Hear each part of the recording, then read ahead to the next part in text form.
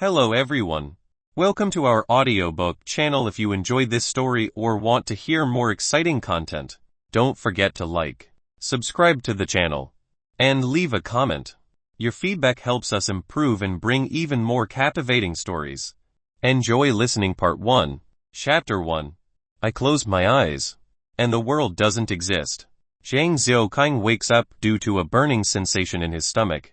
Then he sat up, clutching his stomach in a daze, unable to distinguish if this was reality or a dream. The intense hunger in his intestines forced him to get up. All of his senses returned to his body. The room stunk with the smell of dead mouse. Outside the window the sky was gloomy. In addition, the sounds coming from the zombies downstairs of various sizes and shapes stepping on broken glass made him feel a chill to his bones. From the bedside desk he picked up half a bag of instant noodles. Opening the bag he took a deep breath through his nose. The food's aroma caused him to salivate, as if the stench was no longer there. Crushing the instant noodles, he put it bit by bit into his mouth, savoring the taste. Before he knew it, the last bit of noodles disappeared in his mouth. He used scissors to carefully cut open the bag of instant noodles. Licking up the remaining crumbs of the noodles, he then rinsed out his mouth with mineral water and swallowed it with the residue. After he finished the rest of his water and got out of bed, he stood by the window watching the zombies on the street wandering around, contemplating how long the remaining food will last. Unconsciously he started to think about 2 weeks ago. Zhang Xiaoqing is a recluse. His parents died of cancer. Married to another family. That's what it says in the RAWs.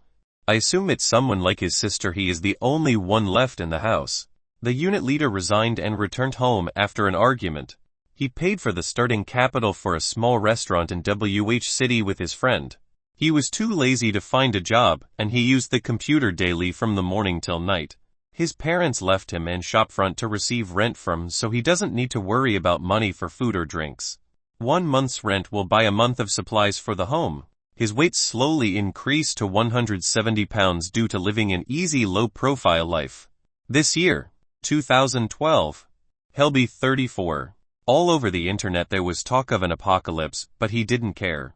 That is not to say he didn't see the destruction of the world in 1999. By March, Mount Fuji erupted, so subsequently there were eruptions all over the world, causing public panic as there were various rumors.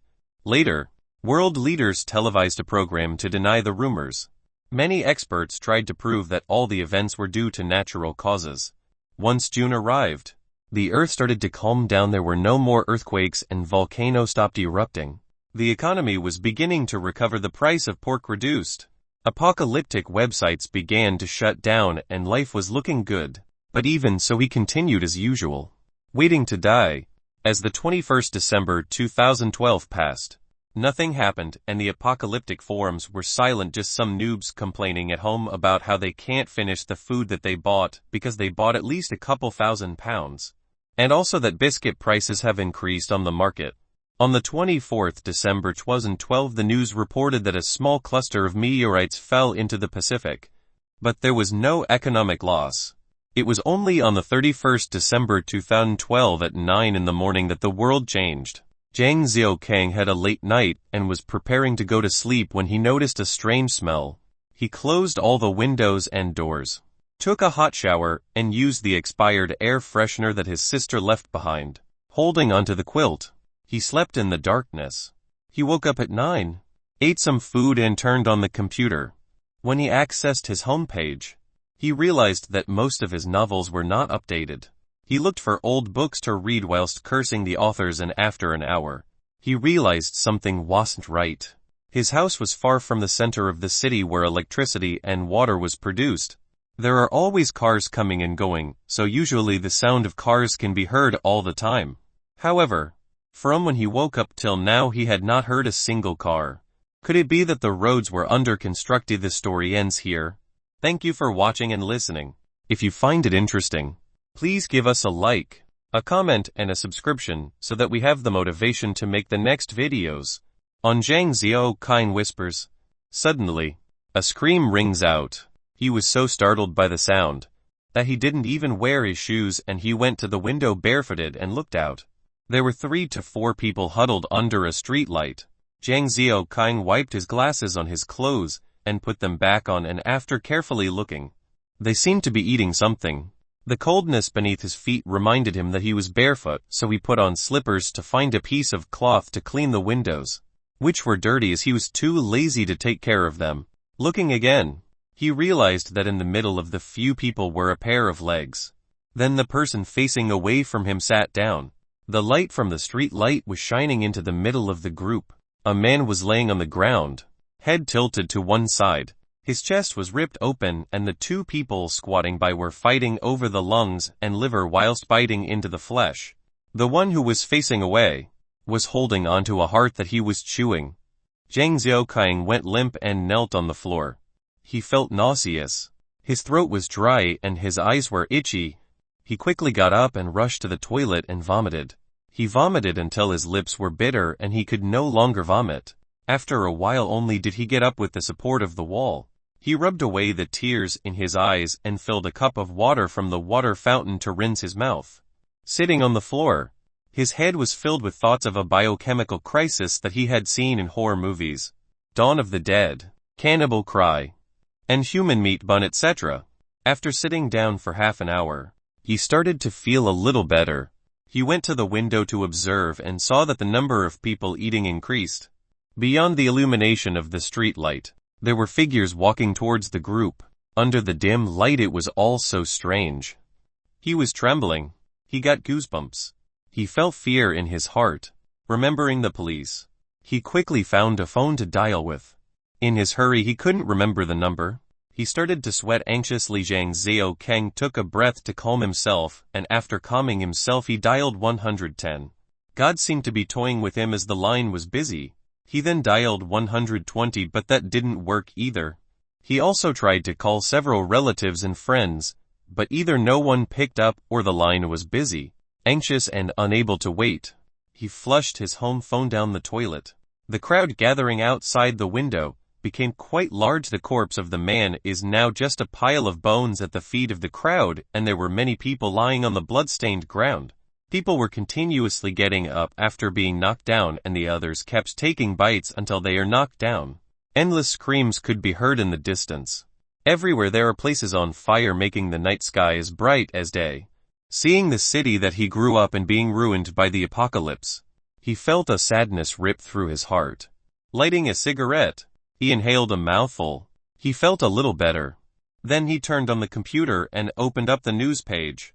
The whole page was filled with virus attack. Only after spreading did we know that the viral symptoms could be found all around the world, from North America, Alaska to South America, Argentina, from the African continent to the Eurasian continent. There are people who are infected with the symptoms, and now the whole world is a mess. This post tells the story of the infection. From roughly 10 o'clock in the morning, the country found out that people randomly started to attack others for no reason.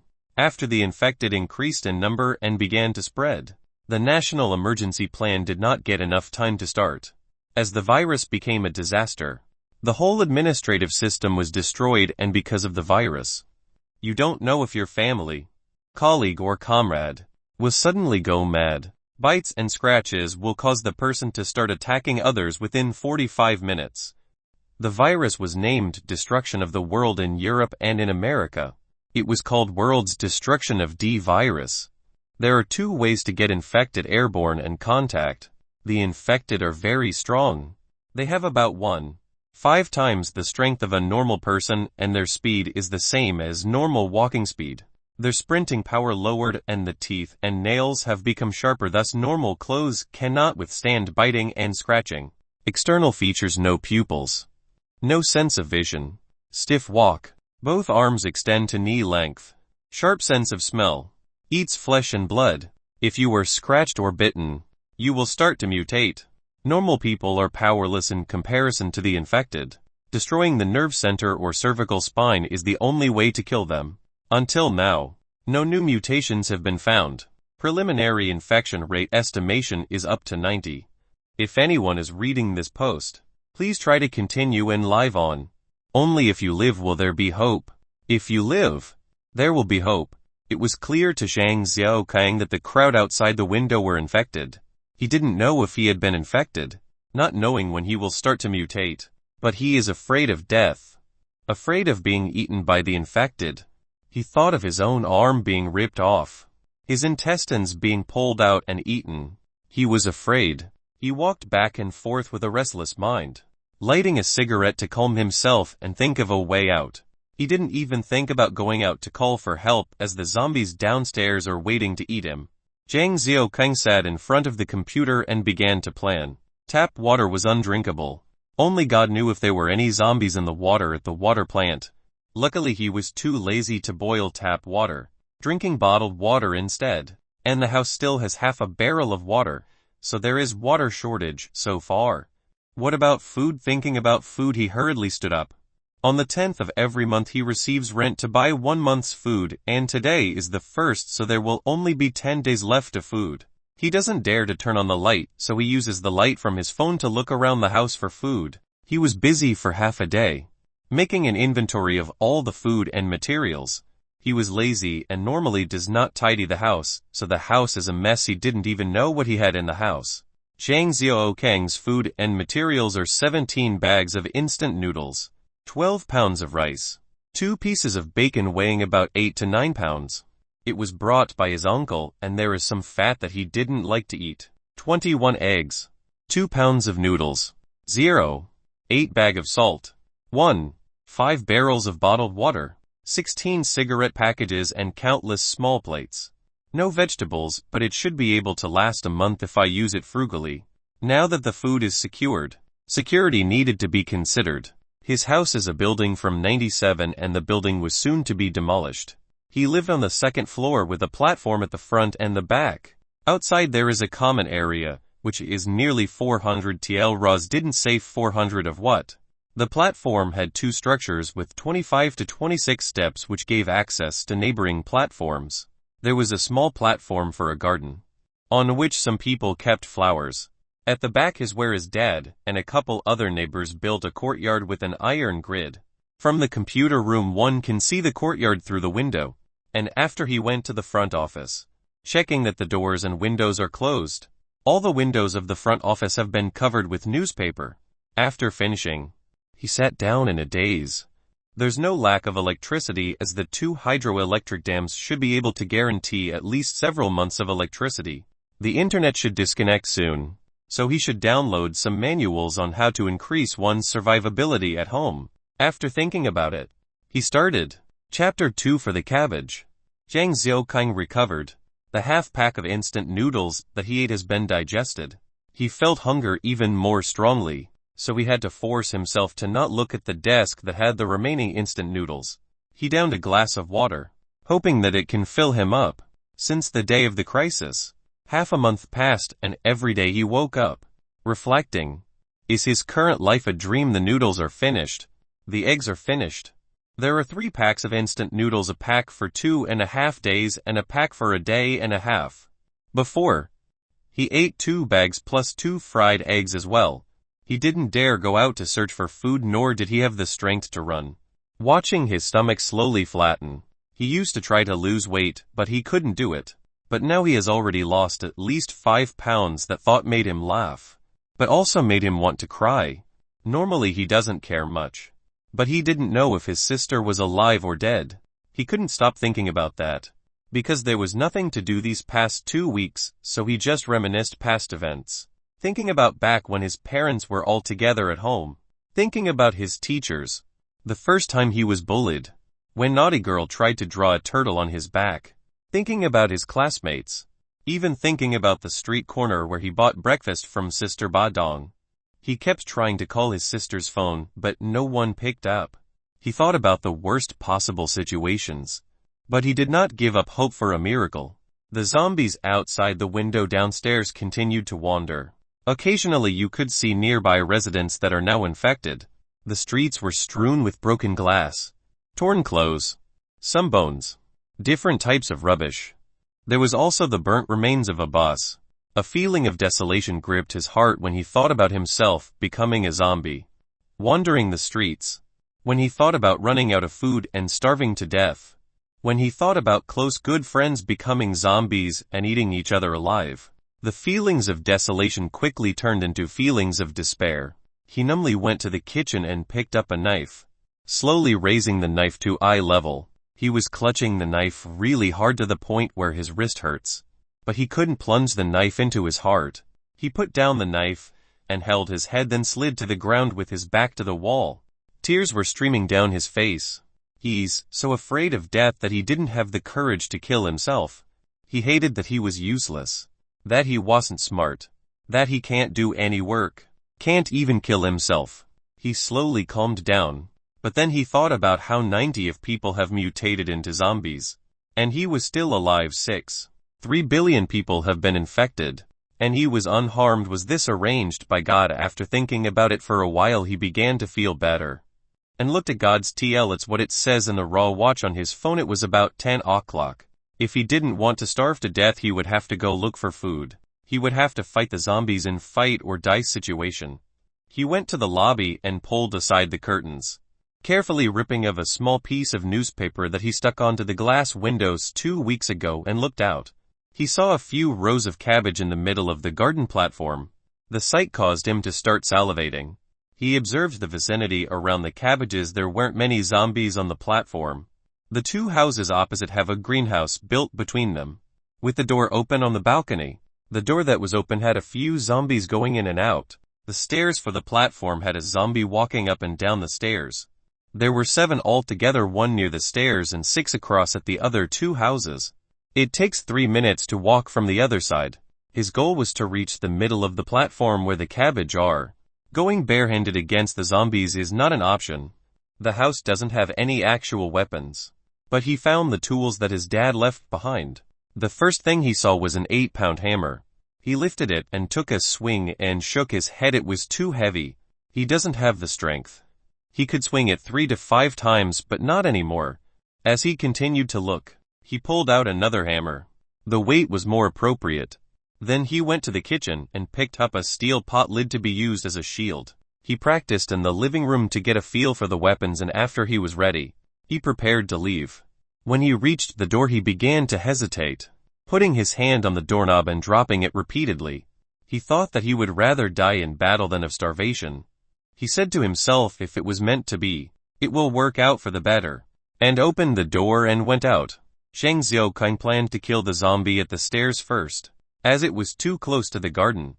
Then, using the 1 minute that it will take for the zombies on the other side to reach, he will take as much cabbage as possible. He was wearing army shoes, his dad's army overcoat, and thick leather gloves. Whilst the zombies haven't noticed, he quickly ran to the stairs. A zombie was coming up. Noticing his scent, the zombie rushed towards him threateningly. This was the first time he had seen the zombies up close. The skin was gray. The eyes were white and their mouth was wide enough to fit a fist. The mouth was filled with black teeth that were shaped like triangular knives. The sight gave him the chills. As a strong stench wafted over, he felt nauseous. The zombie hit the pot lid shield, and the shock of the impact caused him to take a step back. Then he snapped back into his senses and his fighting spirit returned. He moved his shield to the right and kicked the zombie in the chest, and the zombie rolled down the stairs. There wasn't any time to think, so he quickly ran to the garden and laid down his weapons. He took out a snakeskin bag and pulled out the cabbage from the soil, putting it in the bag. In his peripheral vision, he could see the zombies from the opposite side slowly walking towards him. Faster. Faster. He panted as he put the cabbages in his bag. He relentlessly reached into the dark soil to find the roots so he could pull out the cabbages. He didn't even feel the mud and leaf juice splashing into his eyes. He was only thinking of getting a few more.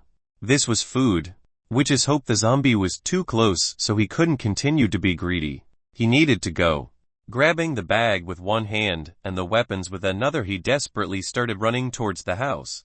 He saw the corridor opening right ahead and picked up speed, entered the corridor, and started running towards his house. Suddenly, the opposite iron door opened. His neighbor had turned into a zombie with a dense stench.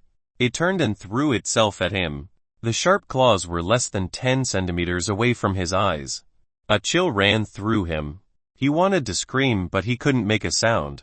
2 words formed in his mind. It's over. He fell back onto the floor and his shield was knocked away. The zombie missed. His brain was empty, and he kicked the zombie's calf with both legs, throwing it off balance. As it fell towards him, he rolled to one side. Using the hammer in his hand, he hit the zombie's body again and again and again. When he came back to his senses, the upper half of the zombie's body was a bloody pulp. There was sticky black blood everywhere, with a strong stench that made his head feel like it was going to explode. The platform on the opposite side of the zombie is only about 10 meters away from him. The three strong ones walked in front. Behind them was a mutated elderly lady slowly following behind. When they caught his scent, they became very excited, because there was potential prey nearby. He jumped up from the ground. There was not enough time to get back the shield, so he just brought the bag back home. Locking his entrance door, he leant against the iron gate. He deeply retched and took a few deep breaths. Zombie blood splashed on his body. He couldn't stand the smell, so he promptly ran to the toilet to change clothes. Zhang Xiaoqing turned out the bag and neatly arranged it on the floor. There were 11 cabbages, roughly 20 pounds. Outside, the zombies were scratching the iron gate. Zhang Xiaoqing, for the first time, has confidence in continuing to live. Chapter 3: Guard Dogs. On the 20th of January, at 7:30 a.m., 2013, Zhang Xiaoqing's phone alarm woke him up. After he had gotten up, he went to the living room. There, he checked his inventory.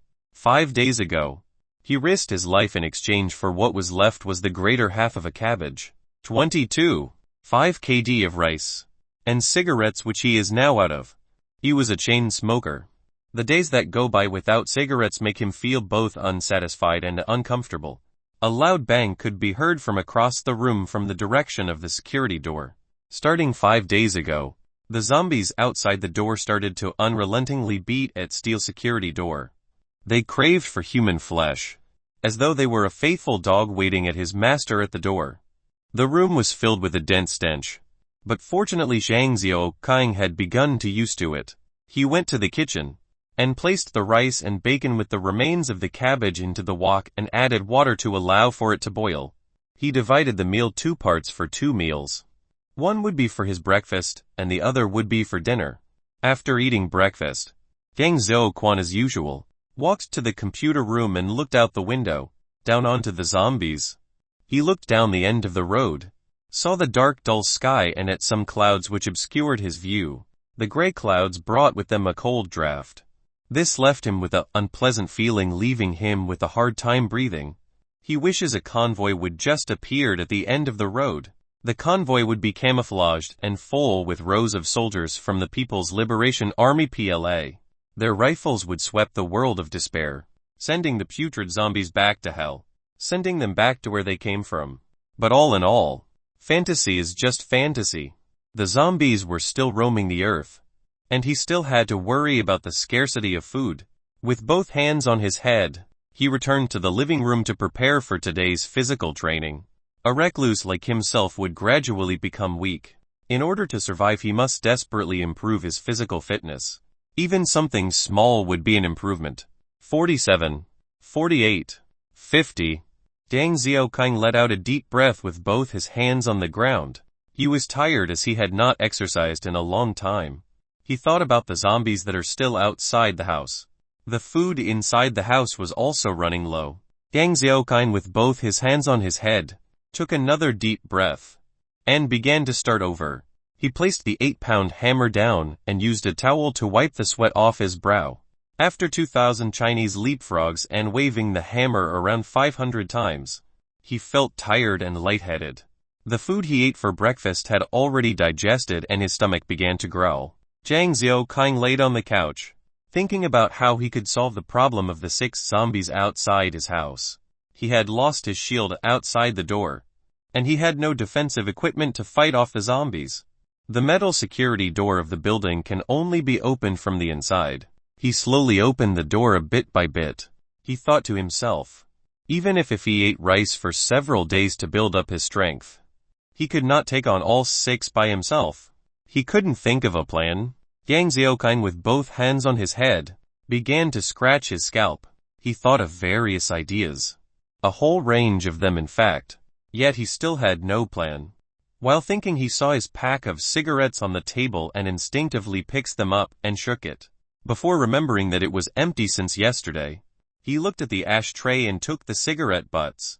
He took a blank white sheet of paper, split the cigarette butts, and lined them carefully along the paper before rolling it. He found a lighter and lit his makeshift cigarette, inhaled, and leaned against his couch, staring at the home landline phone while in a daze-like state.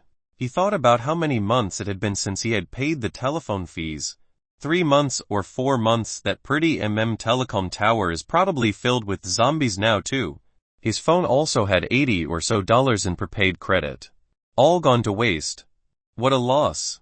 Zhang Xiaokang's mind filled with all sorts of ideas, and he glanced back towards the telephone line. Wait! Telephone line. Zhang Xiaokang stared at the telephone line, his heart filled with a glimpse of light. But he could not fully capture his idea.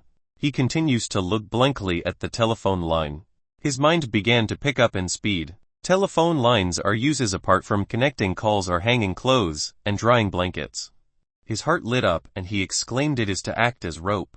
He paced back and forth before he found a rope, tied one end around the security door handle, and made sure the other end was also fixed. This will ensure that he won't be attacked by zombies when he opens the door. And it will also so he can deal with the zombies one at a time. Once he thought of this idea, he acted. Zhang Xiaokang went to the storage room and obtained a thin rope and tied it to the window's railing, and left 10 cm distance from the door handle. The opening was too small to use the hammer as a weapon. Instead, Zhang Xiaokang found a galvanized water pipe approximately 1.5 m, but after re-evaluating he thought that a blow would be too weak and wouldn't do harm. Zhang Xiaokang continues to rummage through his dad's toolbox. He feels a sigh or relief. Fortunately, his father during the 60s would go to the countryside to dig ditches. 70s he owned a motor factory, and 80s opened his first small restaurant in a small town of Wan Yuanhu. Unfortunately, his father liked to play fish, hunt, and had no mind for his own business. The business was under a loan, but his rods and guns were owned by his father. There was also a period where there was a large crackdown on firearms in China. His father, in fear of being caught, threw his shotgun into the Yangtze River. Although his father is now gone, his tools still remain. I found it. He rummaged out a triangular filer. The filer had not been used in a long time, yet its edge is still black metal with no rust. That is just the build quality from the 70s. He uses another knife to cut the wooden handle of the filer to fit the water pipe. He used nails to attach wood securely the pipe to ensure that it would not come apart during a critical moment.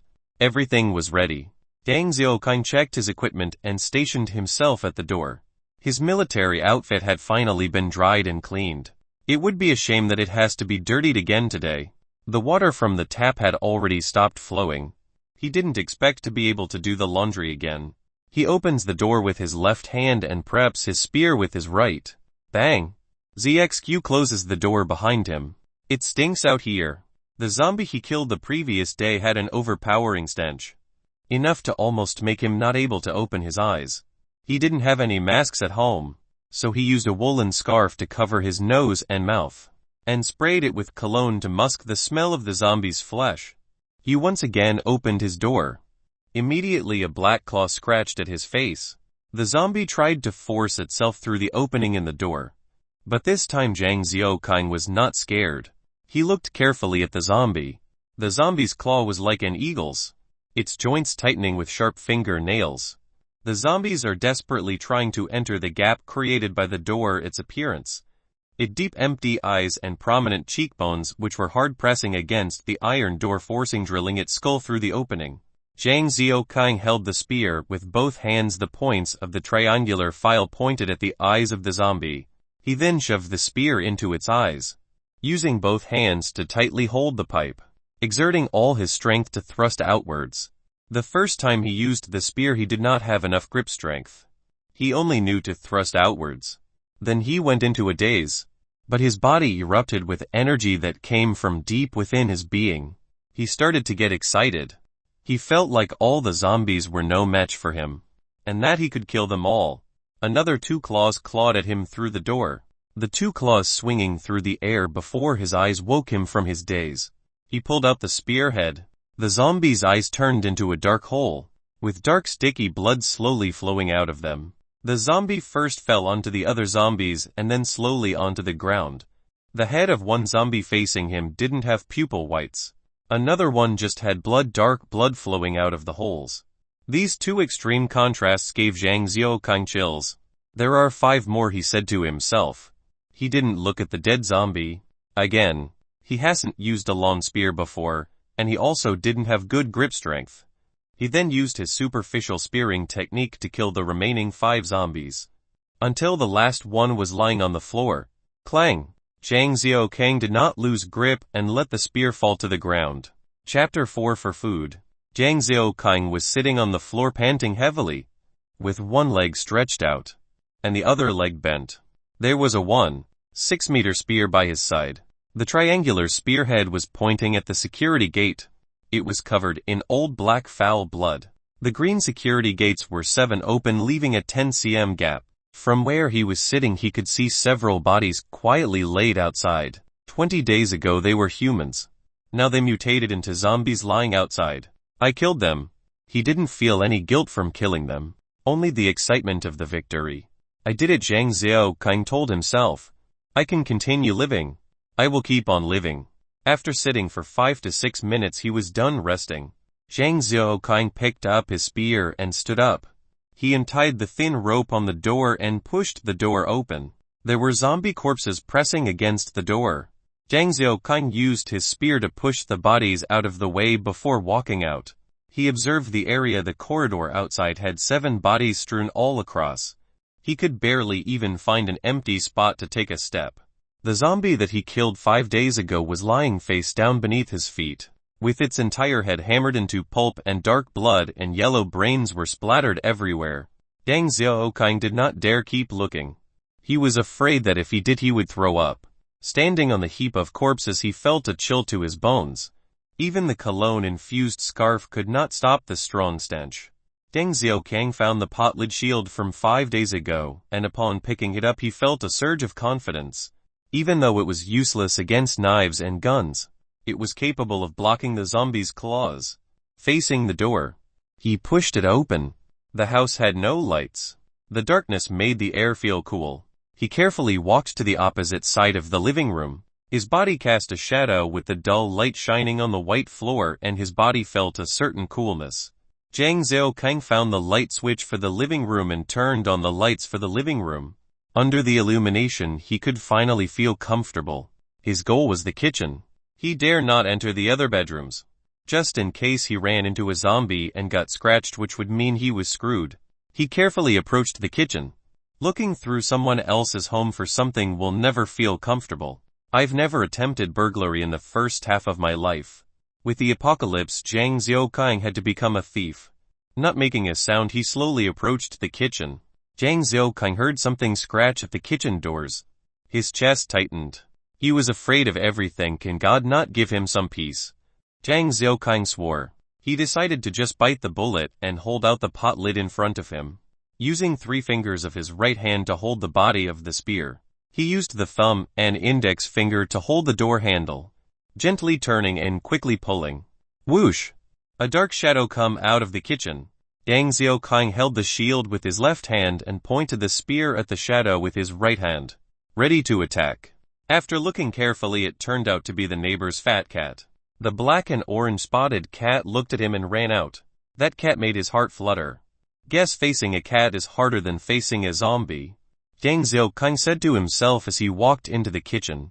There was a thin layer of dust on the imitation mahogany dinner table, as no one cleaned the kitchen for 20 days.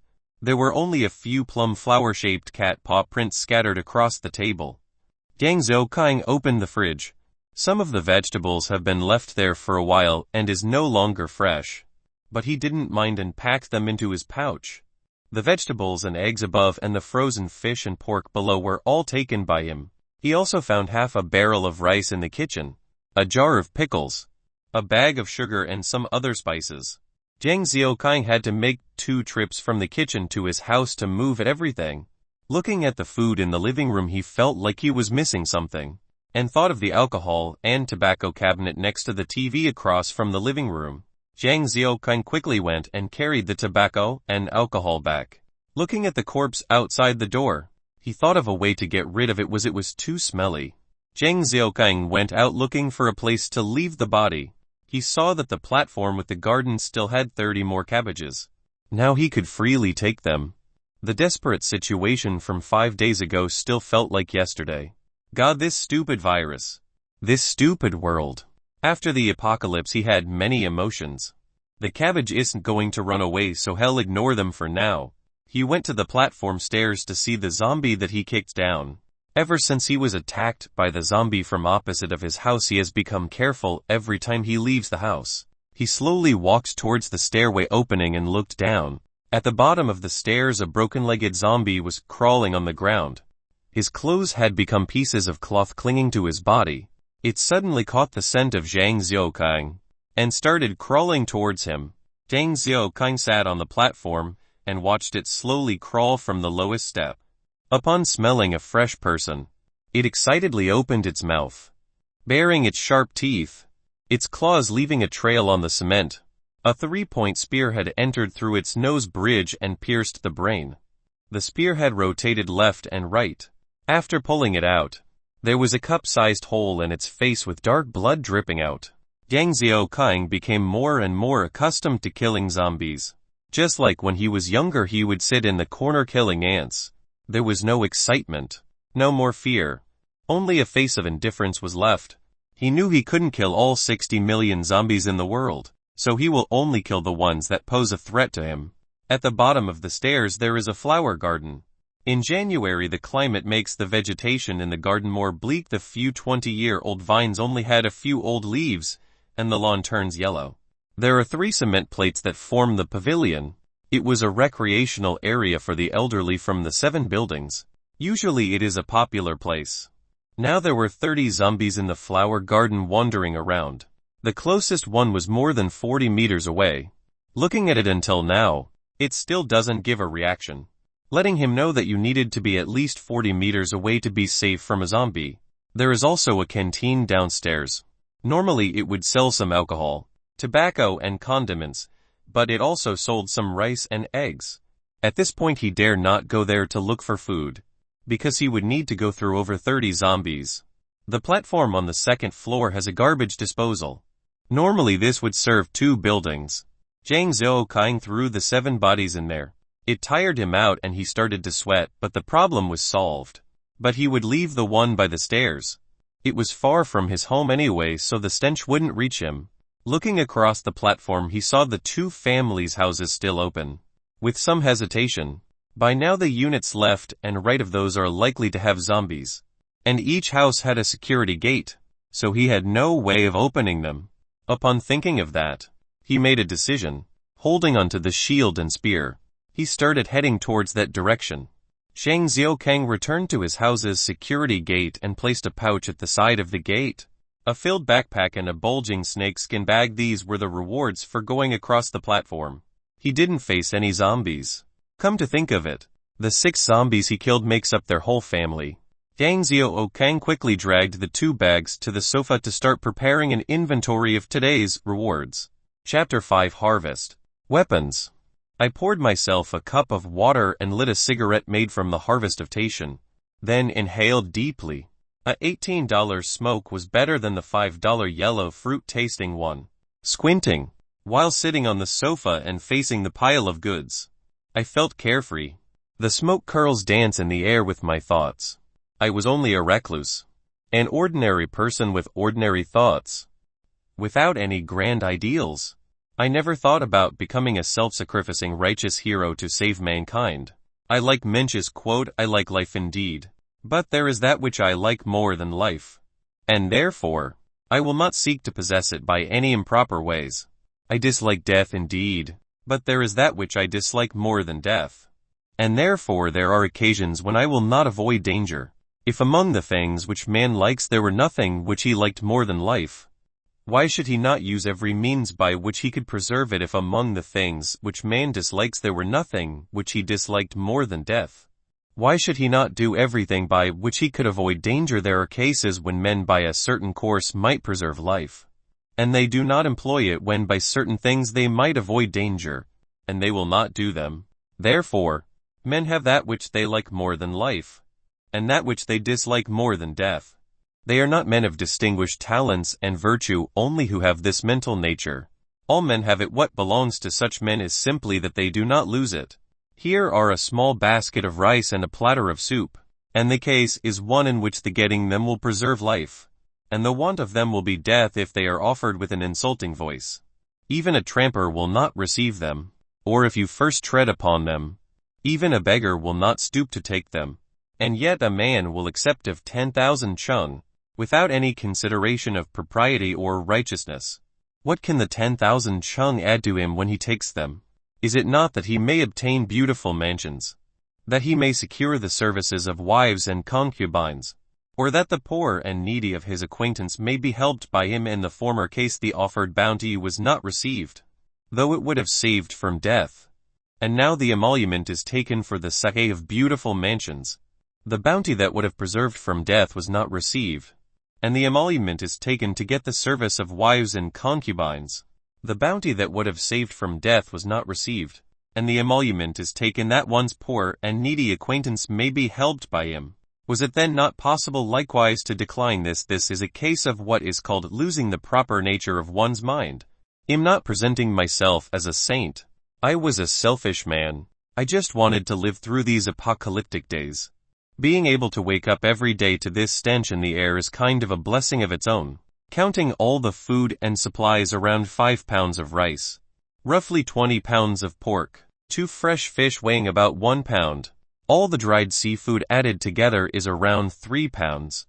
There are 47 eggs, a jar of pickles, a variety of vegetables and some of a roast chicken and a roast duck, and about 7 to 8 pounds of orange halves, soy sauce, cooking wine, not including other seasonings, 12 packs of Tation cigarettes, 20 packs of blue box yellow crane cigarettes, 1.5 river red cigarettes and 15 packs, with a total of 47 cigarette packs, 2 bottles of rice flour white wine, a bottle of Great Wall Cabernet red wine, 2 bags of milk powder, 6 bottles of drinks, 22 bottles of mineral water, several types of medicinal drugs, and other living essentials. With all the living essentials in one place, I rubbed my hands together and reached into my bag, pulling out a crossbow, a binoculars and an army knife. When going across the platform to search for supplies, I entered a house filled with pictures of firearms, so the owner of the room must have been in the military. I found the crossbow and knife in one of the cabinets, and the binoculars was hanging on the wall. I don't really know how to use a crossbow, but I found an instructions manual for it. MP9 Military Counter Sniper Crossbow. Tensile strength 48 kg. Range 180 m. Effective range above 100 m. Net weight 6 kg. Gross weight 5 kg. Main part material. Notch imported customized notch material. Trigger system customized high wear assistant material. Bow frame American imported customized frame material. Support crossbow butt customized plastic material. Equipped with 1 spare string. A large crossbow bag. A bright LED light. A laser sight. 4 setting mechanical sight. A 432 optical sight. A set of tools for the crossbow. 3 long arrows. 1 bag of steel balls. 2 calibration arrows. 4 standard arrows. I used my leg to press against the string on the MP9, put on a ball and aimed it at a calendar 5 meters away. Turned off the safety. Pulled the trigger. Bang! The MP9 kicked back, hitting my shoulder blade, almost unable to hold onto the crossbow. I rubbed my shoulders and looked at the calendar. The heads of the models on the calendar are gone and the ground was scattered with bits of paper. I took down the calendar. Cement residue continued to gradually fall onto the ground. There was a hole as wide as a cup and before my eyes, a slightly deformed steel ball was embedded in the wall. Whistle. I took a breath of cold air. It was so fast. It was so strong. If a zombie was hit in the head at this distance, I'm afraid the skull will fly off. I thought. My shoulders still ached. I slowly stroked the crossbow with my fingertips, like touching a girl's delicate skin, afraid that using too much strength would hurt it. A full body paint with a light reflection, like a girl's beautiful lips. Free a little mystery and temptation. Writing this I felt like vomiting. Remember that weapons are really important during an apocalypse. I will use the MP9 counter-sniper crossbow later. I put it down and picked up the binoculars. It is a silver high-powered pair of binoculars. On the instruction manual it says, Bushnell Binoculars Technical Binocular 120,150. Technical details are model number 10x50mm binoculars, magnification 10x magnification. Lens diameter 50mm. Size type standard. Focus type center spotlight. Prism system roof prism system. Mirror type bokeh 4 lens coating. Film type multi-layer coated rainguard lens. Waterproof coating none. Field range 1000 meters with 114 meters minimum. Focus distance 5 meters upwards. Pupil diameter 5 mm outwards. Pupil distance 18 mm. Mirror cover type scalable. Weight 865 g. Waterproof protection tripod attachment available. I removed the cover and went to the window and looked out with the binoculars. The sky was still dark. The dark clouds made me feel depressed. Then I caught sight of the zombies downstairs. Looking at the sharp teeth in its mouth. It was almost like I could smell the stench of his mouth. I stood by the window observing. 20 days have passed since the infection and the zombie has started to transform into a mummy. Its hair become more and more scarce. The flesh and blood slowly disappeared, leaving only a wrinkled old skin. But the zombie's walking speed is still not fast. Having no sense of vision, they bump into walls and cars and other obstacles before changing direction. Many zombies' shoes after 20 days of non-stop use began to wear away. Some zombies have shoes on one foot and are going barefoot on the other, hobbling along with one foot higher than the other. My home is far from the center of the city, so the surrounding buildings aren't very high. The highest is 8 floors and the population density is relatively smaller. There is only enough space for 4 cars across the road. There are probably a couple hundred zombies wandering around the 1,000 meters radius around my house on the road. I observed my surroundings. The hand holding my binoculars became heavier and my arm began to ache holding it. Eventually the food in the house will run out and I will have to find a way to get to the city. There will be hundreds of zombies around the area where I live, once again rendering me helpless. I look towards the center of the city, a pillar of smoke appearing within my view on the binoculars. Just a reminder to please like our Facebook page. At every 200 likes is a bonus chapter. Chapter 6 1 vs. 3. A dark pillar of smoke rose up, filling the air in this apocalyptic atmosphere, coloring the bleak sky. The thick smoke rose out of Zhang Xiaokang's vision. He knew something had happened there. Curiosity, like a cat, was pulling at his heart. Looking at this watch, it was 3:40 p.m. It was less than 2 hours from dark, so there was enough time for him to go to roof and find out what it was. Zhang Xiaokang held the army knife and stored it in the sheath. The laces beneath the sheath was firmly secured onto his thigh, and after taking 2 steps, making sure it does not affect his movement, he picked up his shield, spear and binoculars and headed out. He carefully climbed up the stairs. Zhang Xiaokang stayed on the 2nd floor. The roof was above the 8th floor. He carefully took slow steps up the stairs. Reaching the 3rd floor entrance, he tried to open the security gates of tenants of the 3rd floor, but as he thought they were all deadlocked, at least he doesn't need to worry about zombies rushing out of the house.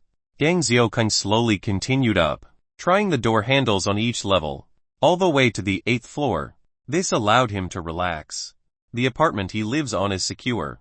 All the zombies are locked into the houses. When he went past the houses he could hear the zombies scratching at the doors. His smell caused the zombies to more aggressively scratch the doors. The sharp claws scratching the metal doors made a sharp scraping sound, which made him feel uncomfortable. The owner of the 8th floor sealed the floor with iron railings. The locked iron gate could only fit 1 person at a time. Zhang Xiaokang tried to use the spearhead to pry open the gate, but it didn't work. He carefully checked under the iron gate. There was a lot of rust at the edge of the gate. and it was locked really tightly. At the side of the lock you could only fit something the thickness of an ID card. Gang Xiaoqing grew anxious. He was considering whether he should go downstairs to look for more tools. Looking at the gate, he knocked on it with his hand, and realized that the iron gate was very thin. The owner wanted to save materials, so he used a sheet of galvanized iron, and soldered it onto a triangular steel frame to make the gate. There weren't many solder points. He breathed a sigh of relief. This is going to be easy. He pulled out the army knife, and stabbed it into the iron sheet, pulling it outwards. Ta! One of the sheet's corners had been released. He continued to use the knife to cut, until he created enough space for him to enter. Zhang Xiaoqing entered the roof on the top floor. There was construction materials scattered across floor of the roof: bricks, sand, cement, various types of PPR pipes, and PVC tubes.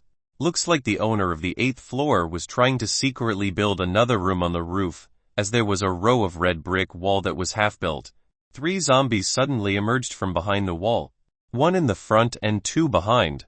They were facing Zhang Xiaoqing and rushed towards him. The one in front was even holding a tile knife. Fu Zhang Xiaoqing yelled. He left without burning incense. Bad luck. He turned and ran for 2 steps, and then stopped with both legs. If I run now, what will I do next time? There are only 3. What is there to be afraid of? Blood rushed to Zhang Xiaoqing's brain, stirring him up. He turned to face the first zombie that was running towards him, his left hand desperately holding onto the shield, the right hand holding the spear. His was mouth taking deep, rapid breaths, and his eyes were fixed on the figure of the zombie. He saw that the zombie had skinny cheeks and an exaggerated mouth. Upon making contact with the zombie, his right hand tightly gripped the spear and thrust it in an arc, suddenly hitting the zombie's calf. Kaka! The sound of breaking bones rang out. Kathump! The zombie had fallen to the ground. Zhang Xiaoqing didn't bother with the fallen zombie. He started jogging towards the remaining 2 zombies that were rushing towards him. 2 zombies. One of the left and one on right. They were 5 to 6 meters away from each other. He rushed towards the zombie on the left. The palms of the hand holding the spear started to sweat. His heart was beating violently, making it difficult for him to breathe. 2 meters. 1 meter. Now, holding the pot lid in his left hand tightly on the left of his chest, he used his shoulder up against the pot lid to bash into the zombie. An enormous force went from his shoulder to his wrist. It felt like fire spreading along his hand. The pot lid was extremely dented, and it was no longer recognizable. There was no time to think. Taking the opportunity that the zombie was on the ground, Zhang Xiaoqing threw away the damaged iron potlet, and gripped the spear with both hands, rushing at the remaining zombie nearby. The left leg of the zombie bent forwards, revealing the nasty stab wound from the spear. Poof! The triangular spear had stabbed into the zombie's throat, going through his neck and out the back of his head. Zhang Xiaoqing rotated the spear left and right, the spearhead mincing the flesh and bones of the zombie's neck region, and was pulled out easily. A hole was left where the spear stabbed. What was left of the skull, flesh and bones, was dangling at the back, and fell to the ground. Puff! Zhang Xiaoqing let out a breath of air. He aimed at the brain, but hit the neck. The skill is still too weak. Zhang Xiaoqing stepped away from the zombie falling, then ran behind the zombie with the broken leg. He mustered his strength and stomped his back to preventing further movement. Using his arm strength, the spear entered its brain from the back from its head. He turned the spear to release it, and the zombie no longer moved. The spearhead was covered with smelly yellow brain juice. There is still one left. Zhang Xiaoqing turned around and the last one rushed towards him. He wanted to test out an idea, to try to find other weaknesses of the zombies other than the head. So he walked around the zombie, leading it around, then took the opportunity to break both its arms. The zombie was repeatedly stabbed by the spear in the body. The zombie's clothes have already been reduced to clothes scraps, and the dry black body was littered with holes. Heart, liver, lungs have all been punctured to a pulp. The zombie ignored all of this and continued. Like a mad dog, he used both his broken arms to try and chase him and bite him. Experiment complete. The spear stabbed the stench-producing big mouth, pulling out the teeth in his mouth. He got out tissues from his pocket and wiped the sweat off his face. He was calming down. Fuck.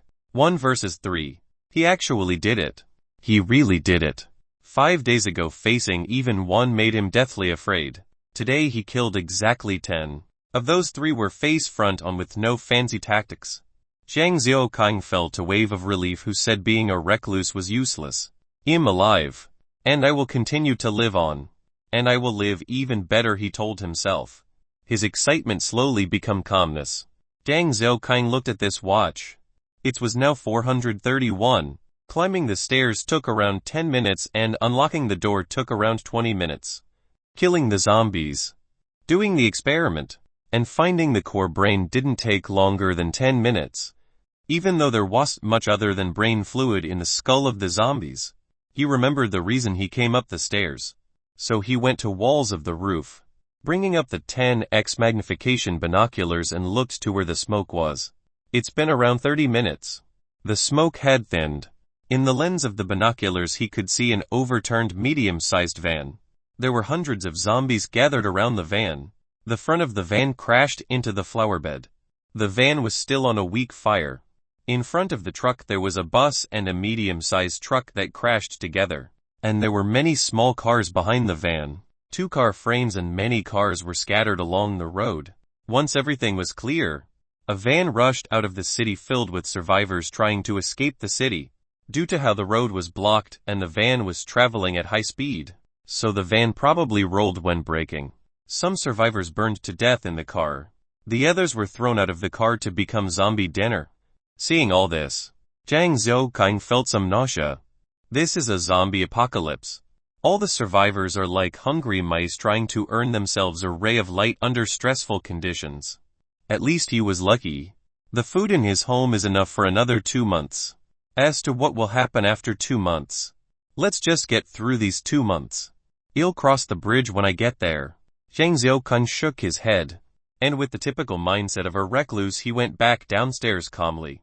When he went downstairs the sky began to rain. Chapter 7 Zombies That Love the Rain. 31st Jan 2013. Thursday. The virus outbreak happened a month ago. It has been 11 days since Zhang Xiaokang returned from the roof. He was now training. Doing 3,000 leapfrogs instead of 2,000.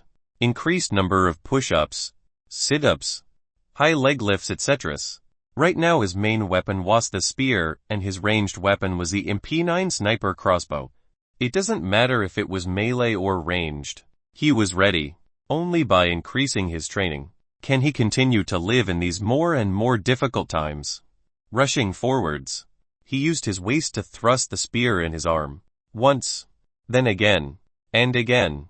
10,000 times of practice in 11 days. This made Zhang Xiaokang become more proficient at the spear. The practice every day made his belly bulge disappear. There were even traces of muscle on his chest. The high leg movements made his body more flexible, so at least he doesn't run out of breath after running a few steps. Thinking back to when he first started, large amounts of exercise made Zhang Xiaokang's body ache all over. Now after a week, even though it's the apocalypse, his physical state has never been better. He can't even remember how many years it's been since he last exercised.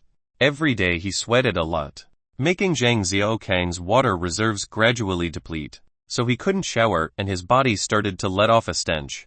It made him feel a little uncomfortable, but he didn't care. He was used to the stench. What could be worse than the smell of a corpse? Huff. Zhang Xiaokang put his spear down, picked up a water bottle and unscrewed the cap, took a sip in his mouth.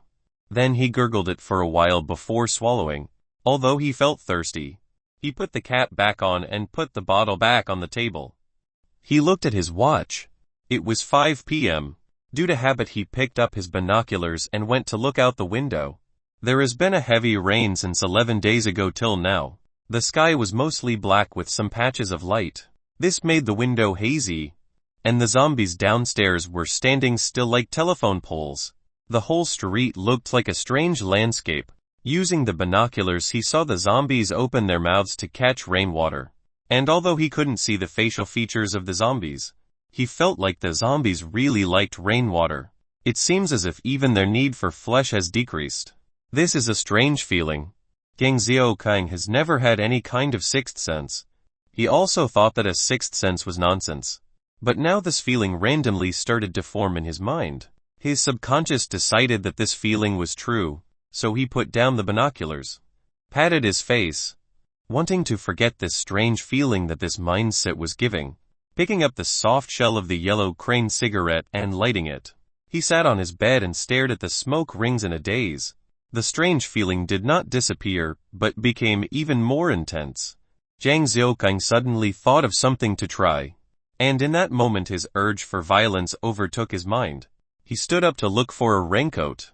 After putting on the raincoat, Jiang Xiaokang took his spear and went outside. He walked downstairs to the first floor. The 11 days of heavy rain caused some water to start pooling, and the heavy rain flushed out the stench in the air. He took a deep breath. It felt like it had been years since he smelt this kind of air with no stench. Even though there was no smell, the air had an additional smell that tasted like rust. The zombies were also standing in the garden in the rain, with their mouths open catching water. Jiang Xiaokang tiptoed towards the garden. The rain kept falling, and he caused many ripples in the puddles that he stepped on. When he stepped in the water, it caused a small wave to blossom, which turned into a large ripple. 30 m, 20 m. He got closer and closer to the zombie. His heart rate increased, carrying the spear with 2 hands tighter and tighter. With 2 deep breaths, he rushed at the zombie. 10 m, 5 m, 2 m. Jiang Xiaokang stood within 2 meters of the zombie. He raised the head of his spear in case the zombie lunged at him. He carefully observed the zombie did not appear to care about Jiang Xiaokang standing next to him. It just continued to catch the rainwater with his head. He noticed that after the zombies were drenched in rain for a few days, their skinny cheeks became rounder. Their claws also had more meat, and he couldn't really see their bones. Jiang Xiaokang took 2 steps back and looked around using the dim light. The number of zombies in the garden had increased from 30 to about 40. Many zombies in the hallways and houses walked out, and were outside in the rain. Jiang Xiaokang saw this and was taken aback. He was ready to run. He raised the spearhead against the zombie, and 10,000 practices of this assassination technique led to this day. He stabbed the spear into the eye of the zombie, and then pulled it out. The zombie fell to the ground and made a big splash in the puddles. Jiang Xiaokang was afraid of waking the other zombies and started to run.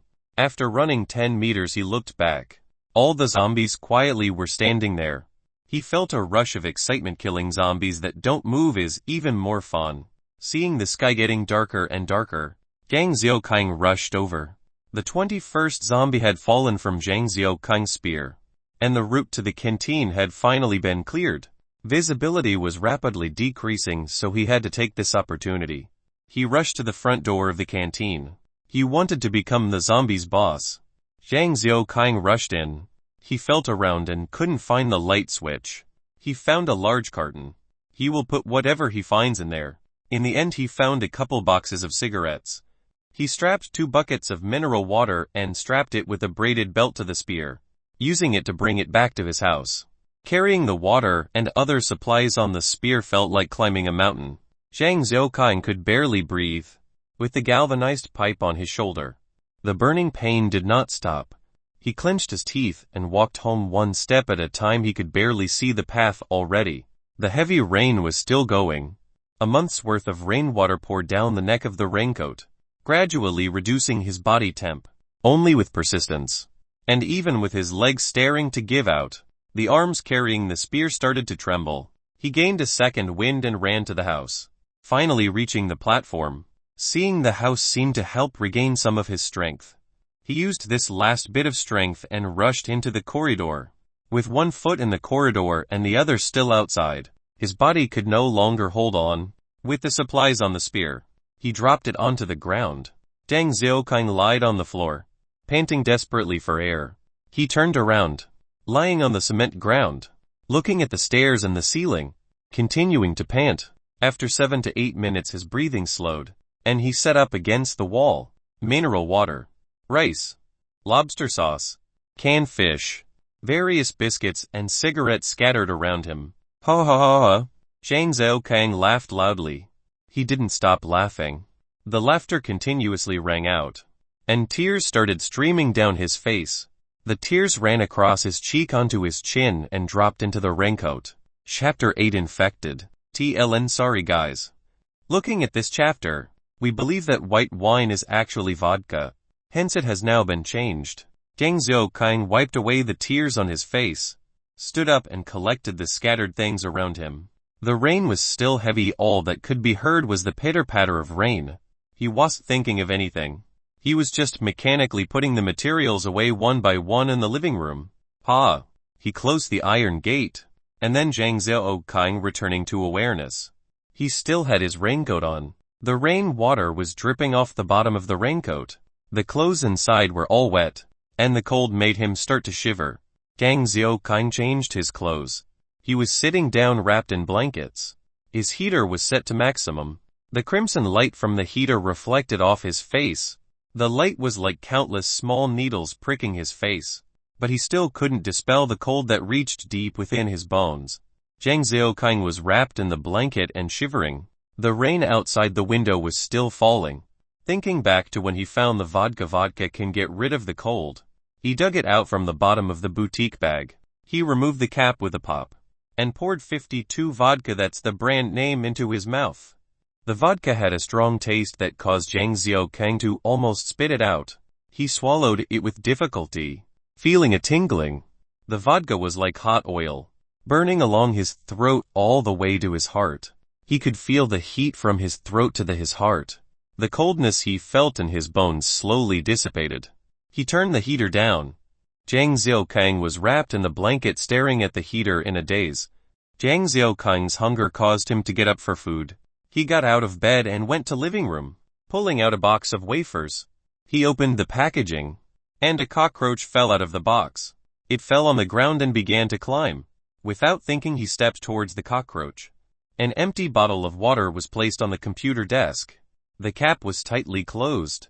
There were 2 air holes on the cap. The cockroach was lying motionless quietly in the bottom of the bottle.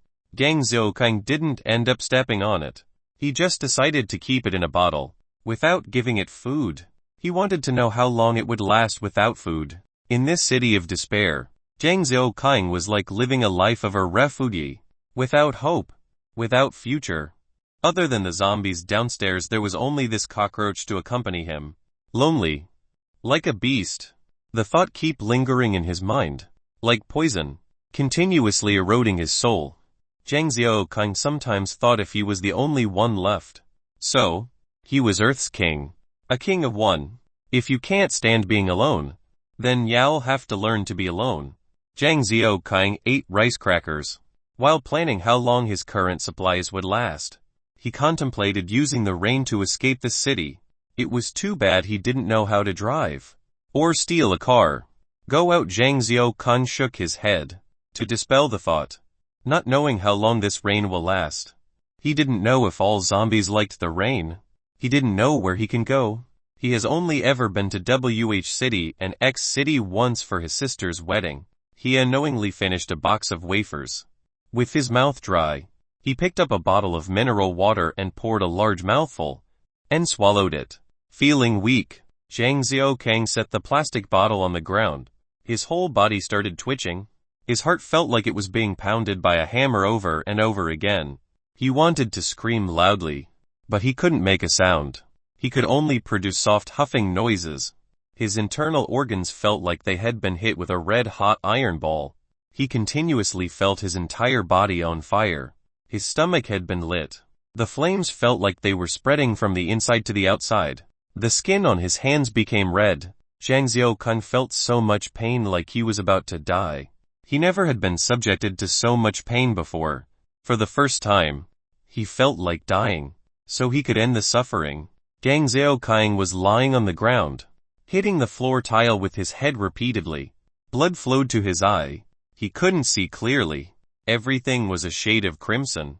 Zombies, food, survival. None of it was important. He just wanted to end this intense pain, even if it means taking his own life. But all he could do was hit his head on the ground and hope he would faint. He didn't know how many hours it had been. Or maybe it was minutes. But the pain ended. Jiang Zhou opened his eyes. His face was covered with a mix of blood, tears and snot. His body was curled like a cooked shrimp. His body was still convulsing, and his jaw was closed tightly.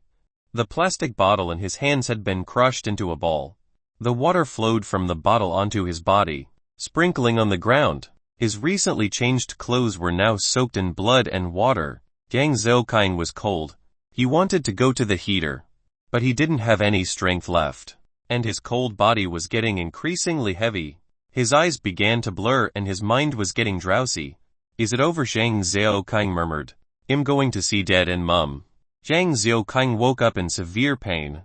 The burning sensation started to cause him to begin convulsing. He didn't know how many times it's been.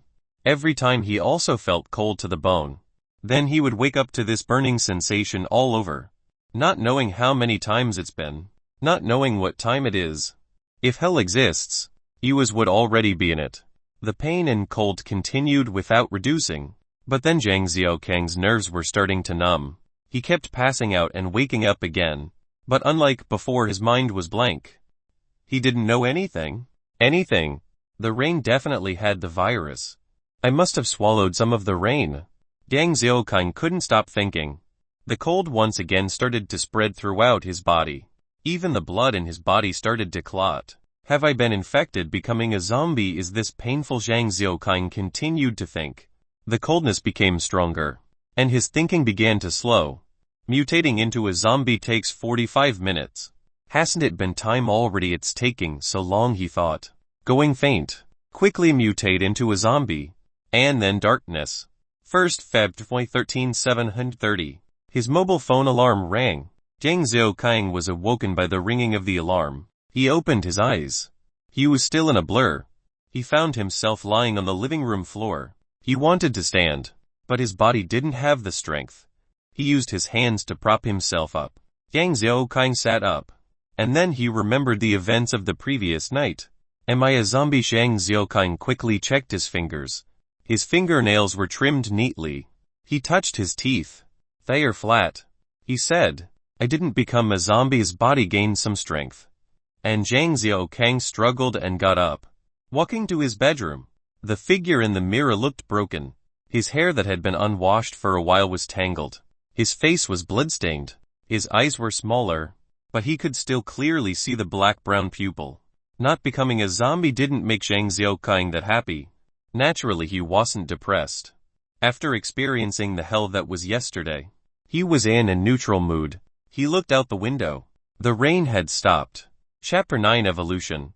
Ever since 9 days ago, after the deathly experience from the D virus, after a week of self-care, his body had almost recovered. He slowly recovered the strength to start training. Even though he had that nightmare that was a life or death situation, his body was still the same. He didn't become stronger. He didn't become more flexible. Zhang Zhaoqing still couldn't see without his glasses. Thinking of those characters from novels that were infected by a virus. Didn't they get special powers, and after finding a space to mess around with it, then they became heroes going around the world looking for zombies to fight? Why wasn't his life good like that? After experiencing the D virus, he wanted to kill himself. His body was weak for a week. He couldn't even hold a rice bowl. Zhang Zhaoqing sighed deeply. Same circumstance but different life. Huff huff huff huff, Zhang Zhaoqing gasped. The spear thrust forward and retracted again and again. His forehead sweat profusely, gathering at the scar, stinging a little. He kept thrusting the spear, trying to use as much of his energy as possible. Just make himself a little stronger for survival.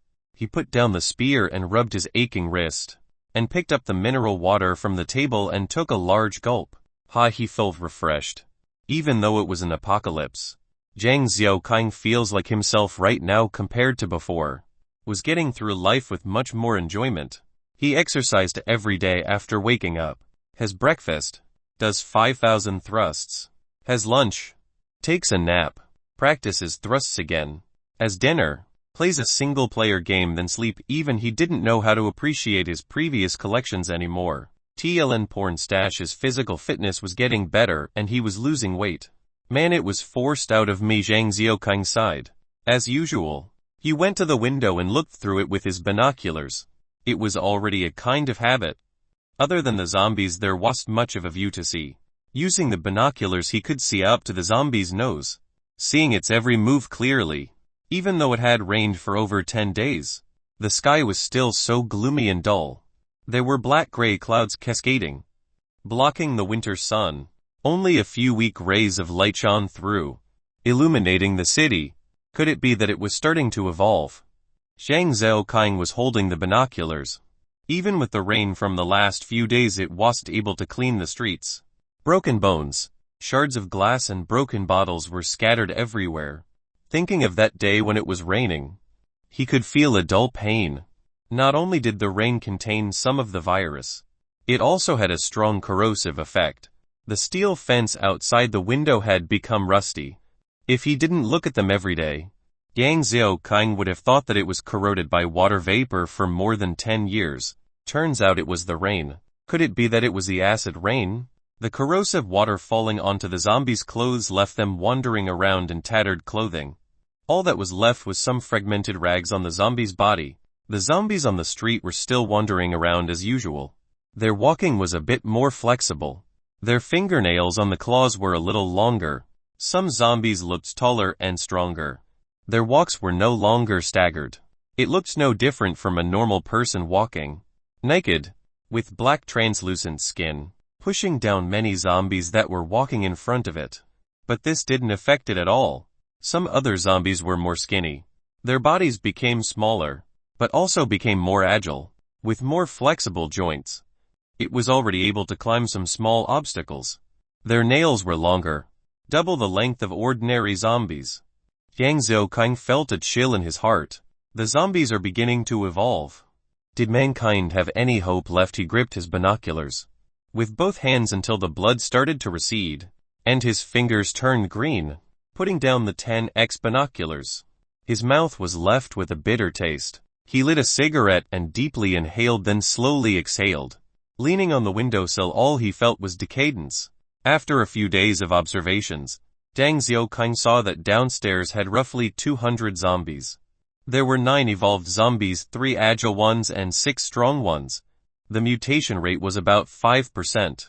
Since the Y city had roughly 500 people, there should be 25,000 evolved zombies.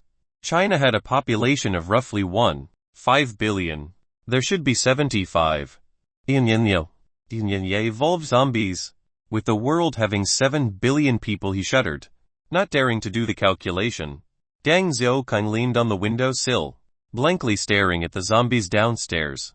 Beneath his feet were many cigarette butts. He remembered watching an American movie. The hero Lieutenant Dunbar lost contact with the outside world, living in a vast grassy plains, living a peaceful and monotonous life. With only a wolf that had 2 white front legs with him, he was in a better situation than Zhang Zhaoqing.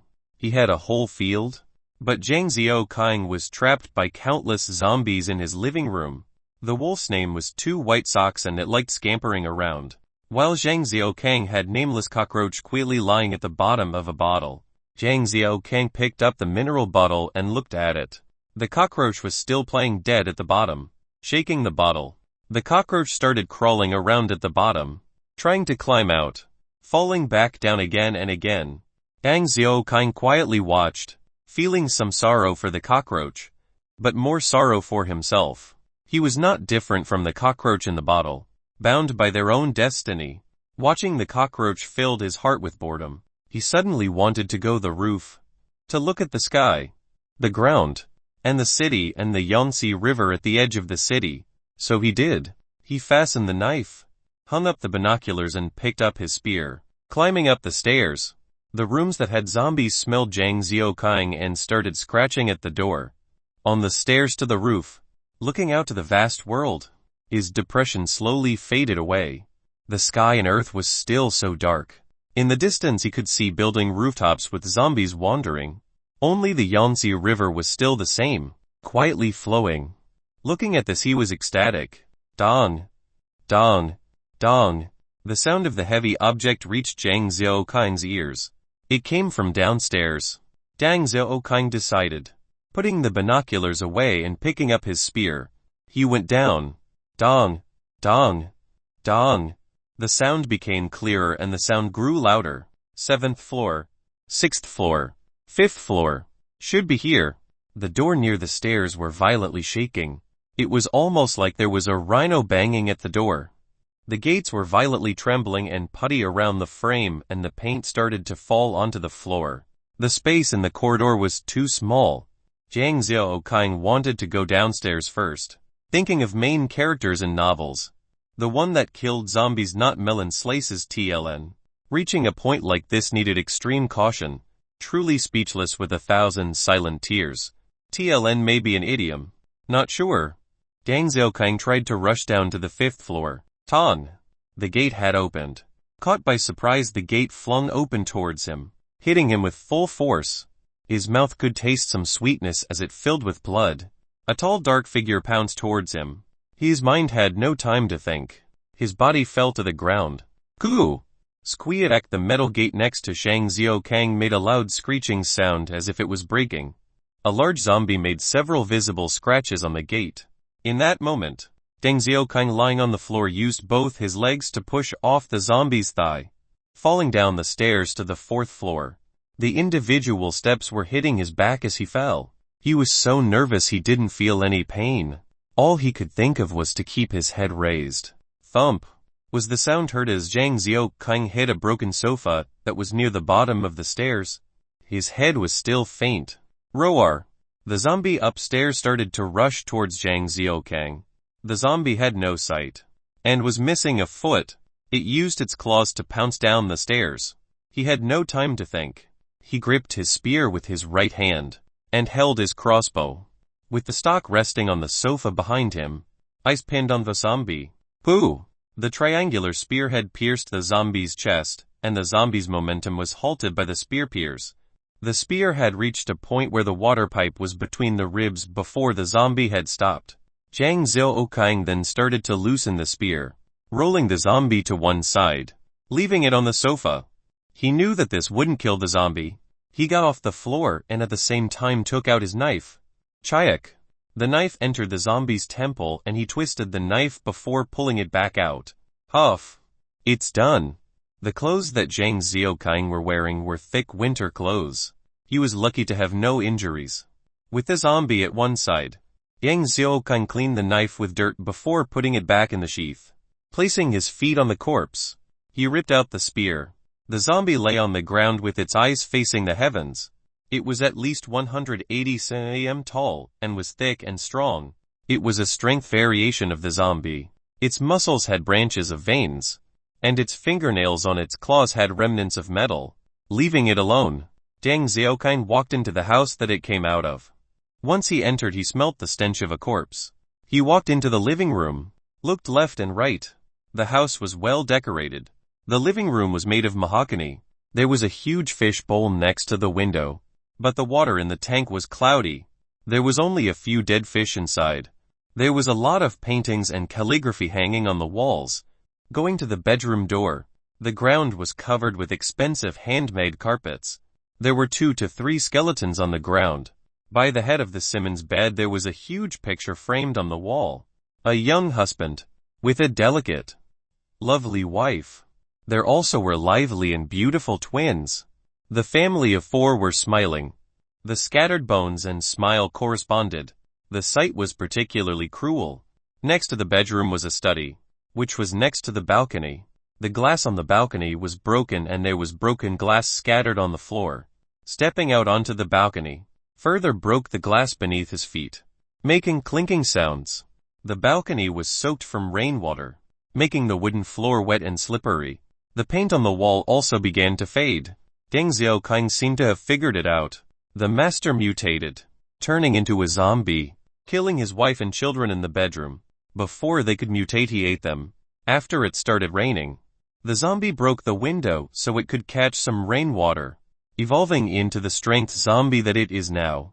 Jang Xiaokang did a search of the house and realized that the family never cooked at home. The kitchen was empty. There was only a few boxes of milk and 2 cans of coffee. But there was at least half a tank of water on the water dispenser. TLN, I assume it's the tank of a water cooler. He brought these goods back down with him. Chapter 10 Chinese New Year Spring Festival. TLN Chinese New Year CNY. Today is Chinese New Year. Deng Xiaoping's first Chinese New Year since the apocalypse. A lonely Chinese New Year. Reminiscing back to when he was younger. Everyone in the home would get up early to prepare Chinese New Year goods. Deng Xiaoping would take a warm shower and put on new clothes, and see his parents prepare a big meal. A rooster drained of blood was lying on the floor weakly kicking. Scattered feathers were gently fluttering in the air. Mother had a bucket of hot water ready to scald the rooster.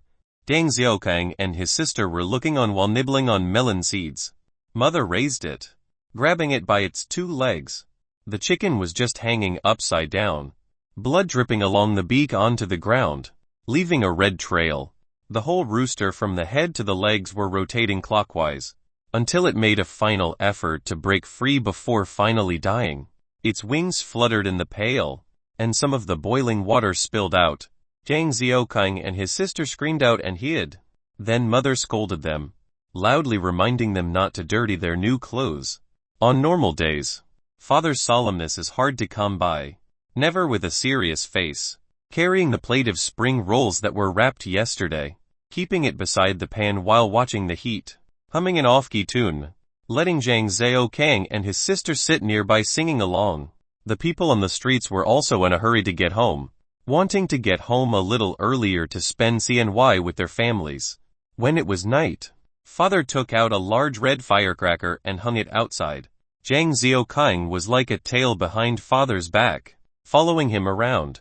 His sister was hiding behind the door, covering her ears and looking out. Crackle cracklet fireworks started. The family of four sat together. The table had a variety of dishes. Father poured himself a cup of rice wine and slowly sipped it. Mother was holding a rice bowl talking about how they needed to get up early tomorrow to visit Grandma. Deng Xiaoping and his sister were eating the food in large mouthfuls, eyes looking at the table, darting between the dishes. After the big meal, the parents cleared the table. Deng Xiaoping and his sister sat near the white charcoal fire, eating melon seeds looking out at the CNY night event. Father was now sitting in the middle with a cup of tea, taking a sip from time to time. When Chen Pacey appeared on the screen, Deng Xiaoping and his sister laughed heartily. The parents had smiles on their faces, thinking of the past, and of the current Sayatuian. A sadness filled his heart. The apocalyptic CNY made Deng Xiaoping feel great loneliness. Looking at his phone by his pillow, he wished that someone would send him a happy CNY greetings text. Even if it was just a 1008 telecommunication advertisement, the phone remained silent. Feelings of despair started to grow. The growing loneliness was going to make him go crazy. He picked up the phone and threw it on the ground. My dad's not a phone. Ha da. The phone hit the ground and split into three parts: the main body, the battery, and the back cover. It did a staggered bounce before falling back down and rolling to one side.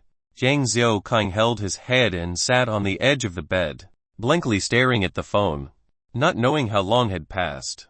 His emotions started to stabilize. He picked up the bottle next to the computer and gave it a shake, watching the cockroach inside cheerfully running around. Deng Xiaoping's mood started to improve again. At least he was alive. At least he could stand here and leisurely toy with the cockroach. His luck was better than at least 90 of the world's. And he could still breathe this air that probably wasn't fresh. Haha, Deng Xiaoping laughed at himself. He always thought he was an experienced recluse. Never had any empathy. Why did he suddenly feel all moody and melancholic at the end of the world? It was CNY today, China's most important event. Why couldn't he celebrate it himself? And so he did. Deng Xiaoping looked at his watch. It was almost noon. He started to get busy. He used the bottled water and started to boil it. He took the luxury of a bath. This was the first time he had a bath since the apocalypse. After being refreshed, he put on some clean clothes, discarding the dirty water from the bath, and entered the living room. A bowl of boiled fish, a dish of pork braised in brown sauce, a bowl of steamed egg, and a big bowl of cabbage soup. Normally this would just be a simple meal, but in an apocalypse this was a luxurious dinner on the table. He placed 3 extra sets of utensils on the table, for his sister and parents. Next to his father's chopsticks was a glass filled with rice wine. He also poured a cup for himself of Great Wall Cabernet Sauvignon, and slowly sipped. He unconsciously finished a bottle of wine. The depression in his heart made him want to drink more. Picking up the bottle of rice wine, he started pouring it in his mouth. He drank half the bottle. His eyes were blurry and he felt like he had returned to the past. The whole family sitting around. Mother was talking about some family gossip, with father ignoring all of it, but holding the cup and slowly swirling it, reaching for some food with his chopsticks to go with the wine, and his sister at the side asking for a new pair of shoes. Zhang Xiaoqing woke to an intense headache. He slowly got off his bed. The cold air made him feel chilly. He picked up a water bottle and finished it off. To deal with a night's worth of dry mouth, the leftovers from yesterday were heated in and microwave, and eaten for breakfast. He had too much liquor last night. His mouth was left with a bitter taste. He couldn't taste what he was having for breakfast. Following his routine of practicing thrusts, after completing his morning tasks he took a break. Taking out his MP9 military crossbow, he stood by the windowsill practicing his aim. 8 steel marbles have been used for this practice, but he was not willing to use the 6 arrows, because it would be hard to get back after shooting it. After dozens of attempts his aim was significantly better. At least he wasn't just shooting towards the east all the time. The MP9 sniper crossbow had its crosshairs trained at one of the agile type evolution zombies. The zombie was just loitering. His MP9 was slowly following the zombie's movement. The zombie under his crosshair started moving, rushing over in a single direction. With something happening, Zhang Xiaoqing put down the sniper crossbow and picked up the 10x binoculars and looked through it. In the sights, he could see one zombie pounced on an agile zombie.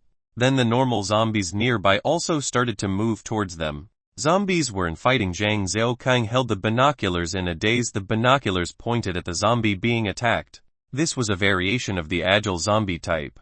It looked better than the normal agile zombie. It was more flexible, around 1.4 meters tall, significantly smaller than normal zombies. It bent back with quick movements and the other zombies couldn't catch it. It was holding something in its 2 hands and eating it. At first Zhang Xiaoqing couldn't see what it was eating.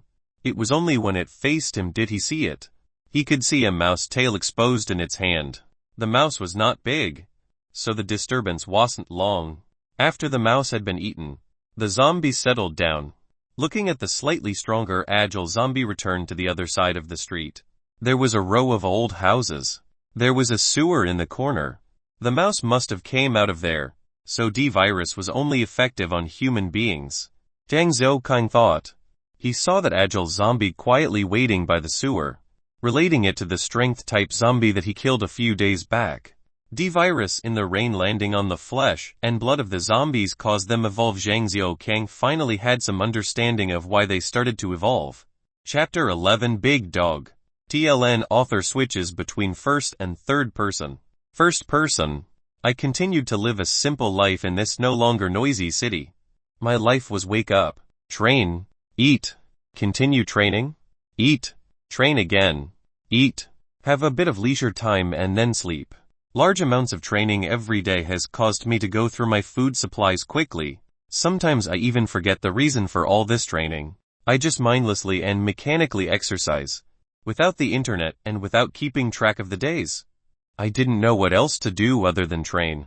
I can't just sit idly because once I do that, I would start to think stupid thoughts and be trapped in that mindset all day long, other than feeling tired like a dead dog. What else is there to do? Every day after training, taking the binoculars to the window to watch the zombies is one of my few forms of entertainment. Yesterday was 18th of Feb, which was my birthday. It was my first apocalyptic birthday. It was very ordinary, and when I thought of it, it served only as a reminder that I was 1 year older. I couldn't really remember what life was like before the apocalypse. It felt like the life now was real and everything before was nothing but a dream. Disappearing after he woke up, looking out at the zombies outside the window. I was extremely bored, so I started giving the zombies names. The ordinary zombies were called cannon fodder. The power-type zombies were called Titan, D-zombie for short. The agile zombies were called Flash and S-zombie for short. Maybe I just have poor taste. That zombie that likes eating rats is still in front of the sewer, but it had become stronger. It looked more flexible. Looks like more rats have met their fate. This zombie seemed to be continuing to evolve. Its height was still 1.4 m. Its arm length was longer.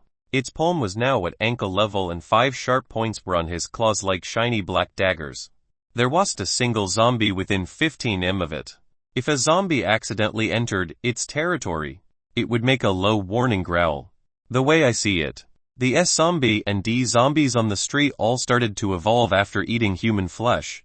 If they continued to eat more flesh, then they will continue to evolve.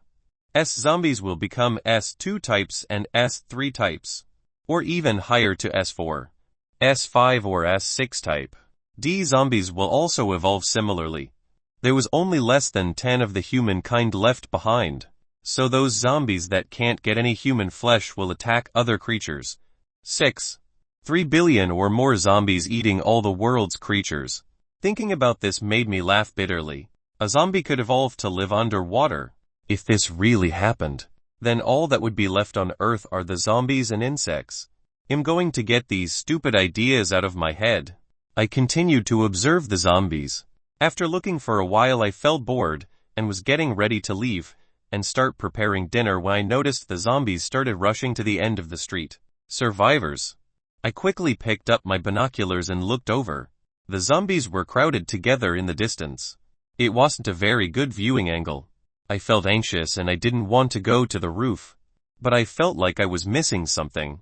There was almost no more zombies downstairs as they were all crowded at the end of the street. From afar an S-zombie could be seen in the middle of the crowd jumping up and down. A few D-zombies from outside of the crowd pushed their way in, causing some zombies to fall, forming a few straight lines. The fallen zombies on the straight lines were then trampled by the rest of the zombies. Seeing this, I know that unless the survivors were using a tank, they won't survive.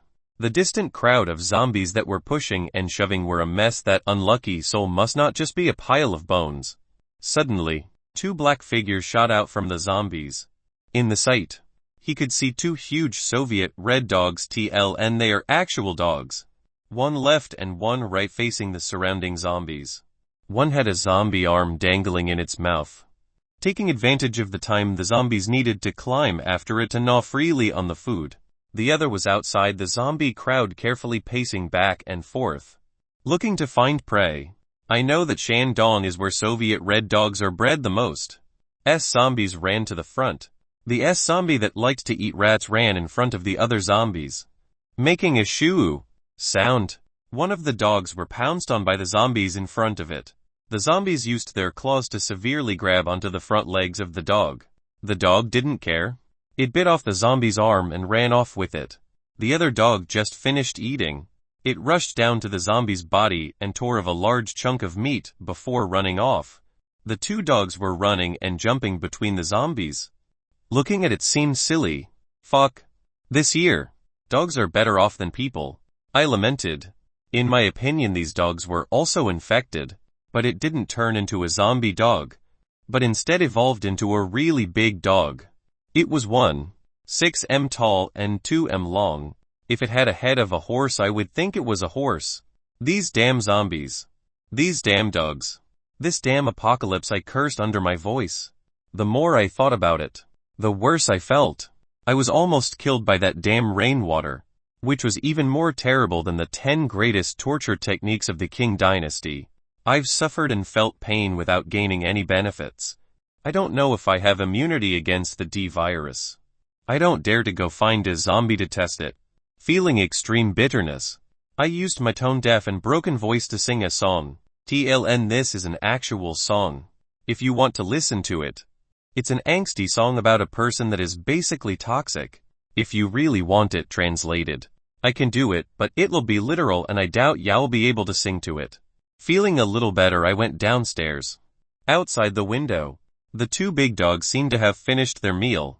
They were no longer hunting and were just wandering around. The 200 zombies from the street have been gathered together, surrounding these 2 dogs and forming a circle around them. Ha ha ha, I laughed gloating. You pushed your luck too far. Where can you run this time if I couldn't eat the grapes? Then I hope the fool that does eat them gets poison, I thought while anxiously staring out the window. TLN the grapes saying is him saying if I can't have a good thing, then no one can I believe. The space around the dogs was getting smaller. The zombies were closing in. I was upstairs getting increasingly happy. Oh, the slightly bigger dog howled, its limb pressed against the ground, spewing white gas towards the zombie in front of it. After 2 seconds, the dozens of zombies that were hit by the white gas stopped moving. The 2 dogs then burst through the zombies that couldn't move, heading out of sight. Looking at the zombies that were knocked on the ground, I was just stupidly standing there, not moving. It was like my brain was turned to mush. Magic sorcery. It seemed like half a day passed by before I said those words. Chapter 12. The cat that really looks like a leopard. TLN looks like it's back to third person. Zhang Xiao Kang was stupidly standing next to the windowsill, blankly staring downstairs. The gathered zombies started to scatter in all directions, once again spreading along the street. The ones with missing legs were left writhing on the ground, and those frozen by the big dogs began to get up from the ground. Continuing to wonder, what happened to this world? Zhang Xiaokang asked, with no one there to answer him. If TV stations still existed, those experts that were still alive would be interested. From all areas of knowledge, experts would try and explain the new discovery. All big TV stations and all big news stations will cause a big commotion. All right. Zhang Xiaokang rubbed his face. It's an apocalyptic world. The virus has come. The zombies have evolved, so dogs having abilities isn't that strange. He explained to himself. The days go by one at a time. Although he never missed a training session, sometimes he couldn't really find the motivation to stick to it. Him wanting to be lazy, would unconsciously walk to the window, looking at the zombies below, and ask himself, do you want to become a zombie? If you don't want to train, then go downstairs and find them. Go and become one of them. No need to be afraid of the days to come, and you don't need to be afraid of not having food, and will never need to be afraid of being alone. Every time he got to this point, Zhang Xiaokang would turn around and train even harder. The fat in his body had began to turn into strong muscles. Looking at his six-pack, he started to tear up. How many years has it been? How many years has it been since I've seen abs on my body? After completing today's weight training and resting a bit, he finished smoking a cigarette and started cooking. Looking at what supplies he had left, it wouldn't be able to last longer than a week. Need to go out and look for food, Zhang Xiaokang was thinking while making food. The other day, killing the D-zombie made him have psychological doubts. After finishing his meal, Zhang Xiaokang would always turn on his computer and play some single-player games. The boot sound rang out and then his computer went black. The lights in the house also turned off. The fuse is blown. Zhang Xiaokang had a reaction. However, after looking around for his mobile phone, he started to look for the fuse. Only after half a day did he realize that the city power grid, after working for 3 more months, is down. The whole city plunged into darkness. Zhang Xiaokang sat on his bed looking out the dark, empty night outside the window. He was surrounded by silence. He could hear his own heartbeat. Occasionally the noise of empty cans being kicked by a zombie could be heard from downstairs. That sound would come from far away in the silent night. Very far away. Zhang Xiaokang sat there silently. It felt like he had never been this quiet before. Thinking back as far as he could, he became sleepy and fell asleep. Zhang Xiaokang opened his eyes. Yet another new day had begun. Without electricity, the induction cooker won't work, so he thought about plans for the future while eating the cold rice left over from yesterday. I can't live on like this. Without electricity, without cooking ability, and without food, one can only slowly starve to death. If I'm fast, I should be able to rush over. Fuck. I don't know where those 2 dogs ran off to. Trying to run out of the city from the streets is undoubtedly too hard. Even just downstairs, there are nearly 200 zombies. The 2 big dogs that appeared a few days ago have been here twice more, then disappeared again after eating a few zombies. The car park for the flower garden downstairs had quite a few sedans, but Zhang Xiaokang didn't know how to drive. Even if he got the car keys, he still wouldn't be able to drive them. So far he can only ride bicycles. He's only ridden those scooters with small wheels and a small motor twice. He couldn't think of anything. He didn't want to think anymore. Just prepare the supplies first before thinking. Yang Xiaokang emptied his backpack and put it on, checking his waist for the army knife. He carried the MP9 military sniper bow on his back, picked up his spear and went out. Reaching the platform, he looked around. He felt like each zombie had its own territory. It's been 3 months and still no zombies came up to the platform. He went to the platform's stairway entrance and looked at the garden. What's happening here? The zombies in the flower garden were all gone. There were many bones just scattered across the ground. Where are the zombies? Zhang Xiaokang quietly said. He slowly walked down the stairs to the garden. Spring was still not here yet. The vines on the pavilion had a few growing buds. The few remaining dead leaves set a depressing scene. There was dry grass on the lawn messily scattered everywhere. The garden had piles of bones, creating a stunningly strange scenery. Zhang Xiaokang walked into the garden. There was a strange smell and a sense of curiosity filled his heart. Feels like something is watching me, Zhang Xiaokang said to himself. All of a sudden, he felt some fear. Last time, it was this feeling that made him rush into the rain. The consequence of that was unbearable pain, and it also made him feel inhuman. He regretted what he did after the event. Zhang Xiaokang stood in the garden and observed his surroundings, trying to find out what he was smelling. Ultimately, he didn't find anything. He just carefully moved towards the canteen, taking the tiger tooth army knife from the scabbard to ensure he can use it at any time. Taking out the MP9 military sniper crossbow, he loaded a steel arrow to prepare for use at any time. He held the knife in one hand and the crossbow in the other, keeping on alert. Only until reaching the canteen did Zhang Xiaokang let out a sigh of air. Without anyone tidying the place for months, the canteen let out a musty smell. Zhang Xiaokang took as much instant food with high calories as possible, chocolate, ham, and tins of canned beef, also taking a few bottles of water, a few cigarettes, and after putting in a few lighters, nothing else would fit anymore. Lifting it, it was only about 20 pounds. He easily put it on his back and started to head home. The feeling of being watched felt stronger when returning. After walking onto the platform, he could feel an intimidating chill from his tailbone all the way to the top of his head. His strange sixth sense kept warning him. The garden area felt dangerous. Zhang Xiaokang slowly started to walk to the house, and the feeling of danger grew strong and stronger. When he reached the middle of the platform, the feeling was at its peak. Zhang Xiaokang slowly removed the backpack, carefully placing it on the ground. The spear on the bag allowed him to pick it up easily. Using both hands to hold the sniper crossbow, he pointed it in the direction of the stairs. A black and beautiful leopard appeared on the crosshairs of the sight. On its head, it had 2 red eyes flashing like hazard lights. It bared its whitish-yellowish fangs to show its savageness. Its 2 m long and 1.2 m tall body seemed to hide dangerous strength, ready to burst out at any moment. There were sharp claws coming out of its padded feet, tightly pressing against the cement floor. Fuck. How did the leopard from the zoo get here? Why does it look familiar? He thought. Zhang Xiaokang took aim at the leopard's head, ready to pull the trigger.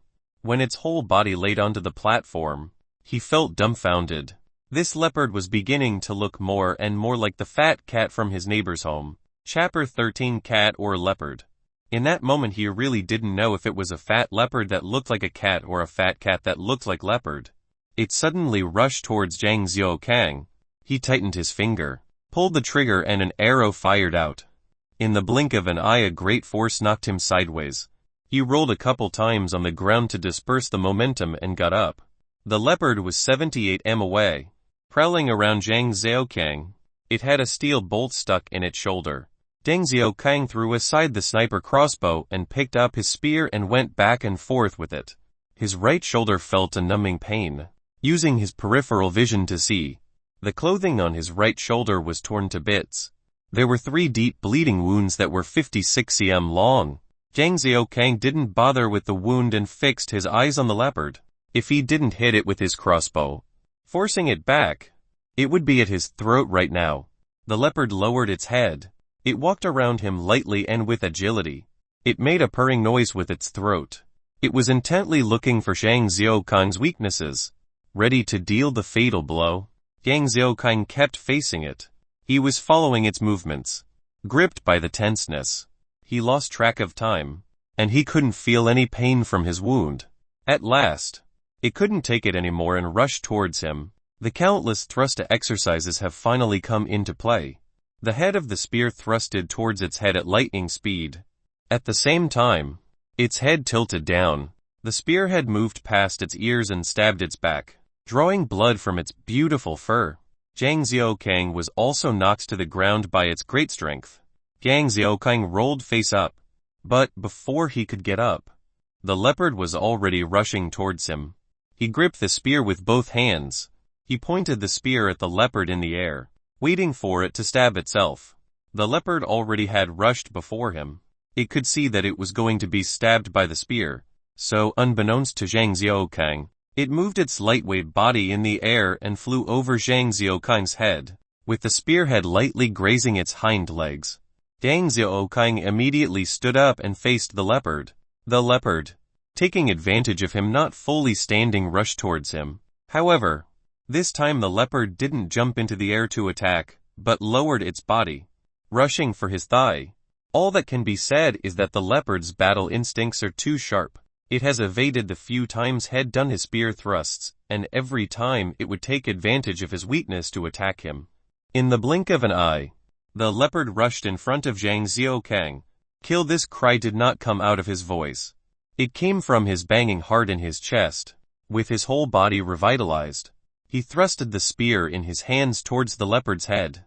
Like the previous attempt, just before the spear connected, the leopard lowered its head and once again it moved across its back, removing some fur.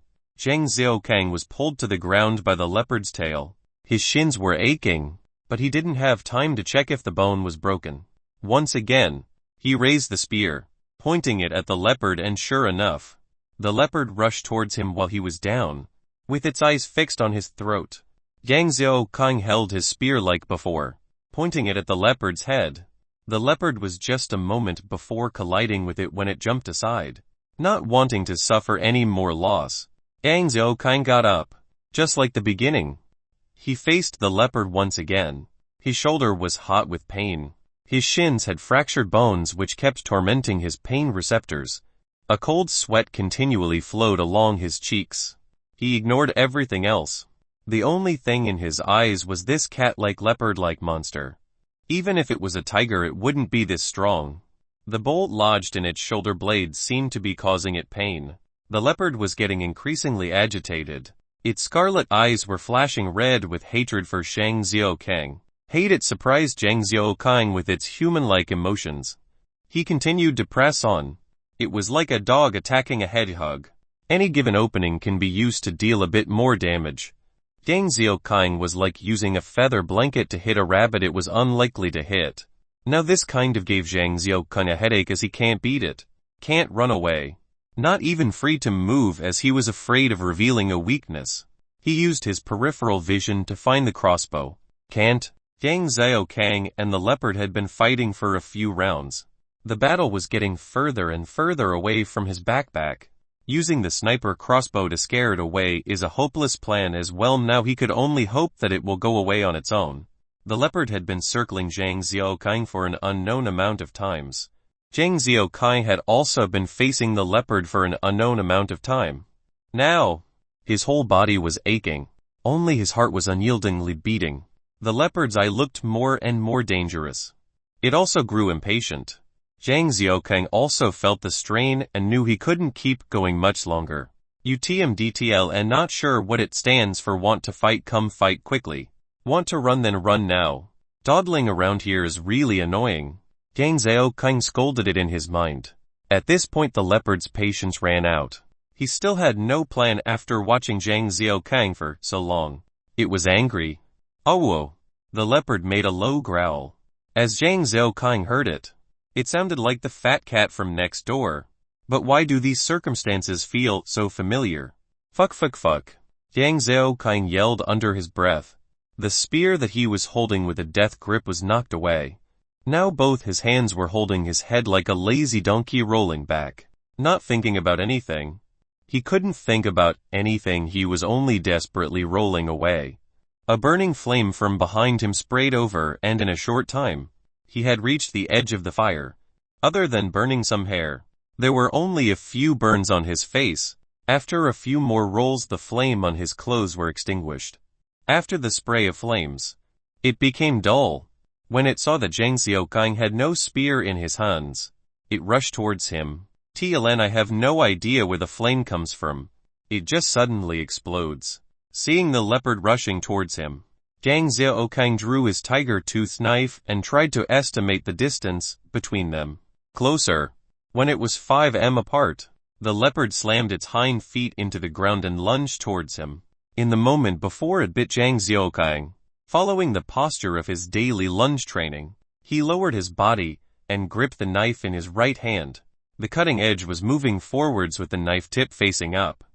His left hand was supporting the back of the knife, with the blade tilted forwards. The pressure went from the blade tip to the cutting edge, then to the wrist. Then, the resistance completely disappeared. The leopard lightly fell onto the ground behind him. He turned to look at it. Then in the next moment, all kinds of organs fell out of its body, flopping onto the ground. The leopard took 34 steps towards Zhang Xiaoqing before falling to the ground. Twitching. Sigh. Zhang Xiaoqing let out a deep breath. He walked to the leopard's body and looked at it. No matter how he looked at it, it still looked like the fat cat that Zhang Xiaoqing released from the kitchen 2 months ago. Zhang Xiaoqing still remembered seeing it when it was running away. Could it be that the cat had mutated to become this size? Thinking of this, Zhang Xiaoqing then kicked it really hard with 1 foot. Ungrateful fool. Had I knew this would happen, I would have just left you in the kitchen to starve. The knife had cut from its throat all the way to its asshole. The ground was getting bloody. Serves it right. Zhang Xiaoqing wanted to recover his spear as his life today depended on it. Fuck. Zhang Xiaoqing yelled at the dead cat as he looked at the spear. The 3-pointed file had been burnt into charcoal and the galvanized pipes were burning red and a little deformed. After all the sweat and blood, seeing it turned into this, how could he not be angry? Zhang Xiaoqing pulled out the knife, wanting to cut up the cat into 8 pieces. 1 slice, 2 slice, and still, he continued to stab the corpse. Suddenly he stabbed something hard that shook his arm numb. Was it bone? He cut it out. An irregular triangular object was exposed. It was the size of a fist. Picking it up, it was covered in blood, but it felt really hard. Cats also had cartilage. Zhang Xiaoqing picked up the hot spear. After putting on his backpack and retrieving the MP9, he went home, carrying the cat cartilage. After closing the iron gates, his heart was relaxed. He could feel the strength in his body disappearing. He felt weak and dizzy. He used the last of his strength to climb into bed. Then he didn't know what else to do. Chapter 14. Massive Meal. Zhang Xiaoqing woke up. He was woken up by something. Yesterday, fiercely fighting with the evolved cat used up all his strength and energy. He couldn't remember anything of what he did after he got home. His belly was on fire and a similar feeling was stimulating his taste buds. There was only one thing on his mind. Eat. Zhang Xiaoqing ran to the living room, grabbing the bag and opened the zipper. He poured everything onto the ground. All kinds of food, cigarettes and mineral water were scattered all over the floor. He knelt on the ground, picking up a bar of chocolate, opening it and shoving it into his mouth. He didn't chew. He swallowed it in one mouthful. Various food packaging bags were constantly falling onto the ground. Zhang Xiaoqing's hunger was controlling his mind. He only knew how to tear open wrappers and shove food in his mouth. The ground was filled with all kinds of torn wrappers and empty metal cans. The food slowly reduced until it completely disappeared. The feeling of hunger grew stronger and stronger. He ran into the kitchen, opening the rice bag and scooped out raw rice, shoving it in his mouth. His mouth was chewing and making crunching sounds. The dry broken rice was making his throat sore as he swallowed, causing him to choke and roll his eyes. He didn't even get the chance to drink some water. He was just continually shoving food in his mouth. When there was only 5 kg of rice left in the bag, he was satisfied. Raw eggs were cracked open. Egg white, egg yolk and egg shells were all swallowed. Chinese cabbage, he didn't care if it was the leaf or the stem. He ate them both. He was like a hungry locust, crazily eating any kind of food that he could see. When he couldn't find any more food, He slowly came back to his senses. It looked like a devil had been there, raiding the entire kitchen. Did I do this? Zhang Xiaokang was sluggish. What just happened to him felt like a dream, not remembering anything after waking up. What was enough for half a month was finished. Whatever the taste, whatever the texture, he couldn't remember it. With all that food in his stomach still didn't feel bloated. It still felt like he wasn't full yet. Maybe my digestive system is mutated. Zhang Xiaokang was baffled. He couldn't understand and was too lazy to figure it out. This was also his greatest advantage. He never had to come to a dead end. TLN, I think it means that he would never get stuck in a certain mindset. The slight tickle on his right shoulder reminded Zhang Xiaokang of yesterday. He was wounded. The clothing and wound were stuck together. It was dried and stuck to his body. He carefully took off his shirt and used a wet rag to clean out the wound, slowly revealing it. It can't be. There are too many things that have surprised Zhang Xiaokang today. He clearly remembered that yesterday there was a wound up to half an inch deep on his shoulder. It was 56 cm long. Now the wound was a closed, dark brown scar. It seemed like with gentle removal, the dark dried blood would naturally fall off, not leaving a trace of injury. Superhuman. Now Zhang Xiaokang was surprised by his own healing ability. Could it be that after being affected by the rain, his healing ability was enhanced several times? Isn't that spoken of in legends that he let his thoughts run wild? At least I don't need to be afraid of being hurt thinking of all the food that he ate. He wanted to yell. Or maybe I shouldn't get hurt anymore. Otherwise I would gain a zombie-like appetite. Thinking of this, he got a chill. He didn't bother with the wound anymore. He started to check the burnt spear. The galvanized pipe was a little deformed, but still could be used. Some pieces of wood could be attached to the head of the pipe. After securing it with some nails, he tested it in his hands. It's alright. And the MP9 sniper bow was put together with the weird tooth. That caught Zhang Xiaokang's attention. Holding it in his hands, they were covered in dirt. After using some water to wash it clean, it looked like some kind of red quartz, with a mottled dark color along with a rugged form. It was somewhat warm to the touch. The longer it was held, the higher the temperature. Can it be used to heat water? Zhang Xiaokang thought as he put it into his pockets. There was no food left in the house. He needed to go look for more. No electricity, no food, and the canteen downstairs is quickly running out of food. I can no longer stay at home. I need to escape. Zhang Xiaokang resolved. Zhang Xiaokang would rather stay at home if possible, because this place had no communications, no media and no people. There's nothing to gain here. Outside there was many dangers, countless zombies and variations of dangerous cunning animals, but there was also an unpredictable future. Picking up his spear and opening the iron gate, he went out to look for food. He walked to the entrance of the stairs and saw the mutated cat's body. There were 19 zombies tearing at its corpse. A thick smell of blood and stench came over. There were 2S zombies and 6D zombies there. Zhang Xiaokang's appearance gathered the attention of the zombies. The 2S zombies were already starting to rush towards him. He didn't have much time to think. He turned and ran away from the zombies that were running towards him. The 2S zombies were close behind Zhang Xiaokang. After running a path of half an arc, he looked back. The S zombies were even closer. The 6D zombies were still back there, not having a reaction. S zombies run faster than me. Zhang Xiaokang was a little worried. The S zombies were only 34 steps away. They were about to catch up. Fight! He put his right foot down and his left foot took half a step back. He suddenly twisted and thrusted. Kill! Zhang Xiaokang yelled. The spear pierced the zombie's forehead. He swiftly twisted the spear around and pulled it out.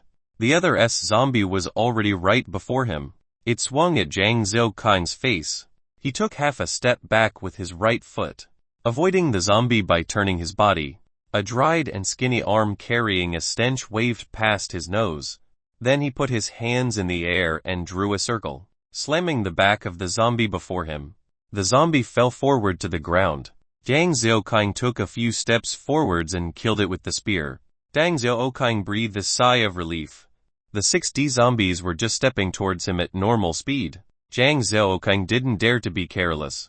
Bringing the 6D zombies in a circle, he wanted to lure them and kill them one by one. Too bad zombies only instinctively follow him, which allowed him this opportunity. Zhang Xiaokang stole a glance at the corpse of the cat. The body was mutilated. There were still a few ordinary zombies eating. I've got a plan. Zhang Xiaokang would lead the 6D zombies to his side. As expected, the D zombies and the normal zombies collided, causing a commotion. Zhang Xiaokang decided to take advantage of the rare opportunity. Rushing behind one of the D zombies, he thrusted his spear. He then retracted his spear and the D zombie fell to the ground, pinning a normal zombie onto the ground. The rest of the D zombies walked past the cat corpse and started walking towards him. He didn't have time to kill a second one. Zhang Xiaokang brought the remainder of the D zombies around. 5 of them. 4, 3, 2. And after the last one had been dealt with, Zhang Xiaokang leaned on his spear to catch his breath. There were 7 zombies remaining. One of them was still pinned onto the ground by the dead D zombie. With the fierce fight that had just occurred, it didn't gather their attention. Other than flesh, they didn't care about anything else. Even with Zhang Xiaokang standing behind them, he was still unnoticed. Zhang Xiaokang stabbed them to death one by one. Looking over on the platform, there were 15 zombies that were scattered everywhere, giving Zhang Xiaokang a sense of accomplishment. The zombies on the street were led here by the smell of blood. Zhang Xiaokang came to a conclusion. After resting, he prepared to go downstairs to look for food. He walked over to the entrance of the stairway and saw hundreds of zombies downstairs. Chapter 15 Preparations before departure. Zhang Xiaokang became dull after looking downstairs. Could it be that all the zombies on the streets had come here? The small space downstairs was crowded full of zombies. Where the stairs met the platform, the ground was slanted. The stairs entered the main building and creates an angle. Hundreds of zombies were all squeezed at the end of the slant. A few of the zombies at the edge of the group smelled Zhang Xiaokang and started heading towards him. Having just experienced a fierce fight, his body was getting weak. After thinking about killing a few hundred zombies, he decided that he might tire himself to death. So he returned home, bitterly thinking of a plan. Downstairs outside the window, the streets were empty. There were only a few zombies with broken legs crawling around. The zombie that liked eating rats, that was possibly still evolving, was among them. There was also one where its thigh had only bone left, as the big mutant dog took a bite. At that time, it was the fiercest one. It was running the fastest. So naturally, now it looked miserable. What can I do? Use fire. I don't have any gas, and even if I used cooking oil, I don't have much of it. Use the sniper crossbow. I only have 6 bolts. I've got 40 steel balls left, but at most I can kill a quarter of them. What about the other 3/4? What if I ignore the zombies and used a rope to get from the window to downstairs? But how do I get over the protective fence, as I don't have any equipment? Cover my entire body with thick clothing and rush out. Zhang Xiaokang shuddered and shook his head. That's just asking to be killed. They have no sight, an average hearing ability, and a strong sense of smell. Zhang Xiaokang started to sum up. Zombies are sensitive to flesh up to 1000 m away. All the zombies that were within a 1000 m radius were downstairs. Strong sense of smell. Zhang Xiaokang continued to speak aloud. They can smell things that are up to 1000 m away, meaning that the olfactory organs are developed. It means what they smell is precise, which means it is vulnerable to being damaged. I've got it to Zhang Xiaokang. The more sensitive the sense of smell, the more important it is to the body. When the zombies are mutating, their sensory organs are developed unevenly as there is an over-reliance on smell. The stronger the sense of smell, then the more it will affect the zombies' bodies. The sense of smell is the zombies' radar. If it is lost, then they will just be like headless flies. He couldn't make a Molotov, but making a few homemade gas bombs should be no problem. If I can think of it, I can do it. Zhang Xiaokang walked towards the kitchen. After a short while, there were a few gas bombs before him. The main component was dry hot pepper with some cinnamon pepper wrapped with sheets into a ball, topped with peanut oil. At the time of making, he almost added in some bean paste. Luckily he came back to his senses. In addition, he separately wrapped some black pepper in some newspaper. Preparing to leave, the mutant cat body had gathered 78 more zombies. They were probably the ones that followed Zhang Zhaokang. He didn't bother with them as there are still a whole bunch of bodies around. It should be enough for them to eat for a while. Zhang Zhaokang returned to the entrance of the stairway. The zombies were still crowded downstairs. The zombies on the outer side once again started to stagger towards him. He then threw the pepper-wrapped newspaper at the group. The newspaper opened up midair and the black pepper inside spread out. The black pepper in the air created a gray fog that slowly covered their bodies. Not long after, the whole group started to go crazy.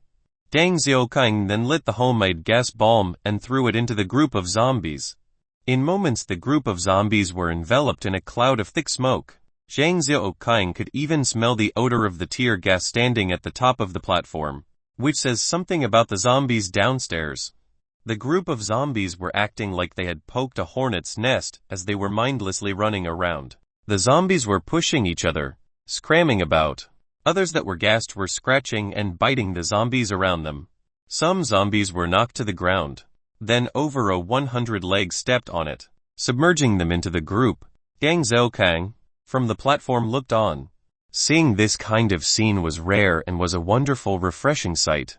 The zombie group downstairs ran away with not a single one left. The 10 remaining zombies were the ones that were paralyzed as they were trampled by the zombie group. Zhang Zhaokang looked back to see those few zombies that were around the mutant cat bodies still munching. Seeing this, he tightened his grip on the spear. Standing near the canteen, the floor was filled with bags. Zhang Zhaokang picked up cookies and started eating. Every now and then he took a large drink of mineral water.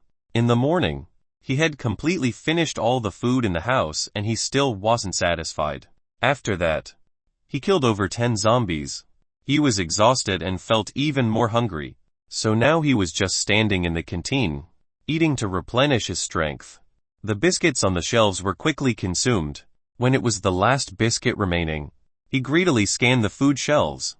There were only 8 full bags left, he said with some regret. The small store was never really big, so after looting it a few times most of the shelves were now completely empty. They were only left with a few dozen packets of instant noodles and some rice noodles. But there was still a lot of seasoning. Not wanting to leave anything behind, he stuffed it all in his backpack. Remembering that his house didn't have many cigarettes left, he took a red box of. They were $50 before, so couldn't afford them, but now he can't leave them behind. And a soft china and went home. Zhang Zhaokang prepared to escape the city tomorrow, now that he had to prepare all his supplies. After going home, the first thing he had to do was to search a few houses to see if he can gather any more food, but unfortunately he only got a handful in return. However, in the military home he found a box of steel balls and a multifunctional folding shovel. The shovel can be used like a pair of pliers.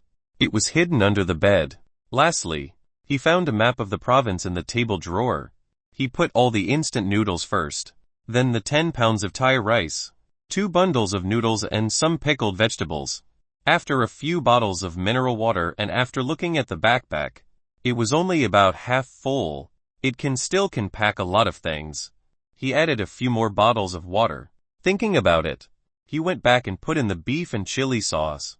After thinking about the glass bottle's weight, he found an empty bottle of mineral water and mixed a variety of sauces into it. Then, after packing a number of cigarettes into it, he was basically done. Then he found a large military water bottle. It was what his dad used to use when he went hunting. After washing it clean and filling it with water, there wasn't much water left. Who knows whether the water outside has viruses in it. He also found an old military bag that can be used to store the metal lunchboxes from home. The lunchbox can be used when cooking along with a small ceramic cup. These were all left by this dad. Zhang Zhaokang couldn't help but sigh. Even though the stuff left behind by dad is old, they are all pieces of treasure. Doing a final check, then thinking for a moment, he took the in the house and poured it into a plastic bottle. He also took 2 bags of salt and a bag of tea. Putting them into the bag, living supplies are ready now. To check the weapons, they were the spear and knife. After using it a dozen times, Zhang Zhaokang found a tick with the sniper crossbow. He sanded off the protective lacquer from the body of the arrow. It can prevent wear this way. In addition, It can also increase the arrow's stability. Just make sure that it's lubricated with oil from time to time. Then he finally packed the military shovel and it's all okay. He wanted to put the iron hammer and military shovel together. Who knows when they'll come in handy. When Zhang Xiaokang was done preparing, it was getting dark. Zhang Xiaokang moved a few imitation mahogany chairs against the door, then lit a fire in the living room. A wind blew in through the open window. The fire in the living room started dancing. The room was then dark and bright. The light and darkness were dancing with his thoughts of all the memories, both the good and bad, of this house. It was the last night before Zhang Xiaokang left. Chapter 16, Fighting the Way Out After Being Surrounded. Zhang Xiaokang woke up in the morning. Looking out the window, the sky was hazy. There was a cool breeze blowing against his face, making ripples in his heart. Zhang Xiaokang has moved houses 3 times before. The house he's living in this time has been the longest time. He's spent half his life here. At first he thought that he would have spent the rest of his life there as well, but fate's changes. Today he will have to abandon it. After packing his travel bag and checking his weapons, he changed his clothes and went outside. Doing one last look around his house, he kept everything in this house firmly in his mind as he doesn't know if he will ever return. He also didn't know what he would face in the future. Walking from the living room to the kitchen to all the way to the bedroom and finally touching his computer, he sighed. In future, with no computers or the internet, I forever bid farewell to the title of recluse. Next to the computer was the cockroach in the plastic bottle. The cockroach was still at the bottom, playing dead. It seemed to be oblivious to what was happening outside the bottle. Zhang Xiaokang picked up the bottle and shook it. The cockroach, being subjected to movement, crawled around, trying to find a way out. 2 days without water and food didn't seem to have an impact on it. Zhang Xiaokang suddenly felt compassion. Cockroaches are so humble, so small, yet so calm in such a desperate situation. It saved up every bit of energy in its body, minimizing energy consumption, silently waiting for the opportunity to escape one day. Even if it is the cockroach's natural instinct, it is this very instinct that he admires. Suddenly Zhang Xiaokang had hope for the future. He was no longer worried. I will follow the cockroach's example. I will survive in this apocalypse like the cockroach, Zhang Xiaokang told himself. Unscrewing the lid, he poured the cockroach out and it quickly run to a corner. Zhang Xiaokang blessed it in his heart. May you live on. Zhang Xiaokang opened the iron gate and took one last look back at the house, then walked out. The iron gates were locked. He wore the key on a string around his neck. It was close to his heart. It will forever be his spiritual guide, the home of his soul. 27th March 2013. It's been 90 days since the apocalypse. Zhang Xiaokang had officially left the house to face the apocalyptic future. The mutant cat body had already been burnt to ashes. The air was filled with a burnt stench, mixed with the smell of dead bodies. There were still 78 zombie bodies scattered across the concrete floor. Zhang Xiaokang was too lazy to bother with them and started heading downstairs. The zombie crowd from yesterday had already scattered, but there was still 40 zombies out in the garden. Zhang Xiaokang reached downstairs. There were a dozen zombies near him on the ground with bones that were crushed by the zombie crowd. These zombies turned to face him, opening their mouths wide.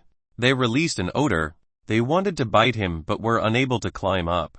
He crossed the floor of zombies and went down the path leading to the street. He used the MP9 sniper crossbow to take care of any zombies on the street that got in the way. After passing by the 2 mutated dogs hunting, plus the ones that he had killed yesterday on the platform, there were now only a dozen zombies left in the garden. Now within the 1000 m was a total of less than 100 zombies. So there was only one in a 10 m radius. The street that lead to the city center had been blocked. The end of the street that leads to the outer city would take 34 hours walking. There would definitely be zombies on the way there. Even though the population density was low, there still could be tens of thousands. Now he could only just start walking and see. Zhang Xiaokang was standing at the center of the street. He only needed to face the less than 50 zombies at the end of the street. Looking at these zombies, he felt distressed about the remaining steel balls. Even though he had half a pound worth of balls, once used they'll be lost.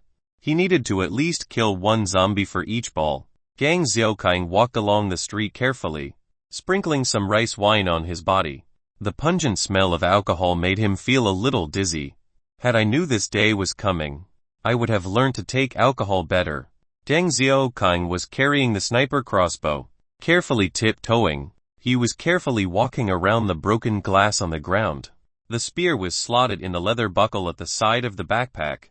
The tip was pointing up, and every now and then it would hit the back of his legs. The smell of the rice wine made it so that zombies outside of a 30 m radius couldn't smell him. Too bad it doesn't work if they are any closer.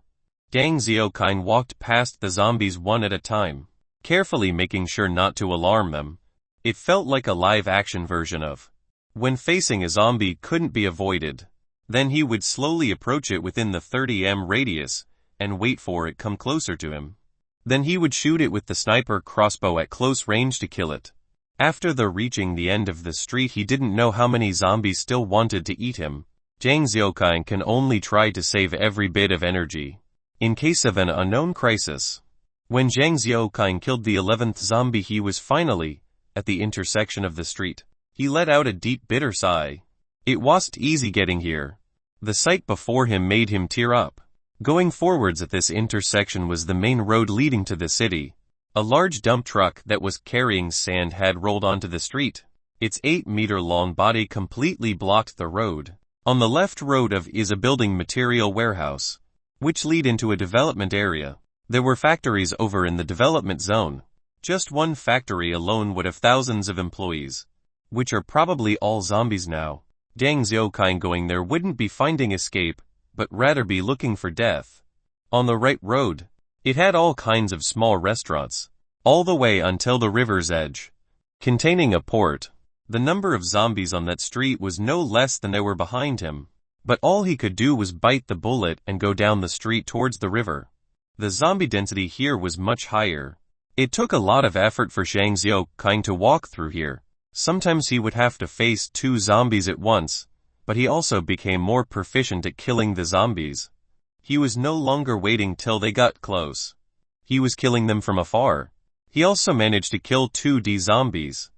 Luckily, he didn't come across any S zombies. The strength of the D zombies didn't matter much to him as they weren't facing him, giving him time to aim. But facing S zombies made his heart race. They were too fast. If he wasn't careful, they could easily wound him, and if they wounded him he would become one of them. Deng Xiaoqing still didn't want to be a zombie. After walking halfway, he stood by a tall glass wall and took a break. Crash! The glass wall shattered. The air was filled with broken glass. A tall D zombie jumped next to Deng Xiaoqing. A massive right swing was heading towards him. He hurriedly ducked and the claws flew through the air above his head, hitting the spear in his backpack. The force went from his backpack to his body, the momentum causing his body to be thrown onto the ground. He was facing the sky. The D zombie then bent forwards and swung its hands down. Deng Xiaoqing quickly rolled to the side. Bang! The claws hit the cement pavement. Bits of debris was flying everywhere and countless bits of sand fell onto his head and into his collar. Deng Xiaoqing had been stunned by the zombie. He just kept rolling. The military water bottle he was carrying was making clinking sounds. He rolled until he was behind the zombie and pulled the iron hammer out of his backpack. Mustering up all his strength, he hit the D zombie in the ankle. A great recoil force was transferred back, pulling the hammer back from the shock. The force was strong enough to almost knock the hammer out of his hands. The muscles in his palm were torn. They felt like they were burning. A Bigfoot was about to crush him, and Deng Xiaoqing dare not deal with any more other D zombies. So he tried to roll to the side of the river desperately, until he hit a wheel at the side of the road. Only then did he get up. He felt dizzy. The D zombie started to walk towards him. Behind it was broken the glass wall with countless number of zombies rushing out. There were at least 4 S zombies running past the tall D zombie, running towards him. Deng Xiaoqing felt the urge to pee. Screaming out loud, he turned back and started running towards the river. After running for 3 steps he saw that the road ahead had zombies that were slowly surrounding him. It must have been the breaking glass before that got their attention. He had been completely surrounded by the zombies. Chapter 17, So Close Yet So Far. Zhang Xiaoqing was shaking and looking in all directions, trying to find a way out. Numerous zombies from both ends of the streets were closing in on him. He blamed himself for not being careful enough. Seeing the zombies getting closer to him, he grew more anxious. To get away from the zombies behind him, he had to go forwards into the group of normal zombies on the street. His eyes were fixed on the group of zombies, and when he noticed a bus in the corner of his eyes lit up. It was a luxury bus, but the front had smashed into the corner of a building. The body had the words Roman 20 City Port Group printed on it. There was a pickup truck behind the bus. The 4m height of the vehicle would allow him to temporarily escape the zombies. The zombies behind him were getting closer and closer, so he didn't hesitate and ran to the bus. Zhang Xiaoqing got onto the back of the pickup truck. He climbed onto the roof and jumped onto the bus. Ping! He landed on the edge of the bus. His backpack affected his landing. The top half of his body was on the roof, but his lower half was scrambling to climb up, but his backpack was causing him to start to slip off. Him going to die because of this bag, sooner or later, Zhang Xiaoqing scolded as he was trying to climb onto the bus. The zombies were almost there. One hard push on the bus window sill gave him the little bit more force he needed to get onto the bus. Just as he pulled his legs up, he heard a bang sound. It was the body of the bus being rocked. Zhang Xiaoqing looked below. An zombie was on the ground. Looks like it just rammed into the bus. Zhang Xiaoqing lied on the roof, staring at the gloomy sky with the backpack to one side, his chest rising and falling quickly. The possibility of death just then had consumed a lot of his energy. The feeling of hunger struck once again. Sitting up and opening the backpack, he took out a few packets of instant noodles and ate them dry, leaving no time to even drink water. Zhang Xiaoqing's rolling on the ground didn't seem to cause any damage to the military water bottle. There were just a few places where the paint had worn off. Blue Sky Internet Club opening promotion. 30,120 2012 to 112,513, it will be half price. All are welcome. Fuck, Zhang Xiaoqing scolded. Couldn't it be a bit earlier or a bit later? It just had to be the day that the virus outbreak occurred. No wonder so many zombies burst out. That zombies was currently circling around the bus, allowing Zhang Xiaoqing to closely observe it. It was almost 2m tall, taller than other zombies by a large portion. The other zombies dare not be close to it. Its complexion was like unprocessed bronze, dark and thick, with the texture of metal. The muscles on its body were toned, with visible intertwining veins. He can feel the bus shaking with every step it took. Could it be that this is a D2 zombie from Legends TL, and I thought he came up with these names on his own? Except I don't know how many people it had eaten to become like this. Zhang Xiaoqing aimed his sniper crossbow at the D2 zombie. Its threat was too big, so he had to get rid of him first. This time he was using a crossbow bolt. Originally there was only 6, but one of the arrows also had undergone wear, and this time it's likely that he won't be able to get the bolts back. One must use their resources where it counts. You have to spend to achieve, Zhang Xiaoqing mused, relaxing himself. The sight of the crosshair trained on the D2's head. He pulled in's finger. Bang! The bolt disappeared. Oh, the D2 wailed. With a dent in its forehead, it laughed at Zhang Xiaoqing. Where's the bolt? Zhang Xiaoqing looked all over the D2 trying to find it. Plop. A normal zombie fell to the ground, with the bolt piercing it from the bottom of its right ear, sticking out of its left temple. The downed zombie was immediately flocked by the zombies. Zhang Xiaoqing looked at the crazy D2 and wanted to cry, but there were no tears. This is bullying. Could it be that its head had armor plating? The crossbow firing exposed his positio, and the D2 rushed towards the bus. The zombies in front of it were knocked down. Dang! Was the sound that the bus made. There was a huge dent in the side of the bus. The window shattered and the shards fell onto the ground. Zhang Xiaoqing, who was on top of the roof, was shaken and couldn't stand. I tried to get an advantage, but only ended up worse. The bus rang out as it was struck again and again. Zhang Xiaoqing, who was on the rooftop, was scared by the shaking of the bus. He looked around trying to find an escape, but the bus continued to be rammed by the D2. Tongue rang out. It was holding the windows with both hands and shaking the bus, as if it was riding a mad cow. The bus didn't stop moving. Eventually, it started moving, and many zombies were crushed by the moving bus. Getting ground up. Yang Xiaokang was getting desperate. Does this world still have a heaven? He didn't believe in Christianity, but began to think about life after death. Deng Xiaokang looked up at the sky, wanting to look at the sky once more before he died. Too bad the sky was blocked by a protective grill. It's already an apocalyptic world. There's nothing left to fear. Zhang Xiaokang couldn't see the sky and was filled with resentment. Protective grill. Zhang Xiaokang's mind started to think. Maybe it's possible. He then made his decision. He loosened the rope on his bag. The rope was tied to a blanket in his bag. Then the other end of the rope will be tied to the iron hammer's handle. The bus was constantly shaking. He almost fell off the bus several times. Could it be that this the car shake of legends? TLN. Maybe he's referring to movies where people are trapped on cars. His hands were busy, letting his thoughts wander. Zhang Xiaokang had tied the rope to the hammer. Then he started swinging it in the air above his head. The bus shook once again and the iron hammer flew off, smashing the head of a nearby zombie, knocking it into the ground. No hurry, I still have a few minutes before the bus falls apart. Zhang Xiaokang encouraged himself as he threw out the hammer again. Dang! The hammer hit the steel rails, then it flew back at him quickly, hitting him between the legs. Deng Xiaokang touched his crotch with his trembling left hand, and after a while, he let out a sigh of relief. The bus shook again, making Zhang Xiaokang risk killing himself when throwing the hammer out again and again. Ding! The hammer finally struck between the columns. He grabbed the rope and swung to the wall, looking to make sure his feet landed on the wall, but his center of gravity was affected by the weight of the backpack. He hit the wall, smashing his forehead. There was blood trickling down, continuing to fall on his collar. The pain of the impact almost made him let go. Must be an imported bus. If it was Chinese made, I'd be dead already, he felt while climbing. Zombies started to crowd at his feet from the smell of blood. He looked down at the densely packed zombies.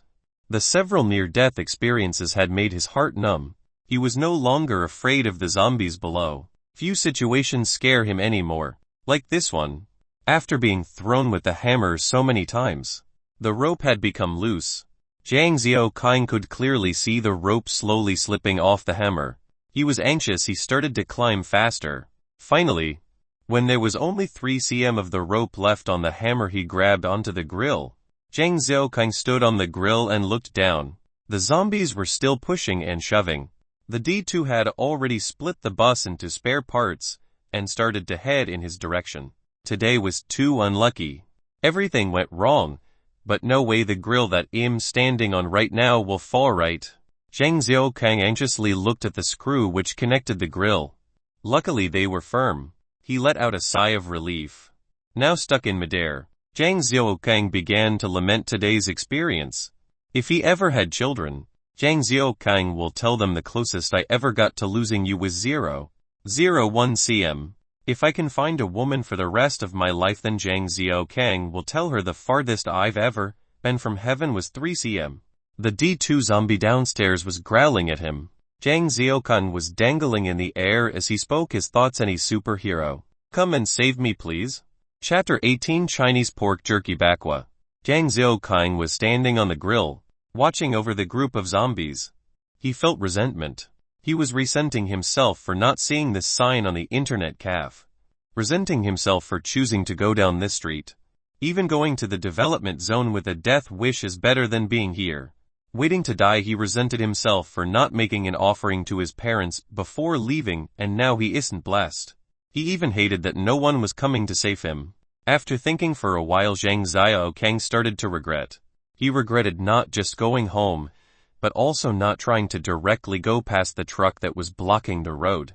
Getting over the truck would have been easier than hanging here in mid-air. He regretted that he didn't save 2 gas bombs from yesterday, even though he didn't make that many to start with. Zhang Xiaokang just continued to stand on the grill with the feeling of resentment in one moment and regret in another. Below him the D2 was loudly clamoring towards him. Dun dun dun. The window behind the grill was being hit.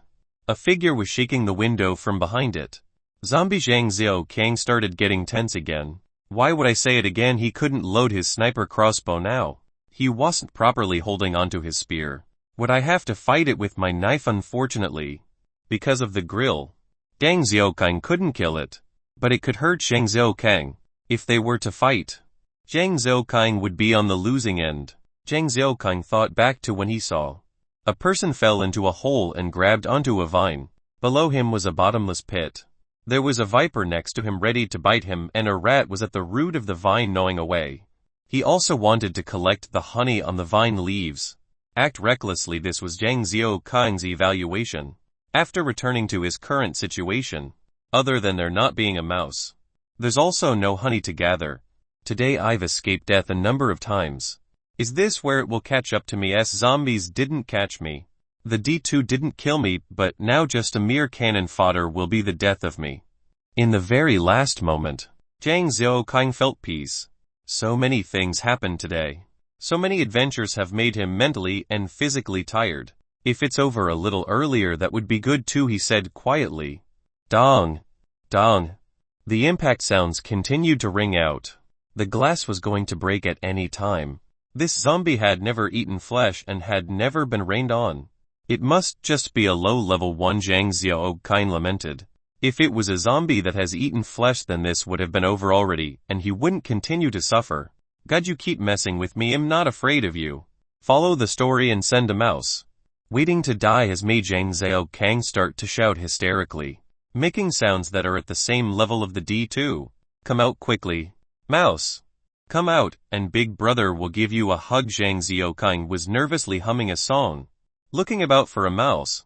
The mouse in the story was gnawing at the vine above his head, so Zhang Xiaokang looked up and searched for a mouse. Ha ha ha ha! Zhang Xiaokang laughed madly. Before dying he was going to entertain himself, and it turns out he found the honey. On the grill there was a large shading canopy that was blocking his vision. It's been there for quite a while, and the winds by the river were quite strong, so there was a thin hole in the canopy. Zhang Xiaokang climbed above to the top of the fence. He pulled out the saber-toothed knife and started cutting. The PC fibers were falling around him, and not long after, there was a hole big enough to fit a person. Above it were more rows of the steel grill. There was a person height of distance between the sets of grills.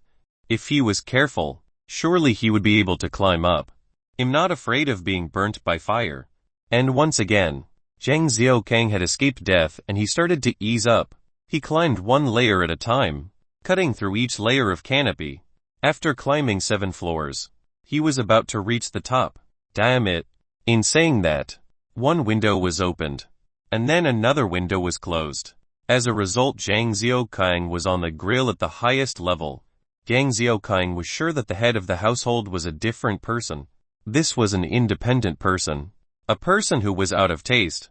A person who was a good comrade of the country's steel industry. A good subordinate. A good citizen. TMD. Incredibly, even though it was a stainless steel canopy, the owner was able to carry it out. Zhang Xiaokang used the knife. Dang dang. Even with the back of the knife, it wouldn't budge. From here looking down, the group of zombies looked like ants crowded together. Looking up, the cold steel made his teeth tingle. Hanging on the 7th floor and on the 2nd floor were not the same. The wind in the higher levels was stronger. It was making humming sounds. Zhang Xiaokang was just sadly thinking about if he just added salt and hung for another 2 days, he would become pork jerky. Zhang Xiaokang continually tried to cut it with his knife. Cutting, cutting, cutting. But that piece of metal was newly installed. His hands were getting increasingly stiff.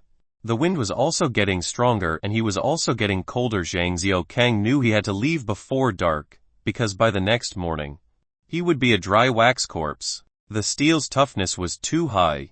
The knife was no use.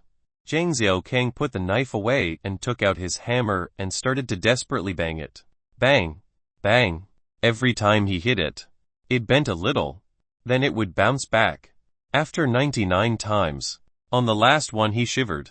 Could it be that he would die because of this cold? Zhang Xiaokang was stupidly looking at the steel. The sky began to darken. The city in the winter is not too cold, but at night it was below 8 degrees. Zhang Xiaokang was hanging in the air with nothing to block the wind. The one blanket he had, he threw away to the zombies. He was hit hard. He had overcame so many dangers. Zhang Xiaokang couldn't believe he couldn't get through this little bit. Dang, dang, dang. The sound of the metal being hit echoed in the silent city. Zhang Xiaokang heard the sound back in his ear after it echoed. Zhang Xiaokang was acting as if he didn't feel anything. He couldn't feel anything. In his eyes was only this damn steel plate. Whoo! He didn't hit the steel, but started to hit the cement wall instead. A small piece of cement residue hit his face. He narrowed his eyes, aiming at the small pit in the cement wall. Should I hit a hole in the concrete wall? Zhang Xiaokang shook his head. It was better than continuing to hit the steel plate. Zhang Xiaokang continued to swing the hammer. After reaching the steel plate he stopped. Cement wall steel plate is the steel plate nailed to the cement wall. Zhang Xiaokang exclaimed. He was no longer using the hammer to pound the steel plate, but used it to hit where the steel plate and cement wall were connected. A screw in the wall that nailed the steel plate was loose. Zhang Xiaokang continuously hit it. His hands were beginning to ache and he was also starting to get hungry. He just continued to mechanically hit it, numbly hitting it. The screw got looser and looser. The sky was also getting darker and darker. Between the sky and earth, there was twilight which was illuminating the world. See Ilau. The steel plate had finally been disconnected. It swung down and crashed into the level below. Zhang Xiaokang shivered as he put the hammer back into his bag. After continually hitting the cement wall and with the reflective force going back into his hand, he couldn't open his hands anymore. Zhang Xiaokang used his left hand and right elbow. He was struggling to get onto the roof. Once he was up, he lied on the ground. There were too many experiences today. Chapter 19. Him again. Zhang Xiaokang sat on the floor, body huddled up. He ripped open a packet of instant noodles with his teeth and ate it with some water. Only after eating 56 bags did he stop to take a breath. He gripped his right hand into a fist, recalling today's events. Staying at home every day was easy. Yet going out for just half a day was so hard. What he encountered today was more dangerous than anything he had faced for the past half year combined. His mood swings made Zhang Xiaokang feel particularly tired. Zhang Xiaokang also felt some pride in himself. He was able to get himself out of mortal danger several times. The crowd of zombies and the tank-like D2 didn't cause him much harm. All he suffered was a cut on his forehead. Could it be that I have the potential of being a main character? Zhang Xiaokang was flattered when thinking this. Tap. The roof access door opened. A silhouette headed towards him. It was dark and vision wasn't clear on the dark roof. Zhang Xiaokang didn't know that the zombie wasn't from the crowd downstairs. He pulled up the spear. When it was about to get close, he tripped on the water heater below it. He fell onto the ground. Have I not been toyed enough with today? Zhang Xiaokang said. Cursing God, he thrust the spear in his hands towards the zombie. Unfortunately, him lying on the ground makes him unable to use much of his strength. The spear had stabbed into its calf, stopping its movement for just a moment. Zhang Xiaokang took the opportunity to get into a kneeling position on the ground, forcing the spear further into the calf of the zombie. The zombie then lost its center of gravity and fell onto the ground. Voosh! Zhang Xiaokang pulled out the spear from the zombie's brain. When he killed this zombie, there wasn't a second zombie coming up the roof, giving Zhang Xiaokang a breath of air. The rooftop was already so dark. He felt around for his matches, trying to look at what the zombie looked like. Too bad the wind was too strong so he couldn't light it. Zhang Xiaokang took out his hammer and used it to drag the zombie by its mouth into the corridor. He closed the roof access doors as the wind outside the door was freezing. Taking out his matches again, he saw the zombie's face with the faint flame. It was a female zombie. Its face was black and dry, so he couldn't make out her original facial features. Her clothes were undamaged. She wore a stylish, bright red jacket and a pair of jeans. Her life was pretty short. Zhang Xiaokang concluded. Zhang Xiaokang felt around. Reaching the 7th floor, he used the hammer to smash a few mesh doors. There wasn't any reaction. Feeling around the walls, he walked down, not afraid of any zombies on the stairwell. He had stayed upstairs for so long that the zombies would have been attracted to him a long time ago, as the blood stain on him was a navigation light for the zombies. Reaching the 4th floor, He stepped onto something soft. It was dark so he couldn't see it.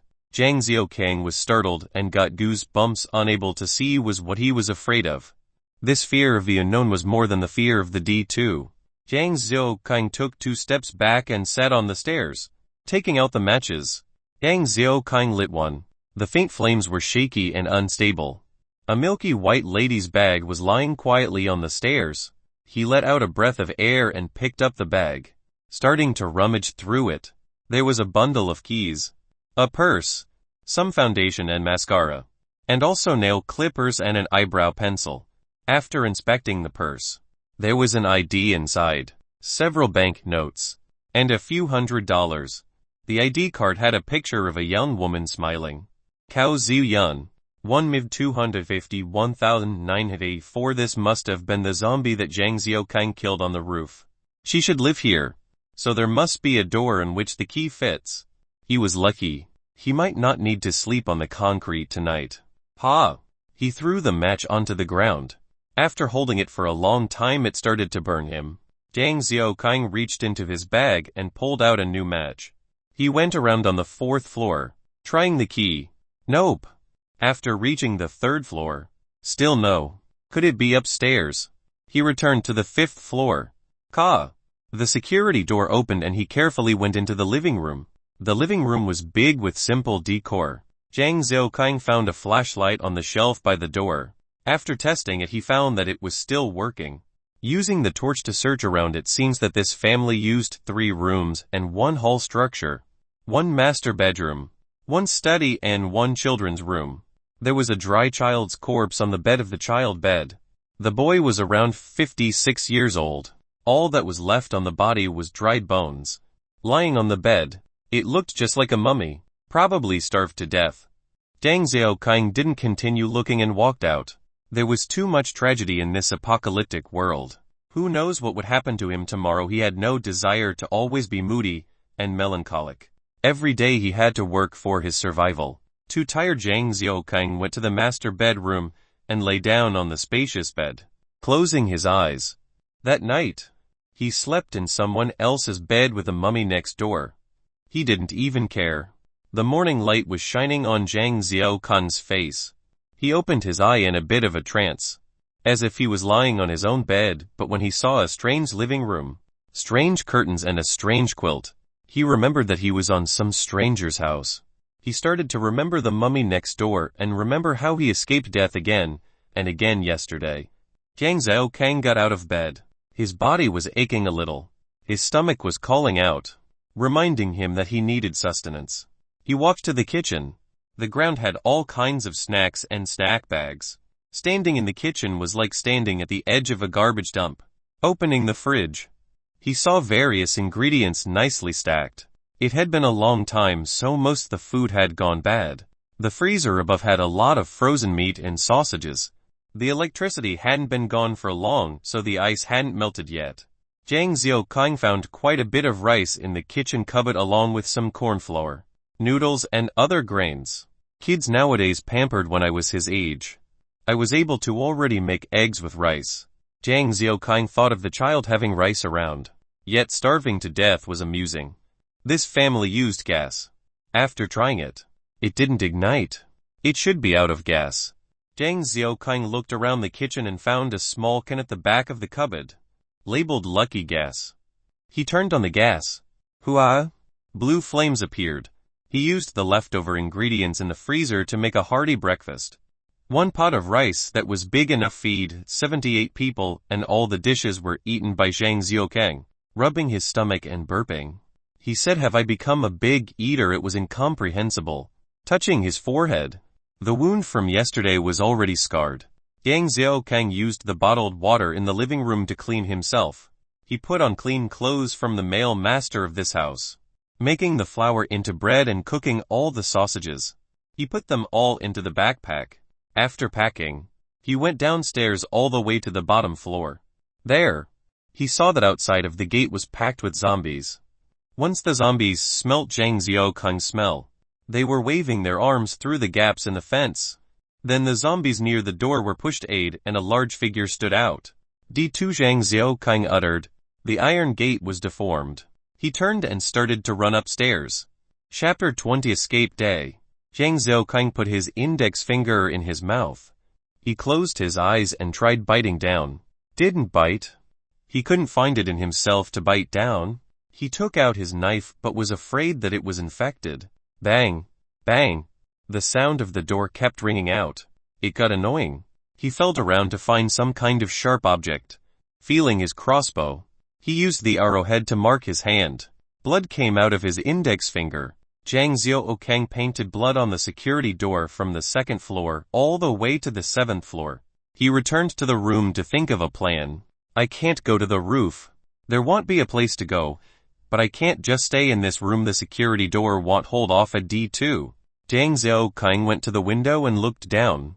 Downstairs at the back of the residential building he could see that there were fences on both sides.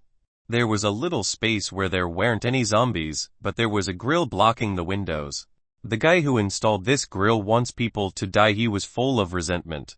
The sound of banging on the door continued. Zhang Xiaokang was like a headless fly scurrying around. He went to the bathroom and saw an exhaust fan on the wall. It was just big enough for a person to climb out of.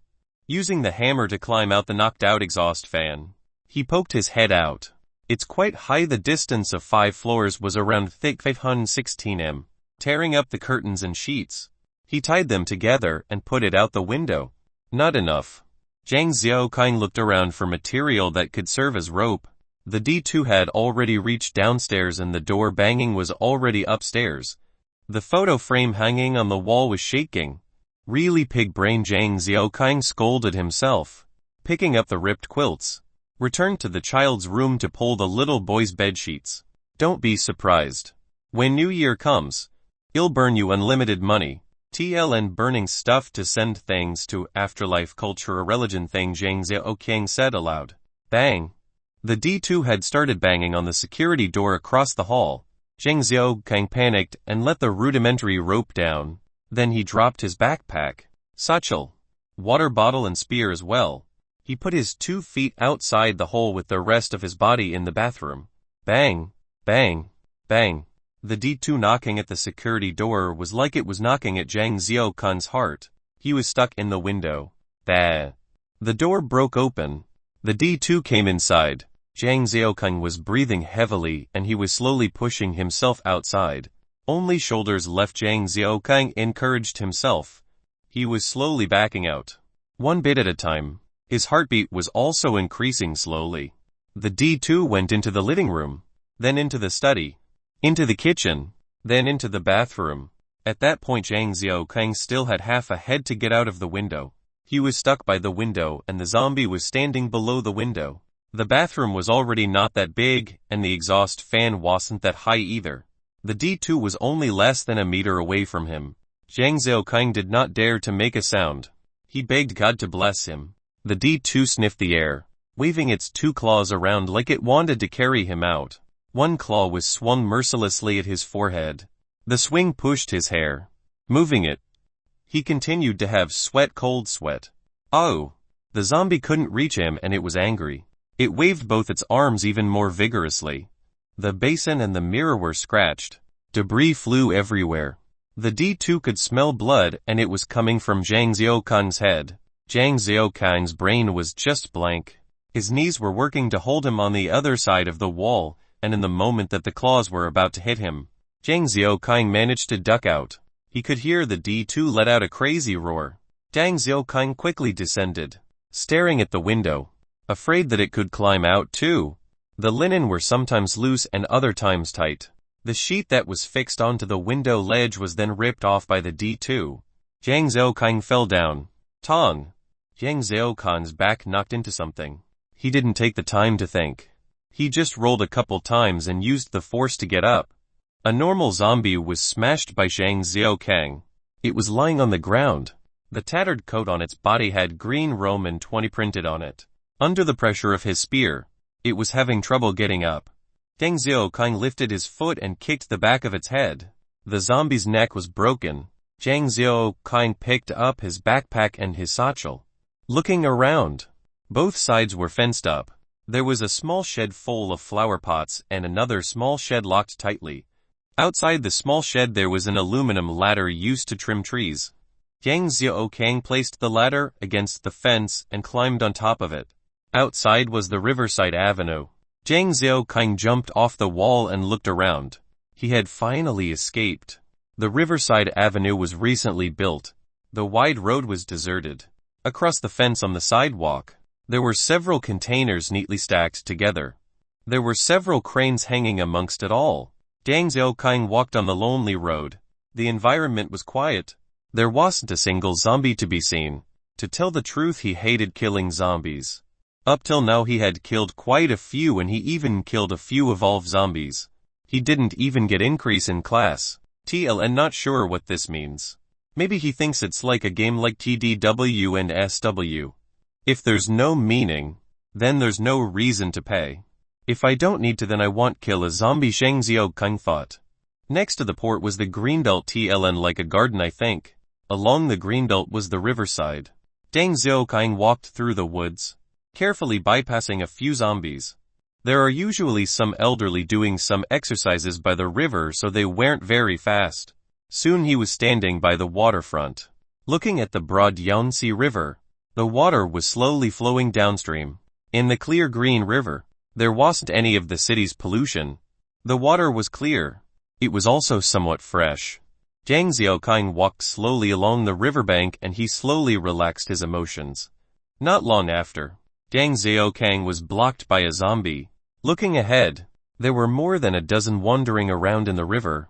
The zombies were around fishing rods that were pointed at the river. They were all normal zombies, so Zhang Xiaokang didn't want to waste the iron balls, so he went ahead with his spear. Zhang Xiaokang was by the riverside killing zombies. The quiet flowing river was the same as 1,000 years ago. It was carrying countless memories of the past and witnessing the changing times.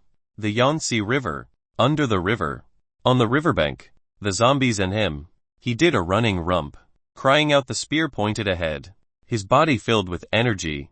When the last zombie fell, he quietened down. The zombies were arranged in a crisscross position. The sweat on Zhang Xiaokang's forehead slowly faded. Seeing that he had defeated a dozen zombies alone, he felt a burst of excitement. At first he was blocked into his room by 6 zombies. But now he can't even see his growth. Zhang Xiaokang couldn't believe it. Zhang Xiaokang continued to slowly walk along the river. The riverside wasn't easy to walk on. From time to time there would be a place where sewage was released from the riverbank, forcing him to walk around it. Even when it was dark, he was only able to walk halfway. He dug a hole in the sand with his military shovel. It allowed him to stay there for a night. As he huddled in, he ate 2 loaves of bread and had a mouthful of water. He wrapped himself in the silk that he brought from the 5th floor tightly. The silk was smooth and delicate, but it couldn't block the wind. Zhang Xiaokang felt colder and colder. There wasn't anything to make a fire with nearby. He then remembered the cat stone. Digging it out from his bag, he put it on his chest. A warmth radiated out, spreading from his chest to the rest of his body. Zhang Xiaokang listened to the sound of the river lapping against the shore and slowly fell asleep. Chapter 21 Girl. Zhang Xiaokang awoke to the cold morning air and strong river's breeze. The fresh cold air of the winter didn't have the putrid stench like the city. The mutated cat stone continued to provide heat to Zhang Xiaokang's body.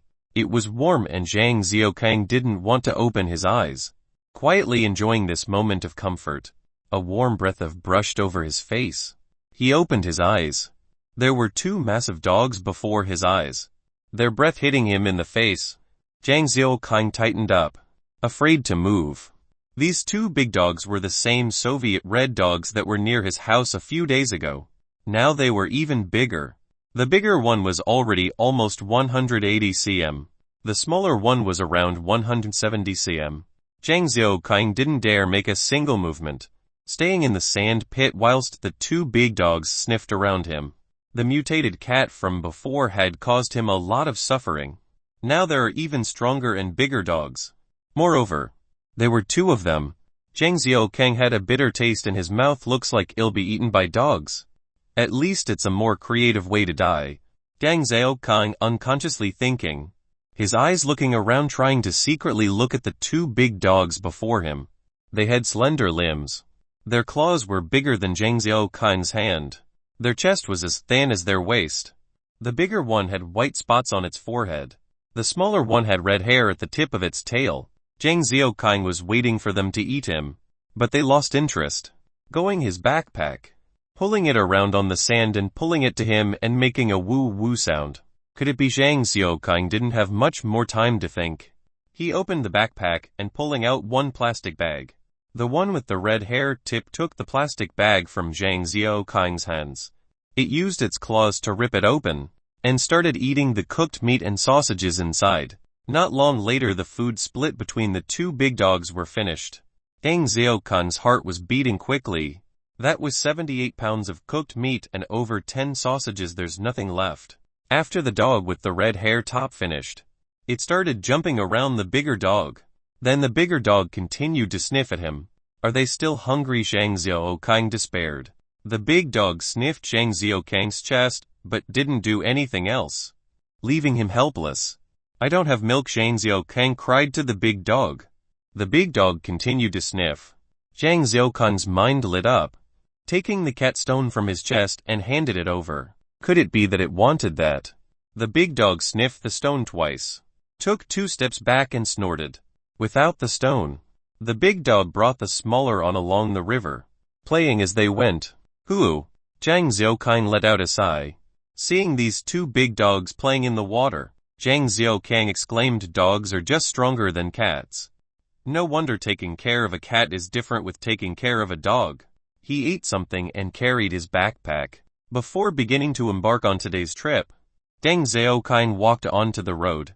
The 2 big dogs were far behind him. Zhang Xiaokang stopped moving to find that they weren't coming closer. Zhang Xiaokang thought that the only mutation of the cat was its scarlet eyes. But the eyes of these dogs were clear. Could it be that the mutated cat got rabies? Zhang Xiaokang was baffled.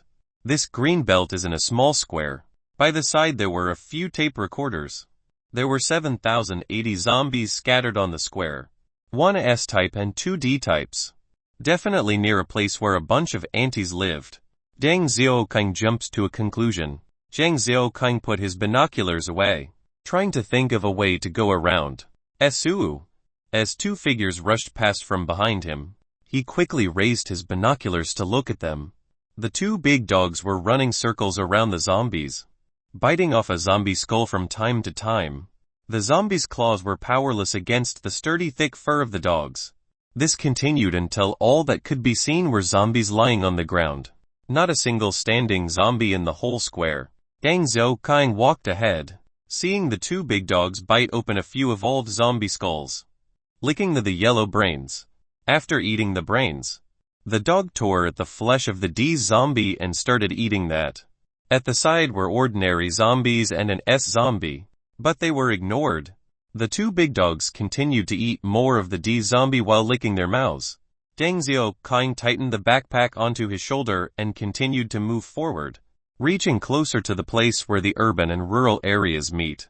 The 2 big dogs rushed towards Zhang Xiaokang barking, before running off in a different direction.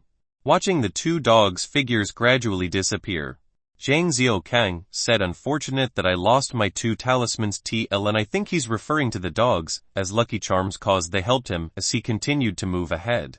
On one side of the Yangtze River, Zhang Xiaokang killed an ordinary zombie. As he pulled out the spear from the head, the zombie fell to the ground, and a rusty key fell out of the zombie's pocket. Monster drop. Zhang Xiaokang saw the key on the ground, and subconsciously looked around to find a legendary treasure chest. There was no treasure chest, but he did find a bicycle in the vicinity. It had a basket which contained deteriorating lunch, a teacup, a portable water bottle. The back seat had a fish basket, filled with fishing equipment. It appears that the owner was riding a bike to go fishing before he was infected, and became a zombie just after parking the bike. The tires didn't have any air in them. They looked deflated. But Zhang Xiaokang found a portable foot pump in the fish basket. The owner was also a careful man. The bike was in a good condition. The owner was parked at the bridge, escaping the corrosive rain. Zhang Xiaokang fully filled the air. The end of the bridge leads into the suburbs. Zhang Xiaokang got on and rode it towards the suburbs. Zhang Xiaokang was riding the bike on the cement path by the countryside. He was pedaling quickly. He felt euphoric. I basically own this bike, even though it was only a bicycle. And it was very different compared to a car. But it was still so much better than walking. On the road, from time to time, the scattered zombies would smell him. But Zhang Xiaokang just whizzed past them riding his bike. Seeing the zombie behind him getting further and further away, he happily wanted to start singing. There's a situation. Zhang Xiaokang stopped the bike and lifted the binoculars that he hung around his neck to observe. Both sides of the road was a row of fish ponds. On one side there was a tin hut and the other side was a car. On the rusty hut there were several characters painted with white oil paint which vaguely made out the words tobacco, snacks, fishing equipment rental. In front of the hut were 78 zombies together squatting on the ground. A clean white bone was thrown to the side, with a few of the remaining fingers clutching a bottle of mineral water. Bad luck. Seeing that debris, Zhang Xiaokang was shaking his head. Initially he wanted to go round, but then he thought of how he was quickly running out of food. The 20 pounds of meat and sausages were eaten by the dogs. The 2 slices of bread left were only just enough to make one meal. There wasn't much rice left. He didn't have a fire, so how could he just eat it raw? So Zhang Xiaokang stopped by the hut, picking up his spear and going behind the zombie. It only cared about the flesh before it and ignored him. It wasn't even hard. It was just like when Zhang Xiaokang was killing frogs as a child, stabbing the zombies one at a time to death. Going into the little shed, the goods were messily placed, and there wasn't much. Zhang Xiaokang is afraid that zombies from far away will be attracted here, but he didn't just randomly put things into his bag. He chose all kinds of foods and mineral water to fill it. He also shoved a few beers into his pocket before leaving. Walking towards the bicycle he saw a Honda. How unfortunate. Why didn't I learn to drive? Zhang Xiaokang complained. I didn't learn to drive because of a fear of death in case of an accident. Just before he left, he decided to walk up and drive it. Zhang Xiaokang looked through the car window. Not bad. It's not perfectly clear, but I can see a figure of a person. Zhang Xiaokang went to the front of the Honda. Looking through the windshield, a person sitting in the passenger's seat was looking at the small shop. A head with shoulder-length hair and body was wearing dirty clothes, which were so dirty that he was unable to tell what the original colors were. It's not a zombie, Zhang Xiaokang thought. He had never seen a zombie so quiet. Zhang Xiaokang opened the door, and a foul smell escaped. Even his nose that was used to a stench couldn't take it. Its face was pale and malnourished, and its face was pretty clean, but its eyes were a little cloudy. Zhang Xiaokang got excited. It was a girl and she's alive. Chapter 22 Yongqi'er. Zhang Xiaokang stood outside the car and watched the girl. She was sitting in the car in a daze. Who are you? It had been too long since he had talked to someone else. Plus, this is the first time Zhang Xiaokang had seen another living person since the apocalypse. He was really excited, so his pronunciation wasn't very accurate. Cough, cough. Who are you? Zhang Xiaokang tried again. No response. Zhang Xiaokang waved his hands before her eyes. Still no response. Zhang Xiaokang put his hand on her shoulder and nudged her a few times. She was moved around by Zhang Xiaokang's pushing. Still no response. Zhang Xiaokang looked up and around. A few dozen zombies had appeared at the pond behind him. He was running out of time. Ha! Zhang Xiaokang slapped her across the face. Wow! She started to cry. Finally a response. Zhang Xiaokang said with a sigh. Who are you? Zhang Xiaokang asked. Wow! Stop crying. The zombies continued to increase in number. He was getting a little annoyed. Wow! Ignoring him. Ha! He slapped her across the face again. It was like turning off a noisy music player. It was finally quiet again. Zhang Xiaokang pulled the door open, put his things in and closed the door with a caw. Start the engine, Zhang Xiaokang said, sitting in the back seat. Quickly start the car. The surrounding zombie figures were beginning to crowd. Do you want to be eaten by zombies like him? Zhang Xiaokang shouted, pointing at the dead body. Uncle, do you think this is a biochemical crisis? The girl said to Zhang Xiaokang. Uncle. Zhang Xiaokang was in the back seat. He quickly touched the beard on his face. Did I shave before going out? Zhang Xiaokang thought while feeling his stubble. Slapping himself. Now is not the time to be thinking about this. Zhang Xiaokang pointed at the bodies of the zombies scattered on the floor and cried, what are they if not zombies? They are monsters. Zombies in the movies are a mess of rotting flesh. They are not like this kind of monster flesh, the girl argued back. Zhang Xiaokang really wanted to slap her again, but if he does it might get them all killed. What kind of time is this to be arguing trivial matters like semantics? I don't care if it's a zombie or a monster. If you don't want to be eaten by them, then start the car. Zhang Xiaokang's eyes flashed with rage. In his mind 1,000 bombs just detonated. I don't know how to. I've always wanted to learn, but no one would teach me, she said to him. Her words were like a bolt of lightning striking his skull, leaving him fried. Zhang Xiaokang didn't say anything and got out of the car. He put on his backpack and water bottle, getting ready to leave on his bicycle. He took one last glance back at the woman sitting in the car, to find her watching him in a daze. Let's go, you sitting there is waiting to be killed. Zhang Xiaokang growled at him. He really didn't know how this stupid girl managed to survive this long. Oh, she responded, and walked to Zhang Xiaokang, staring at him pathetically at a loss. With tears in her eyes, the veins on Zhang Xiaokang's forehead were about to pop.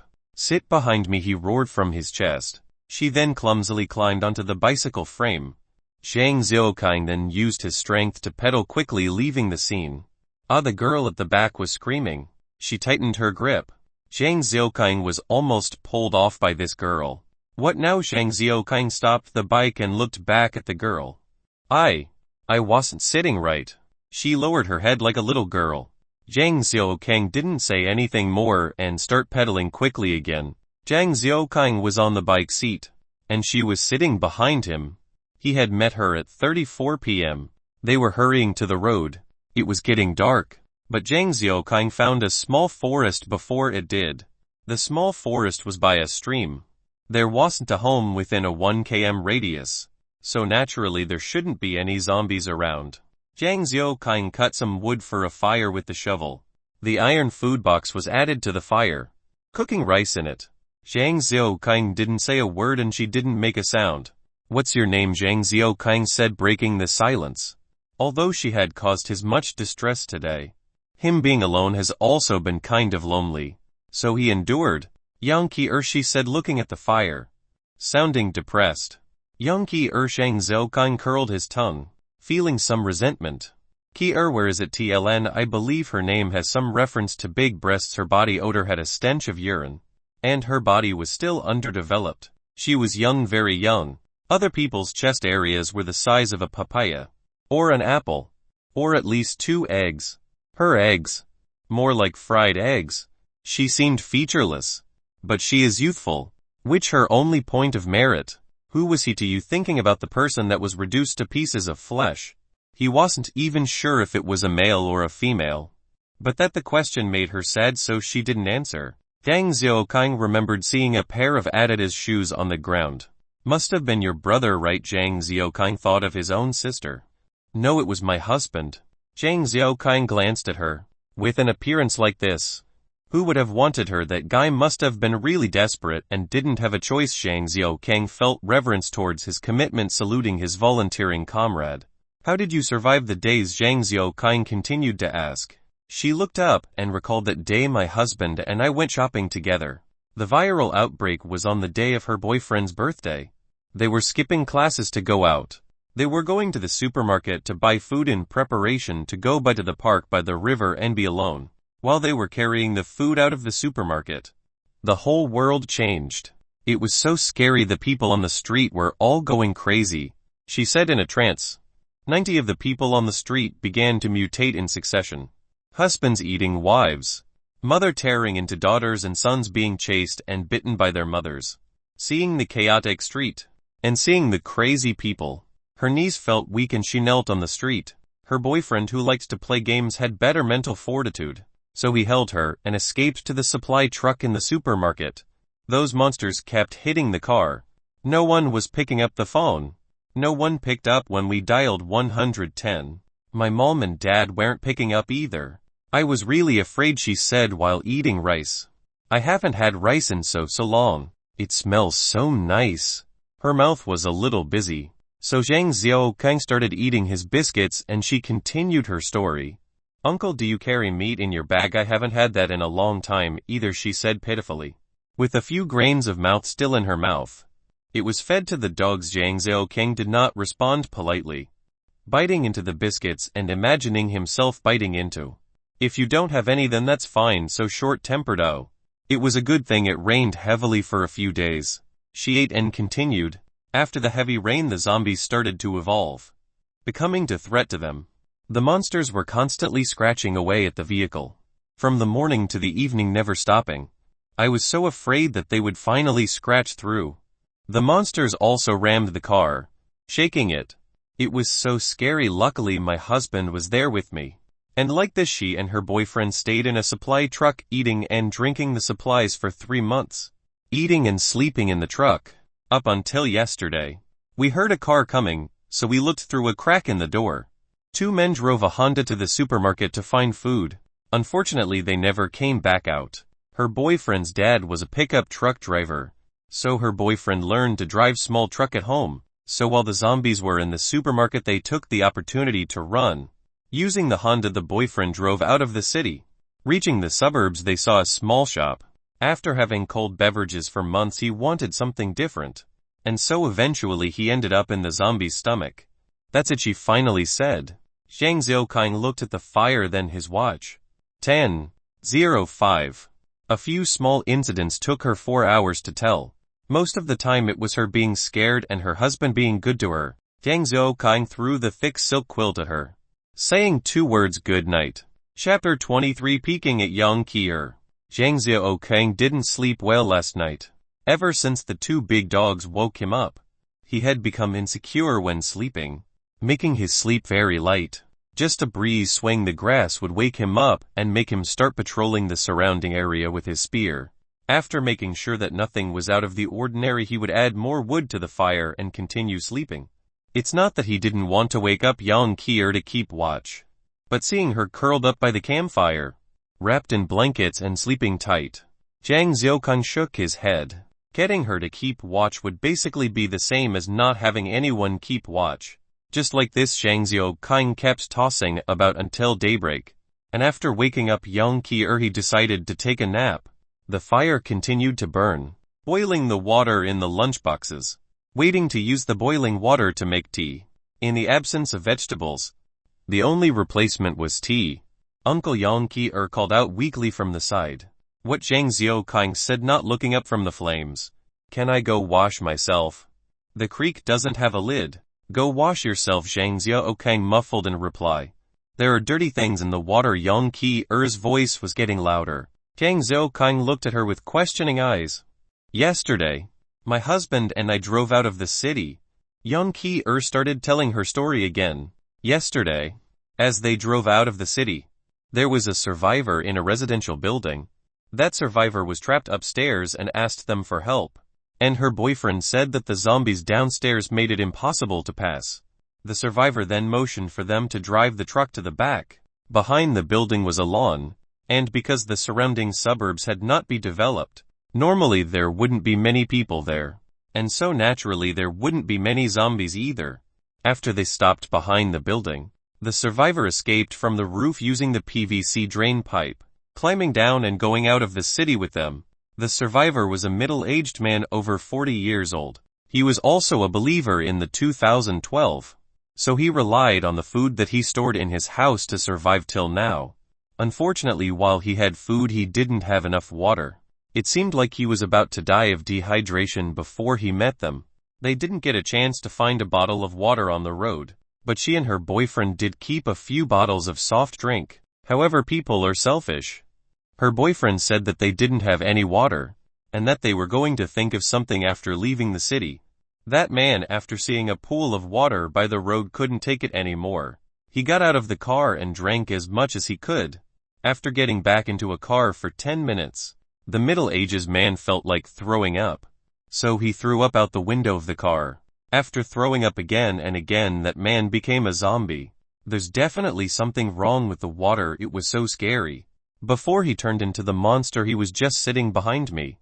Now that I think of it, I feel scared, she said, sounding like she had more to say and patting her chest. That unlucky kid must have drank a large amount of rain water. Jiang Xiaokang only had a few drops splashed into his mouth before he went through a large amount of suffering, while that guy drank till he was full. If he didn't become a zombie, it wouldn't be fair. As long as you don't drink any, nothing will happen, Jiang Xiaokang taught her through experience. Thinking about the time he was completely drenched in rain water, but was completely fine. She looked down at her legs, not making a sound, silently protesting at Jiang Xiaokang. Look, Jiang Xiaokang said as he went past her, walked to the creek and started to wash his hands. The stream was cool in the early morning, chilling his hands stiff. A few months without the humans polluting it. The water was clear and bright without the slightest impurity. Jiang Xiaokang stood up and flung the water on his hands. Some of it hit the fire, causing it to roar. Yang Qi, who was watching him, took a few steps back. Feeling unsafe, she took a few more steps back. She kept going until she felt safe before stopping to observe him. Seeing her intently observing his actions made him uncomfortable. Not thick-skinned enough, Jiang Xiaokang said in self-contempt. He couldn't even stand a little girl's gaze. 5 minutes. 10 minutes. Half an hour. After 1 hour she was still staring at him. Are you done? Jiang Xiaokang grew weary. Yang Qi at this time then hesitatingly headed towards him, taking 3 steps forward and 1 step back before standing 5 meters away and no longer wanting to get any closer. You really haven't become a monster? She asked in a skeptical tone. Do monsters talk to people about ideas or teach you how to wash? Jiang Xiaokang said impatiently. Oh, Yang Qi relaxed and walked by the stream. Turning her head at Jiang Xiaokang, she said, can you turn away? You can wash yourself somewhere where I can't see you. Jiang Xiaokang responded unyieldingly. If I can't see you, I'll be scared of the monsters. Yang Qi pulled an unfair card. Jiang Xiaokang turned around. After 10 or so minutes had passed, Jiang Xiaokang once again looked over at her. He was not some sort of righteous gentleman, and so naturally would not give up on an opportunity to take advantage of the situation. Yang Qi had stripped down to her underwear. She seemed to notice something, and slightly turned her body. When she turned away, there was naturally nothing to see, so he put on the behavior of a gentleman. Jiang Xiaokang started to sneak a peek again. The early spring coolness had not yet passed. Yang Qi rubbed her arm, and her little calf was gently shivering. Her desire to be clean overwhelmed her fear of the cold. Yang Qi took off her bra, and Jiang Xiaokang's eyes moved up. What, those fried eggs were pushed up by the bra? What are they then? Fried quail eggs? Jiang Xiaokang felt cheated. Pass. His eyes moved towards her hips. She was wearing cute sky blue underwear with crayons printed on them. The cute underwear was supposed to be tight-fitting, but they were a little loose on her. Had he not seen her delicate white thighs, Jiang Xiaokang would have thought those were a zombie's butt. Nothing in that department either. Pass. Finally he hopefully glanced at her waist. Where is her waist? Her upper body and lower body were of the same thickness. Nothing there either. Pass. Jiang Xiaokang felt lost. He tried so hard to find something, but found nothing. No chest, no waist, and no hips. Not long after she finished washing, wearing only long johns, she began washing her clothes in the stream. He watched as the water turned from brightly clear to muddy black. Jiang Xiaokang sighed. How dirty was she? After washing her clothes, she gathered them around the fire to dry them. Jiang Xiaokang was cooking a meal, calculating how much he needed to make for an extra person. Right now they can only have 2 meals a day. Yang Qi would ignore any opinions that Jiang Xiaokang might have. Yang Qi held onto the lunchbox and ate. Jiang Xiaokang was also holding the lid of the lunchbox, while eating fragrant glutinous Thai rice accompanied with chili sauce and sweet beef sauce mix. Yang Qi took a few bites and threw up acidic water onto the ground. She isn't infected, is she? What's wrong? Jiang Xiaokang carefully took a step back as he asked the question. She looked at him pitifully. I might be pregnant, huff. Jiang Xiaokang let out a breath of air. As long as she's not infected, it's fine. If you're pregnant, then you're pregnant. Just give birth, Jiang Xiaokang said without care. I don't want to be a mother so early. I'm only 14, boo-hoo. She started crying. Batting the lid in Jiang Xiaokang's hands fell onto the ground. He was a little dizzy. He had thought all this time that she was 1718 years old, since her height and appearance seemed that way. What can I do as a 14-year-old? Catch loaches, hang frogs, not do homework, draw transformers on textbooks. The most intimate contact that Zhang Xiaokang had with a girl at that age were drawing a turtle on the back of a girl's seat. He tore her textbook, and she gave him a slap. Zhang Xiaokang once again thought about how that slap felt. Zhang Xiaokang stroked his cheek as he looked at her, crying loudly. Is this world changing too quickly? Or I just don't understand it. You're already messing with love at such a young age? Zhang Xiaokang carefully asked. My whole class does it. A girl that can't find a husband would be laughed at, and boys that can't find a wife are known to be incompetent. Boohoo, she said as she was crying. Zhang Xiaokang was once again speechless. He claimed to be a new era recluse, but now he realized he couldn't even keep up with the times. Why did you do stuff like this so early? This isn't good for your body, Zhang Xiaokang guiltily said to her, fearing that she would find him old-fashioned. I didn't want to either. But in the container, other than making love, what else was there to do? She said to him confidently. Zhang Xiaokang was completely silent. Chapter 24 Yang Qi-er's strangeness. Zhang Xiaokang didn't bother with her anymore. He quietly packed up their bags and got ready to go. Yang Qi-er eventually grew tired of crying and slowly calmed down. Zhang Xiaokang didn't know where to go. When he was at home, his goal was to escape the city. Now that he's out of the city, he's lost. Zhang Xiaokang just rode along the road on the bike, with Yang Qi-er behind him. Along the side of the roads were row after rows of rice paddies, like a checkered clothes scattered along the pond. The coming of springtime meant that branches on the trees were growing anew. There were already swallows flying by the river stream in the distance. The scene ahead was covered in fresh green. Girls nowadays seem really heartless. Yang Qi-er, who was behind him, had already recovered. The issue of her pregnancy tossed aside. Uncle, the stick you have on you is poking into me, Yang Qi-er said while pulling at the spear in Zhang Xiaokang's backpack. Hearing her say something about a stick and poking, he almost drove the front of the bike into a ditch. Just endure it. Zhang Xiaokang didn't look back. He just said these three words. Your stick poking me really hurts. Yang Qi-er was still pulling at the spear. Zhang Xiaokang was riding the bike. His nose was hot. It felt almost like his nose was about to bleed. Then he turned his head, willing his thoughts to the morning bath scene, to shake him out of it. Thinking of how featureless she was, it cooled him down like ice water from the winter. Zhang Xiaokang stopped caring about what she said and continued pedaling, but she only became more animated.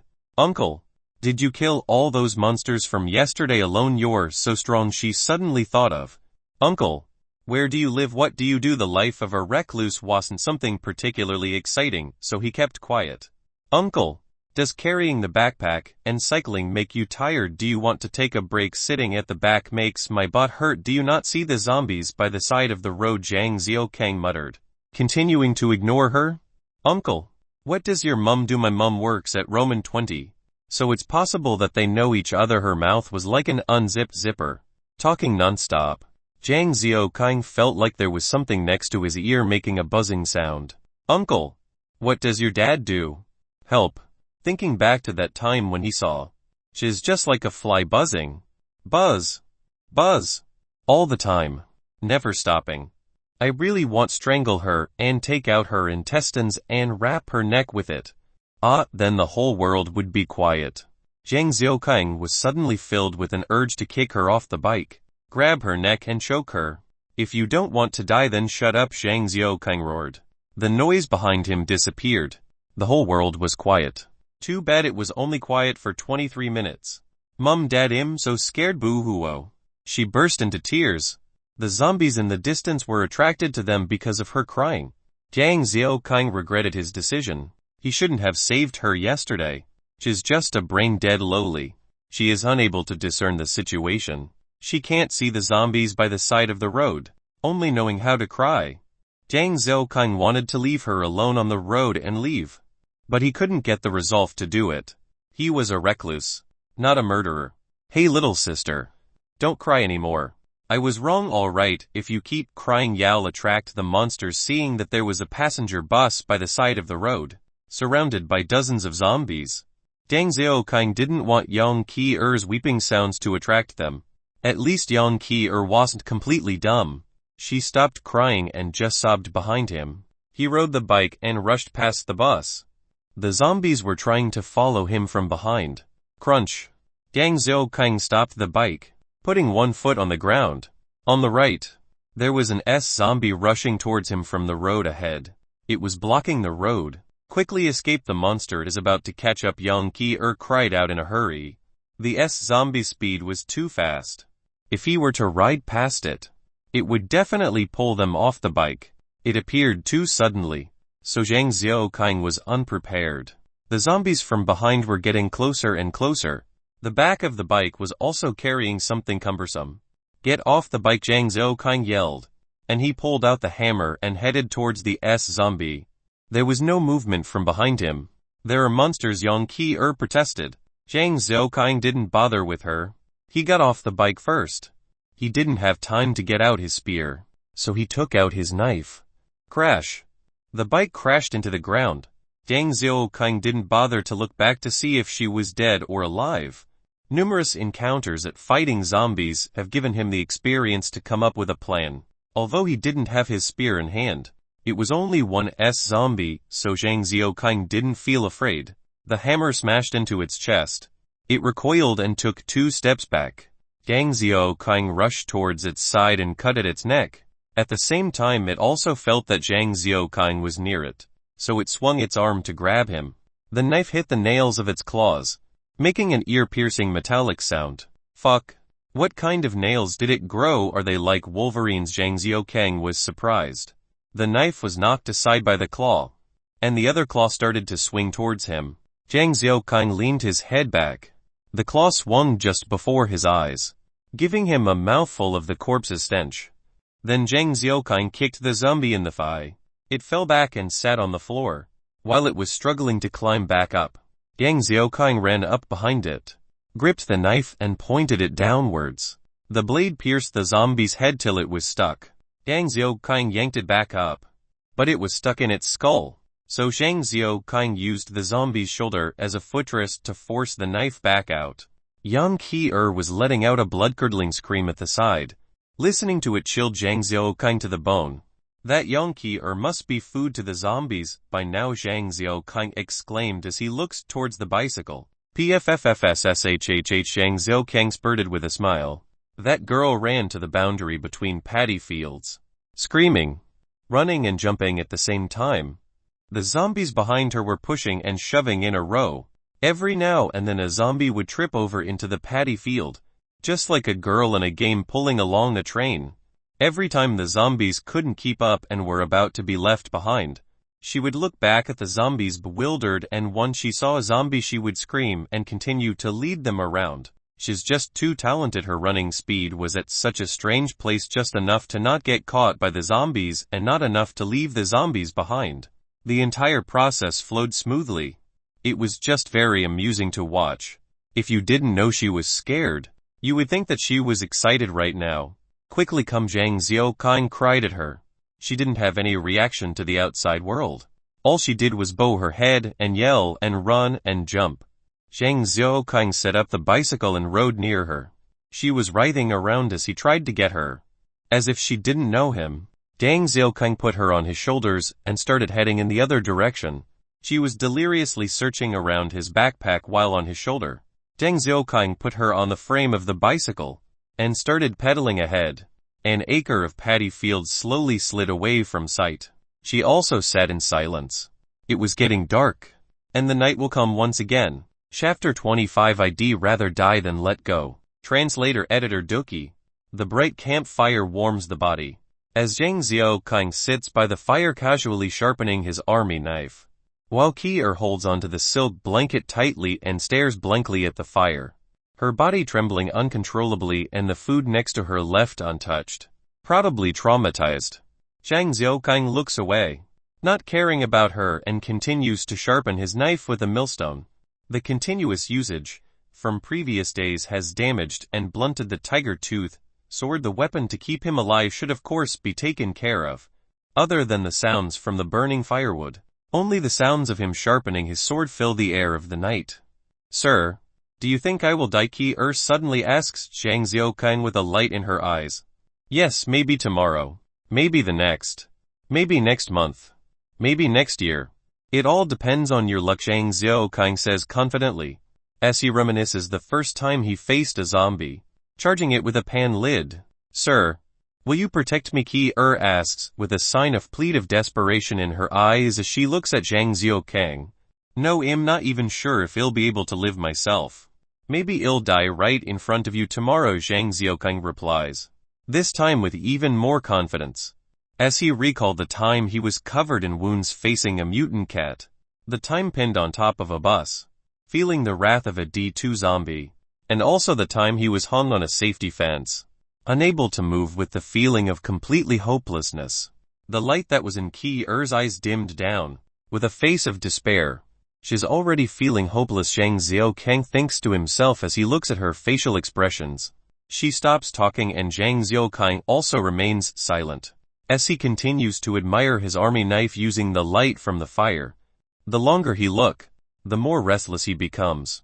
An image of him waking up to a hopeless and despair apocalyptic reality flashes across his mind. Do you want to live? Zhang Xiaokang asks suddenly, breaking the silence. Girl slowly looks up to him in confusion.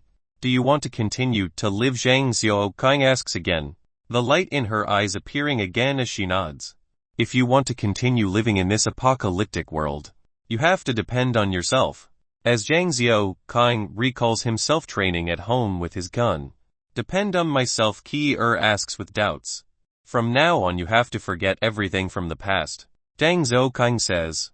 Looking at her, you are no longer daddy and mama's little girl. You are no longer the mischievous student in class. You even have to go beyond that and forget that you're a woman. Zhang Xiaokang suddenly recalls his days of living the happy, otaku life.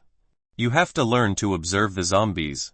Face the zombies and until you become able to kill a zombie. Zhang Xiaokang continues to lecture. From a perspective of a veteran, how am I supposed to kill? Ki-er asks. You're very nimble and agile. You've got pretty good speed as well. Zhang Xiaokang, recalling the time she pulled the train to distract the zombies. As long as you're not scared, the zombies won't be able to catch you. You only have to worry about the evolved zombies. Zhang Xiaokang continues to pass on his knowledge from experience, telling her about his past encounters. As Ki-er's confidence starts to grow. Thanks, sir, Ki-er says with gratitude. Sleep early. We'll start training tomorrow, Zhang Xiaokang says. Okay. Ki-er says as she begins lying down in her blankets. Sir, when you looked at me showering this morning, what did you think? Did you like what you saw? She asks. Out of nowhere. It was my loss. No boobs. No waist. No ass. You don't even have one out of the 3 good traits, Zhang Xiaokang sighs. Ki-er turns, facing away from him and ignoring him. As the night goes on, the cold starts to creep in. Ki-er moves closer towards the fire as she falls asleep. Zhang Xiaokang places some firewood between her and the fire, in case she rolls into it during her sleep. Zhang Xiaokang wants to sleep, but the possibility of something happening during the night haunts him.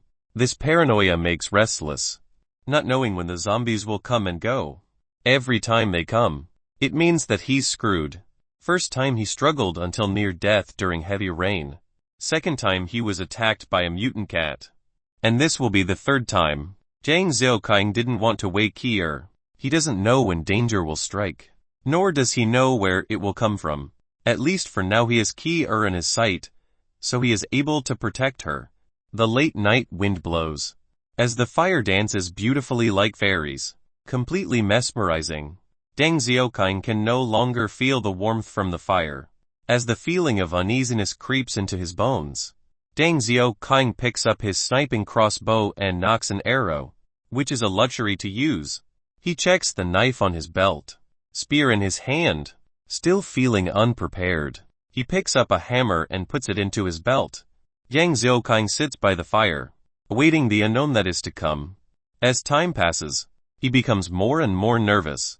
Zhang Xiaokang hates this feeling, the feeling of not being in control. Instead you can only be a little chest piece which can be trampled on anytime. He'd rather face a D2 zombie than to have to wait for this unseen danger. Time passes on for who knows how long.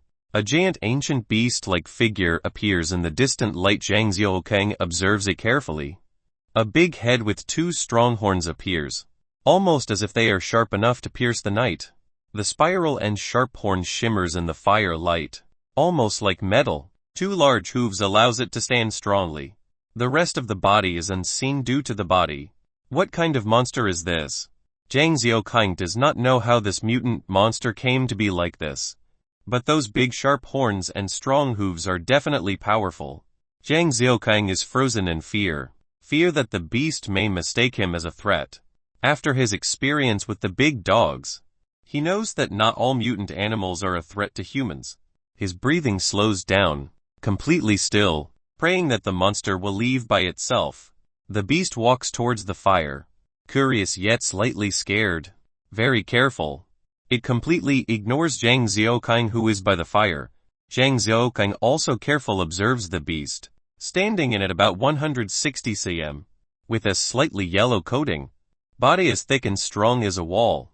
When carefully observed, it slightly resembles a mountain goat. The goats that he have seen has short and thick horns, bending slightly backwards. This monster, however, has the horn of an African gazelle, long and straight. As time slowly passes, the monster continues to move closer. Zhang Xiaokang prepares himself and becomes very alert. He aims between the eyes of the beast with his crossbow. The atmosphere becomes eerie. The monster takes his interest in the fire as Zhang Xiaokang aims at the beast. He is sleeping by the fire, completely oblivious of the situation. The beast seems to lose its interest in the fire and begins to take a step back to leave. Ha! An ember bursts out from the burning firewood, startling the beast as it charges towards the fire, horns pointing in an attack position. Not knowing the beast is targeting the fire, he fires the crossbow straight onto the forehead of the beast, the crown of the arrow shaking ever so lightly. The monster stops in his tracks, with the arrow still on his forehead, charges at Zhang Xiaokang. Zhang Xiaokang feels bitter in his mouth. How can you kill something that can't be killed by a crossbow? Zhang Xiaokang throws away the crossbow and holds onto his metal spear. I'll give it my all. There's nowhere to run. Escaping into the darkness is an even quicker death. The beast seems to be in extreme pain, as he tries to take out the arrow. Failing to do so, he redirects his anger towards Zhang Xiaokang. It tramples the ground a couple times and charges at Zhang Xiaokang with its 2 big horns directly pointing towards Zhang Xiaokang. He places the end of the spear on the grove for support and readies his stance to face the beast, the spear pointing towards the beast's forehead, as he waits for it to charge into it. The beast charges. Speed not up to par with the mutant cats, but its power is on the same level with the D2 zombies. Zhang Xiaokang rolls towards the side the moment contact is made. Hung. Ha! The first sound is the crash and the second sound is the spear breaking into 2 pieces. As Zhang Xiaokang hears the cracking of the spear on the ground, his heart becomes cold. The huge colliding power also damaged the beast. He stumbles. He shook his head trying to clear the grogginess. A chance he won't get again. He charges forwards and catapults himself onto the beast, left hand holding onto its mane. Right hand thrusts the army knife towards his neck. Dong, the sound of the knife piercing through his leather-like skin, and yanks the blade out. The monster, enraged, begin to flail about. Zhang Xiaokang throws down his knife and puts the monster into a headlock. He only has one thought in his mind. I'd rather die than to let go. Chapter 26, A Big Piece of Meat. Translator What translate? Editor XTexM A5 Tuzgo F5H Adgo WZZZXX. The beast violently thrashed around the campfire, throwing Zhang Xiaokang around like a ragdoll. Dizzy and unable to keep his sense of direction, he vomited as he clung to its back in desperation. If not for the searing pain in his hands, he would have thought that he had lost his limbs long ago. Suddenly, there was a bump. It seemed to have broken his tailbone as he felt a numbing sensation creep from his hips to waist. Wah! Zhang Xiaokang cried out. Now! He was continuously vomiting, but all he could taste was the bitterness of only the bile that remained. The monster carried him on its back, unrelenting in its rampage. All his joints felt as though they had been torn apart. Unable to muster up the strength to fight, All he could do was clamp onto its neck and waist. In the corner of his mouth, he could taste a faint sweetness. Zhang Xiaokang had bit down too hard, and his gums were starting to bleed. It was hard to keep his eyes open. He could feel the unconsciousness quickly coming upon him. Zhang Xiaokang didn't know where it would take him, nor did he know what fate awaited him. But none of that mattered now. He was already riding it, and it was too late to get off. Reaching a galloping pace, the wind began to sting Zhang Xiaokang's eyes, so he buried his face into the beast's back. He could hear the wind as it whipped through its fur and the steady, rhythmic pounding of its feet. His body felt the vibrations and the bumps in its body. His mind was blank. He didn't care about anything, only the peace of the coming end. After some time, the sky began to lighten. The beast also started to slow down, and touching its neck, he could feel some wet fur. Only when the sky was completely bright did it reduce its pace to a trot. Panting heavily, "Here's my chance," he realized, releasing his hands and grabbing onto the horns of its head, pushing it forwards. Zhang Xiaokang sat on its neck, his legs tightly wrapped around its throat. Holding onto its horn with his left hand, he drew out the hammer from his waist and smashed it down forcefully onto its head. The beast let out a wail as it tried to throw him off. Zhang Xiaokang started to feel faint again. However, its bucking stopped, and Zhang Xiaokang struck its head again, causing the beast to shake its head once more. At that point, he stopped, so as to avoid being thrown off, and once it had continued his attack, this happened in turn, over and over, eventually tiring the beast. However, Zhang Xiaokang was losing the strength to hold on. Suddenly, as he leaned back, the beast stood up, throwing him backwards. But as he fell, he managed to grab onto its horn and held on, waiting for it to return to the ground. Out of the corner of his eye, he spotted the crossbow arrow firmly embedded in its forehead, lodged just deep enough to hit bone but not the brain, making it painful but not fatal. Zhang Xiaokang saw hope, and gathering himself, he sat on its back and waited for an opportunity. Another chance. It stood up again.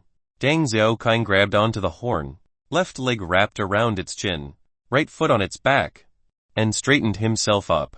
Dang! The hammer hit the tail of the arrow, causing it to sink further into the beast's forehead. It moaned again loudly, leaving his ears buzzing. The beast continued to leap up and down, sitting on the top of it. He felt like he was flying up and then falling. The hammer flew out of his hands. The left hand that was holding onto the horn was now bloodied from grinding. He did not know how long it would be until it finally ceased. Before it, taking a few steps back, then a few more, fell down sideways onto the ground. Zhang Xiaokang didn't let go, and so was thrown onto the ground with it. He groaned as he pulled his left leg out from underneath it. Unable to feel anything, he rubbed his calf, to which there was a slight pain. Is it broken? He worried, and checked it more carefully. The leg bone was fine, but his left foot was hanging off his leg. It's dislocated. Zhang Xiaokang gently pushed it a few times and until it suddenly moved up. Sshhhh. He breathed in painfully, and looked again. It still wasn't connected. I've never learnt to do this. He chuckled to himself nonchalantly. After several attempts, and torturing his feet in the process, he finally managed to fix it. The wounded Zhang Xiaokang looked over at the slain beast. Morning, uncle.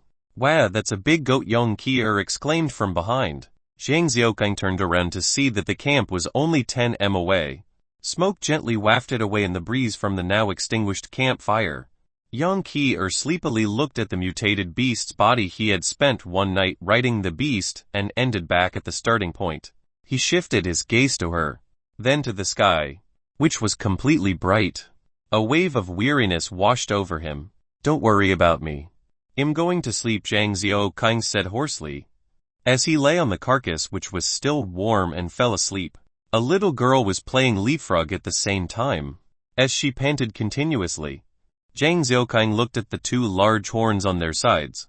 The big horn, around 6,070 cm in length, was engraved with spiraling lines from the top to bottom.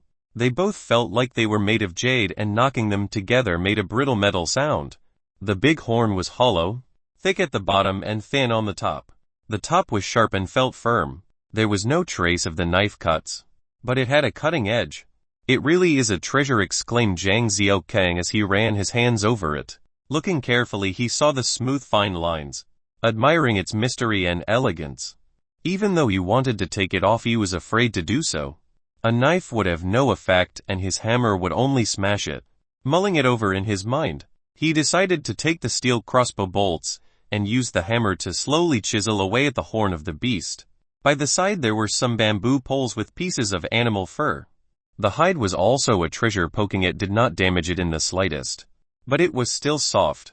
As he was pulling it off, his head started to hurt from a wound he had sustained, so he used his shovel to slowly strip it away. Now the beast lay there naked. "Uncle, that was 2,000 times." Yang Qi reminded Zhang Xiaokang that she had done 2,000 jumping jacks. "Rest for a while, then do another 2,000, he responded casually, wondering what good the two horns could do. "Uncle," Yang Qi said. Zhang Xiaokang looked at her. "It's a lot of physical work. Is there any meat to eat? Otherwise I can't keep jumping," Yang Qi complained. No, Zhang Xiaokang was definite. "Isn't that a big piece of meat?" Yang Qi pointed to the naked beast. Zhang Xiaokang began to think. Zombies eat flesh and mutated dogs eat zombies. However, the dogs did not become infected after consuming their virus-infected flesh. This means that the virus and the meat will let it evolve but not mutate, furthermore indicating that there are some substances in the animal that will produce a positive response when combined with the virus. Therefore, animals must be immune to the virus. Zombies don't eat other zombies, because their flesh will have no effect on their evolution. Zombies must then be only interested in virus-free flesh. Previously, the zombies had surrounded the dogs, so naturally they would have wanted to eat the dog's meat. This means that the flesh of the large dogs had no virus, as it had already been cleared by the animal's body, which means you can eat it and it'll be fine, Zhang Xiaokang realized. "Uncle, can I?" Yang Qi persisted. "Continue to train. Well, talk come dinner time," Zhang Xiaokang said. "Yes, there's gonna be meat to eat tonight." Zhang Xiaokang bounded away, in high spirits. Chapter 27. Just call me cockroach. To eat or not to eat? That is a question. Zhang Xiaokang was staring at the big piece of meat as he thought to himself. It will be great if we can find someone to try it out. Zhang Xiaokang took a glance at Yang Qi but eventually decided to drop the idea to make her test out the meat, as she is still a young girl, even though she is a little brainless, and no longer pure like a virgin. But it is a norm to not be a virgin. Someone once said, "Virgin, you have to go to the elementary school to find one." But Zhang Xiaokang still thinks that one should be able to find a virgin in high school. Zhang Xiaokang looked back to the meat. The color of the meat has turned slightly black. Maybe because no one released the blood from the meat in time and all the blood has flown back into the meat. Swallowing his saliva, he started to have strong cravings as he had not eaten any meat for the past few days. He started limping towards the meat, stopping right in front of it. He used his knife and cut a big piece of meat. Closing his eyes, he started to stuff the meat into his mouth. Right before he put the meat into his mouth, he stopped as the strong stench of the raw meat jammed the nerves in his nose. He walked over to the bonfire and started to barbecue the meat until the meat started to turn slightly yellow and smelled nice. Relying on his body that had just passed the test of the weird rain, he stuffed the meat into his mouth. "It's a little tough," Zhang Xiaokang said. "Oh, it got stuck in between my teeth." As he summarizes the tasting session. "Are you done?" "I can't wait anymore," Yang Qi asks while she barbecues the monster's hind leg by the bonfire. Zhang Xiaokang took a look at the meat and said not yet. After seeing that Zhang Xiaokang did not react badly to the meat, the little girl also ate the meat. This proves that Zhang Xiaokang's theory is right. The D virus is bad for humans, but it does not affect animals negatively. I wonder if the monkey will turn into zombie monkey. That thought came to Zhang Xiaokang while he was looking at the bonfire. It's burnt, I said it's done, but uncle don't believe. HMMPF Yang Qi started complaining about the meat being a little burned. "You threw my good intentions into the drain, don't eat it since it's burnt." Zhang Xiaokang chided at Yang Qi "Alright. I'm sorry." "Oh my god. The meat is so tough," Yang Qi said with a frown. "It doesn't come off no matter how hard I chew." Treat it like you were eating a female pig, and chew on it a few more times. Zhang Xiaokang shared his experience. Uncle, what's your name? Yang Qi'er finally remembered to ask for his name. He felt his heart wrenched after he recalls some memories when Kang Qi'er asked for his name. Xiaokang, stop playing and come back for dinner. His mother would call for him when he was young. Please introduce yourself. The teacher steps down from the podium while he walks up, staring into the eyes of more than 50 people. Hi, I am Zhang Xiaokang, he answered softly. That was a memory in high school. Xiaokang, what you gonna do? Seeing someone younger dying before your very own eyes. That was when his classmate recited a famous movie line to him. JY, because Xiaokang is a commonly used name, it was used everywhere. Dun Xiaokang, ha ha ha. Isn't that a cockroach? Sorry. Ha ha ha. I cannot take it. It's too funny. This happened when he went for a blind date. Thinking about all those experiences, he is filled with resentment towards his name. It is like curse, following him until he dies. A name is just a symbol. It is just a memory. It cannot represent anything. Zhang Xiaokang told Yang Qi'er sternly. But how should I address you? I can't always call you uncle, right? Are you having menopause, or are you still angry that I laughed at you for being single? He fell silent after hearing Yang Qi'er's comment.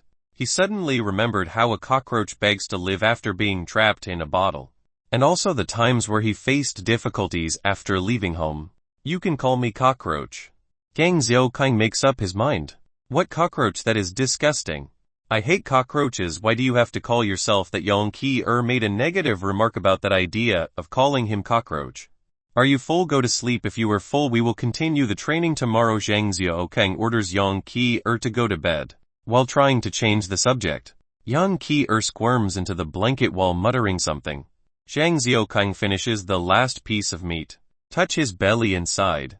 He always eats a lot when he is injured.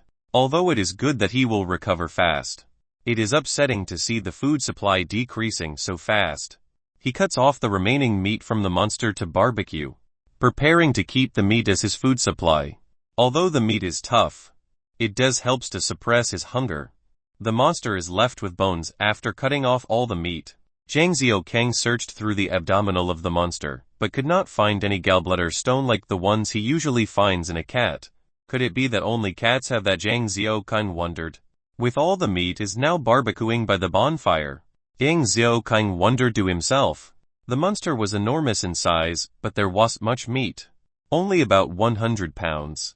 The rest is taken up by bones and organs. And after barbecuing, we are left with around 50 pounds of edible meat. I remember buying roughly 5 pounds beef, and after cooking, what's left is only 2 pounds.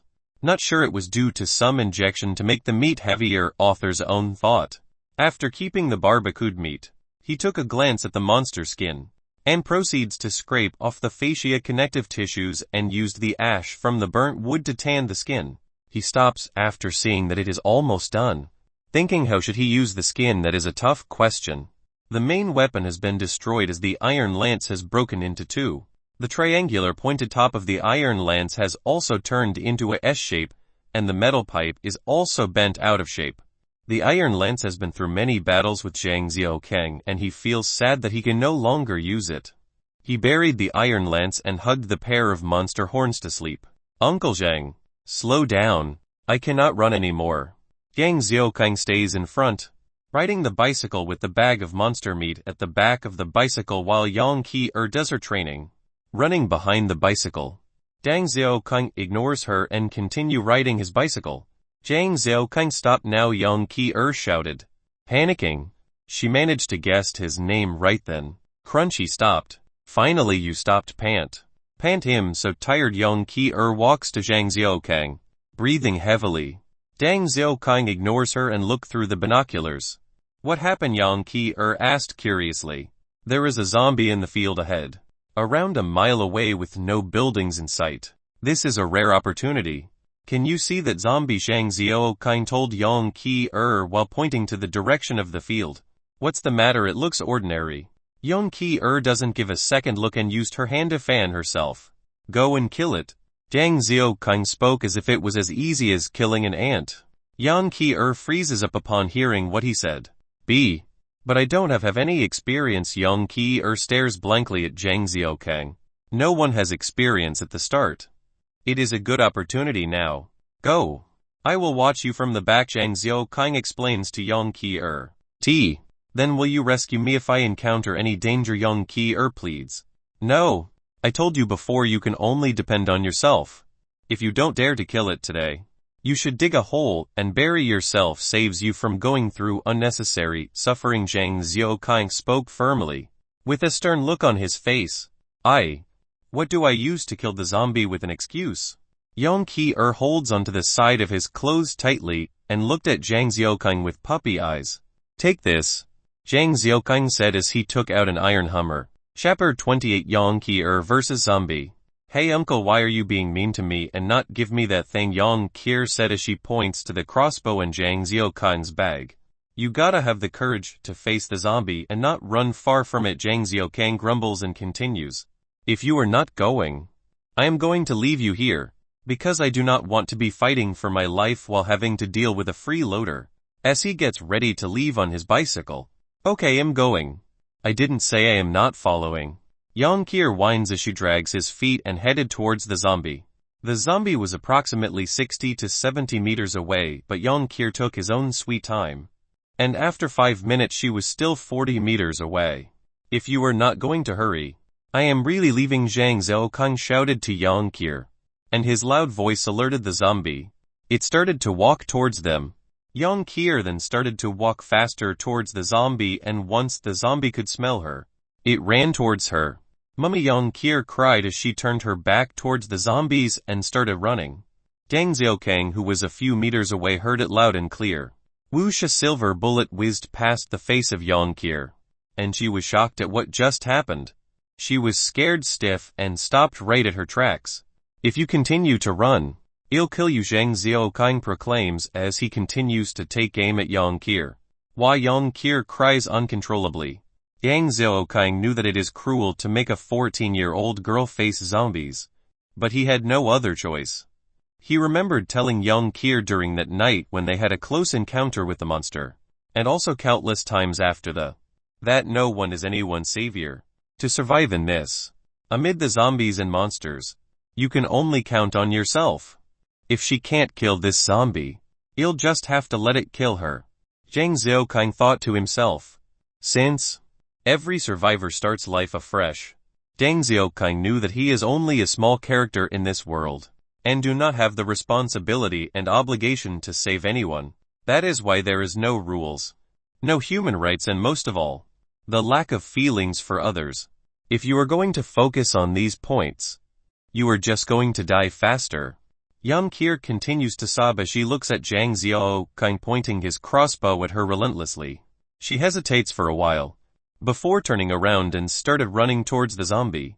Once Yang Qi is about 7 to 8 meters away from the zombie, she changed her direction, running to the back of the zombie. Oh, it seems that she is starting to use her brain. I see some improvement. Zhang Xiaokang thought to himself as he lights up a cigarette. Watching from afar, the zombie tried to turn to face Yang Qi, and once it come face to face with her, Yang Qi ran around again to the back of the zombie, and so the both of them continued to play hide-and-seek, running from each other. Suddenly, thump! The zombie could not keep up with Yang Qi's tempo, fumbling with its movement and fell to the ground. Chance! Zhang Xiaokang shouted with delight. Yang Qi also knew that this is her chance and ran towards the zombie. Thump! Yang Qi was too focused on the zombie that she missed her footing and fell over. Just like the zombie. Cough. Cough. Cough! Zhang Xiaokang choked on his smoke when he saw how Yang Qi screwed up such a great opportunity. Yang Qi stood up, but the zombie was also up by then. Round 1. Yang Qi versus zombie end in a draw. Yang Qi took a few moments to adapt to the situation. No longer afraid of the zombie, she was now within 2 meters away from the zombie. Zhang Xiaokang could see that Yang Qi has indeed improved, and felt relieved. As Zhang Xiaokang finishes his cigarette, he looks at his watch and exclaims 15 minutes. He looks up at the sky, and had an evil thought. I hope that she settles this before she dies from exhaustion. Yang Qi continues to watch the zombie, and suddenly the zombie threw its arms towards her. Without flinching, She evaded the attack and sidestepped to the back of the zombie before giving all her might in hitting the zombie's back.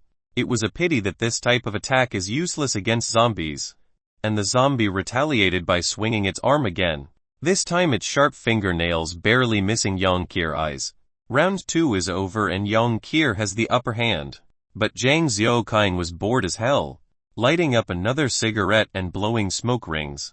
With the experience gained earlier, Yongkir is now feeling gutsier and provoking the zombie from all different directions.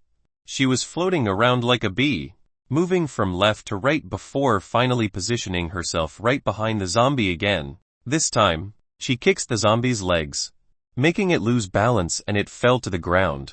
Ah!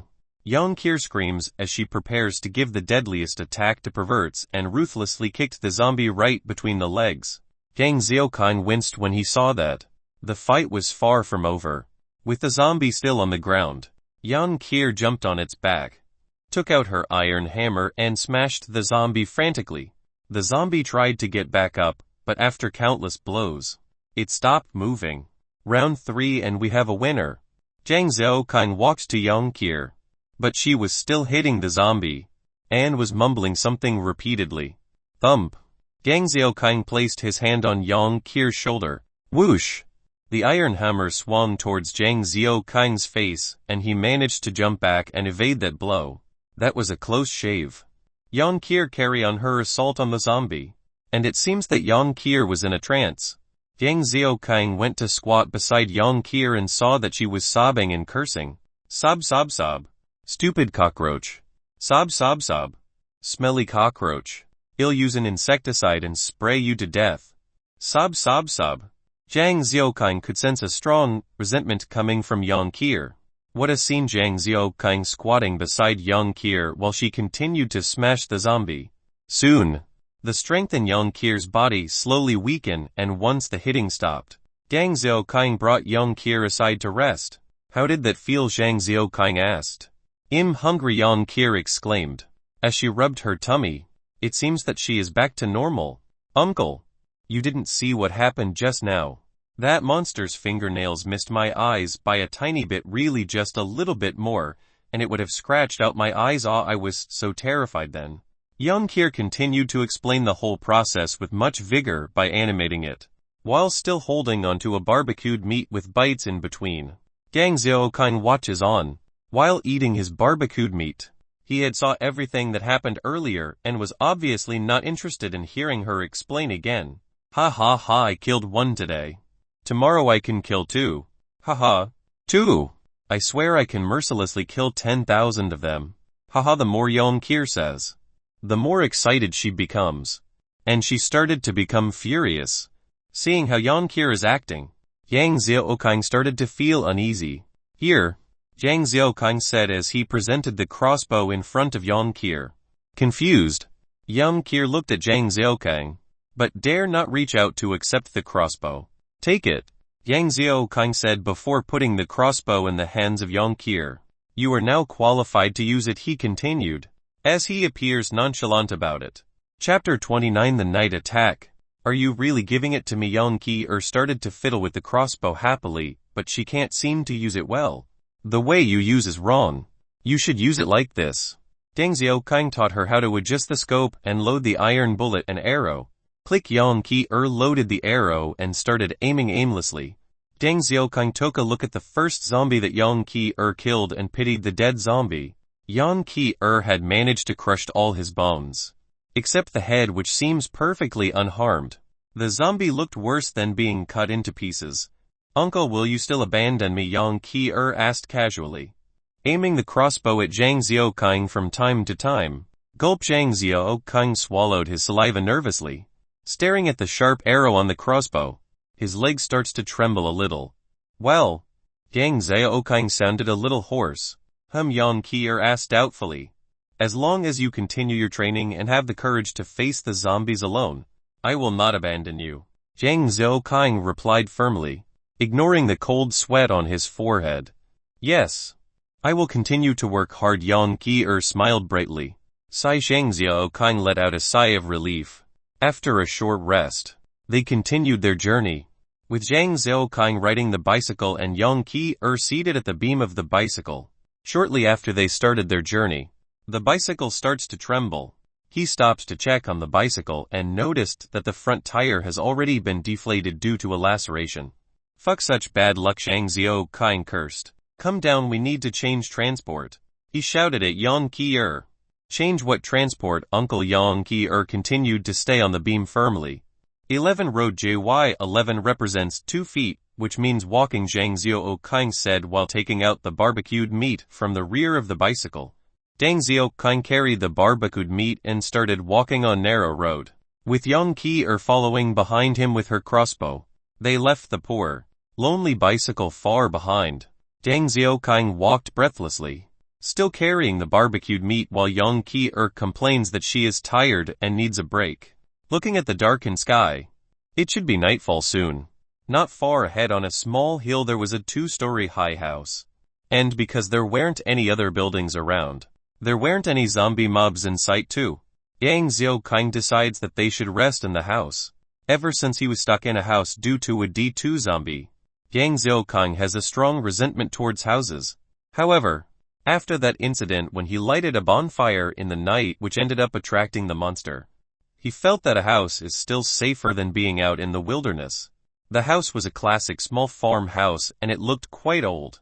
The white wall tiles were no longer shiny, and the corner of the walls were filled with yellowish dried moss. The cement floor at the front yard was full of cracks. The stainless steel windows of the house were locked. Thup thup thup. Zhang Xiaokang knocked on the window and tries to hear if there is any movement in the house. There was only silence. Zhang Xiaokang stepped back to observe the house, looking for a point where they can enter the house from. Uncle, what are you looking for? Yang Qi asks while looking at Zhang Xiaokang.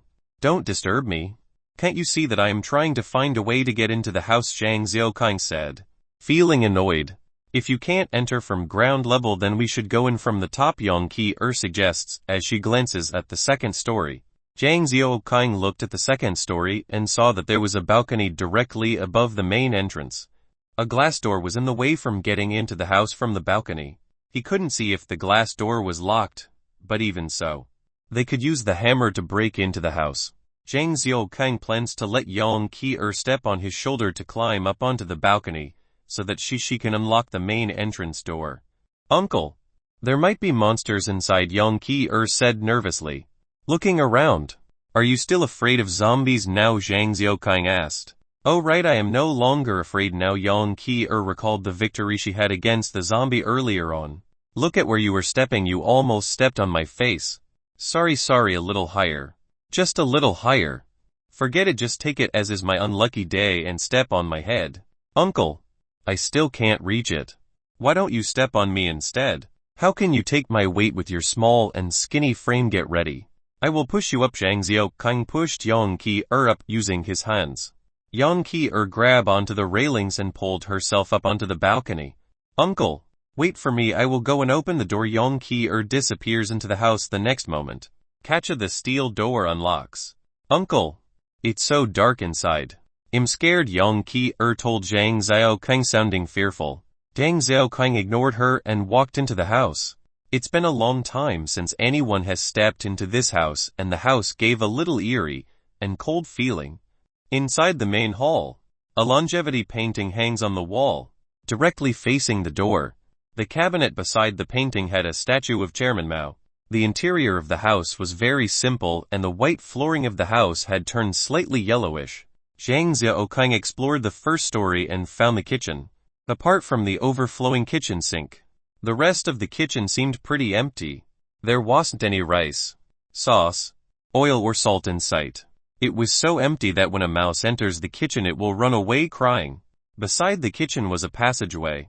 Following the passageway all the way to the back is a small yard, with a few rooms beside it. One is a garage and there were some tools and tires at the corner. The other room is a woodshed. There are 2 other rooms. One is a pigsty while the other is a fire cage room. That is what they say in the novel, where people in the village would use it to make smoked meat. Of course, there wasn't any smoked meat in the room. There is an iron gate in the yard which leads to the back on the hill, and the iron gate is locked firmly with a general lock. The owners must have managed to escape from the virus. Gathering all their food supplies and drove off with their car. They even have enough time to lock the front and back gate. Zhang Xiaoqing made a guess. The room at the first story must be an old man's room, as it was filled with old furniture and an old wooden bed. The rest of the rooms were used as a storeroom, and there was rice spilled all over the floor. JY rooms used to store rice supplies, I guess. The second story consisted of a living room, a guest room and 3 bedrooms.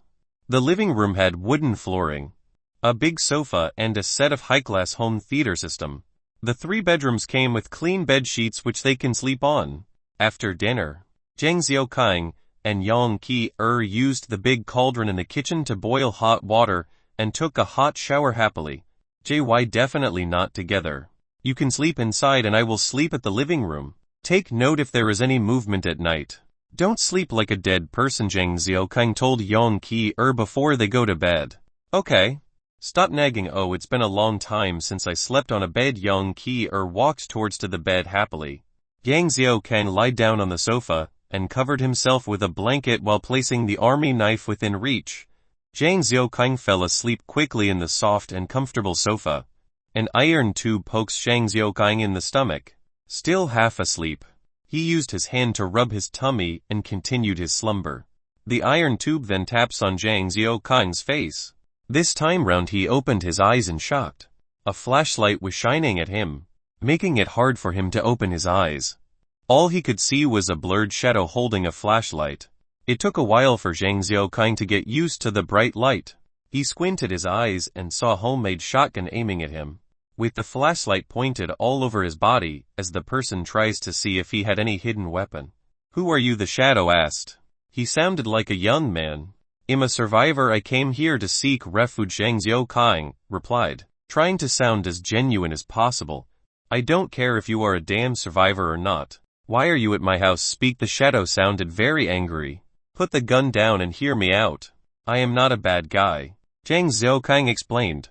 You are at my house, and yet you ask me to put down my gun. Screw you. The person flared up, and bang, the shotgun hit Zhang Xiaoqing's face. Zhang Xiaoqing clutched onto his face and continues to persuade the man. Don't move. Move again, and I will shoot you. Yang Qi emerges to join in the commotion as she holds onto her crossbow. Chapter 30. Are you crazy? The man turned and aimed his shotgun at Yang Qi, preparing to pull the trigger any time. Zhang Xiaoqing saw the opportunity and pounced on him. Bang! A gunshot was fired and cement powder fell around them as the bullet hit the ceiling. Zhang Xiaoqing and the man fell to the ground, still interlocked with each other, while the living room was filled with the smell of gunpowder. Both of them rolled on the floor while one tried to overpower the other. Pa! They knock onto the sofa's leg, and at the next moment, they hit the coffee table, shattering the glass. The shattered glass fell all around the floor, cutting both of their faces and arms, but no one seems to notice it. Once the man's grip loosens, Zhang Xiaoqing snatched over the shotgun, but immediately after that he took a strong hit to his nose. The man took the opportunity to give Zhang Xiaoqing a head, but when he was busy stealing the shotgun, it was like a spice shop opened up in Zhang Xiaoqing's face, as he could feel the taste of sourness, saltiness, bitterness and spiciness all at one go. Zhang Xiaoqing's tears and mucus started to flow out. Before he could react, a pair of strong hands grabbed onto his throat. The pair of hands, full of calluses, start to tighten with force, with the air stuck in his chest. Unable to get out of his airway, Zhang Xiaoqing's face started to turn green, and his vision blurred from the lack of oxygen. The long-forgotten flashlight was at a corner, illuminating the wooden floor. Unable to see both of them clearly, Yang Qi stood near the bedroom door waiting anxiously. With the whole world spinning, Zhang Xiaoqing lifted his right leg, using all his strength, and successfully sent the man flying by landing a kick on his abdominal. Cough, cough, gasp, gasp, gasp. Zhang Xiaoqing remained seated, rubbing his poor throat. He started coughing and breathing heavily while at the same time trying to take in as much air as possible. The man pounced onto Zhang Xiaoqing again. Knock! Zhang Xiaoqing frantically tries to bring up the shotgun and the barrel hits the man. The man cried, as he turned around and rushes down the stairs. He seems to be well aware of the surroundings and disappear quickly. Stop daydreaming, quick. Help me up. Zhang Xiaokang was still seating on the wooden floor, demanding Yang Erqi to help. Okay, Yang Qi ends her daydreaming and walks over to Zhang Xiaokang to help him up onto the sofa.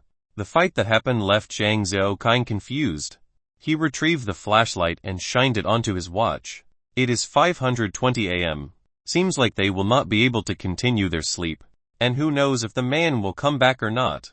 Yang Qi heartlessly went back into the bedroom and continue her beauty rest while Zhang Xiaokang stays seated on the sofa, waiting for daybreak. Could he be the owner? Had he mistaken us as thieves? Zhang Xiaokang thought. That can be it. Why wasn't he staying here? Then there are no zombies near here, so it's pretty safe. He was confused. Is he hiding a secret such that he had to secretly return to his house at midnight instead? Zhang Xiaokang continued to let his mind run wild. Morning. Uncle Zhang Xiaokang lifted his head and saw Yang Qi walking out of the bedroom, rubbing her eyes, looking through the glass door. It is now morning. With the first-story main entrance remains tightly locked, the sunlight could only enter the house through the first-story window. Still, it managed to slowly brighten the entire house. He did not enter from there. So how? Following the passageway from the kitchen to the yard, the iron gate is unlocked with the lock hanging on the gate. Opening the iron gate, a small walkway leads towards the hill. There wasn't much vegetation on the hill. A few pine trees about the height of 2 to 3 humans can be seen along the walkway. Apart from the pine trees, rows of bushes were growing neatly on the hill. Stay here and wait for me. Don't go loitering around. Zhang Xiaokang instructed Yang Qi while he took the pair of monster horns and stuffed them into 2 hollow bamboo sticks. He fits 1/3 of the horn into the 1-meter-long bamboo stick with the shape end of the horn sticking out of the bamboo pole. Then, what if you don't return? Yang Qi pursed her lips and asked. Then you better just die far from here as possible. Watch your belongings. Zhang Xiaokang doesn't care about his unlucky mouth anymore. Holding onto the shotgun with the bamboo pole on his back, he follows the walkway into the hill, holding onto the shotgun. He stops every now and then looking at his surroundings, staying on high alert. He continued for about 15 minutes, spotting a cave from afar. He continued on without any obstructions before reaching it. The cave is about 6 to 7 meters tall and about 5 meters wide. There were some carvings at the side of the cave. Loading the shotgun, Zhang Xiaokang ventured into the cave cautiously. The cave seems pretty deep. Near the entrance of the cave has carvings that read "Be prepared for war." After walking about 10 meters in, he spotted a 3-wheeled agricultural vehicle. The vehicle is painted red, with the word "Spear" painted in white at the side of the vehicle. Above the oil tank was a key. A key! Zhang Xiaokang tries to take a closer look. With a strong force from behind, a big feet furiously lands on Zhang Xiaokang's back. Zhang Xiaokang stumbled forward and falls flat on the uneven ground. Bang! He fired the gun into the darkness, as he accidentally pulled the trigger when falling. Without thinking too much, Zhang Xiaokang rolled over to the side. Dang! A huge boulder was thrown right in front of Zhang Xiaokang, and he quickly stood up. While drawing out his bamboo horn pole, he immediately faced the threat. A man was standing behind the vehicle and Zhang Xiaokang couldn't see him clearly as it is rather dark in the cave. But he could tell that the man is holding a kitchen knife and looked nervous. "I knew it, you guys finally came. You were here to arrest me, right?" the man shouted at Zhang Xiaokang, grabbing onto the bamboo horn pole with both hands. Zhang Xiaokang took 2 steps forward. He was then able to see the face of the man. He looked young, must be in his early 20s.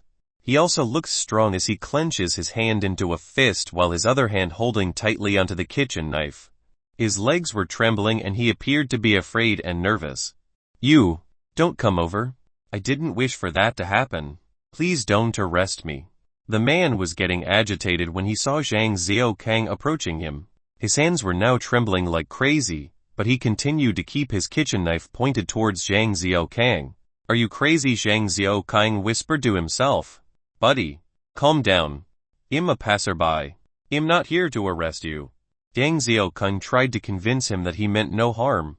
"No, you are lying to me. You are here to arrest me. You are here to kill me." "Ah!" the man roared and pounced towards Zhang Xiaokang with the knife. Ding! Zhang Xiaokang blocks the attack with his bamboo pole. Don he lands a kick on the chest of the man which forced the man to stumble 10 steps back. The man threw the knife at Zhang Xiaokang and ran towards the exit of the cave. Zhang Xiaokang managed to use the bamboo poles to make a cross in front of him, thus successfully stopping the flying knife. Dang, the knife falls to the ground. Oh no! That little girl Zhang Xiaokang was afraid that the man will try to hurt Yang Qi and quickly chased after that man. Once Zhang Xiaokang rushed out of the cave, he saw a shadow running towards the hill. He continued to chase closely until the man stopped at the top of the hill. They were now next to a cliff. Below the cliff was a stone pit and there was no more road to run. Don't come closer. I didn't wish for it to happen. I didn't want to kill them. You can't blame me, the man continues to blabber on while backing up. All the way to the edge of the cliff, Zhang Xiaokang went speechless. He was attacked during midnight and had to remain on high alert until morning, and he now has to witness this man going crazy in front of him. Zhang Xiaokang wanted to turn his back and ignore the guy but was afraid that he would stab him from the back. Killing him wasn't on his mind as he didn't have the heart to kill him. I did kill them, but they were no longer my grandparents, no longer my parents, not my brother and sister-in-law. They were monsters. They ate Xiaohao in front of me. The man's face looked ferocious as he mumbled non-stop. Hey buddy, take it easy. No one is saying that you are wrong. Zhang Xiaokang pretended to persuade him, but deep down, he felt indifferent. Zhang Xiaokang could tell that the guy had no internet and wasn't aware that the world had changed. Therefore thinking that he had become a murderer. Ha ha ha, don't try to lie to me. I know you are here for me. I am not going to jail. You can't catch me. The man went crazy and jumped off the cliff. Zhang Xiaokang stood at the edge of the cliff and looked down. The man was lying above a huge rock, with fresh blood flowing down from the rock onto the ground. Stupid idiot, Zhang Xiaokang commented. It's too scary if one doesn't know how to get on the internet. That was Zhang Xiaokang's final conclusion about the world. Chapter 31. Uncle wore a big baddie. He followed the mountain path down until he saw a row of newly erected graves. Grave of Zhang Yiji, father. Grave of Huang Ziyu, mother. Grave of Zhang Wei, brother. Grave of Chen Zhang Yun, sister-in-law. He looked further and saw grave of Zhang Jiahao, nephew, and 2 other graves. A total of 7. When the apocalypse happened, the man's family had begun to turn, and in front of him, devoured his little nephew Zhang Jiahao. He had then killed them all, but the blow to his mental state was too strong, and he had been living in guilt, fear and blame in these past months. The man was afraid of coming in contact with the outside world, and even more so his own home. Hence, he had only come at night to check. Until he met Zhang Xiaokang. Zhang Xiaokang could not be sure if death was a good or bad ending for the man. If he hadn't come across Zhang Xiaokang, he might have lived on, but in constant fear and torment. This fucking apocalypse. Zhang Xiaokang's heart was overcome with an intense rage. After he came down the mountain, he remembered that there were some farming vehicles in the cave, and turned around to make his way there. He operated the tractor to the mouth of the cave, and was a little excited. Damn son, I have a vehicle. After getting used to the machine through a few rounds, he stopped the tractor. He sat on the bonnet, and lit a cigarette, inhaling a deep breath to calm himself down. With this vehicle, it was better than traveling on foot. And although he had experienced a lot since leaving home, it was the first time he had felt joy again at the prospect of gaining a means of transport. He opened up the hatch, and discovered that the fuel was still half full. Should I check the cave for some fuel? The inside of the cave was quiet, and the passage dark and narrow. Zhang Xiaokang turned on his torch and went deeper in. After 30 m, the cave started to become even more narrow, allowing at most 2 to 3 to fit in the tunnel, before suddenly broadening up at the 50 m mark. In front of him, there was a huge cavern, with the roof being about 30 m from the ground, and there was a deep, narrow crack on one side of the wall. Light came in from that crevice, allowing sight in the cavern. At another 7 or 8 m in front, there were a few stone steps leading downwards, where there was a pool. It was not large, but the pool was deep, so much so that the bottom could not be seen. The water was clean and clear, and it must have been okay for consumption, as the man had been here a few months without being ill. Climbing up the steps, there was a large platform, of about 500 or 600 sqft, and it was dry and well ventilated. There was a bed in the center of the platform made of grass, covered by a bunch of cotton quilts. Not far away, there was a small makeshift furnace made out of stone, stacking together to become a stove. There was even a large iron pan on top the stove. Everywhere around the platform, there were several jars, filled with hundreds of plastic woven bags. Zhang Zhaokang observed his surroundings carefully, and noticed that the cave was well stocked up, and those hundreds of plastic bags were filled with rice and other rations. Each bag could carry 100 jin. Hundreds of them meant there was a few 10,000s of rations here. There was even dried bacon hung on one side, and the amount seemed to have been gleaned off at least 2 fat pigs. That was not all. Zhang Zhaokang discovered that there were even 1,000 jin of cabbages, all placed neatly, as well as a dozen jins of dried plums, 2 huge jars of pickles, and there was even a coop of a dozen chickens, comprising of a rooster and his hens pecking about in one corner. This is too sick. It's a hell of a base, Zhang Zhaokang exclaimed. Should I just stay here till I die? He was extremely unwilling to leave the resources behind. However, the moment he thought of living together with Yang Kier for life, he felt a chill down his spine. That lass was too domineering. If he really had to live with her, it wasn't going to become a relationship with his wife. It would be more like serving his ancestor. As he drove the tractor slowly into the garden, Yang Kier, who was training, stared at him dumbly. Zhang Zhaokang immediately smirked. Little Yang, you haven't seen such a cool tractor before, right? Uncle, where did you steal that from? That sentence almost caused Zhang Zhaokang to topple from the vehicle. What do you care? Quick, pack up. We're moving. Zhang Zhaokang barked at Yang Kier. In the end, he decided to move to the cave to live for a period, before making his way towards the capital. Humans were, after all, social creatures. When facing the dangers of the apocalypse, a group was better than an individual. Furthermore, Yang Kier was training, and before she had fully grown, it was better to gain some street smarts to survive out there. As they moved the mattresses and blankets from the upper story, as well as other necessities from the rest of the house into the tractor, he called for Yang Kier to prepare to move out. Uncle, did you notice something different about me today? Yang Kier used her hands to place her hair behind her ear, using a strange tone to ask. Zhang Zhaokang squinted. Nothing was different about that flat figure. Nope. Nothing's different, he announced. Uncle, look carefully again. Yang Kier walked up to him and raised her head. He fought his instincts to draw back. Even though her clothes had been washed once, it had a history not being changed in 3 months. And that smell that emitted from her, it was truly indescribable. And something was not right. Each time Yang Kier got to within a 3m radius, Zhang Zhaokang would be overwhelmed by the smell till his tears came out. However, there was no weird stench today. In fact, it felt fresh. Yang Kier had combed her hair neatly, and her shoulder-length hair tied neatly into a ponytail by the side. She was wearing a colorful scarf around her neck, and she was dressed in a pale yellow windbreaker. A pair of jeans that was a little white from being washed too often covered her bottom, and her feet donned a pair of female hiking shoes. Her entire person had become fresh. Furthermore, adding to her bath yesterday, that pale face was a little flushed, and her lips that had been dry seemed to be a little lush. She blinked her huge eyes, wrinkling her nose in a mischievous way, causing her to look a little charming and cute, like a young flower that had no equal. Zhang Zhaokang stared, and unconsciously felt a little lightheaded. Then he took one more look at her figure, and the previous dreamlike fantasy in his mind disappeared without a trace. At this moment, Zhang Zhaokang knew himself clearly. He had always thought that he was a lolicon, and thought that he had the bearing of some perverted uncle.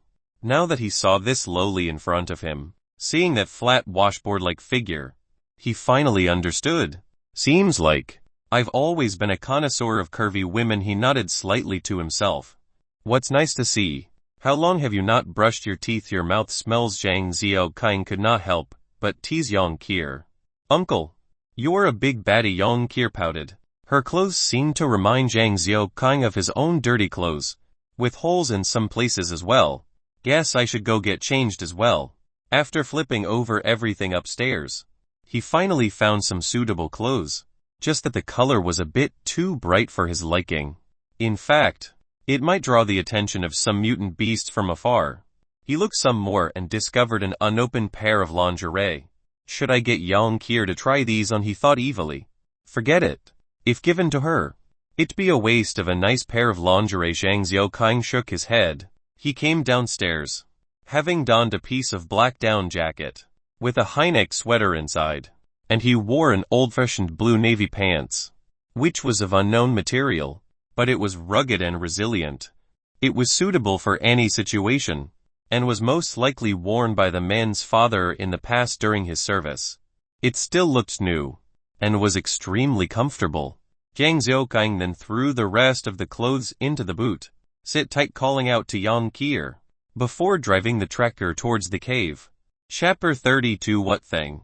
Yang Kier was currently running around the platform continuously, while Zhang Xiaoqing was currently sharpening a wooden stick, sticking it into a beast horn, and tested its durability.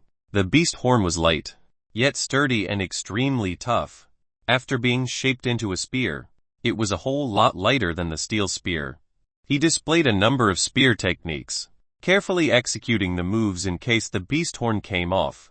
He stuck the beast horn through the ground, and the head pierced into the ground smoothly. Even after shaking the spear, it was still considered sturdy. He found some metal nails and used a hammer to lock the beast horn in place. Pooh! Following the sounds of the hammer falling, the spear was driven further into the ground, and before he knew it, he realized that the beast horn had been driven about 40 cm into the ground. Even when he tried to push the spear body, it did not move. He tried to yank it up, and could not pull it out.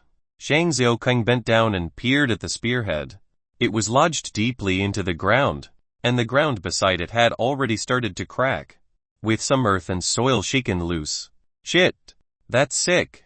The layer of soil was only about 30 cm thick, and below it was a layer of rock.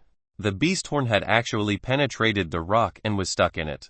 I didn't use strength though. Zhang Xiaoqing looked at the beast horn in frustration, grabbing another beast horn and tried stabbing at the rock. The beast horn actually drove about 2-3 cm into the rock.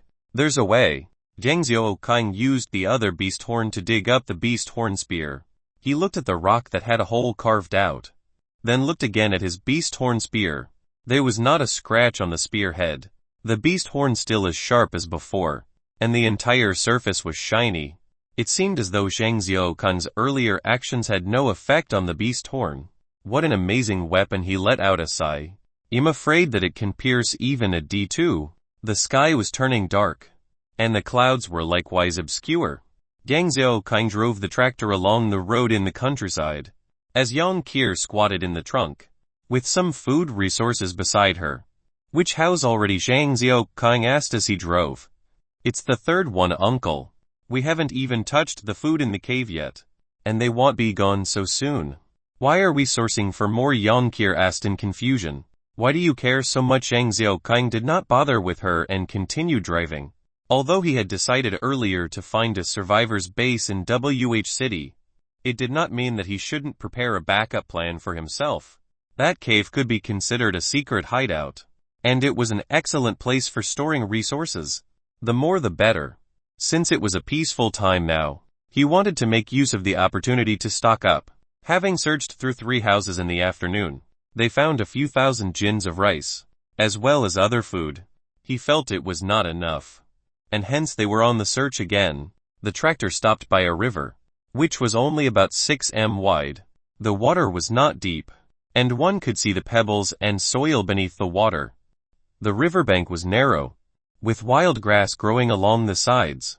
There were also all sorts of plastic bags and bottles, as well as some glass containers that were clustered at one side, causing the water to be quite murky. There was a small bridge overlooking the river, and on the opposite bank, there were a few double-storied houses there, with some vegetable grounds surrounding them.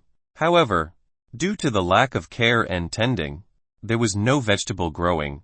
Zhang Zhou stopped the tractor by the bridge, as he brought Yang Qir across, wanting to give her more experiences in dealing with zombies. However, even after creeping up to the first house, there was no sign of any zombies. Seems like there's something wrong. He looked through his binoculars, noting that the village was extremely quiet, with no sign of light or smoke anywhere. The two of them proceeded with caution. There was a building that looked somewhat new that stood at the edge of the village, with a brick house on either side, and the building was surrounded tightly by over 100 zombies. However, there was no sign of any activity above.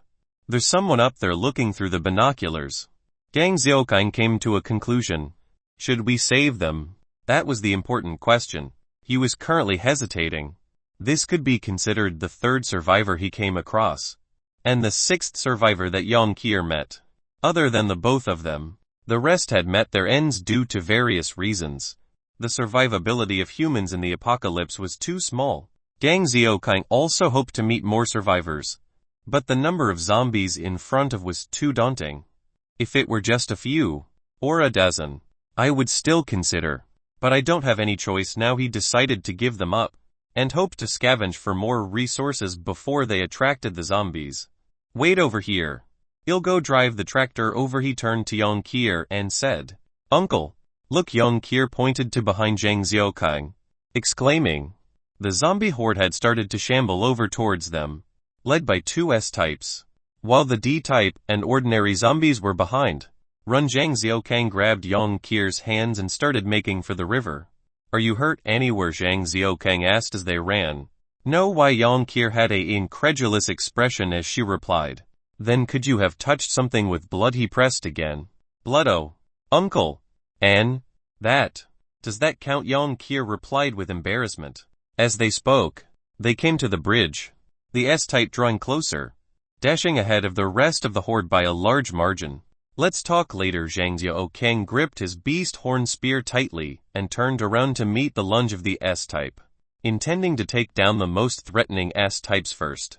The two S-types lunged towards Zhang Zhou, who sucked in a deep breath and thrusted forwards. The front S-type stopped suddenly, its body turning rigid, as the beast horn pierced through its brain. Emerging from behind, he then twisted the spear, causing half the head to be sliced off and sent flying. Just as he adjusted his stance, the other S-type came swiping at Zhang Zhou, and he hurriedly brought the spear up to block, preparing to thrust forwards yet again. Peng came the sound of a sniper crossbow from behind, as the S-type found an arrow in its eye socket with a poo, before it slumped to the ground.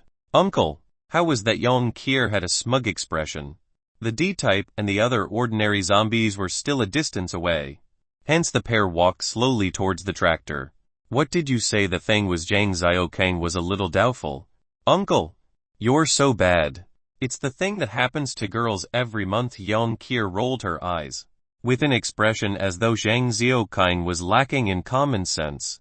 Oh, it sure is a huge wound. He nodded silently, before stopping as he realized something. Hey, didn't you say you were pregnant? He looked at her in bewilderment. What does a pregnancy have to do with that? Yang Qir had a similar expression as she retorted.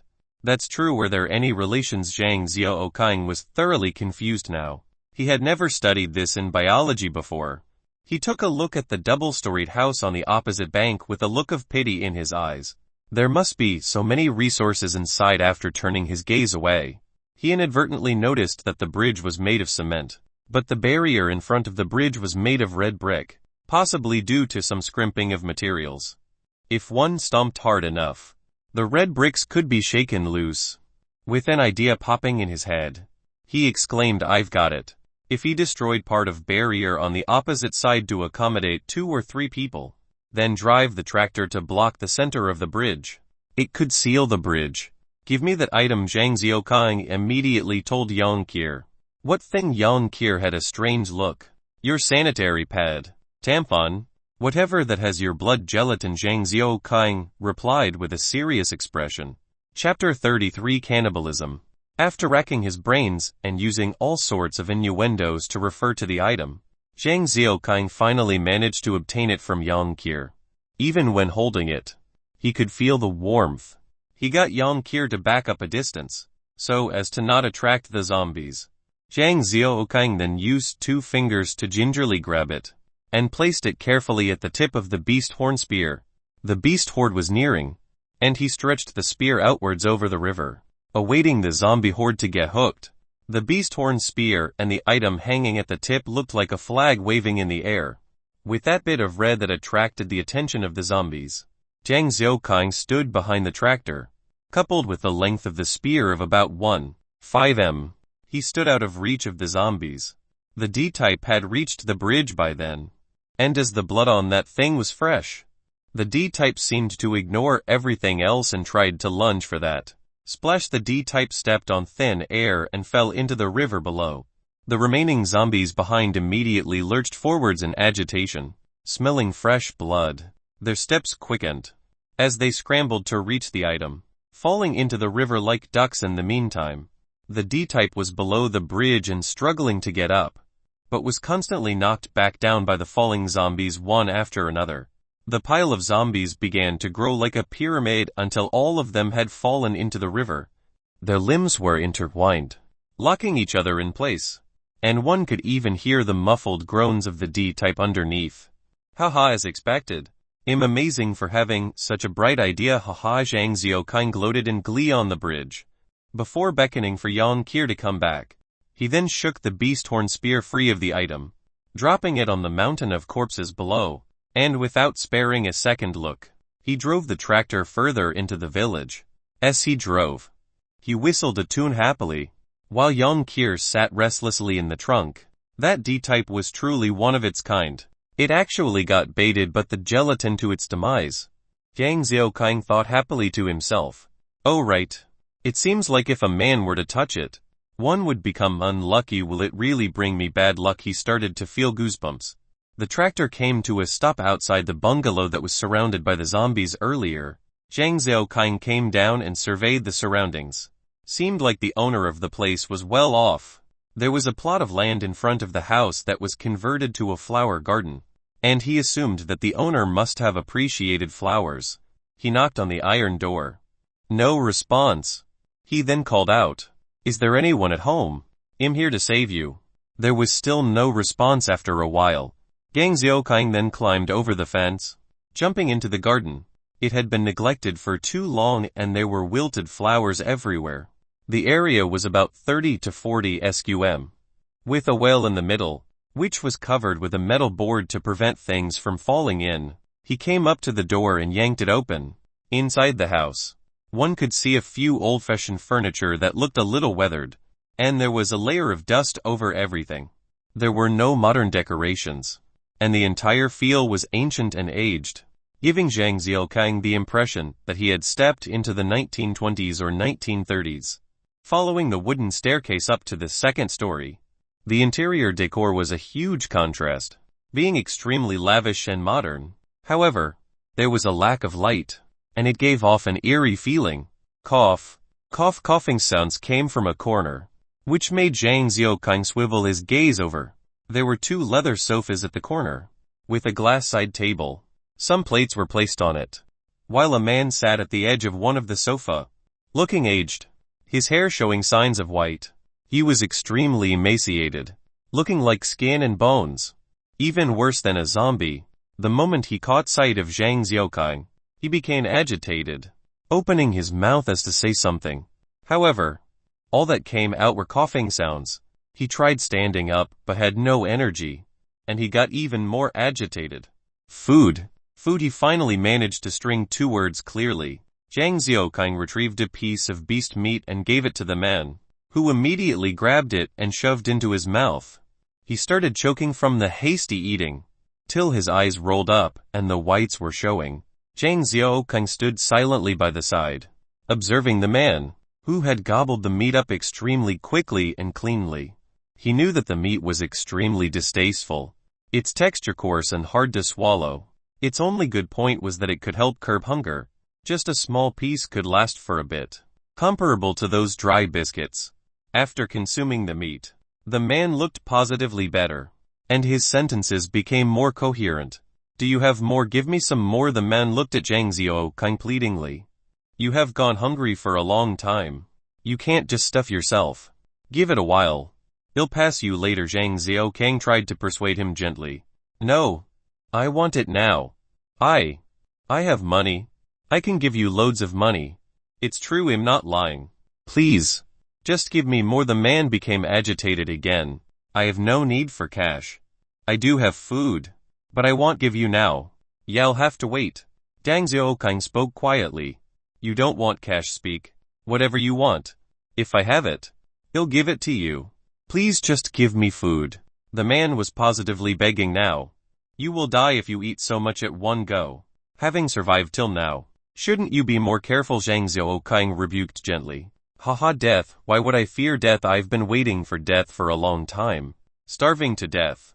Do you know that feeling? I hope that I die choking on food. The man was looking slightly demented. You won't have to die. Come with me. I have a never-ending supply of food. It'll be enough for you to eat till your old age. Zhang Xiaokang wanted to take him away from here. No. I'm not going anywhere. This is my home. There's my wife. Wife-o. Oh. Speaking halfway, the man suddenly became hysterical. My wife has been with me for 30 years. 30 whole years, ah. As he spilled his story, Zhang Xiaokang found out that this man was extremely wealthy and had a number of consignments at WH City. He was usually based there, but he would come back to his old home near the end of each year to spend the new year with his wife.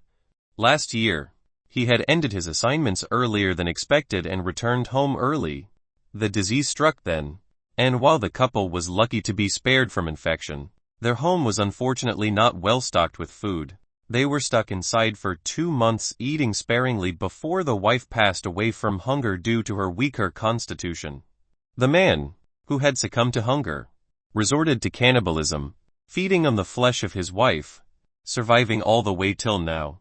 I've eaten her. I deserve death. I should have accompanied her a long time ago. Give me food. Let me choke to my death. The man began asking for food again the moment he finished narrating his story. During the story, Zhang Xiaokang felt his repulse growing by the minute. Just the thought of feeding on human flesh was enough to make him gag. However, he knew that the man couldn't be blamed, because if he was in his shoes, it was not certain if he might have resorted to cannibalism as well. Do you have weapons? Do you have any weapons here? Zhang Xiaokang decided to fulfill the man's wishes. After all, ending his life earlier in this godforsaken world would be cutting short his tragic life. Weapons, haha. Yes. Yes. Wait here. I'll go get them. The man then stood up shakingly and shuffled into the study nearby. Soon he came back carrying a wooden briefcase. Zhang Xiaokang opened it up, discovering a handgun, 3 magazines, and a number of rounds packed nicely. Why didn't you use this to kill those monsters? He couldn't help but ask. I've tried, the man replied, but they are impossible to kill. Zhang Xiaokang was thoroughly speechless. He then went back down to the tractor, pulling out a few dozen gins of rice and meat. After handing them to the man went back and shut the door tight, never to appear again. Chapter 34. Stop choosing. Let's transport them all. Zhang Xiaokang sat at the driver's seat of the tractor, the wooden box lying on his lap. The gun was black in color, a little heavy when carried, and it had a black star carved on the side. It was a Type 54 pistol, also well known in Hong Kong movies as the Black Star pistol. Although the gun was obviously much older than even Zhang Xiaokang, the original owner had kept it in good condition. There was no sign of wear or tear anywhere. He pulled back the safety and aimed at a small tree before firing. The click from the empty chamber resounded. He was pleased with this accidental gain. With this item, he had an additional form of insurance. However, the bullets were lacking. There were only 50 rounds left after filling the 3 magazines. He loaded one of the magazines before raising it to point it everywhere. As long as one was a male, it was impossible to not like guns, especially for someone like Zhang Xiaokang who only ever managed to handle toy guns before. It made him more excited. Uncle, did you find this inside? Yang Kier had an expectant look, as though she wanted to try. Kids are not allowed to touch firearms, Zhang Xiaokang exclaimed, while shoving the gun into his back. Yang Kier became even more dismal. Huge sacks of rice, coarse grain, bean, Vegetable oil and meat were all loaded up into the compartment. As they moved back to the cave, the once huge and bare platform of 500 sqm was suddenly loaded with a lot of items. The village had a bountiful harvest this year. The virus had happened during the end of the year, where most of the families had just started smoking their bacon. It had indirectly benefited Zhang Xiaokang. When will we be able to finish all these? Looking at the little molehills of food, Zhang Xiaokang felt a little worried. Most of the villages had the habit of feeding pigs. Furthermore, due to their attractive prices, most families actually kept 3 or 4, while the larger ones kept a dozen or more. Although they would slaughter a few near the end of the year, they would still keep about 1 or 2. Adding all these up, each household actually had about 150 jin of dried bacon, not counting the dried fish, chicken, duck or even rabbits and lambs.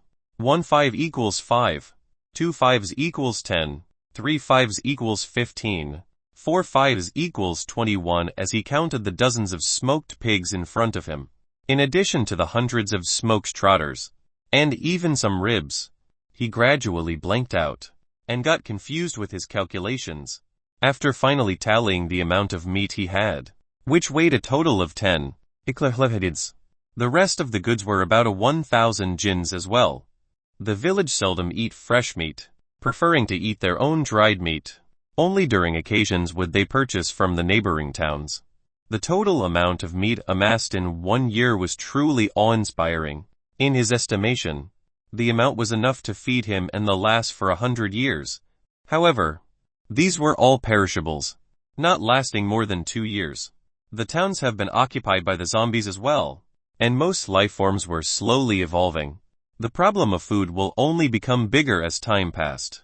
Thinking about having all these food go bad, Zhang Xiaokang could not help but feel agony. Suddenly, he recalled a childhood memory where he was at his maternal grandmother's place.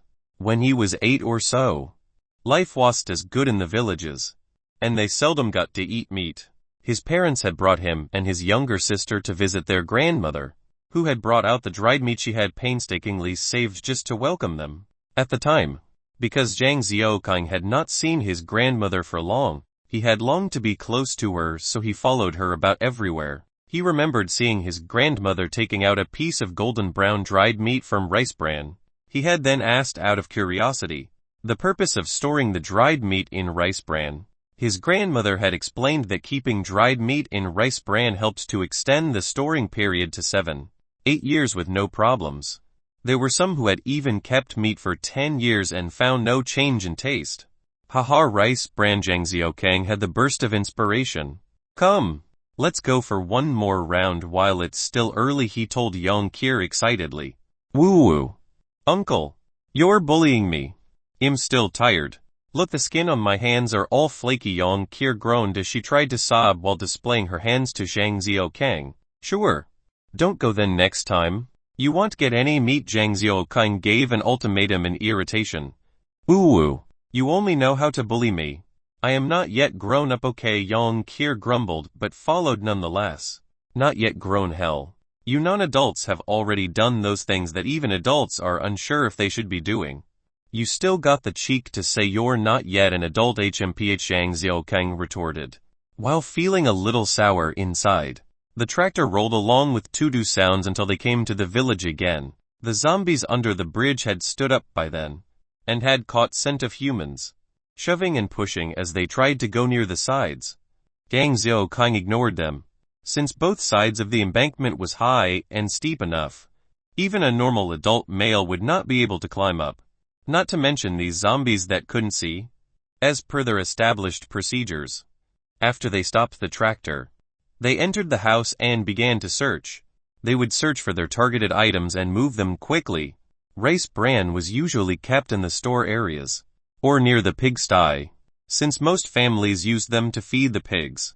Zhang Xiaokang would transport the items from the ground, while Yang Kier was in charge of placing and arranging in the compartment. Uncle, just as Zhang Xiaokang was prepared to turn to go on a second trip, Yang Kier called out. What? Zhang Xiaokang stopped, eyeing Yang Kier as he pulled out his cigarette, preparing to take a breather. Uncle, can I go upstairs? Yang Kier pointed to the building and asked. Whatever for Zhang Zhou felt curious. Since rations and food items were usually in the kitchen or store areas on the ground level, there was no need for either of them to head up. It's because my items are running out. I want to go check upstairs. See if they have any. Young Kier had an unfriendly gaze as she stared at Zhang Zhou, who he blowed out a mouthful of smoke in irritation. Just what is it? Speak properly. You're so hateful. Uncle. It's that thing you used to bait the zombies up. Your expression then was truly flustered. Young Kier spoke unabashedly. Oh, go find more. Those are important. Zhang Zhou became flustered again. That item was truly a divine weapon. Seeing Young Kier walking into the building, Zhang Zhou thought back to the scene. What was that guy again? Arca something who said, "Give me a place to stand and I will move the earth." I say, give me a sanitary pad, and I can get zombies to even commit suicide. Zhang Zhou felt somewhat smug about himself. It must be fresh. Of course, he added with an afterthought. Uncle, come quickly, there are good stuff here. Young Kier called out from the upper level. Don't tell me she found a safe deposit box. Zhang Zhou hurried up. Arriving upstairs, he thought he had entered a flea market of sorts. The living room on the second story was about 7,080 sqm. The walls were filled with rows of shelves, on which all sorts of items were displayed. There were all sorts of military and camouflage uniforms hanging on the walls, including older versions of green uniforms, and blue navy ones as well. It seemed as though they were sold to the farmers to be used during their work. Zhang Zhou took in the sight in wonder, while Young Kier bustled about excitedly, picking items of her preference. On one particular shelf at the corner, there were a number of farming and training shoes, rubber boots, brushes, towels, soap, etc. There was a small hardware cabinet that revealed screwdrivers, switch plugs, electric bulbs and other various electrical items. Female sanitary items and toilet paper were placed on another shelf together with shampoo. Zhang Zhou even saw a shelf that contained men's wear and undergarments. How many days have I not switched out of my underwear? Zhang Zhou thought back. Although he had changed twice at other places, his undergarments had not been changed, as he didn't dare wear other worn ones. However, upon seeing clean ones, he felt his own undergarments dirty and becoming itchy. The rest of the shelves contained all sorts of tools, as well as toys and study materials of children. Finally, he came across a shelf that contained all sorts of cigarettes, of different prices and quality. It seemed that the owners were preparing to welcome the new year with guests. Young Kier that lass on the other hand had gotten a backpack from goodness knows where and started to select items to pack. Zhang Zhou immediately cut her off. Stop choosing. Let's transport them all. Chapter 35. Uncle. I'm taking a bath. Do you want to see? Ha ha ha. Zhang Zhou looked at the various goods in front of him, feeling a huge sense of satisfaction throughout his entire body. They had been moving without stop during the entire week. The whole transportation had taken a week of endless toiling and nervous movement, in order to collect everything in the cave. Thinking back, Zhang Zhou could not help but weep. He had lost a few pounds, and even that chubby cheeks of Young Kier had begun to turn sharp. Regardless, he felt accomplished looking at the stack of resources. As Young Kier was squatting by one side brushing her teeth, it seemed as though the lass was trying to recover the 3 months of non-brushing. Obviously, she took Zhang Zhou's previous words to heart. As for the rice and other consumables, there was no need to mention further. Close to 200 tins of rations were stacked on the roof. The farmer's house had more than a year's worth of items stored up. It must have been due to the habit of saving for a rainy day brought from the 1960s where food was scarce. Adding onto all the items that were not sold off in time, now they were all collected here. All sorts of household items like blankets and covers were all brought back as well. Even the miscellaneous items in the shelves were not spared. Zhang Zhou had actually moved the whole cabinet back. He had also insisted on bringing back 10 plastic containers used to store Bagu white wine, each of them easily as tall as half a person, capable of storing a few dozen gins of water. Young Kier was clueless as to why Zhang Zhou was hoarding so much, especially with regards to those plastic containers. He on the other hand, knew that drinkable water was extremely important. Just 2 of the containers could last 2 people for more than a month. If we didn't find those tanks of diesel, these wouldn't be brought back, Zhang Xiaokang sighed. As he remembered about the diesel, his gaze traveled to the bottom of the platform, where 5 huge steel tanks of diesel were placed neatly in a row. 4 of them were full, with 1 half full, and standing next to them was a Yamaha single-phase diesel generator. Seeing that generator, Zhang Xiaokang had some lingering fear. The generator had been discovered at some random shophouse. At that time, the doors and windows were locked. Zhang Xiaokang had broken into the house and immediately discovered the blue-colored generator, as well as the 6 tanks. When he then pushed the generator out, he realized the problem. The generator was heavy, just 2 jin short of a full 100 kg. Zhang Xiaokang could carry a 100 jin bag of rice with no issues, but he couldn't carry the 100 kg generator up by himself. Yang Qir's strength wasn't going to be of help, and even after trying for half a day, they didn't manage to move it onto the tractor. Zhang Xiaokang had run of ideas, and was feeling dejected. At the end, Yang Qir had managed to pull out some lever from goodness knows where, and after expending all their energy, they managed to transport it onto the tractor. Now, catching sight of that generator, Zhang Xiaokang almost cried again. "Uncle, take a whiff. Is there any smelly?" Yang Qir came up to Zhang Xiaokang and blew into his face. "Another week and you'll be fine," he replied absent-mindedly. "You're so mean, stupid uncle." Really, she was half doubtful, half trusting of his words, as she brought up her palms and blew into them to try and smell her own breath. After straightening out his thoughts that were disrupted by Yang Qir, Zhang Xiaokang lamented. When that pulley of God knows so long ago was used to move the generator, it scattered after one use, which caused Zhang Xiaokang to gape. Without the pulley, they couldn't lift the oil drums. Without the oil drums there would be no diesel. Without diesel, what's the point of moving that freaking generator? In the end, he had used his own mouth to siphon the diesel out. As his thoughts came up to here, he could still feel the taste of the diesel in his mouth. Yuck. Uncle, I'm taking a bath. Do you want to see? Yang Qir carried a tub of hot water as she walked in front of Zhang Xiaokang, her face wearing a weird smile. Shoo shoo shoo, little kids have nothing to show. Wait till you're mature. Zhang Xiaokang shooed her way. HMPH. Yang Qir darted to another area. Things are so boring without a computer or internet. The otaku in Zhang Xiaokang reared its head ever since he had stepped out of home. He had been cautious and wary, even when moving supplies into the cave. He had no other thoughts in his mind. Now that things had stabilized, his otaku side became restless again. Why didn't I think of transporting a computer here? Looking at the generator, Zhang Xiaokang felt dejected, when suddenly, he remembered that he saw a PSP 3000 in one of the houses. It could have been left behind by some kid or child of the farmers. The moment he thought of it, he went ahead to do it. He found a wiring board, connecting it to the generator, before filling it with diesel and manually starting the generator. Wang wang wang. The generator began to stir alive noisily, while a bulb that hung atop a bamboo pole erected between 2 simple beds lighted up. It glowed with light and warmth, giving the cave a cozy feel. Zhang Xiaokang sat on the bed and played the PSP. Looking at the light, he felt that there was finally some semblance of civilization again. There's electricity. Yang Qir stood under the bulb, her head tilted to the side as she used a towel to dry her wet hair. And Zhang Xiaokang nodded proudly. Yay!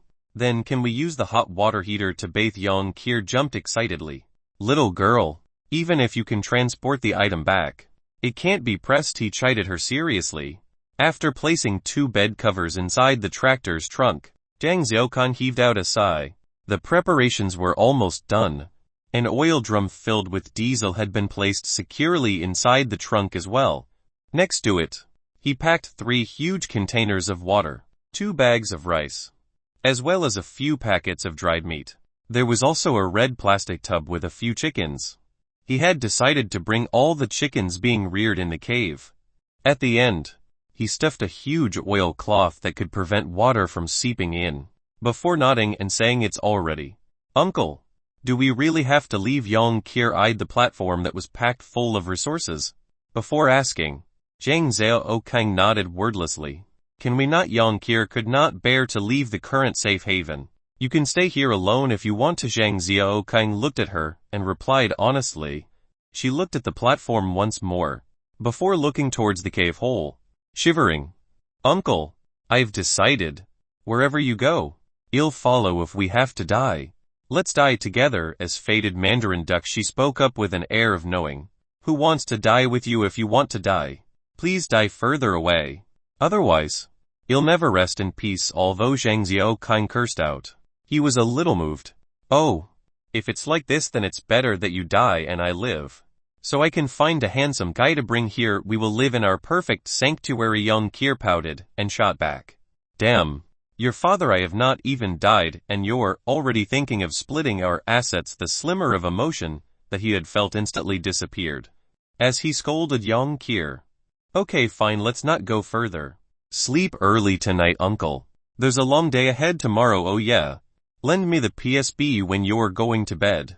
You've been on it for so long. She blinked in a bid to act cute, before taking the PSB and jumped into her bed. I really brought a little ancestor with me. Why was I soft-hearted to save her? Zhang Xiaokang grumbled as he climbed into the bed and looked up at the ceiling. Han Long thunder rumbled outside, the sound traveling into the cave. Fated Mandarin ducks, direct translation from which I'm guessing is from an old Chinese film. HKMDB. Kumbmovisiu. MHTM lid 3306 display setting. Chapter 36 Dig deep tunnels. Stored grain everywhere. Haha, it's raining. We can't move, uncle. Take your time to settle. Let me have the PSB yesterday. What was that hunter game? The dragon was so hard to fight, I must definitely kill it today. Yang Kier grabbed the PSB and ran back to the cave in excitement, leaving Zhang Xiaokang to stare numbly out at the sky. The rain poured endlessly and heavily. That one could not see beyond 10 m. The rainwater flowed down the hill and gathered in deep puddles right outside the cave. The continuous raindrops caused the water to bubble endlessly, and those bubbles would then be pierced by the rainfall, before the cycle continued. The other time, it had rained for 11 days straight. How many days would this rain last? Watching this downpour, Zhang Xiaokang's heart turned cold. The previous rain allowed the zombies to evolve, while biological lives started to mutate. What would happen after this storm? To him, those unevolved zombies were like sheep that feasted on grass. If enough came together as a herd, it was possible to trample on people, but they were not too fearsome. The evolved zombies, on the other hand, were like hunting beasts, and they would rip one's throats out, tear open one's chest to feast on blood and meat. It was impossible to defend against. However, compared to the mutant beasts, the zombies won't count for much, as they still relied on walking, chasing after flesh and blood to evolve. The mutant beasts would appear at any time, and had intelligence. They had hunting abilities from their innate bloodline, and they knew how to trap, outflank and even ambush. The various sorts of dangers made one extremely vigilant and cautious. Any survivor that could survive till now definitely did not have it easy. The road was just going to get tougher. Thinking to all the humans out there who might perish to all these factors, Zhang Xiaokang could not help but sigh. Since the heavens want to rain, let it be. Zhang Xiaokang went back into the cave. Although his steps were much heavier than before, the light bulb shone in the darkness, flickering ever once in a while, and the illumination would be dark at times. GEI, the cutting machine whirled to life, and a burning smell wafted through the air, as Zhang Xiaokang lowered his head, carefully carving the mutant beast's skin. Previously, after he spent some effort in carving a few pieces of the skin, he did not manage to find any use for it. Now that he had time on his hands, he remembered the cutting machine and electric drill he found, and decided to make a leather armor. Uncle, what are you doing? It stinks. Yang Kier's gaze traveled from the PSB to Zhang Xiaokang. If you find it smelly, go further away. I'm busy now. Can't bother with you, he replied without lifting his head, carefully operating the cutting machine. After 2 to 3 minutes, Uncle, my tummy hurts. Yang Kier rubbed her stomach, while looking at Zhang Xiaokang. Think of something yourself. I'm not a doctor. Nor do I understand anything about pregnancy. Zhang Xiaokang was still focused on his task. It isn't like that. I just want to take a poop. Yang Qier was slightly embarrassed as she lowered her head and voice. Then why are you spacing out there for? Don't tell me you're waiting for me to clean your butt for you. Zhang Xiaokang finally looked up. The corners of his mouth lifted in smirk. His expression was truly irksome. You're so hateful, uncle. You're disgusting. Your thoughts are vile. Yang Qier placed her hands at her hips, walking towards him in indignation. How compared to you students am more pure and innocent. He became unhappy. His heart felt a little sour. Yang Xiaokang was a traditional male, and only managed to lose his virginity at the age of 27. However, when his girlfriend broke up with him, ending that short 3 or 4 months of bliss, he had not tasted the joy of being with anybody again. There were many a times where he would clutch his pocket money, pacing outside the nightclubs and sex parlors. His palms would soak his money wet with perspiration, and he came close to resolving himself to entering each time. However, the moment he thought back to those posters about sexually transmitted diseases, it would be like a bucket of cold water that poured over him, his eyes glistening with tears.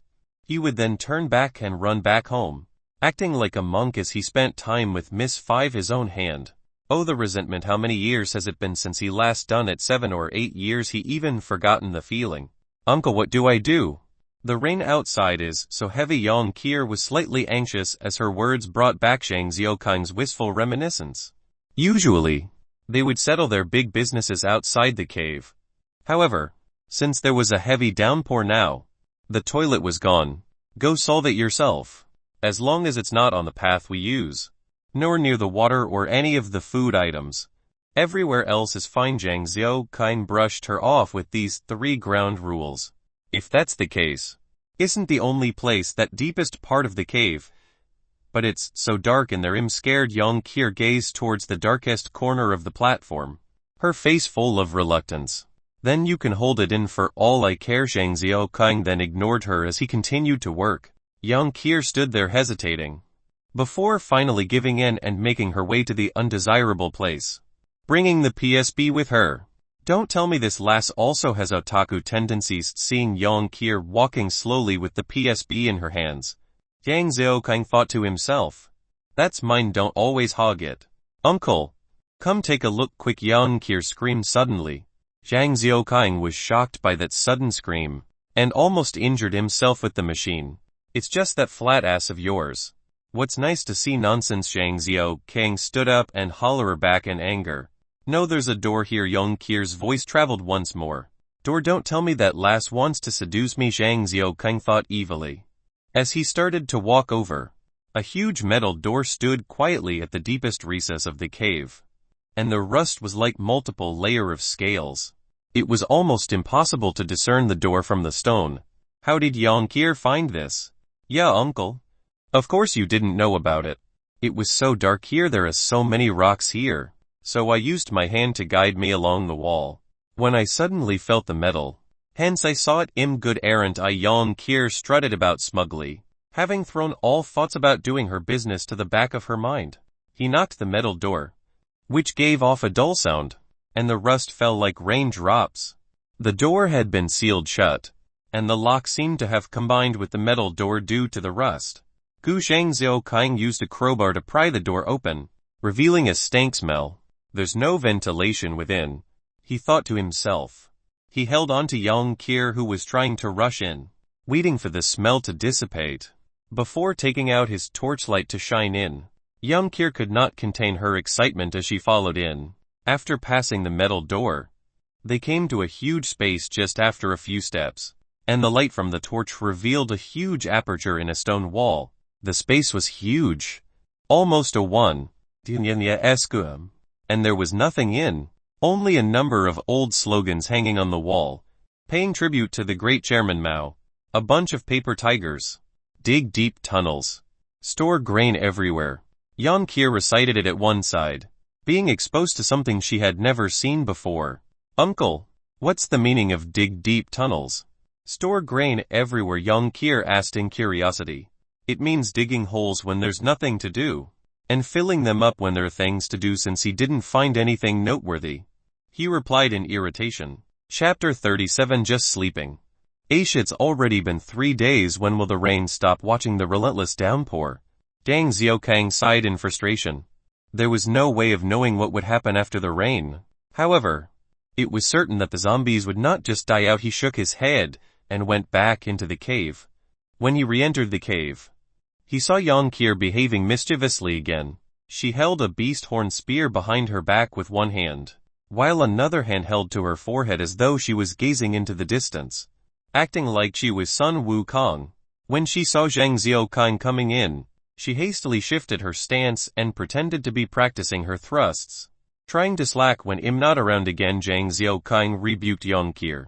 In this world, having learnt an additional skill meant an extra tool for survival. Whether one had talent was one thing, whether a person put in hard work was another thing. Even the most talented geniuses would not amount to much without hard work. What? I was just resting my sore arms a little while. It was really for a short while plus. When I was working hard, you didn't see?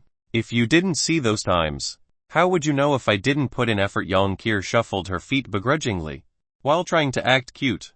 Alright, continue your practice. Zhang Xiaokang felt goosebumps. The beast horn spear in Yang Kier's hands was about 1.6 m, almost as tall as herself. Thinking about her body proportions, Zhang Xiaokang sighed again. The areas that she should be developing isn't developing. Instead, her growth hormones are going to her bloody height. There's nothing to appreciate. He had made the beast horn spear for her, because he wasn't a petty man. Even though Yang Kier had her weaknesses, and was cowardly, she wasn't bad as a person, and knew who treated her well. She could be considered to have matured a little. It was just that this little lass would try to use her lack of body proportions to try and hook Zhang Xiaokang. Her teasing was also a sort of torment for him. Each time she tried to disturb him, he would think back to the time where he had accidentally peeped at her while bathing. Then he would suddenly regain his clarity. It was not that he shunned her, but to just thinking of hugging that washing board, he couldn't get excited. Furthermore, with her around, Zhang Xiaokang had no chance to spend some time with Miss Five, his own hand. Thinking up to this point, it truly made him want to cry. He lit a new cigarette and eyed the 2 simple leather hides in front of him. His heart was filled with excitement as he cut them into strips and sewed them into the camouflage clothes. Even if they can't block bullets, they can at least withstand the claws of the zombies, he thought silently. His mind was suddenly filled with the memory of the D2 tearing apart the huge bus.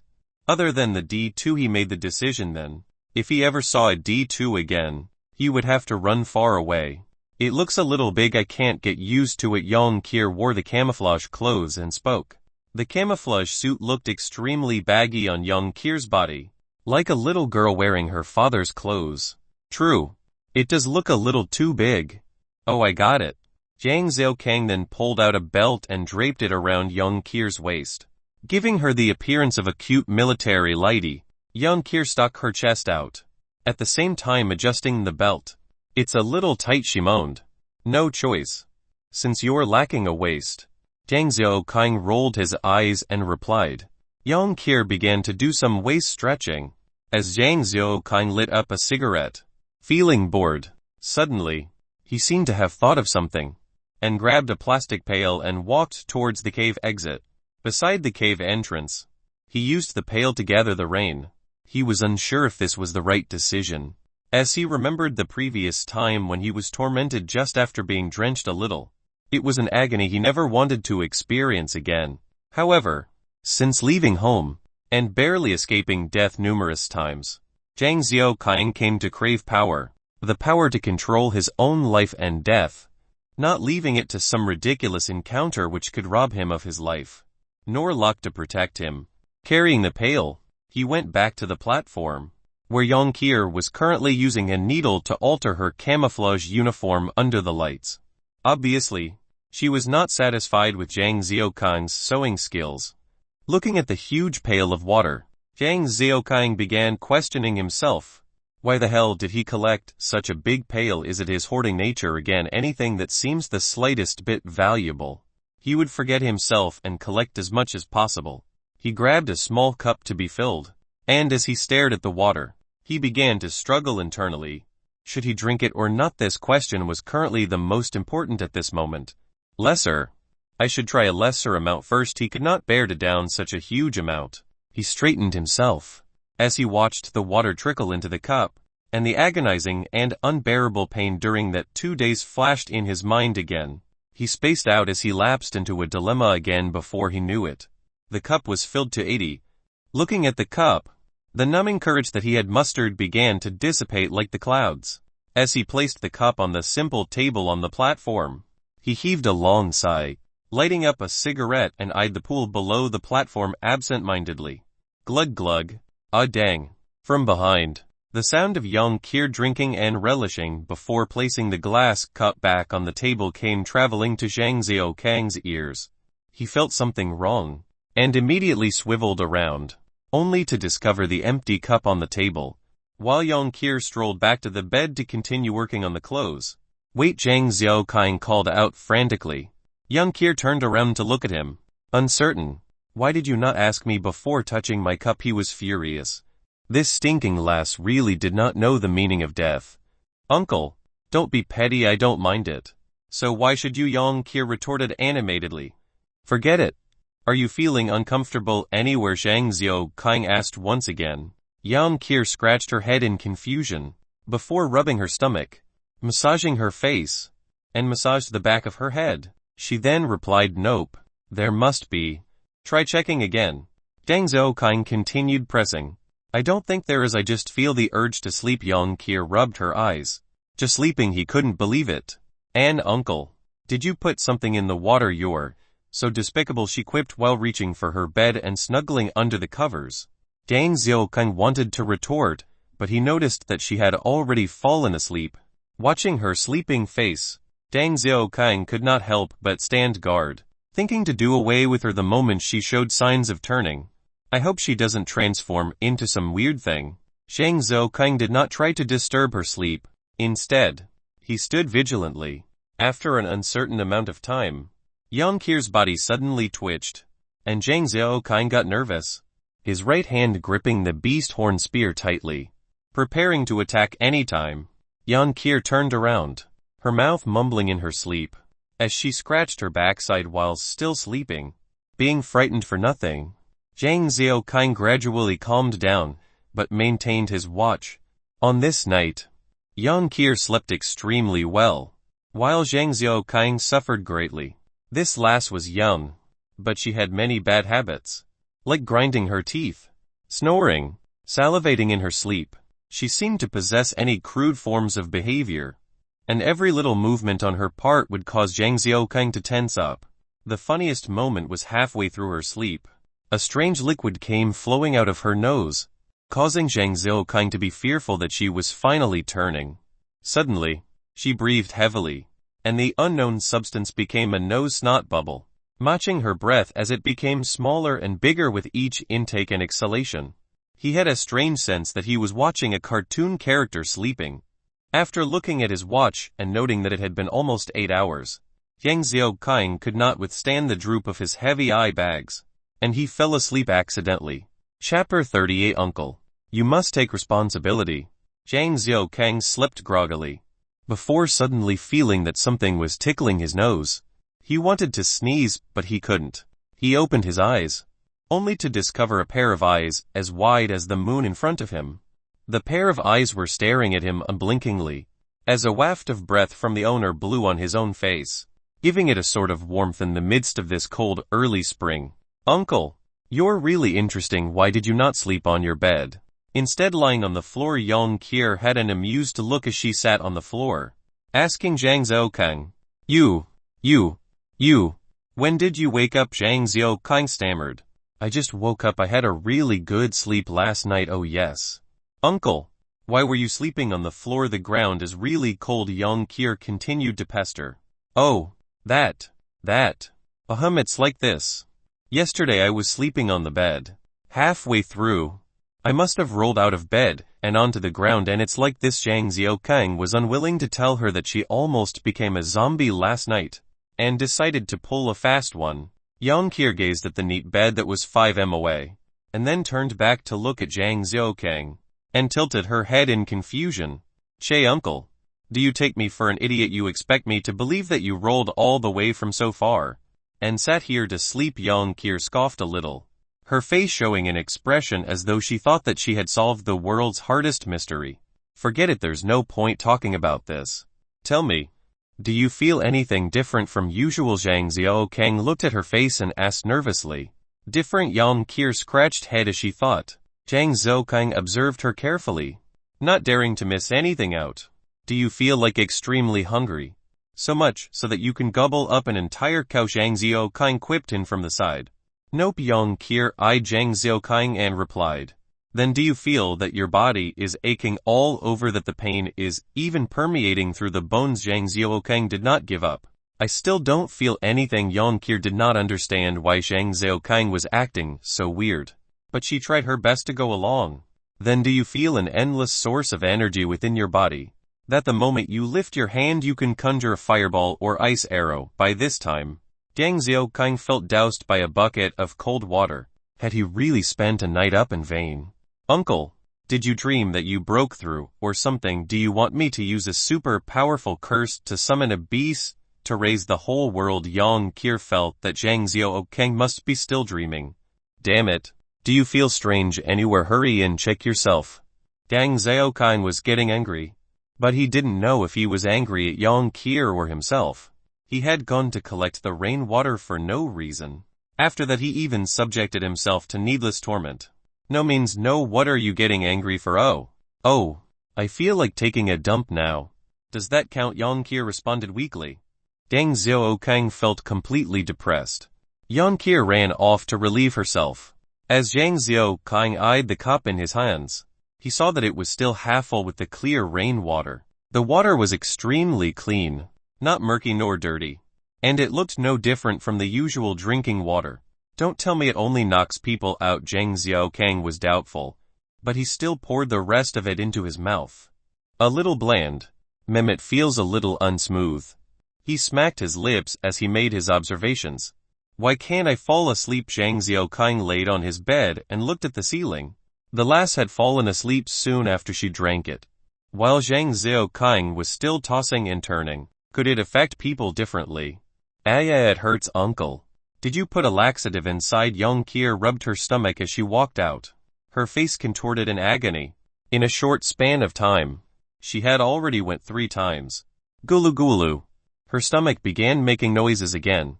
Again woo. If this continues, my intestines are going to be passed out as well. Woo. Yang Kier sobbed as she ran towards the cave recess again. Zhang Xiaokang laid on the bed, looking at the scene incredulously. Before his own stomach began to sound gulu gulu. I got it too. Zhang Xiaokang leapt out of bed, and had no time to grab any toilet papers around before he ran after Yang Kier. Yeah, how can you be like this? Can't you see him here? Yang Kier was squatting with the stone wall behind her, as she screamed out. Matter of emergency. I'm also suffering from diarrhea. Just bear with it, Zhang Xiaokang exclaimed shamelessly as he hurriedly unfastened his pants, squatting opposite Yang Kier. But, I'm a girl, couldn't you do it outside? Yang Kier's entire face was flushed red as she stammered out. Do you want me to shit on your bed or on the food? Zhang Xiaokang gritted his teeth as he replied, before suddenly tensing up, and his ass relaxed. A huge amount of shit came out as though the dam had broke, and a huge stench wafted through the space. Relaxed, comfortable, Zhang Xiaokang felt as though he had just shaken off all the world's burdens. Feeling extremely comfortable, not minding the stench one bit, Yang Kier pulled up her pants and ran out. Zhang Xiaokang couldn't care less about her grumbling, but he suddenly thought it seems like she didn't wipe her butt. After 3 to 5 minutes, Zhang Xiaokang was about to stand up, when he saw Yang Kier rushing in again, squatting opposite him. Can't you see that there's a man here this time? It was Zhang Xiaokang's turn to raise his voice, seemingly forgetting his own shameless behavior earlier. Do you want me to shit on your bed or on the food? Yang Kier truly learnt from him. He pulled up his pants and was about to run out when her voice rang out. Uncle, you forgot to clean your butt. Zhang Xiaokang almost crashed to the floor when he heard that. Like this, the two of them continued running back and forth, shouting at each other. suffering from their diarrhea until their assholes turned numb. Before they finally got a break, both of them laid exhausted on their own beds. Yang Kier stirred as though she had something to say. Zhang Xiaoqing gritted as waves of the burning sensation from his asshole coursed through his body. Thinking maybe the rainwater had some croton, Yang Kier suddenly spoke up weakly, interrupting his train of thoughts. Uncle, that, you saw my private area, so, you must take responsibility. Yang Kier sat on her bed as she sobbed. Couldn't you see that I was busy then? Who would have the energy to look at you? Zhang Xiaoqing did not bother about her. Thinking, humph, you want me to take responsibility for you? Who would do the same for me? No, it's not that I didn't even let my husband see it, Yang Kier declared towards Zhang Xiaoqing. He didn't see you guys have done it, but he didn't see. Zhang Xiaoqing couldn't believe his ears. Really, it's the truth. When we were in the car, I had been using my hand to help him do it. They say that otherwise it would hurt their. Yang Kier felt extremely ashamed as she squatted on the floor, drawing circles with her fingers. The whore they. Zhang Xiaoqing felt a little curious as he asked. They are a bunch of elder sisters living together with me. They lived upstairs. Didn't you say you're pregnant? Zhang Xiaoqing was astonished. And they say that if women help their men to get that out, and it touches them, the women would get pregnant. Also, they said if a couple didn't want pregnancy, then they have to store that in some protective thing. I had gotten that on my hands. So I'm definitely pregnant. Yang Kier spoke to that point, her face with worry. Little girl, did you not learn anything from biology? Zhang Xiaoqing maintained a straight face as he asked Yang Kier. Those elder sisters of hers never made things clear. I was still under the impression that pregnancy, and this last period, had no relations. Zhang Xiaoqing thought to himself dispiritedly. Other people say biology wouldn't be tested, since it was not important. It's okay not to read. Yang Kier still didn't understand how pregnancy and biology was related. Zhang Xiaoqing was speechless. The truth is that Yang Kier's mind had been deceived by those elder sisters. This is why it's important to study.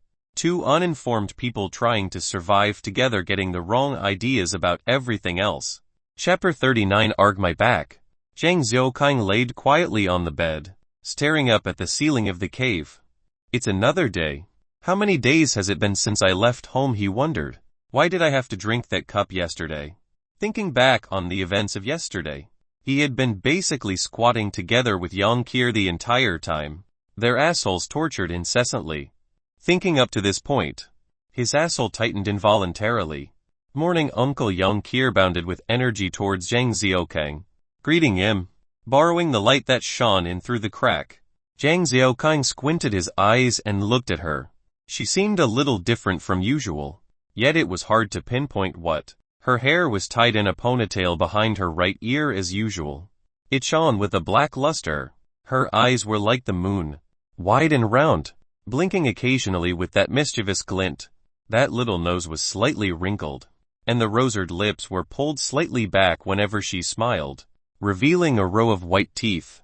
Her radiant face had two small dimples, and while there was no blush, there was a healthy flush in her skin, and when she lifted her chin slightly, she was like a bright sunflower.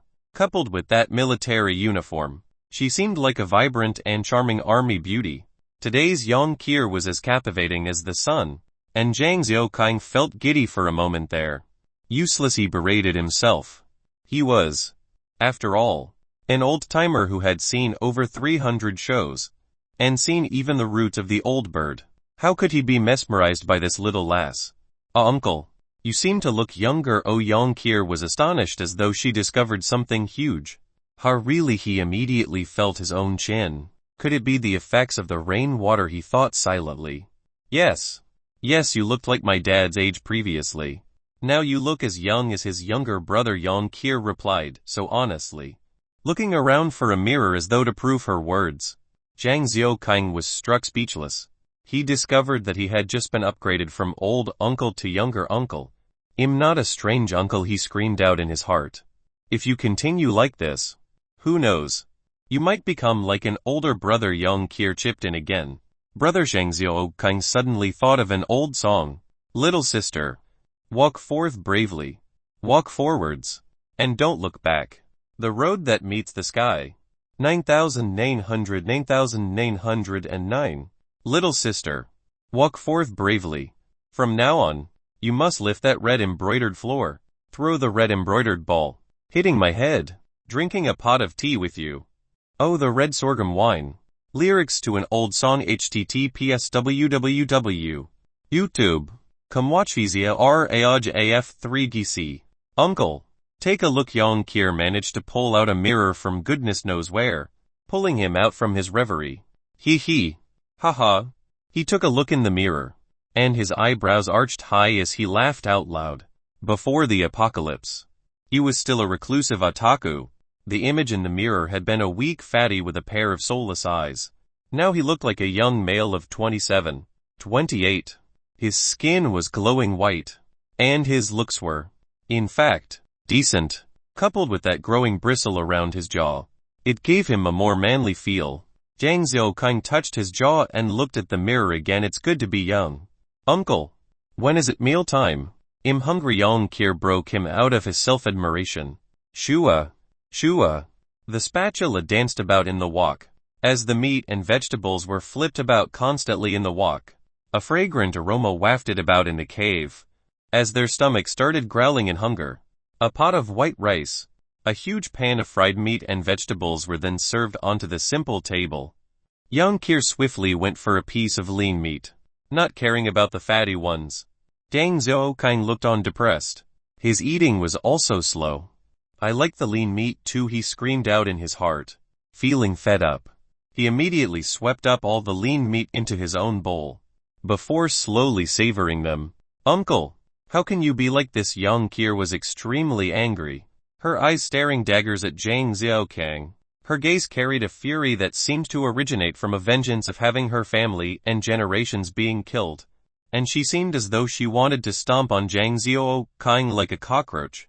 He stopped momentarily, feeling the burning gaze until he could not take it anymore. It seems that my skin is still not thick enough. He shook his head and grabbed a piece of fatty meat and placed it in her bowl, lightly chiding, kids cannot be choosy. Heady ghost. Miser. Thick-skinned monkey. I'll poke you to death, she muttered under her breath, the chopsticks stabbing into the piece of meat in her bowl. Zhang Xiaoqing ignored and buried his head low to eat, when suddenly, a sound of breaking came from Young Kier's hands. He raised his head up and was stunned. The pair of chopsticks had pierced the meat, the rice, and even the bowl, poking out from beneath. Young Kier loosened her grip as she stared numbly at her own right hand. Zhang Xiaoqing stared blankly at the chopstick that went through the bowl, his mouth open, and rice falling from the corners. There's a problem with the bowl, she immediately tried to explain. Flabbergasted. Uncle, look, this pole doesn't feel steady. Young Kier raised the beast horn spear in her hands, showing to Zhang Xiaoqing. It was broken in two. Bullshit, it must be you. Don't think I don't know. He thought that it was her getting revenge for him eating all the lean meat earlier. It's the truth. Watch if you don't believe. She raised her right hand as she grabbed the spear. Before clenching, the body of the spear broke again. He immediately sucked in a breath of cold air. Go lift that bag of rice. The two of them stood near the rations, as Zhang Xiaoqing spoke to Young Kier. Uncle, you're bullying me again. How can I lift such a heavy thing? She grumbled while pouting, before lifting one of the sacks of rice with both hands. Instantly, over 100 jin was lifted up like a balloon by the lass. As she held it in front of her chest, she seemed doubtful and switched to one hand as she began to swing it around a few times. Uncle, is it cotton in here? She asked uncertainly. It cannot be. Throw it to me. He would instantly come to regret that decision for a long while. The huge sack of rice knocked heavily into Zhang Xiaoqing, sending him to the ground. Arg, my back, he screamed out from under the sack of rice. Haha, uncle, do you think I've become superhuman? He superwoman. I am Ultraman. Ha ha ha. Young Kier gloated gleefully, her hands on her hips as she struck a pose. Hiss lighter. Are you trying to crush me? Zhang Xiaoqing was currently sprawled on the bed, as he snapped at Young Kier, who was giving him a massage. Chapter 40. The sun is out. Why is it like this? Zhang Xiaoqing cried without tears, watching Young Kier running the platform. He felt depressed. His back injury yesterday had gotten better. However, Neither his strength nor agility had gained much boost. He tried exerting his strength and found that it had increased about 20. In other words, he could contend against a D-type, whereas his agility was on par with an S-type. However, what's the point in the past? He had killed the D-types and S-types like stepping on cockroaches. He was still as helpless if he were to meet a D2. Now the same goes for if he met a mutant beast. Wouldn't he still have to hang on for dear life like a cowboy again? Zhang Xiaoqing grieved silently.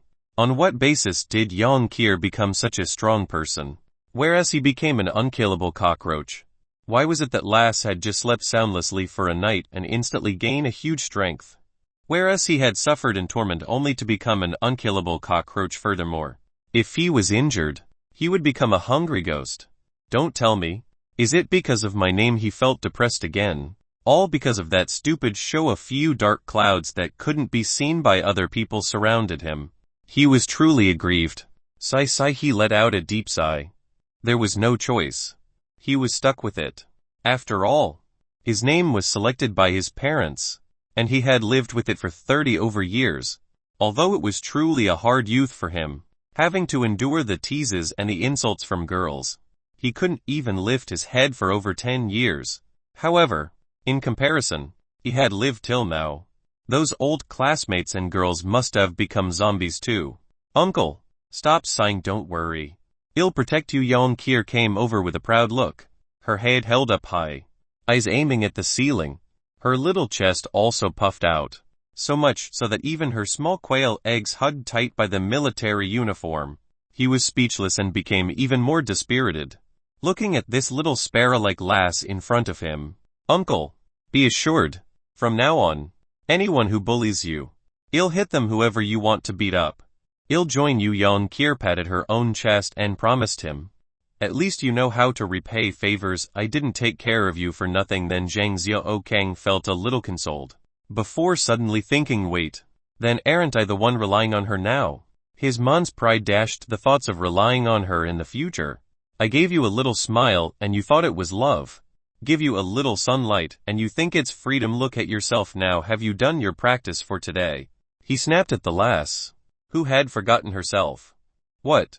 I'm already stronger. Can't I just practice less? She immediately shot back, albeit timidly. Have you seen an ant killing a cat before just because it's strong? What's this attitude of yours? You have wings now, and want to fly, is it? He lectured her sternly, his face a steely expression. Not budging, Yang Qir shuffled over to her training spot while grumbling under her breath. No matter how an ant trains, it would be unable to defeat a cat. Ah, so stupid. How can you make this comparison? What are you muttering about? Don't think I can't hear you. You still don't want to get going? Zhang Xiaoqing suddenly barked out behind her. It's nothing so annoying. You're less like an uncle, and more like an auntie. Yang Qir picked up the beast horn spear that used rebar as its pole and continued her practice. Silly thing. You still want to try me? Zhang Xiaoqing was feeling a whole lot more smug now. The proverb those with brains would lead was truly spot on. Then he became depressed again. A man shouldn't be hiding beneath a lady's skirt. Instead, one had to brave challenges. He started to hype himself up, remembering the details from the day before. That last rank 80 of the cup that day I only took in half. Maybe the difference in amount is the cause, he thought to himself excitedly, thinking that he must have found the reason, and rushed towards the pail. Why is there no reaction? No drowsiness? No shitting? Why is there nothing? Zhang Xiaoqing was grabbing onto a toilet roll as he sat on the bed and waited. However, reality was cruel. He did not have any reaction.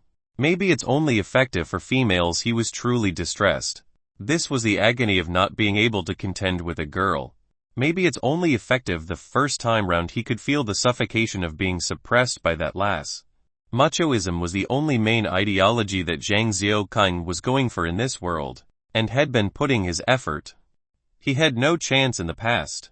Now, after much difficulty, he had managed to let Yang Qir have a taste of what it means to rely on a man. However, the tables have been turned. He lamented continuously. Being a man is sure not easy, especially one that weathers everything silently. Yang Qir was practicing her spear thrusts diligently, as beads of perspiration formed and flowed down the shape of her face till her chin, before dripping together with the rhythm of her movements. Yang Xiaoqing watched her mutely, and started to hold less hope for the strange rainwater. He decided that it truly must be effective the first time round. It seemed that Yang Qir gained strength as well as a boost in looks, whereas he only got the boost in looks. Although his strength and speed was enhanced somewhat, it was negligible compared to Yang Qir. The apocalypse does not rely on one's face to earn our feet, he cried out inwardly, not feeling jubilant over the improvement in looks. Even if he became as handsome as a toy boy, there were no more sugar mummies in the current world. The rainwater this time was definitely something good. The first time had been different from the second time, with the first giving Zhang Xiaoqing an experience as though he had been tortured and tormented by the Japanese soldiers during the occupation. Just that little bit of rainwater was enough to almost send him to heaven. The second time felt more like some sort of slimming tea. Other than the discomfort of the asshole, every other part of him was fine. After drinking an entire cup, there was no other issue. It seemed to be some sort of boost for humans. My precious, after thinking up to here, he gazed at the huge pail of rainwater and had a hint of excitement in his eyes.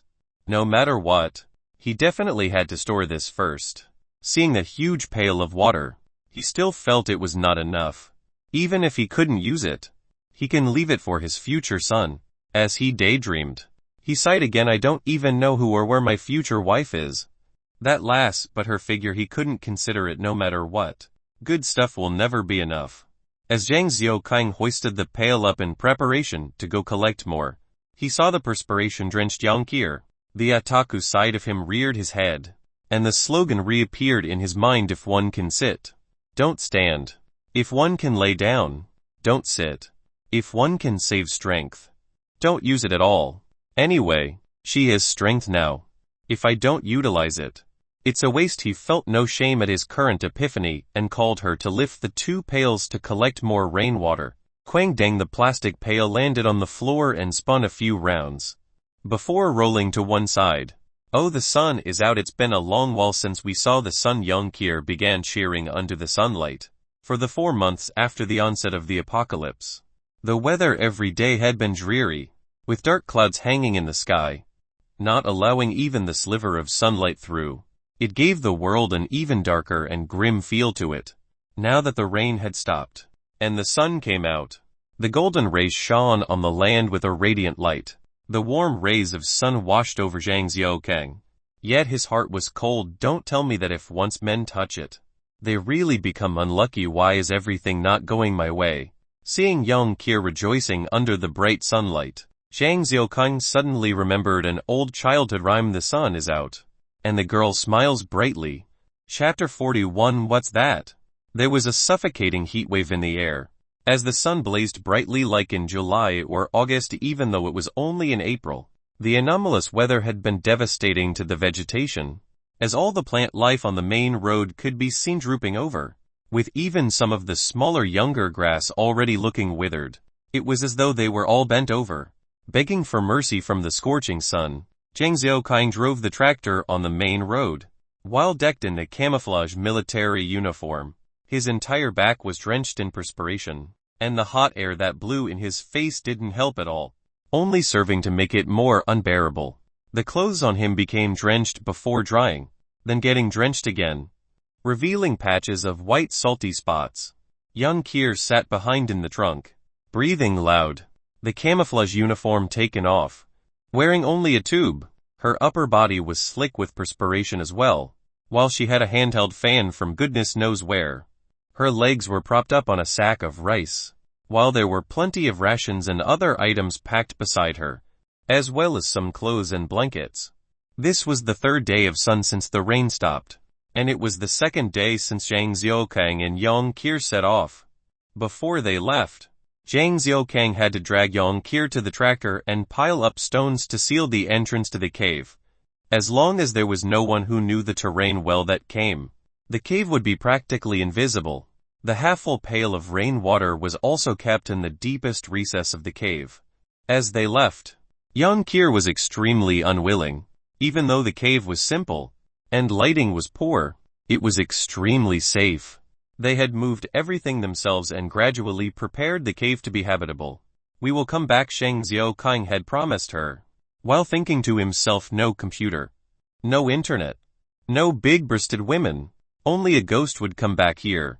It's so hot, so hot, so hot, arg, so hot, so hot, so hot. Yang Kier continued to moan and groan behind, as though her whining could drive away the heat, due to the excessive dehydration through perspiration. Zhang Xiaokang was beginning to feel faint. The on-off dry and wet clothes with sweat spot were also extremely uncomfortable. Lastly, the loud complaining of Yang Kier behind was droning in his ears. Crunch! Zhang Xiaokang brought the tractor to a stop and shouted at Yang Kier, enough, stop complaining. It's getting on my nerves. Yang Kier immediately shut up, but her hands continued to work the handheld fan faster, as though to work the indignation out. Zhang Xiaokang pulled out an empty bottle beside him and handed it to her. Help me fill it up. Add some salt in it. As his throat was parched, it felt like fire just to speak, and his voice sounded extremely hoarse and croaky. Uncle, can we just find a place to rest? Don't you find it hot as well, please? Yang Kier seemed to not mind that she was just covered in a tube. As she tried to shake her hips to plead with Zhang Xiaokang, her fair skin was currently baked slightly red in the heat, looking like an apple. On the other hand, Zhang Xiaokang was oblivious to the surroundings, awaiting for the bottle to be handed to him, and he instantly drained it down.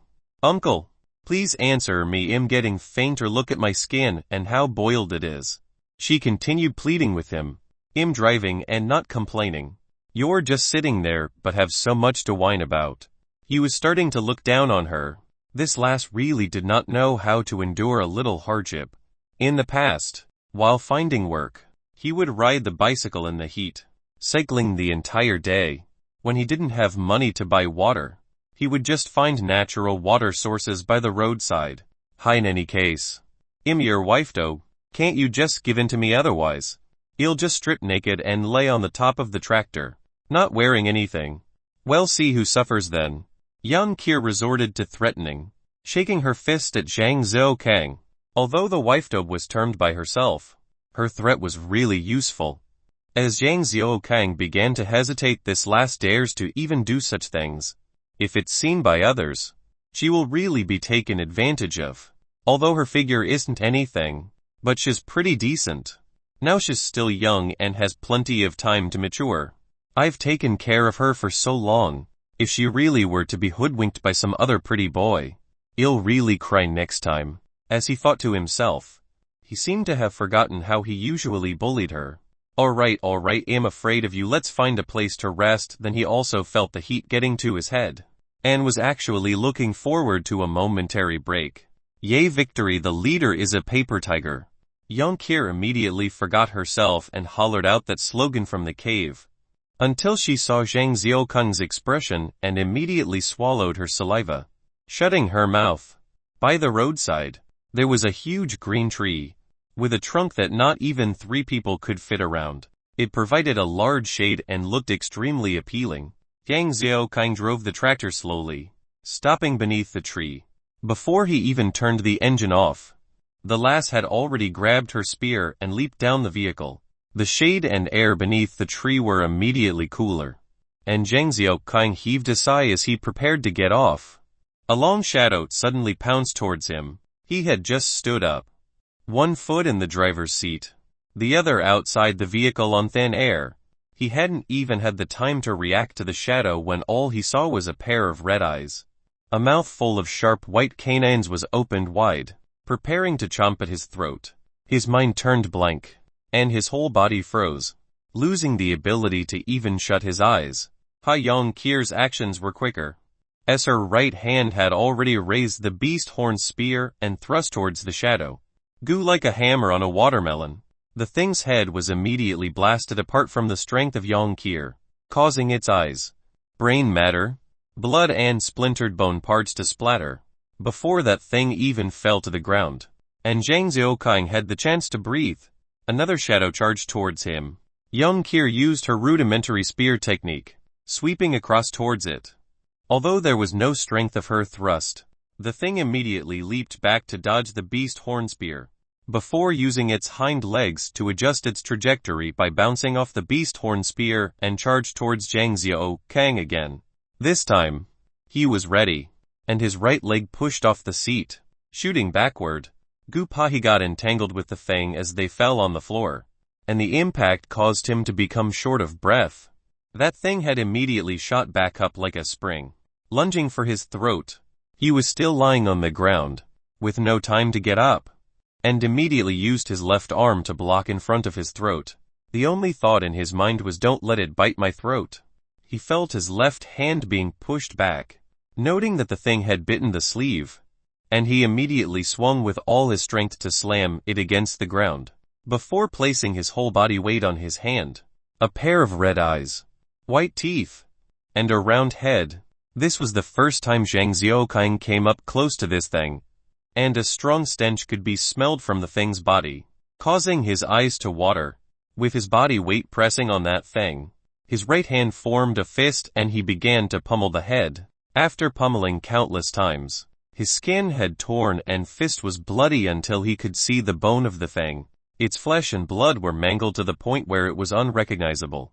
After ascertaining there was no movement anymore, he released his breath and laid on the ground, looking at the tree, panting for air.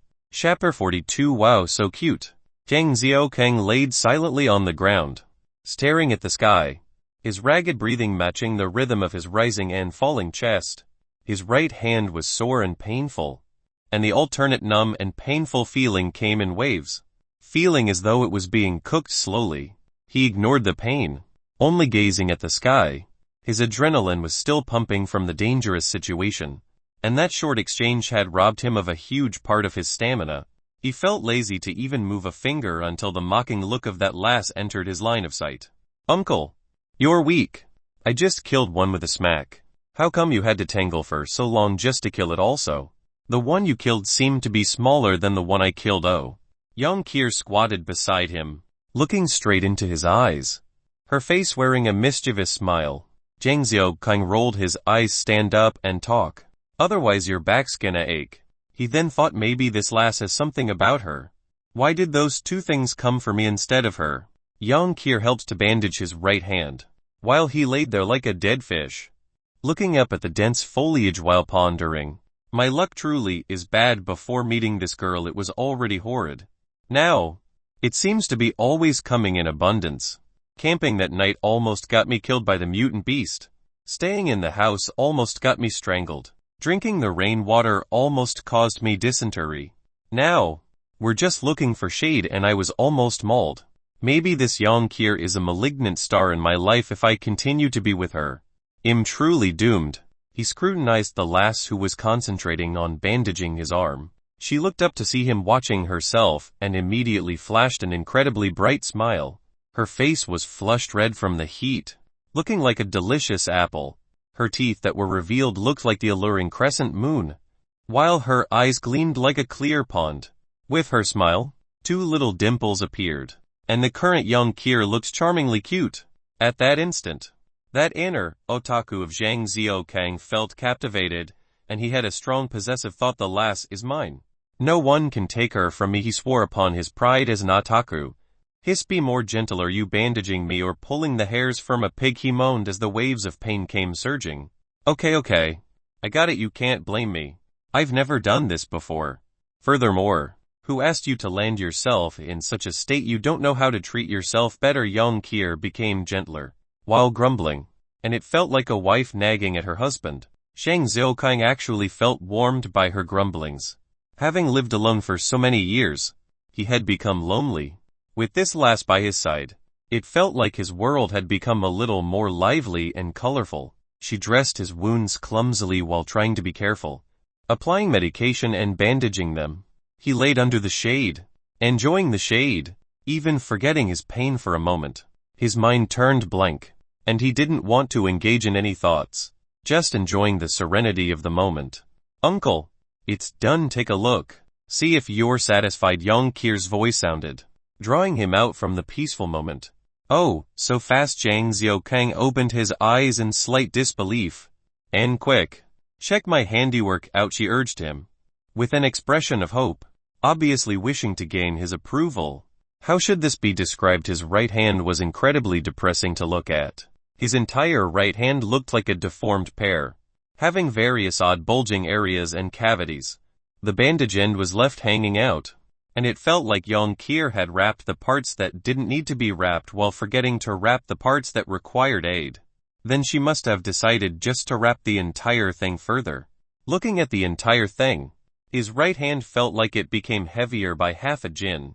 There were no knots, no lipstick marks, but that lass had pulled out a market from goodness knows where to scribble a product of Kier on it. There was even a deformed heart drawn below it. I guess. It's okay. Don't get complacent. And continue to work hard. He forced down his laughter and put on a serious face as he replied. And I got it. She looked extremely pleased. But uncle, we're out of bandaging. She turned around and said while looking at that huge dumpling on Zhang Xiaokang's hand. And I know. You'll think of something, he promised with a deadpan expression while sighing in his heart that was a whole roll of bandage. After a long rest, and feeling rejuvenated, Zhang Xiaokang stood up. His left sleeve had been bitten through the cloth, and the beast hide within even had small dent marks. Seeing this, he sucked in a breath of cold air. This beast hide was resilient to even military-grade knives if he had been bitten directly. Neither his flesh nor bones would be able to withstand it. He rejoiced silently on his decision to put the beast hide within his clothes. He came up to the corpse and inspected it, noting that it was the size of a village dog. It had an elongated body, while its limbs were short and stout. In fact, the ratio of its limbs' lengths to its body was about 15. Looking extremely strange, one of the creatures had its head exploded from a single slap from Yang Kier, leaving only the lower jaw still connected to the neck. The other had been pummeled to death by Zhang Xiaokang, and its features were still roughly discernible. Its head was round, while the tail was long and thick, with a length of twice its body. It looked somewhat similar to an African ferret. Uncle, what's that thing? Yang Kier used her beast horn spear to poke at the corpse, feeling a little curious. And it looks familiar. It could be those weasels that like to steal chickens from the villages. Some places refer to them as the Great Immortal Wunk. He was reminded of a childhood memory where he saw the weasel hide hanging on the wall of his uncle's home. Can it be eaten? Yang Kier wanted to try eating it. Not sure. It should be possible, he was uncertain, as he had never seen his father hunting weasels in the past. Do weasels bite? How come they were on top the tree? Do they know how to climb? Yang Kier had long since treated Zhang Xiaokang as Mr. 100. Wise? Asking without stop. He became sullen. She held a knife which she found, before slicing the bodies up, not minding the stench. Zhang Xiaokang's hand was resting in a cast in front of him, and he watched the lass work with a little comfort in his heart. At the same time, he was extremely curious. How did this Yang Kier pull out so many weird things from nowhere? Like a Doraemon, does she usually hide them somewhere? Gigi, a sound came from the tree. Both of them were immediately attracted by the sound. With Yang Kier readying her beast horn spear, and Zhang Xiaokang hiding behind her with an not well look, Gigi the chittering kept sounding, as though it was a little anxious. Suddenly, 3 round little heads pop out. The baby weasels that looked slightly larger than a normal mouse appearing from the dense foliage.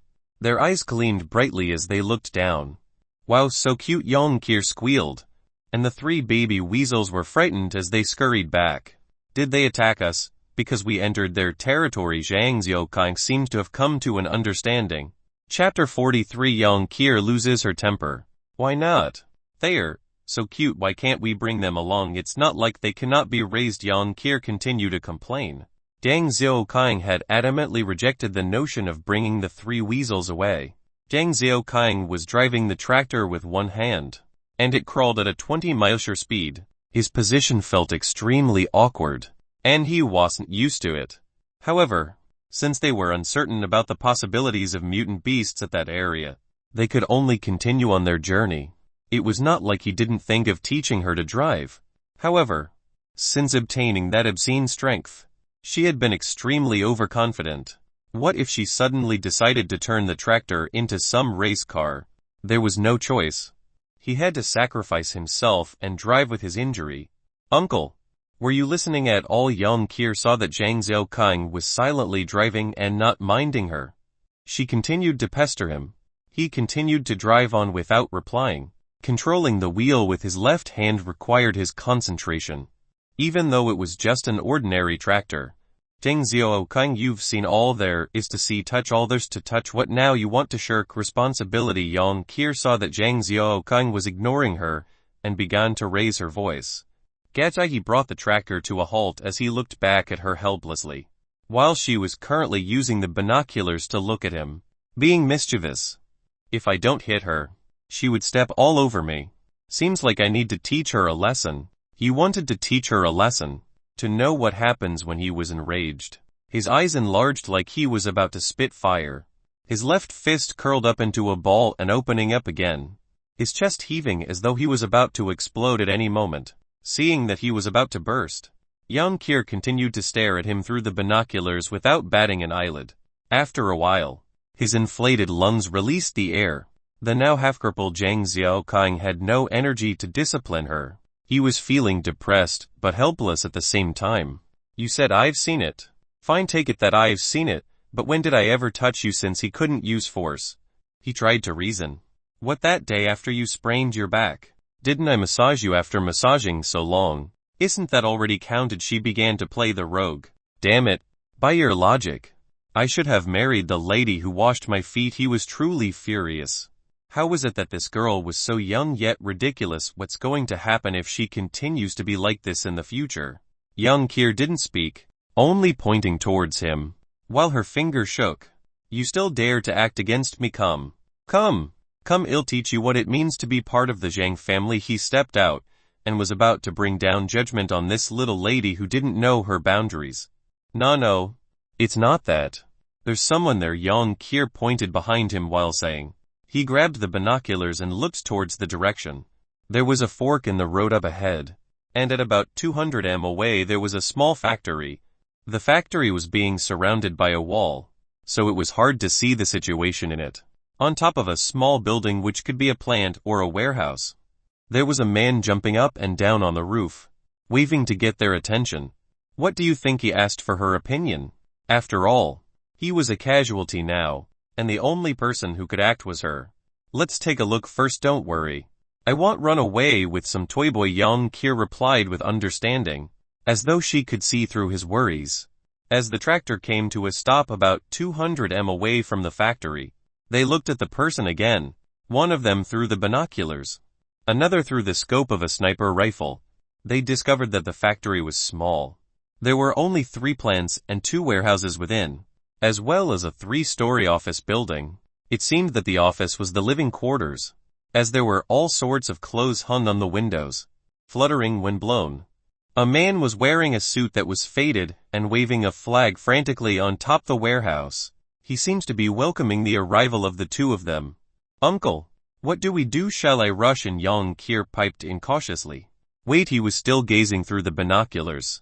Wait. Uncertainty filled her mind. He raised his wrapped up right hand and made a motion. She looks like she understood, but at the same time, none the wiser. Seeing as she had no response, he reminded her, did you forget that time when I used your item to attract the zombies to jump into the river? Yeah, how can you bring it up? So shameful. Young Kier lowered her head in embarrassment. Before lifting it again, her eyes shone as she asked, I thought only females have that. I didn't know you men have it too. Hearing that, Zhang Xiaokang almost tumbled out the vehicle in disbelief and could feel the strong gap in their communication. There was a joke that suddenly surfaced in his mind. A man couldn't grow a beard, and was vexed. He went to the hospital to try for surgery, but to no avail. In the end, the doctor had to use the hair from his wife's private region to implant on the man's face. The next time he saw the patient, he asked how he was. The man had replied, everything was okay, but he would get a nosebleed for a few days each month.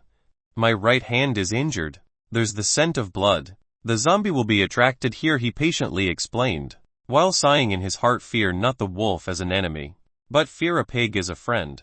Young Kier finally understood, and her face dejected as she complained, why is it that only women have that? So annoying. As they spoke, the zombies began to pour out of the warehouse. as an S-type ran at the forefront, with 2 D-types following behind. There were 45 other ordinary zombies. The S-type looked like it had eaten a lot, and was about to evolve to an S2. Its height was about 1.4 m, its arms longer than its legs. Looking like some sort of ape, the S-type was quicker than any other S-types Zhang Xiaoqing had met before. In a flash, it had pulled the distance closer. He grabbed hold of Yang Qir as she leaped down, reminding her, remember, never ever let the zombies scratch you. She was filled to the brim with confidence and nodded casually before continuing. He was not as confident in her. The S-type was simply too fast if it had been him. He had no confidence in taking it down. At this point, he used his teeth to rip his bandages apart and hit his hand on the wall of the vehicle. Immediately, his wounds tore open again. As blood flowed, the S-type smelled the blood right before it came in contact with Yang Qir, and immediately made for Zhang Xiaoqing. Ignoring her, Gu the S-type was immediately sent flying like a ragged doll towards the distance. Just as it had been about to pass Yang Qir, she had thrust out with the beast horn spear, causing its body to flip 180 degrees before flying away. She was not satisfied with the result and went towards the D-type. Too impatient, she should wait for them to come themselves. Zhang Xiaoqing assessed her from the back. Yang Qir ran up to the D-types and with both her hands, using the beast horn spear to thrust out in a circle near the necks of the D-types. As she drew the spear back, 2 heads rolled to the floor, as the headless bodies crumpled slowly. Seeing this, Zhang Xiaoqing felt more at ease. The zombies that posed more of a threat were taken out. The rest were just fodder. They had neither speed nor strength.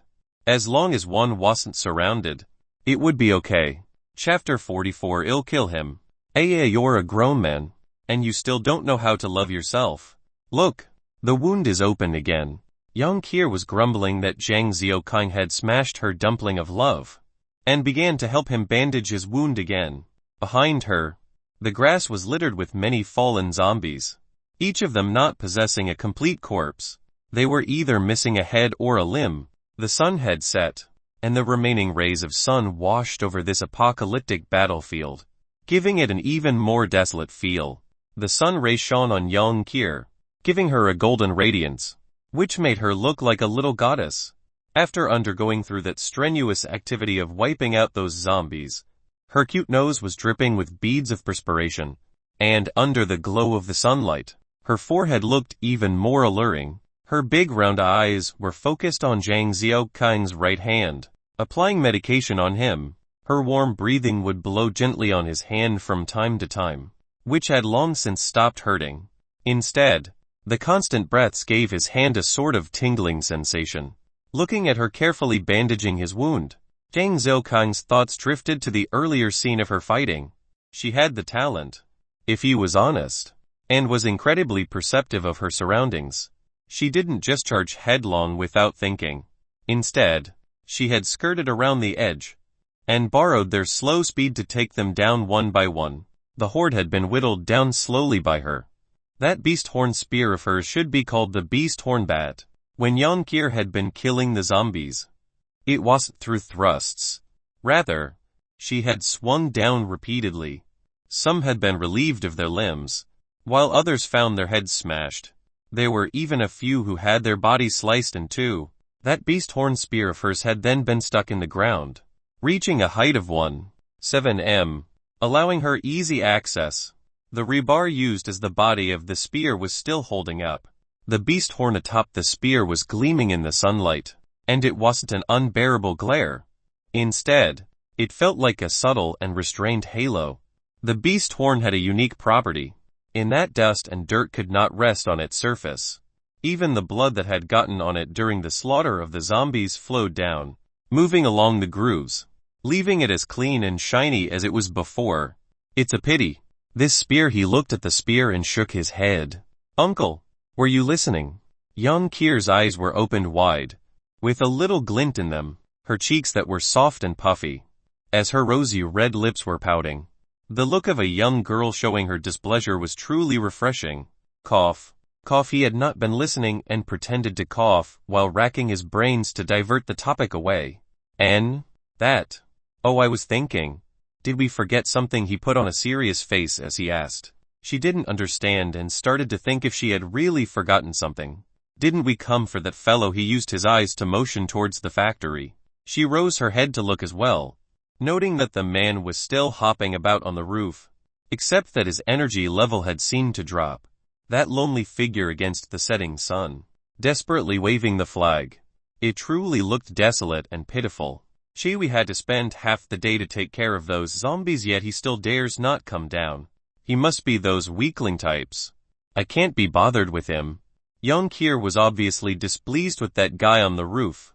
Zhang Xiaokang saw that the sky was getting dark and said, let's just spend the night there then.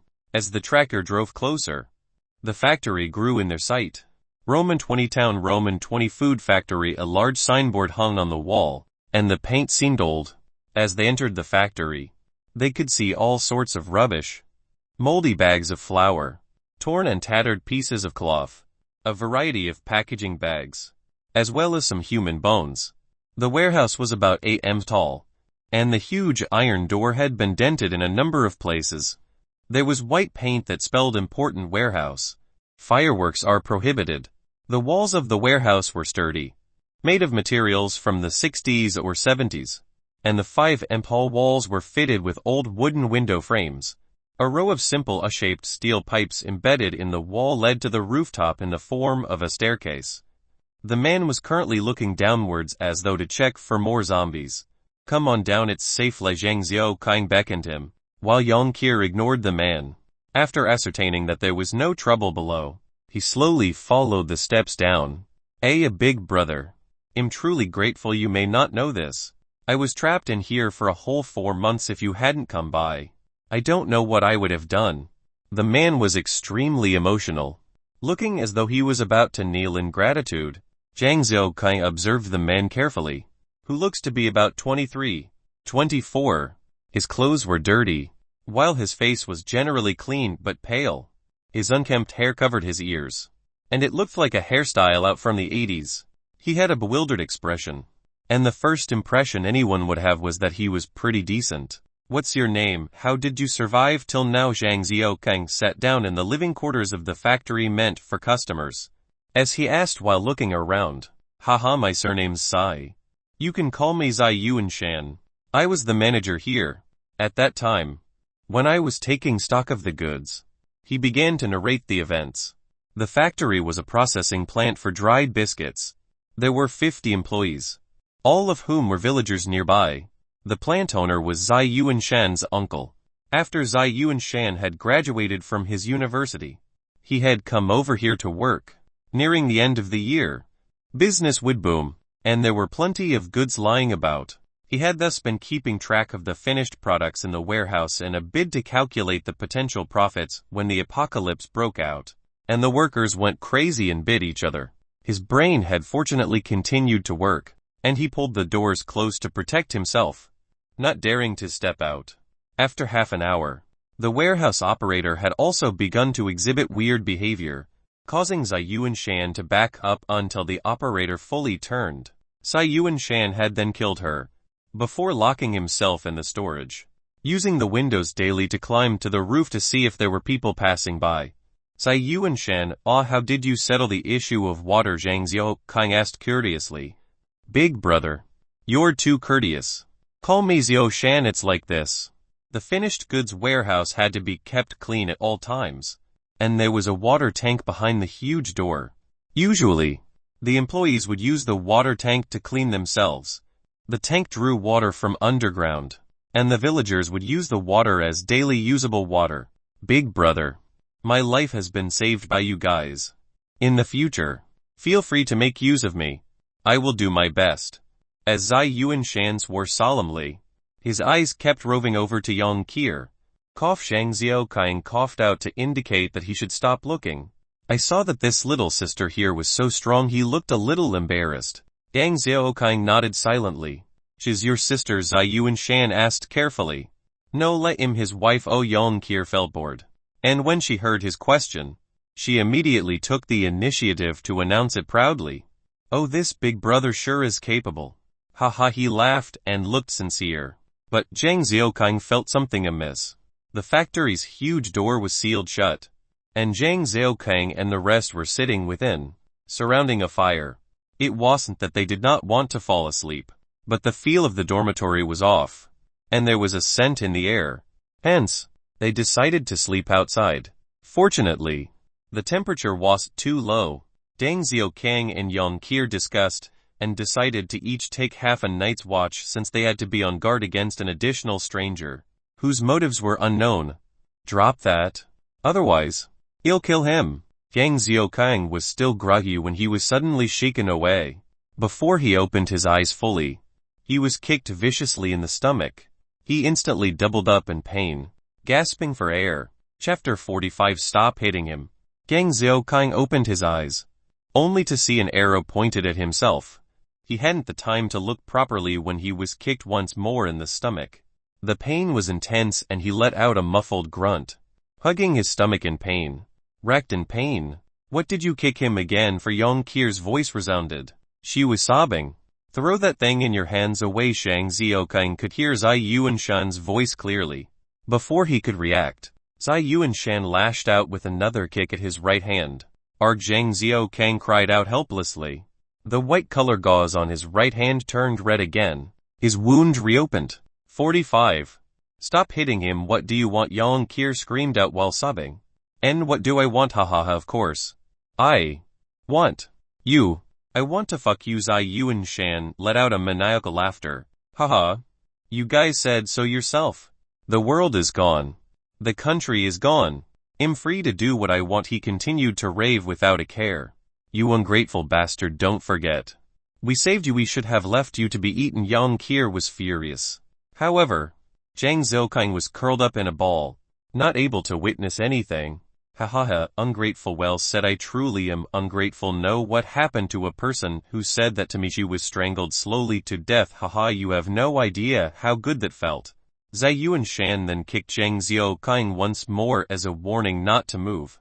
Before continuing to speak, I had laid on top of her, watching her eyes turn big slowly, and her tongue stuck out slowly. She had grabbed onto me so tight that my soul almost left my body in bliss. Hahaha, that was the best fuck I ever had. He seemed to enjoy narrating his experience, getting more excited by the minute. Hahaha, women are just asking for it. 40 years old already, still trying to pretend to be pure, since we were trapped here together. If not her, who do I fuck? Hahaha, every day. I had screwed her every day for 3 whole months. As he was reminiscing, he saw Zhang Xiaokang twitching and lashed out with a few kicks again. Stop hitting him. Woo woo woo. Yang Qir continued to sob. Ha ha ha. It's more pleasurable like this. Ha ha, I enjoy it. Zai Yuanshan looked at the crying Yang Qir and his face was grinning perversely. Cough cough, I know. That warehouse operator didn't turn at all. She had been murdered by you. Zhang Xiaokang managed to cough out. Bang, another kick came. One more kick for the right answer. Zai Yuanshan leered at Zhang Xiaokang on the floor with a look of satisfaction. Woo woo woo. Yang Qir saw Zhang Xiaokang being beaten up, and she gripped the beast horn spear tighter. Right. Where was I? Hi, yes, that warehouse operator. I remember it was her who pulled me in from the outside and closed the door shut. So what? The very next day, I screwed her. Haha, she scolded me nonstop. So I fucked her. Nonstop. He swallowed his saliva in excitement before continuing. Oh yes. I screwed her without stop. Only then I can forget about the nightmare outside. Only then I will forget about me being eaten by them. Only then I can still feel like a man. I killed her. Hahaha, who asked her to try and kill me? 40 years old and still acting all pure. Hahaha, even after she died. I didn't stop. I continued to screw her corpse until it stank. By now, Zai Yuanshan had gotten incredibly excited. His expression insane. His face had started to contort and it looked incredibly disgusting. His eyes had a madness to them, as his body shook uncontrollably, as though thinking back to it had brought back the excitement. Zhang Xiaokang saw that Yang Qir was still a distance away, and it was not possible for her to act. He could only try to seize the opportunity to slowly creep backward with his left hand. Zai Yuanshan saw that Zhang Xiaokang had moved out of the corner of his eye. Zhang Xiaokang spat out a huge mouthful of blood. having been pummeled another dozen times. His organs felt like they have been displaced. Cough cough. Ha! Ha! Cough cough. As he coughed, he gasped for breath, his internal organs feeling like they were on fire. Young Kier screamed out, unable to watch any longer, as she prepared to charge at Zai Yuanshan with the beast horn spear. Don't come over, I'll kill him. I swear I will. He saw Yang Kier and became anxious, as he stuck the sniper crossbow in Zhang Xiaokang's face, pressing into his flesh. What the hell do you want? At most I'll seek vengeance for my husband. Yang Kier was pressured to the point of going mad. Calm down. I won't hurt him. As long as you throw that thing in your hand away, and take off your clothes. Let me have my fun. He'll let you guys leave tomorrow, I promise. Zai Yuanshan put on a false front as he spoke to Yang Kier, his own state of mind unstable. Yang Kier gazed at Zhang Xiaokang as her tears flowed down her face, her teeth biting hard down on her lips, causing beads of blood to form. Her hands grabbing the beast horn spear started to shake. Don't. He's lying. Zhang Xiaokang opened his mouth to warn her, but he received a kick before he even finished. Stop it, I'll listen to you. Yang Kier became frantic again when she saw Zhang Xiaokang being beaten up. Thunk. The beast horn spear was thrown to the ground, and Yang Kier reached for her buttons. Zai Yuanshan saw that she had thrown her weapon aside, and began to relax his guard. The sniper crossbow in his hands lowered a little, as his entire attention was focused on Yang Kier, who was beginning to strip, taking the chance that Zai Yuanshan's attention was not on him. Zhang Xiaokang swung that dumpling fist of his towards Zai Yuanshan's crotch. As a dull thud sounded, oof! Zai Yuanshan shrieked in a strange voice. Obviously, the impact had not been light. Zhang Xiaokang used his left hand to pull out the 54 behind his waist, aiming at Zai Yuanshan, and pulled the trigger. The gunshot didn't sound. Instead, the 54 did not even react. Fuck, he cursed inwardly. This gun would go off inappropriately. Yet now it doesn't work when required. It truly caused one to be helpless. Without time to think, he brought his left hand up slightly before swinging down, viciously smashing the knee of Zai Yuanshan. The sound of bone breaking sounded out loud. Zai Yuanshan dropped his sniper crossbow and rolled on the floor. Zhang Xiaokang looked towards Yang Kier, whose left hand was pressing her right hand at her buttons. She stared mutely, obviously still in shock. What are you blanking out for? Come over here and help. Those actions had depleted all of Zhang Xiaokang's energy, and he laid on the floor, everywhere hurting like hell. Why is it always me who gets hurt? Zhang Xiaokang couldn't wrap his head around it. Oh! Yang Kier broke out of her trance and ran forwards to pick up the sniper crossbow, before stomping viciously on Zai Yuanshan's right leg. Following the sounds of bone snapping, Zai Yuanshan screamed out again. She proceeded to stomp each of his limbs once, including that third leg in the middle, before running to Zhang Xiaokang's side. By that time, Zai Yuanshan was lying almost passed out on the ground. Chapter 46. Generation Gap. How are you? Does it hurt? Are you okay? Yang Kier helped Zhang Xiaokang up, allowing him to sit up. He hissed in pain as Yang Kier's action caused the pain all over him to ache.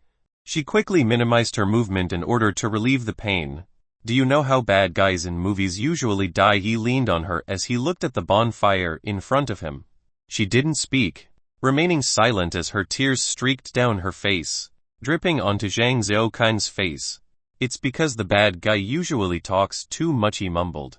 Do you know why the female leads in movies are always so sad? He turned his face slowly to look at Yang Kier, tolerating the pain. It's because those silly female leads always believe what the bad guys say. The back of his head was resting on Yang Kier's quailing chest as he spoke, his expression wooden. Did you think that once you satisfy that pervert, he will really let us go? As he spoke up to her, his tone became less steely. I couldn't bear to watch you being beaten up. I was worried about you. Her voice became smaller as she spoke. Her words revealed a sour grievance. Zhang Xiaokang became speechless and felt that it was really hard to communicate. This Zai Yuanshan was such a deranged maniac. What else would he not do? He even raped and killed his rescuer. Would he just change or give up just because of a half-cripple and an adolescent? Thinking up to this point, Zhang Xiaokang dared not continue his thoughts. A layer of cold sweat broke out behind his neck. We were too careless, he quietly assessed. Watching the flickering fire in front of him, he started questioning himself. When was it that he allowed himself to be this careless? Was it the peaceful fortnight in the cave that whittled his sense of caution, or was it because young Kier had become so strong that he had subconsciously thought that she could handle everything, or was it the fact that he had sewn in a layer of mutant beast hide inside his clothes, when they were suddenly attacked by those mutant weasels? He had not been on guard, nor thought to check carefully, nor was there a sense of danger. At that point, he didn't even have the time to grab a weapon. If it wasn't for young Kier, his throat might have been ripped already. The funny thing was that he had truly become conceited after a few close brushes with death. He had been the one to cross the territory of the mutant weasels. That was why they were attacked. Why didn't they think to use the binoculars to check it properly first? Had he really thought that once he had the inner armor he had become invincible? Even funnier was that after that injury, he still kept his guard down. The world was still dangerous. Zai Yuanshan could not be trusted. Yet he still carelessly got Yang Kier to stand guard. She was boisterous and still young, yet he had been the one to sleep like a log. Thinking back to when he first left house, he had been extremely cautious every step of the way. Every single blade of grass that was blown would arouse his suspicion. How did he become so careless? As he assessed himself, the more he felt gripped with tension. The rules and society norms before the apocalypse had already broken like glass. People were capable of all sorts of things now due to the virus and breakdown in society.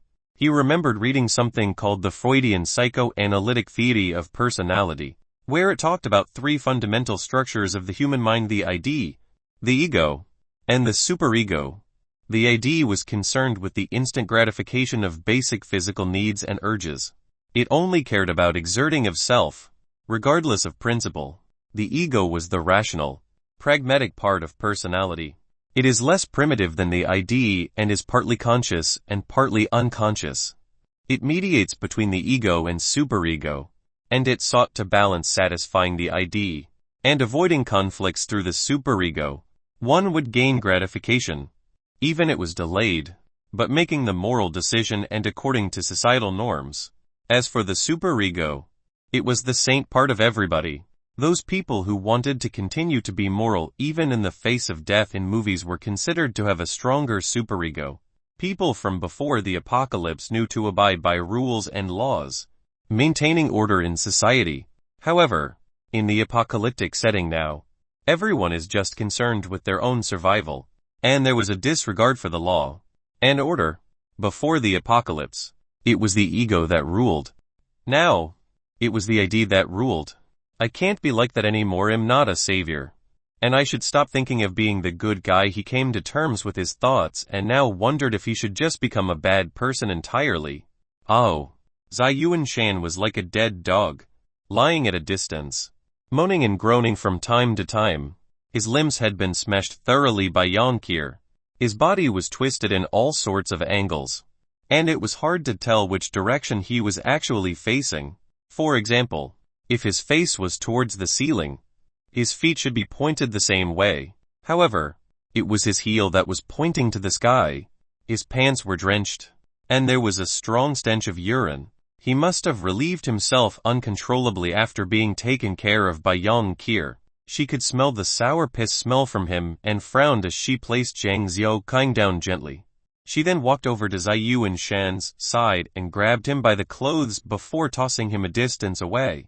He flew across the warehouse and disappeared into an unlit corner.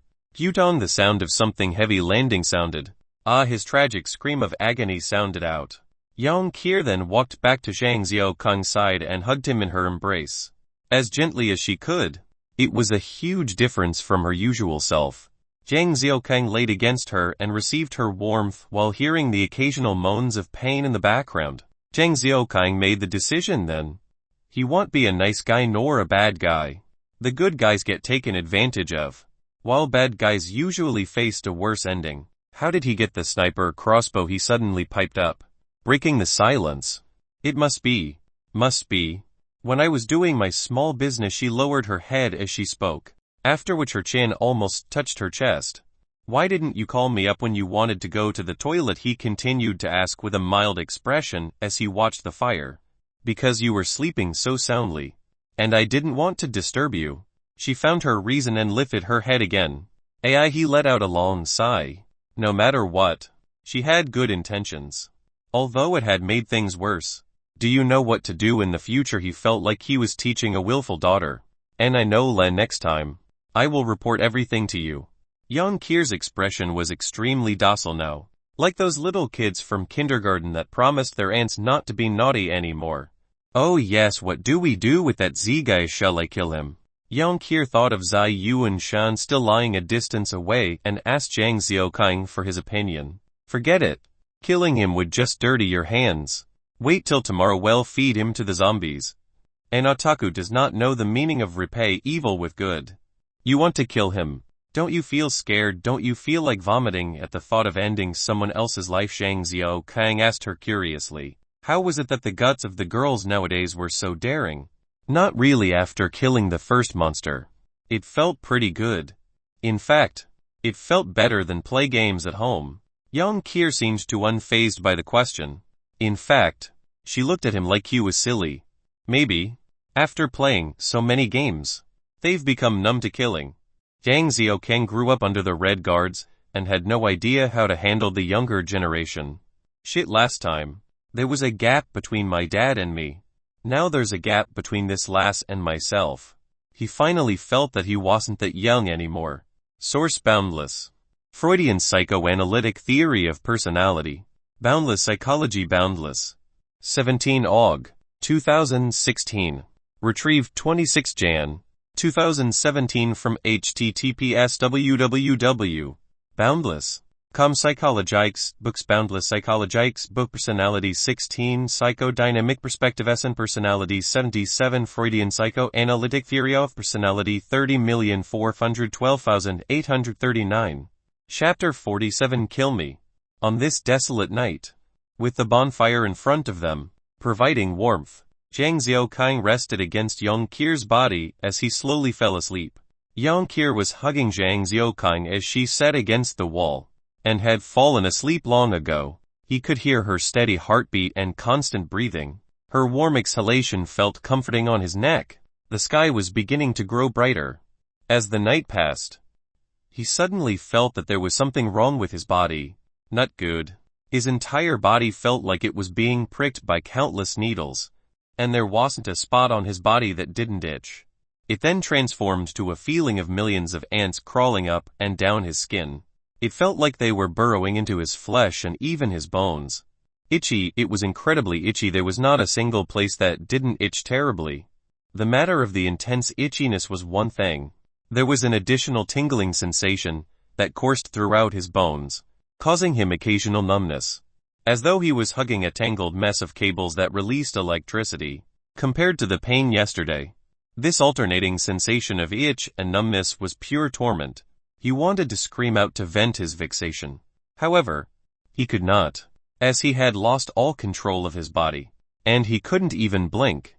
Young Kier was woken up in shock by his situation, as he was trembling uncontrollably, as though he was having a fit. What is it? Her eyes were still puffy and heavy. He could not speak, but he knew it was his unnatural recovery ability at work. His previous injuries had been less severe, hence the sensations were not as intense. After a night's sleep, everything would be normal, save for an increased appetite. What is wrong? Woo is Zhang Xiaokang could not reply. Young Kier became even more anxious, crying out in anxiety. His eyes were currently shut tight, and his body shaking. It looked as though he was suffering. Young Kier hugged him even tighter, using her face to feel his forehead's temperature. Zhang Xiaokang was oblivious to any external sensations. The only thing on his mind was the sourish, itchy and tingling feeling. As time passed, he was beginning to feel better and managed to catch a breath. Go! Zhang Xiaokang opened his eyes and managed to croak. What? Young Kier saw that there was a reaction and quickly brought her ear closer. Make food. At least 10 persons worth. He stammered slowly. Young Kier couldn't believe her ears, seeing that he was in such a condition and was actually asking for food. Go! Quick!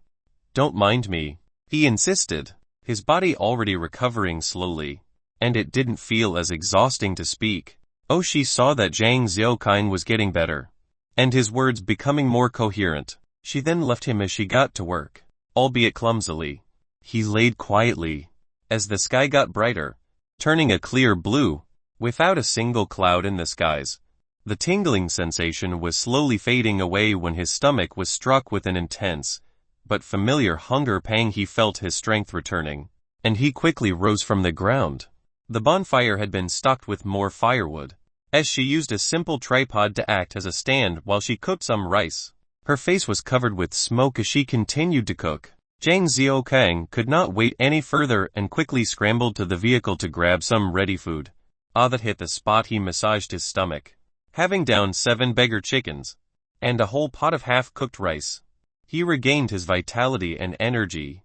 You didn't get much sleep last night. Go rest some more. You'll go do something, he told Yang Kier, actually taking the initiative to be nice for once.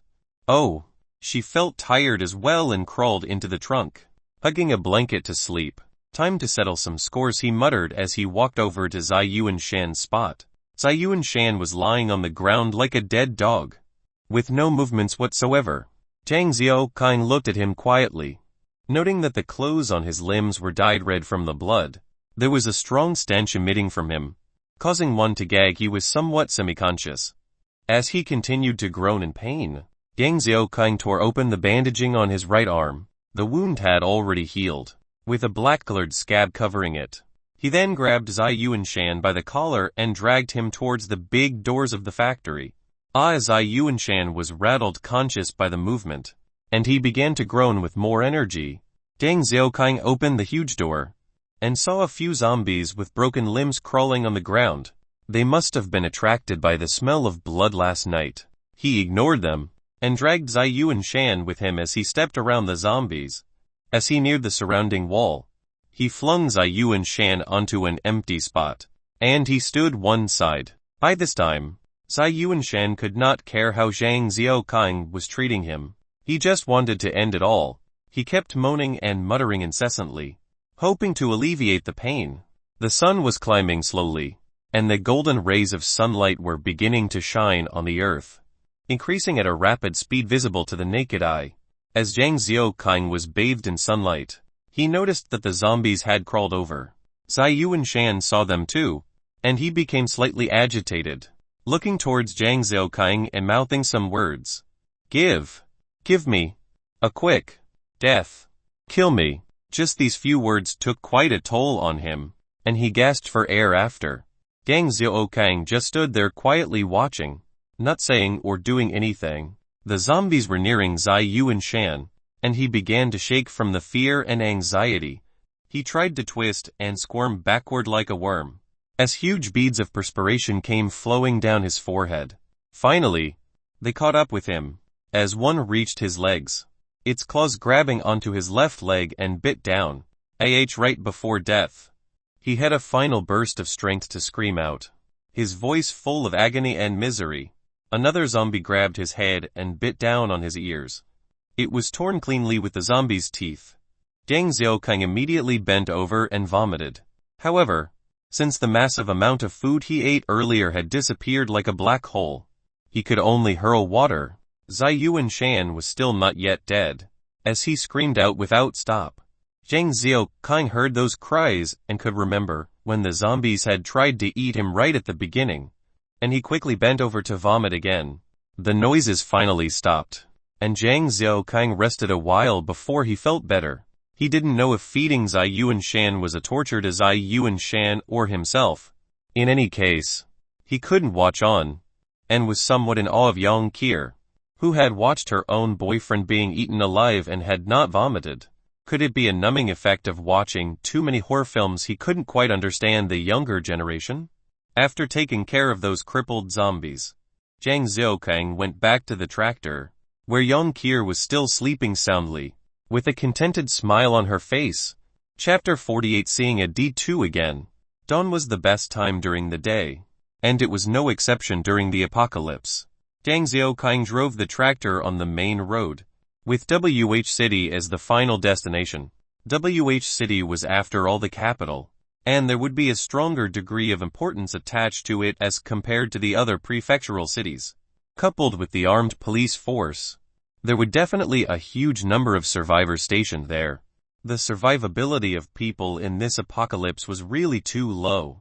Although an otaku didn't need too many bonds or relationships with other people, one could not be sealed up in a mountain for his entire life. He would need society and a breath of air with others as well. More importantly, he needed things to do and spend his time. An otaku, after all, was termed as an otaku because there's nothing else in his life. He just wanted to spend his time here on Earth. An otaku didn't fit in anywhere, and he would not care how others view him, as long as there was a space for himself in this harsh world. An otaku liked to view the world from a bystander's point. They might not be seen, or might be obscure, but they had their own place in life, their own ways of thinking, and it wasn't forced upon on them. With their own world, they can ignore any authoritative thinking and can exercise critical reasoning. That was because they had their own culture. However, even their own space could not be separated from the actual world. Most of them had to live like shootins, tolerating the looks and criticism of others. Why was it that people were unaccepting of such otakus? Yet the number of otakus was growing in the world. That was because otakus had begun to harbor thoughts of freedom. They weren't willing to be judged according to societal norms. They might not be accepted in a large part of society, but they could live with themselves with a sense of identity. The morning sun wasn't particularly hot, and there was even a coolness in the air. As the wind blew on one's face, it felt refreshing. Young Kier was sleeping like a pig in the trunk, and even the noise generated from the journey could not affect her sleep. Thinking back to her performance last night, Yang Xiaokang thought, what a fool yet. The corners of his mouth were arched up in a smile. After all, her thought process had been centered around him. It felt gratifying. No wonder some of the otaku seniors he knew liked to play games with developing relationships. There's something. Suddenly, he caught sight of something and brought the tractor to a sudden halt. Pulling out his binoculars to take a look, there was a small river about 300,400 m in front, and there was a concrete bridge above the river. It was not huge, at most about 10 m in length, and 8 m wide. A long-distance bus had crashed into the fence on the left of the bridge, forming a sort of character. The right side of the fence and the bus had about a 3 to 4 m gap, which was just nice for a small car to pass through. However, there were already several zombies there. If it was before, Deng Xiaokang would have gotten Yang Kier to go clear the zombies together with him. However, after the two near-death experiences, he became more wary and cautious. He got down from the car and went up to a small dune ahead to observe. As he laid prone on the ground, the angle was clearer for him. He could see that the coach was a 12 m long King Long bus, its body painted bright red. The bus had slammed into the opposite end of the bridge, knocking off a chunk. The bridge was filled with about 50 zombies. Although there were no evolved ones to be seen, there was even a banner that read from SC City to J City. After crossing the bridge, it would be a short distance before reaching J City. It must have been the driver's intention to leave the public road to head towards J City through here. Thinking back to the highway, Yang Xiaokang felt depressed again. Just a day earlier, he had wanted to experience driving a tractor on the highway. Who knew that after driving just a few li, he came across an exit, and felt like he had entered an abandoned car dump like in the movies. All sorts of vehicles, regardless of make or model, were sprawled out all across the highway, with plenty of collisions as though they were ingredients in a pot of stew. Some of the crashes had resulted in a vehicle stack of about 78 m high, and a few had burnt together, leaving only a charred exterior. There were zombies and bones everywhere, and it truly looked like a scene from an apocalypse. Left without a choice, Deng Xiaokang had then gone back to the old road. As he observed the situation in front, he heaved a sigh of relief. As long as there were no evolved zombies, it wouldn't be a problem. Just as he was about to get back up, he realized something was off. Near the area where the road met the bridge at the opposite end, there were 4 or 5 cars in a collision, each of them looking like twisted metal. However, The doors of all the vehicles had been torn and thrown aside, at least a distance of a dozen meters. This was definitely not the strength of a normal zombie. The temperature was slowly rising and perspiration dripped from his forehead. The longer he prone, the more stifled he felt. However, he did not dare leave to it chance, and continued to observe longer. He didn't know the area well, and the map only showed this way towards the capital. However, he would go around it if he had to, rather than face the risk and go through the river. The zombies at the opposite end of the bridge began to move, as though they were getting out of the way when suddenly a huge D2 appeared from the vehicles. The moment the D2 appeared, Zhang Xiaokang's heart turned cold. The previous encounter with a D2 was a nightmare he did not wish to revisit. He could never forget the terror as he was on top of the roof of the bus. He also could not forget the heart-pounding moment when the D2 had almost reached the toilet window he was getting out from. He turned around and wanted to leave. He was terrified. And to him, facing the D2 was comparable to a karate expert facing a fleet of advanced tanks. Even the sniper bullet that could pierce metal only caused a scratch on the D2's skin. He had no confidence of winning against it. Not even the beast horn spear that could pierce through diamond gave him the confidence. The D2 walked up to the bridge and stopped. Zhang Xiaokang saw it sniffing the air when it suddenly bellowed in rage, which he could hear even from such a distance away. Shit! He was shocked and realized that the wind blew his scent towards the D2, and it had already noticed his presence. He leaped up quickly and ran towards the tractor, stepping on the accelerator and turned around to drive towards the road. Zhang Xiaokang wanted to increase the speed, but suddenly, the tractor began to fail at this critical moment, its speed decreasing rapidly until it came to a stop and died. He remembered that he forgot to refuel when they left. They had always refueled when it was out of diesel. Now there was no time for regrets.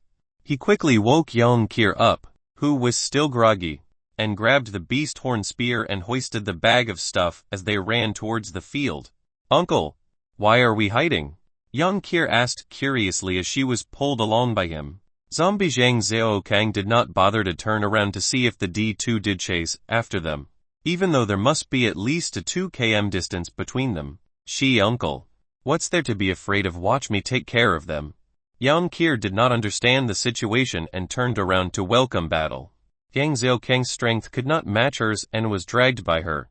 He became anxious, and spoke it's an evolved, and it must be the second time he could not help but try to explain the situation. How many? Yang Kier paused to ask. One by now. He was beginning to feel embarrassed. After all, he had killed his fair share of zombies before, and now he was acting like a mouse, scurrying around. It's really powerful. Even arrows can't damage him. Zhang Xiaokang hurriedly piped in, covering his cowardice. Is it fast? Yang Kier was beginning to understand. According to game logic, it was like meeting a boss. A strong and fast boss was not something they could provoke at this point. Not really. It should be at the same speed of a normal person's jog. He thought back to the first time he came across the D2. Then there's no need to be scared according to my gaming experience. As long as it doesn't touch us, we can slowly grind it down. Yang Kier was extremely proud of her own gaming and proceeded to walk towards the bridge. Chapter 49 1000 Years of Death. Damn it.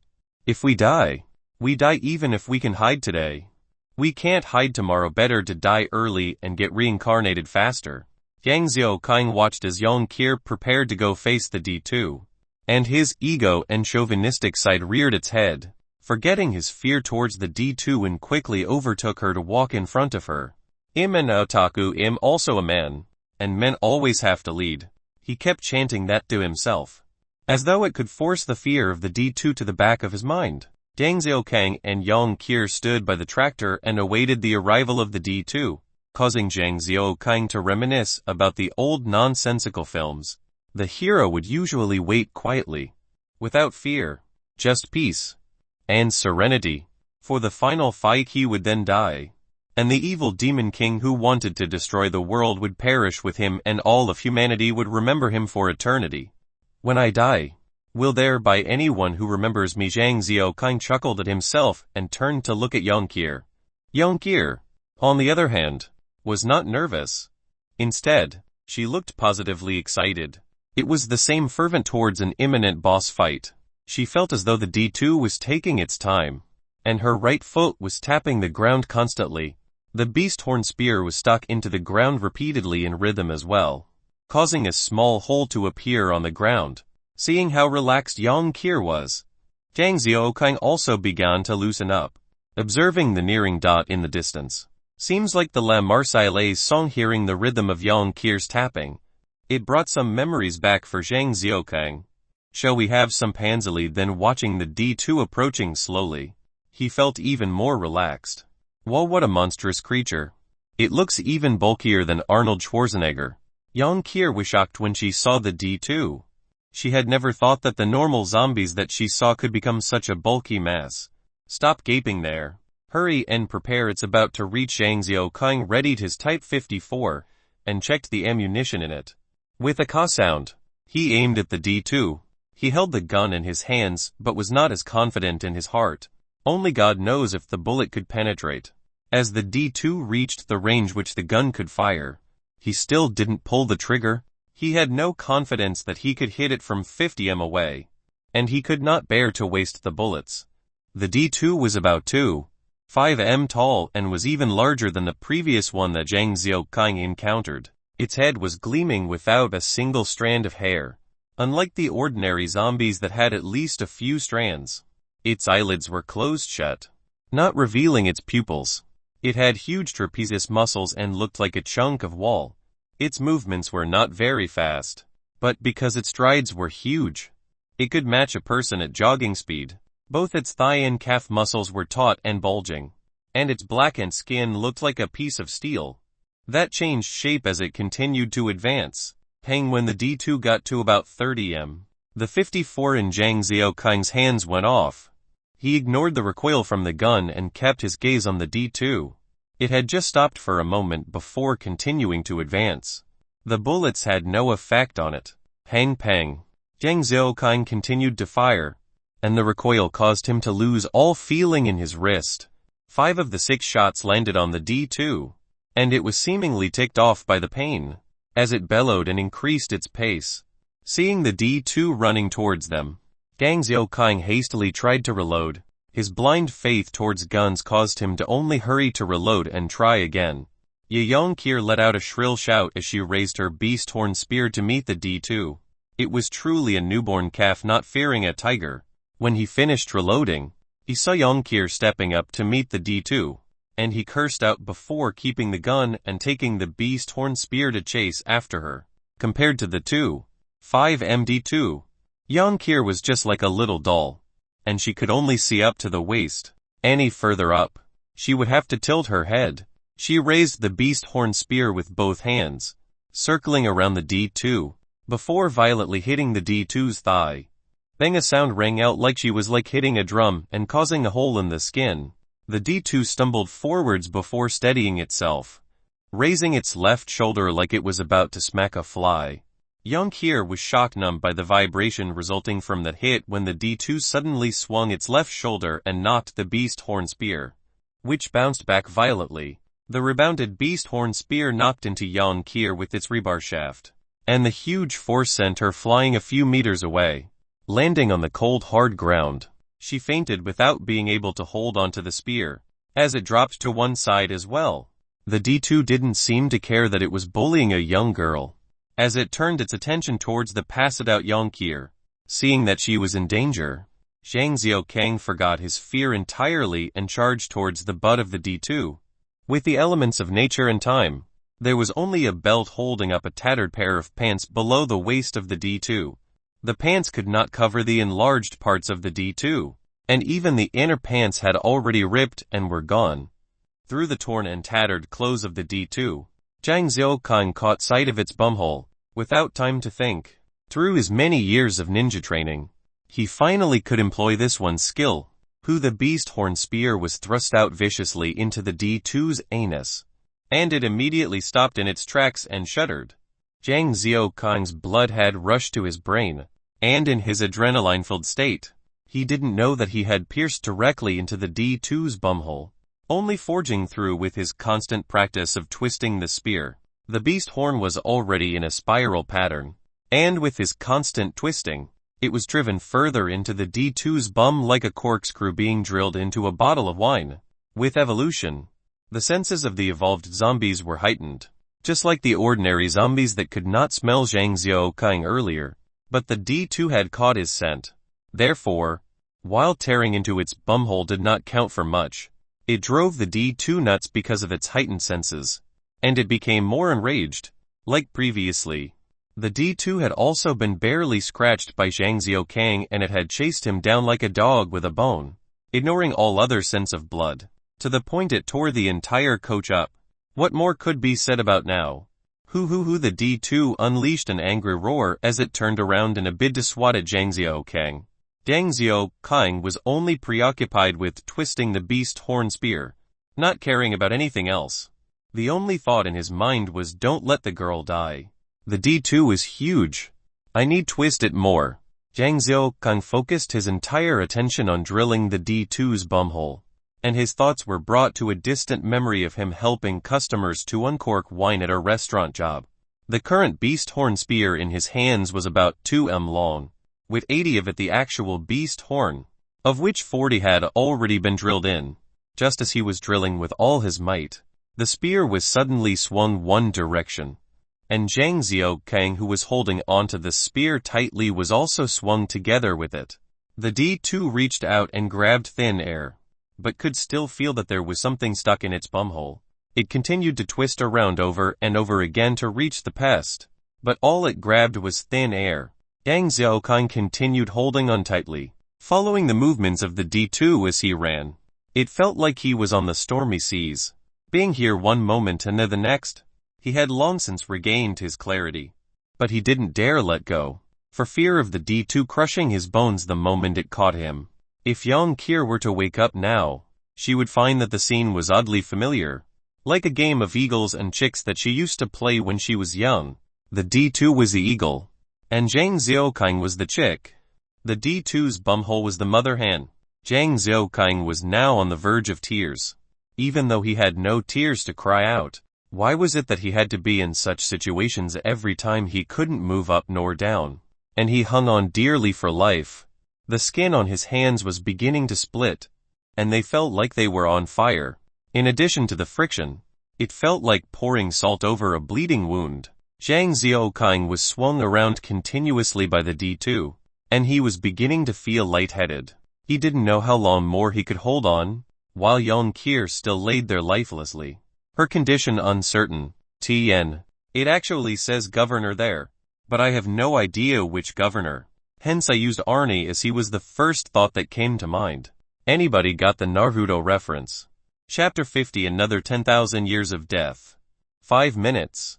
10 minutes. 20 minutes. 1 hour. Zhang Xiaokang yawned in boredom. The D2 had stopped once in a while, and he would then use all his strength to thrust inwards, which would cause the D2 to go on its rampage again to fish for the moon. Following the vibrations through the spear, Zhang Xiaokang would then follow the flow of the strength and run. In any case, as long as he stood behind the chrysanthemum of the D2, everything would be okay. At the start, it was incredibly agonizing for Zhang Xiaokang. It was incredibly numbing and tormenting. However, as they say, those who suffer from the illness knows it well. Through the constant revolutions, he had developed a new technique. He gradually became accustomed to using only one hand to grab onto the spear.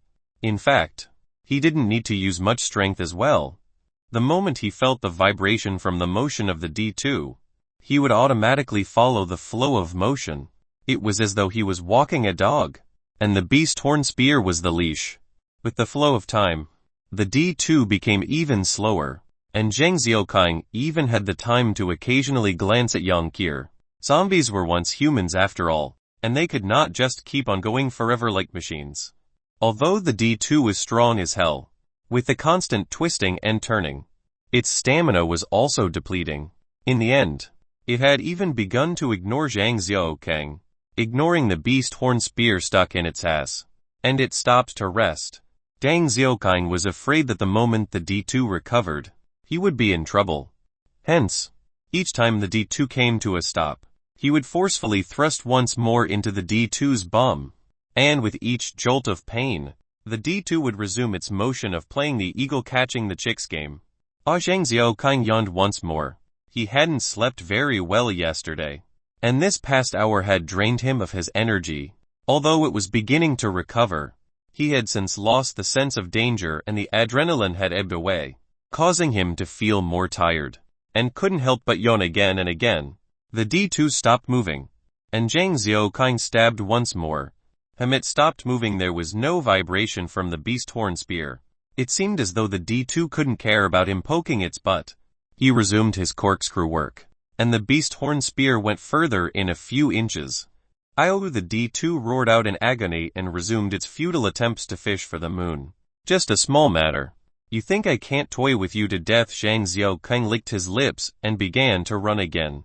After another 15 minutes, the D2 came to a stop again, and it really ignored everything. Seeing the D2 motionless, Zhang Xiaokang was speechless. However, he gritted his teeth, sticking one foot into the ground, and began gouging the D2's bumhole, like the old-fashioned way of drawing water from a well, where villagers would shake the bucket vigorously. The blackened chrysanthemum of the D2 was violated even more. Even the flesh around the area had been ground to a mess, and all one could see was a black hole. Ayo, the D2 cried out in what must be the most miserable voice in history, causing shockwaves to assault Zhang Xiaokang's ears. His hands tightened and began to run. This time, the D2 did not stop and expended all its efforts to try and grab Zhang Xiaokang. He didn't dare to let go, and began to focus, increasing his reaction to the changes as well as his running speed. One man and one zombie continued in this strange scene, while Yang Kier was still lying on the ground, her fate uncertain. Zhang Xiaokang also didn't know if his eyes were going blurry, but it seemed that Yang Kier's posture seemed a little different. The D2's running became even more staggered, its legs starting to give way. Zhang Xiaokang was also gasping for air, his legs turning sore. The vibrations traveled through the spear again, and Zhang Xiaokang went with the flow, running towards the left when suddenly, the D2 seemed to have become smarter, first twisting its body to the left, then changing direction and swung viciously to the right. The sudden opposing motion caused Zhang Xiaokang to let go of the spear involuntarily. He finally came face to face with the D2, and he looked at the beast horn spear stuck up the D2's ass, before gazing back at the D2 lunging at him. Holy mother, he cried out and turned around to run. Zhang Xiaokang and the D2 ran across the paddy field. In this spring weather, as the D2 ran, the beast horn spear in its butt continued to shake, like a lightning pole, swaying with its steps. Zhang Xiaokang had to utilize all sorts of dodging, rolling and evading techniques to escape the clutches of the D2. The D2 was filled with intense hate for this puny human, and the man and zombie continued to run around Yang Kier, passing her body a number of times. The D2 was oblivious to Yang Kier, only setting its sight on that irritating human that had stuck something up its bum. Once I had a chrysanthemum in front of me, but I didn't treasure it. It was only when I lost it that I felt regretful. It's the most painful ordeal in this world. If the heavens can give me another chance, I will definitely not let go. If there's a need to put a number limit to this chance, I hope it's 10,000 years. Zhang Xiaokang was full of regret as he ran for his life. The D2 could have become a dead fish, but he had been too complacent in his reaction and now, he became the rabbit in front of a lion. Zhang Xiaokang continued to run for his life amongst the field, as the D2 chased relentlessly behind. From time to time, it would raise its huge claws to slash at Zhang Xiaokang. It was not that Zhang Xiaokang didn't think of using some form of cover to defend against the blows, but the field was so vast, and there was no obstruction anywhere. The D2 had a huge body, and even if it was stopped by ridges in the field, it would stagger slightly before resuming the chase. As he ran, he neared Yang Kier. When he heard the wind from behind, he leaped without thinking, and did a forward roll in midair, executing a body roll the moment he landed on the ground and stood up to run. In his hands, there was the beast horn spear that had rebar as its shaft that he picked up. The moment he picked it up, He felt like throwing it away. It was freaking heavy, weighing over 10 jins. He didn't have the strength that Yang Kier had. He could carry it on a daily basis, but carrying it while running was too much. In the end, he decided not to throw it. His own beast horn spear was still stuck in the D2's bum. His pistol was not effective, and holding the heavier beast horn spear was of some comfort to him. Suddenly, Yang Xiaokang eyed a ditch in front of him out of the corner of his eyes. It was about 2 m wide, and the depth could not be seen clearly. Without a choice, he could only regard a dead horse as one that is alive to treat. The D2 shouldn't be able to jump so far. He ran towards the ditch while continuing to grab the D2's attention, and the moment he reached the ditch, he leaped. He flew through the air and landed on the opposite side. As he had jumped too hastily, he was a little unstable, and he threw the beast horn spear aside to roll. After coming to a stop, he finally diverted the momentum.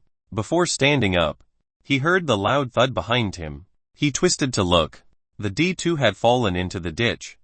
Seeing the prey that had escaped its clutches, the D2 roared in anger. Zhang Xiaokang was by now numb to the enraged roars. He had heard it roaring countless times during the chase. However, he had to give it up for it. It could still roar so brightly and clearly each time. He edged carefully forwards. The ditch had been cemented and was about 1.8 m deep. There was no water. Instead, a thick layer of mud. The D2 had dropped in, with only its upper half visible, the bottom part of its body submerged in the mud. The D2 was stuck in that constrained space and tried to lash out at the surrounding mud with its claws. The earth flew about, with dust and all sorts of mud being thrown around, as though heavy construction was being carried out. The mud wall was starting to collapse, with the constant assault by the D2. Seeing this, Zhang Xiaokang became anxious again. The D2 was likely to climb out after a while, and he pulled out his 54, walking up to within 1 m away from its head, and raised his gun to fire at its head. Pang pang. The bullets could not penetrate the bone, but caused the D2 pain, and it raised its arms to block in front as it tried to back up. Ow! The D2 roared pitifully again, and Zhang Xiaokang saw that the beast horn spear that had been stuck in the D2's bum was pushed further in when the D2 retreated against the mud wall. The monstrous strength of the D2 coupled with the sturdy mud wall of the ditch caused the chrysanthemum to truly be split open. When I read this, I burst out laughing. This is one of the famous quotes of Stephen Chow's character Joker, Sun Wukong in the Chinese Odyssey. The actual quote goes like this: "Once I had one true love in front of me, but I didn't treasure her. It was only when I lost her. If I'm given another chance, I will say 3 words to her. I love you. If there a need to put a time limit on this love, I hope it's 10,000 years." Taken from http Journalite. Blogspot. SG 2808 quotes from Chinese Odyssey. HTML. It's a pretty good film. A Chinese idiom literally means know clearly that things are impossible or hopeless, but still try one's best. The author is seriously injecting a lot of humor and imagery in this single chapter. Chapter 51. Wake up, stop sleeping. The D2 wailed in agony and swung its right hand backward, causing the mud wall behind it to be smashed. However, no matter how it grabbed, it could not reach the spear. The D2 remembered the origin of its agony and swung once more towards Zhang Xiaokang. Zhang Xiaokang had already taken the opportunity to point the beast horn spear at the throat of the D2. It was not that he didn't think of aiming for its head. However, seeing that shiny bald head without a single spot of hair, he was afraid that the spear might slide right off. Hence, he played it safe and went for the throat. The beast horn spear went through the throat of the D2, all the way to the cervical spine. A huge force traveled down the shaft of the spear towards its end, before disappearing into a huge stone the size of a computer monitor that was used to lodge the spear in place. The D2 wanted to roar in anger once more, but it could not do so anymore. The beast horn spear in its throat had ravaged its vocal cords, and it was truly in a sad state now. It had a spear up its ass, and a spear in its throat, causing it to be unable to move backward nor forwards. Seeing that the D2 was finally stuck, Zhang Xiaokang finally heaved a sigh of relief and reloaded the third magazine for his pistol. He stepped forward, aimed and fired. Hang! The 7 bullets were fired at the mouth of the D2. However, the target was too small, and Zhang Xiaokang's marksmanship was too poor. The bullets landed at the corner of the mouth, causing the D2 distress. The D2 spat out something foreign from its mouth as the object flew and knocked the stone at Zhang Xiaokang's feet. Dang! A huge yellow tooth ricocheted off the stone. Having its tooth broken caused the D2 to become enraged again, and this time, it swung both its arms to hit the rebar beast horn spear. The rebar beast horn spear became U-shaped as it bounced towards the sky, and Zhang Xiaokang's gaze followed it up. The U-shaped beast horn spear shot towards the sky as it revolved a few times, with a huge, round and bald head flying by its side. The eyes that had been shut all along were also wide open. The pale eyes seemed to have a bewildered expression. The D2 had died with grievances. The beast horn spear and the D2's decapitated head landed at the same time. The beast horn spear stuck in the ground and stopped moving immediately. As for the head of the D2, it kept rolling, all the way till Zhang Xiaokang's feet. The eyes were staring at his feet, as though intending to bite down. Zhang Xiaokang felt his whole body instantly relax, as he slumped to the ground numbly. He was unable to shake himself from the scene he had just witnessed.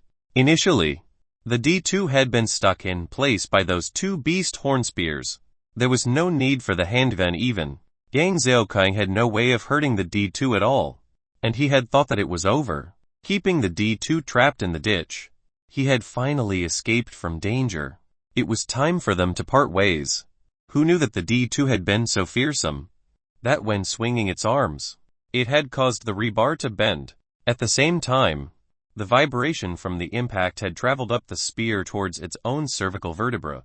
The beast horn spear had then sprung up from the tension, tearing the D2's cervical vertebra, flinging its head up towards the sky. Together with the beast horn spear, the D2 had been killed by its own strength. How could it not die with regrets? The D2's head was by his feet, and the huge body slumped into the ditch, the upper body in the hole it had dug, and there was a beast horn spear lodged up its ass.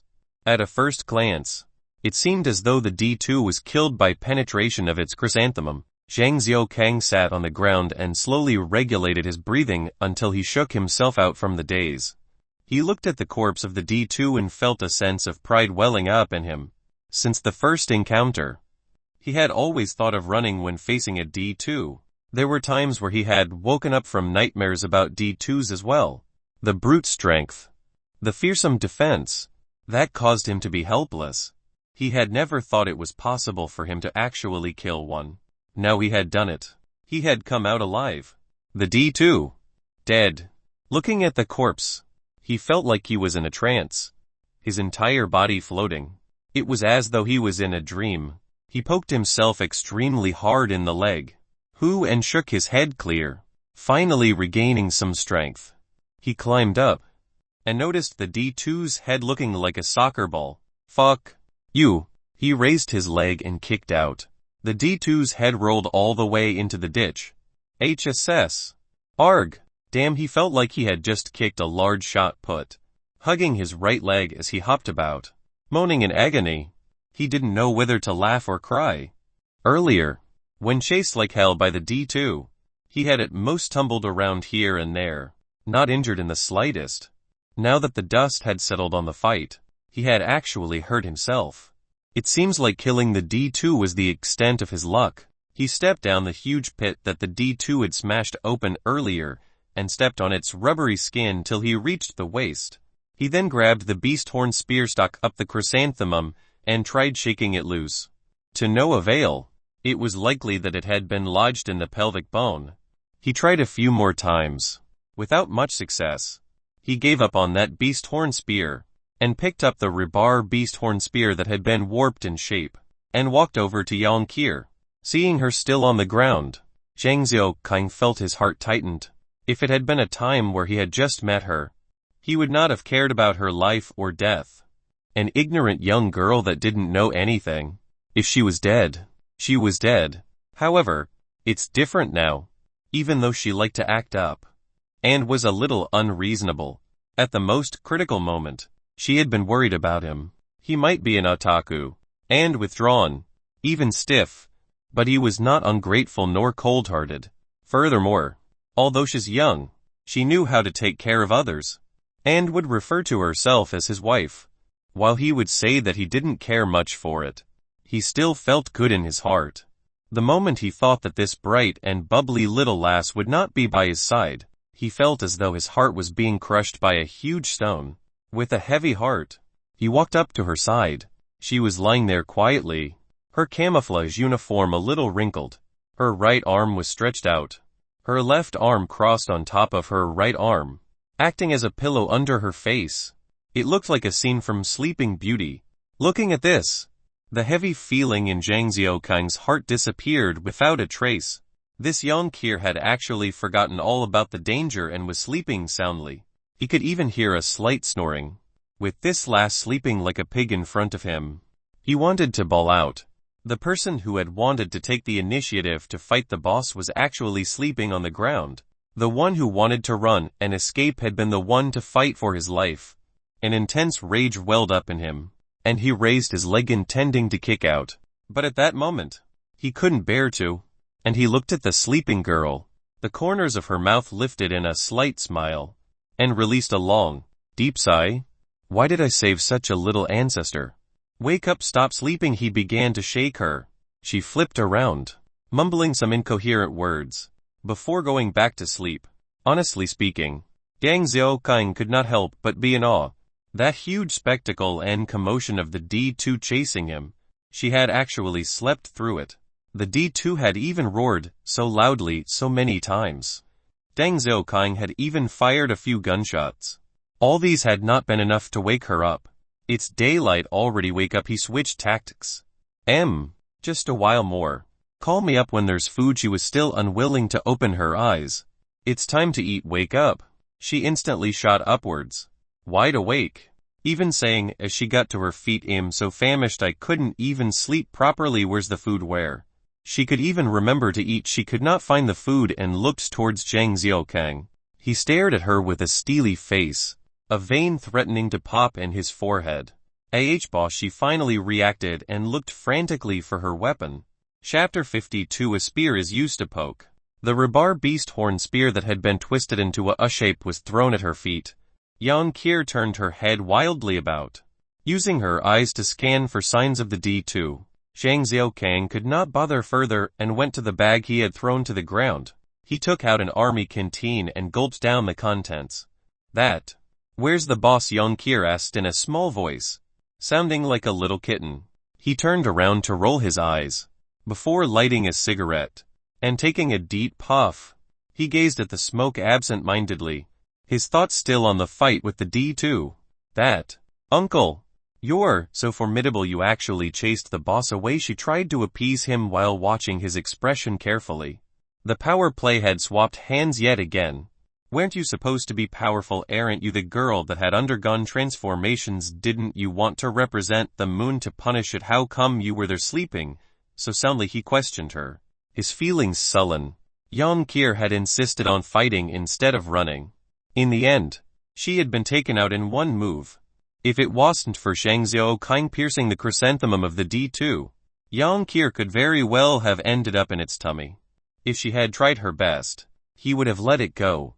The crux of the matter was she had actually fallen asleep at its feet. He had previously seen such cases in magazines and reports, but he didn't expect to actually witness it today. I also didn't know at that time. I just felt like my chest was suffocated, and my eyes went black. Then I don't know what happened next until you woke me up.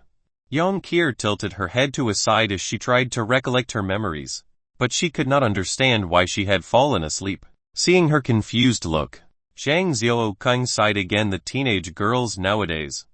How did her teacher guide her? After finding two stones to support each other, she stuck the rebar beast horn spear into the groove and used her strength to straighten the rebar again. Seeing the rebar beast horn spear being straightened out, Zhang Xiaokang's mouth went agape. What's that thing in your hand? Uncle, didn't you say This was called the beast horn spear. Yang Qier looked at the spear in her hand before looking back at Zhang Xiaokang. She was a little confused about his words. You also know to call it a spear is a spear used to hammer. Zhang Xiaokang was irritated. Having taken the pains to construct the beast horn spear for her, she had used it as a mace. She lowered her head silently and felt aggrieved. Wasn't it good that she could still hit the monster? Seeing her adamant on not admitting her fault, Zhang Xiaokang felt his anger rising more. He took a few deep breaths and patted his face to cool down. Can you use the spear to smash it apart? He pointed to the huge boulder beside her. She eyed the boulder that was almost as high as her, and checked out the width that was not less than the height, and gulped before shaking her head. Try using it to thrust in, he told her evenly. Yang Qier raised her eyebrows in doubt, but proceeded to do as he said.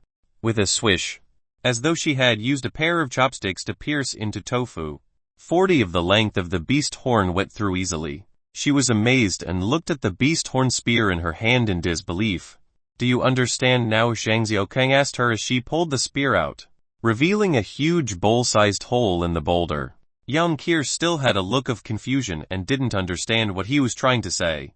Using his thumbs to massage his temples, he reminded himself, calm down, calm down. When you were her age, you were still catching loaches and fishing for frogs. Calm down. After a while, Zhang Xiaokang sighed out in exasperation, and looked at the bewildered Yang Qier, and explained the beast horn spear in your hand is capable of piercing through anything, especially the spiral pattern of the beast horn, which allows it to go deeper. If you used the beast horn spear to thrust at the D2 instead of smashing, you could have easily pierced its kneecap, then its bone, and the D2 will be at your mercy. Saying everything in one shot, Zhang Xiaokang was still red in the face. He had also just thought of these points. But even if he had known earlier, he didn't have the strength like hers to pierce so deep. And she nodded, and truly understood now. But it was you who asked me to smash in the first place. Her voice traveled over, breaking the moment of satisfaction Zhang Xiaokang had at being able to guide her. And when did I say that? He replied. It was his turn now to be confused. It was when I killed the first monster you gave me the hammer. Yang Qier's words cut deeply into his heart. One can't truly escape his sins. He decided not to pursue the matter and called her over as he walked towards the corpse of the D2. Wah, uncle. You're so awesome, you managed to kill the boss. She saw the headless corpse of the D2 that was slumped over, and was shocked. She could not understand how she had failed to hit it with her strength. But Zhang Xiaokang had managed to eliminate it. Go pull out my beast horn spear, he spoke up, pointing to the spear in the D2's chrysanthemum. So disgusting, uncle. You're too horrible. How can you stick this there? So dirty. She recoiled in horror at the order and tried to worm her way out of it. Fine. The next time we see a D2, I'll just use yours, he threatened her. Alright, I'll just go. Why do you have to be so disgusting? She grumbled, and slowly inched her way towards the beast horn spear stuck up the D2's bum. She sank chrysanthemum terrace at the side, as Zhang Xiaokang held it. The head of the spear still looked as clean as new, and under the sunlight, it seemed to flash as though it was alive. Seeing the beast horn, Zhang Xiaokang still felt uncomfortable. He had used water to wash it a few times and even used some white wine to disinfect it. It still felt wrong, though. There was no choice. The spear had been stuck up a place that the sun had not shone before. After refueling the tractor, it came to life, and they started driving towards the bridge once again. Chapter 53. I love you, hubby. After confirming that there were no more bosses hiding around, the two of them readied their spears as they crossed the bridge. Yang Qier was about to step forwards, her spear readied to face the ordinary zombies when Zhang Xiaokang stopped her. If you kill to your heart's content now, there will be corpses everywhere. How will we drive across? Then you go and move the corpses, he chided her lightly, as she pouted and did not speak. See the empty area by the bridge, go there and wait. I'll go attract their attention. Kill each one that you see. If there are two, take down two. Don't ever faint again. Zhang Xiaokang kept nagging, and Yang Qier's face was showing an irritated expression. Seeing her expression, he was reminded of his own past, where his father had often lectured him. and he had the same look of displeasure. Maybe this is the rebellious phase of teenagers. Maybe I really have become old. Zhang Xiaokang decided not to think further and went to engage the zombies. As he expected, the moment he got close, the zombies began to lunge for him without thinking. The group began to move towards the empty area. He attracted their attention, while Yang Qir began killing the zombies with relish. After attracting about 20 to 30, Zhang Xiaokang turned around in preparation to join Yang Qir and fight the zombies, and all he saw was that the ground was strewn with corpses. There were maybe 2 or 3 that remained standing. Yang Qir seemed as though she had been possessed by a Valkyrie. She spun the rebar beast horn spear around like it was nothing, flipping zombies around in the air. There were some that had their heads bashed in, shambling around, groping for air. Seeing the zombies flying around and lunging aimlessly, Zhang Xiaokang felt dispirited again. Yang Qir had blatantly not listened to him. She used all sorts of techniques and purposely did not pierce. In a flash, she had cleaned up the entire place and looked towards Zhang Xiaokang with an entertained look. He felt like he had failed. Other people had managed to raise some cute lolies. Why was his incredibly willful forget it? Let her be. His feelings sour. He decided not to think anymore, and continued his task of attracting the zombies. Killing the 50 zombies basically didn't require his help at all. Yang Qir was enough to handle it. Seeing the corpses all lying everywhere, Zhang Xiaokang didn't feel envious at all. Even if they could kill more, it was still the lowest cannon fodder. How can she compare with him? She might as well not act. If she had to, she had better finish off a boss in a move. The bridge was cleared of all zombies, and Zhang Xiaokang proceeded to drive the tractor across. The moment they reached the opposite bank, he jumped down from the tractor and made his way towards the King Long coach. What's going on? Are there still monsters? Yang Qir immediately followed him, her arm readying her favorite spear. Zhang Xiaokang stepped carefully around the scattered human bones and assessed the coach in front of him. The left side of the front of the coach had been rammed heavily. The driver had long since gone to goodness knows where. There was only the black bloodstain that remained on the torn-up driver's seat. The entire coach seemed otherwise intact. Most of the black-tinted windows not broken. Only the huge door near the bridge had been knocked open. Lying on top of another car, thinking about the possible loot, his mood became better, and took the initiative to joke with Yang Qir. Don't you usually pick up items after killing the monsters? Uncle are you having a fever? Those monsters can't wear clothes. What items would they drop? She could not understand his greedy nature. Haha, there might not be treasure drops, but there might be treasure chests. He spoke while climbing towards the King Long coach. It was a mess inside the coach, with human bones, torn cloth and all sorts of luggage strewn across the floor. His aim were these pieces of luggage, as most people would usually bring some goodies on their way home for the festive season. Yang Qir went back to the tractor and sat in. On her left, a huge pile of snacks, and on her right, there was shampoo, conditioner, face cleanser, hand moisturizer, lip gloss and even brow pencils and all sorts of cosmetic tools. She munched on her snacks while admiring the Bon March bag in her hands. Zhang Xiaokang had no interest in these sort of things and didn't even know what their value was. He felt like he had sighed countless times today. The loot today were only some snacks and female cosmetics, and the bag that Yang Qir had not let go of ever since he found it. He had also found a Nokia phone, which was inside a leather pouch. There was a spare battery, and the moment he saw this phone, he took a liking to it. The original products could not be compared with his old lousy model. Furthermore, this was out in October 2012, and its value on the net had been $888. At that time, he had been in shock. Such a handphone could allow him to build 3 computers.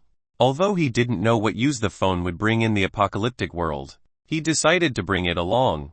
After changing the battery, he turned it on. It came on with a sweet sound, and the China Mobile's logo came on, followed by a picture of a small girl in the background. The little girl looked about 12 or 13, her right hand holding a pair of chopsticks as she held it in front of the camera, her face wearing a mischievous smile. She was extremely charming to look at, like a little fairy girl. The little girl on the phone had a pair of large and beautiful eyes and a pretty face. together with that mischievous look. It caused one to feel extremely heartwarming, yet at the same time, a sense of heartache. Zhang Zhaokang sighed as he looked at the girl. Honestly speaking, the girl was truly beautiful. She was much better to look at when compared to those girls from those games online. Even Young Kier, the huge loli, could not be compared with this girl. Young Kier could only be considered slightly above average, and she had the potential to become a beauty. But this girl already had the looks that were definitely out of the world, even at such a young age. He shook his head. Such a loli. If she hasn't been eaten, she should have become a zombie loli already. Young Kier still had not placed the bag down, as though she could not get tired of it. Zhang Zhaokang began browsing through the phone out of boredom. So many things had happened today, and the sky was getting dark. They decided to camp for a night within the coach. After cleaning it up, opening up the message inbox, he saw a number of unread messages from wife. He scrolled to the earliest and began reading. 2012. 12:31 1040 a.m. Hubby, where are you? Please come home quick. The people outside have turned mad. 2012. 12:31 1321 p.m. Hubby, where are you? I'm scared. The people outside have begun eating each other. 2012. 12:31 1950 p.m. Hubby, are you hurt anywhere? The madmen outside have begun to knock on the metal door. Mimi and I have hidden in the basement. It's safe. 2013. 1000 a.m. Hubby, how come you're not answering? I'm getting worried. 2013. 1417 p.m. Hubby, did you receive the messages? How come I can't call through? I miss you. Mimi misses you too. 2013. 7:08 a.m. I don't know where you are. I don't know if you're still alive. Yesterday, I saw Boss Zhang from opposite trying to make a break for it. I saw his car surrounded, and he was pulled out before being eaten alive. I love you, hubby. All the messages have been read. Zhang Zhaokang sighed out again, his mood depressed. The wife of the owner of this phone had hidden with a cat called Mimi inside the house. The owner of the phone had either been eaten or became a zombie. His wife was still waiting for him to go home to save her. But her husband would never be able to make it back forever. Chapter 54. Where did the undergarments come from? Diddy. The ringing alarm from the phone caused Zhang Zhaokang to wake up with a shock. He stood up and stretched, his hands on his hips as he began loosening his body up. The alarm kept ringing mercilessly, and Zhang Zhaokang itched to turn it off. Coupled with the familiar tune, it felt like he had gone back in time to before the apocalypse. Young Kier continued to sleep soundly, just that her posture was extremely unbecoming. The blanket had dropped on the ground, her head tilted to the side. She was drooling, and there was a line of saliva from her mouth to her thigh. The shimmering saliva drops looked like parts of silk from a spider web, linking her mouth to her thigh. One of her legs was stretched out, the other raised up on a chair. The lingerie she was wearing was extremely loose since the huge cups had nothing to cover, thus revealing her quail eggs. The two quail eggs were like lotuses described in ancient poems, with pointy ends. They were slightly flushed pink, and there were light-colored acacia beans on top of them. Zhang Zhaokang picked up the blanket and prepared to drape it over her, while his eyes roamed over to the slightly exposed Young Kier. Wait, as he caught sight of the black undergarments. He felt them familiar.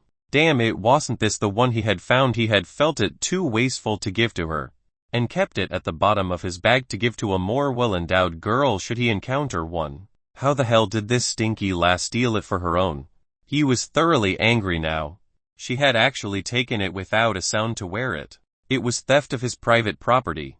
The phone alarm was still ringing, and Young Kier was beginning to rouse from her sleep. She covered her ears and moaned, "Mum, turn the alarm off. 5 more minutes, please. You're late for school." Zhang Zhaokang turned off the alarm and shouted beside her ear. Young Kier instantly bolted awake, shouting with a frantic expression, "Oh no, oh no." She trembled when she saw Zhang Zhaokang's ugly expression and saw the blanket in his hands. She felt cold all of a sudden. She lowered her head and discovered her little treasures revealed. She shrieked, shielding herself. and groaned, "It's over, they were seen, I can't face people anymore, woo woo woo." Pang Zhang Zhaokang threw the blanket on her head, covering her entirely. "Out with it, where did the undergarments come from?" he barked out.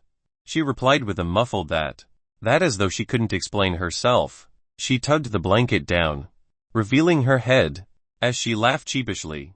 "Uncle, you're perverted, you actually kept a piece of female lingerie in your bag. Relax, I won't tell others. Treat this lingerie as a fee for keeping my mouth shut." She spoke with such a sulphurous tone, her expression still cheeky. He looked at her, baffled, before sighing deeply. After the matter was cleared, Zhang Zhaokang got off the bus to prepare breakfast, and as he thought to the breakfast Yang Qir prepared yesterday, he almost vomited. He removed the steel beam blocking the door and kicked the door open. Fresh air came rushing in, and he breathed in deeply, feeling invigorated. The sun shone warmly, and as he prepared to step off, a bunch of shiny objects caused his attention, and he turned back to take a closer look. The front of the coach had been rammed, and the windshield had crack lines running all over it. Right underneath it was the driver's seat, and the source of the shine was a bunch of keys. His eyes lit up. As the saying went, finding a key when one is out usually meant good tidings. He hoped this was the same. The luggage compartment was opened, and a number of luggage appeared, all packed neatly. He opened the first bag, and it revealed countless handphone cases. Knockoff phones. He brought out a set that had a full battery and saw that it was compatible with the Nokia he had. He calculated, noting that using the batteries from here could last the phone till next year. After collecting all the usable batteries and keeping them carefully, he then opened up the second bag. Zhang Zhaokang felt his eyes water when he saw the contents. As he remembered a saying, if God closes a window, he usually opens another one for you. There were all sorts of lingerie inside the second bag, with different looks, sizes, styles, and his heart was immediately aflame. Seeing Yang Qir still engrossed in a mobile game, he quickly and silently kept the most alluring and captivating ones, even the more expensive-looking ones, into his bag. "Come over, select your own ones.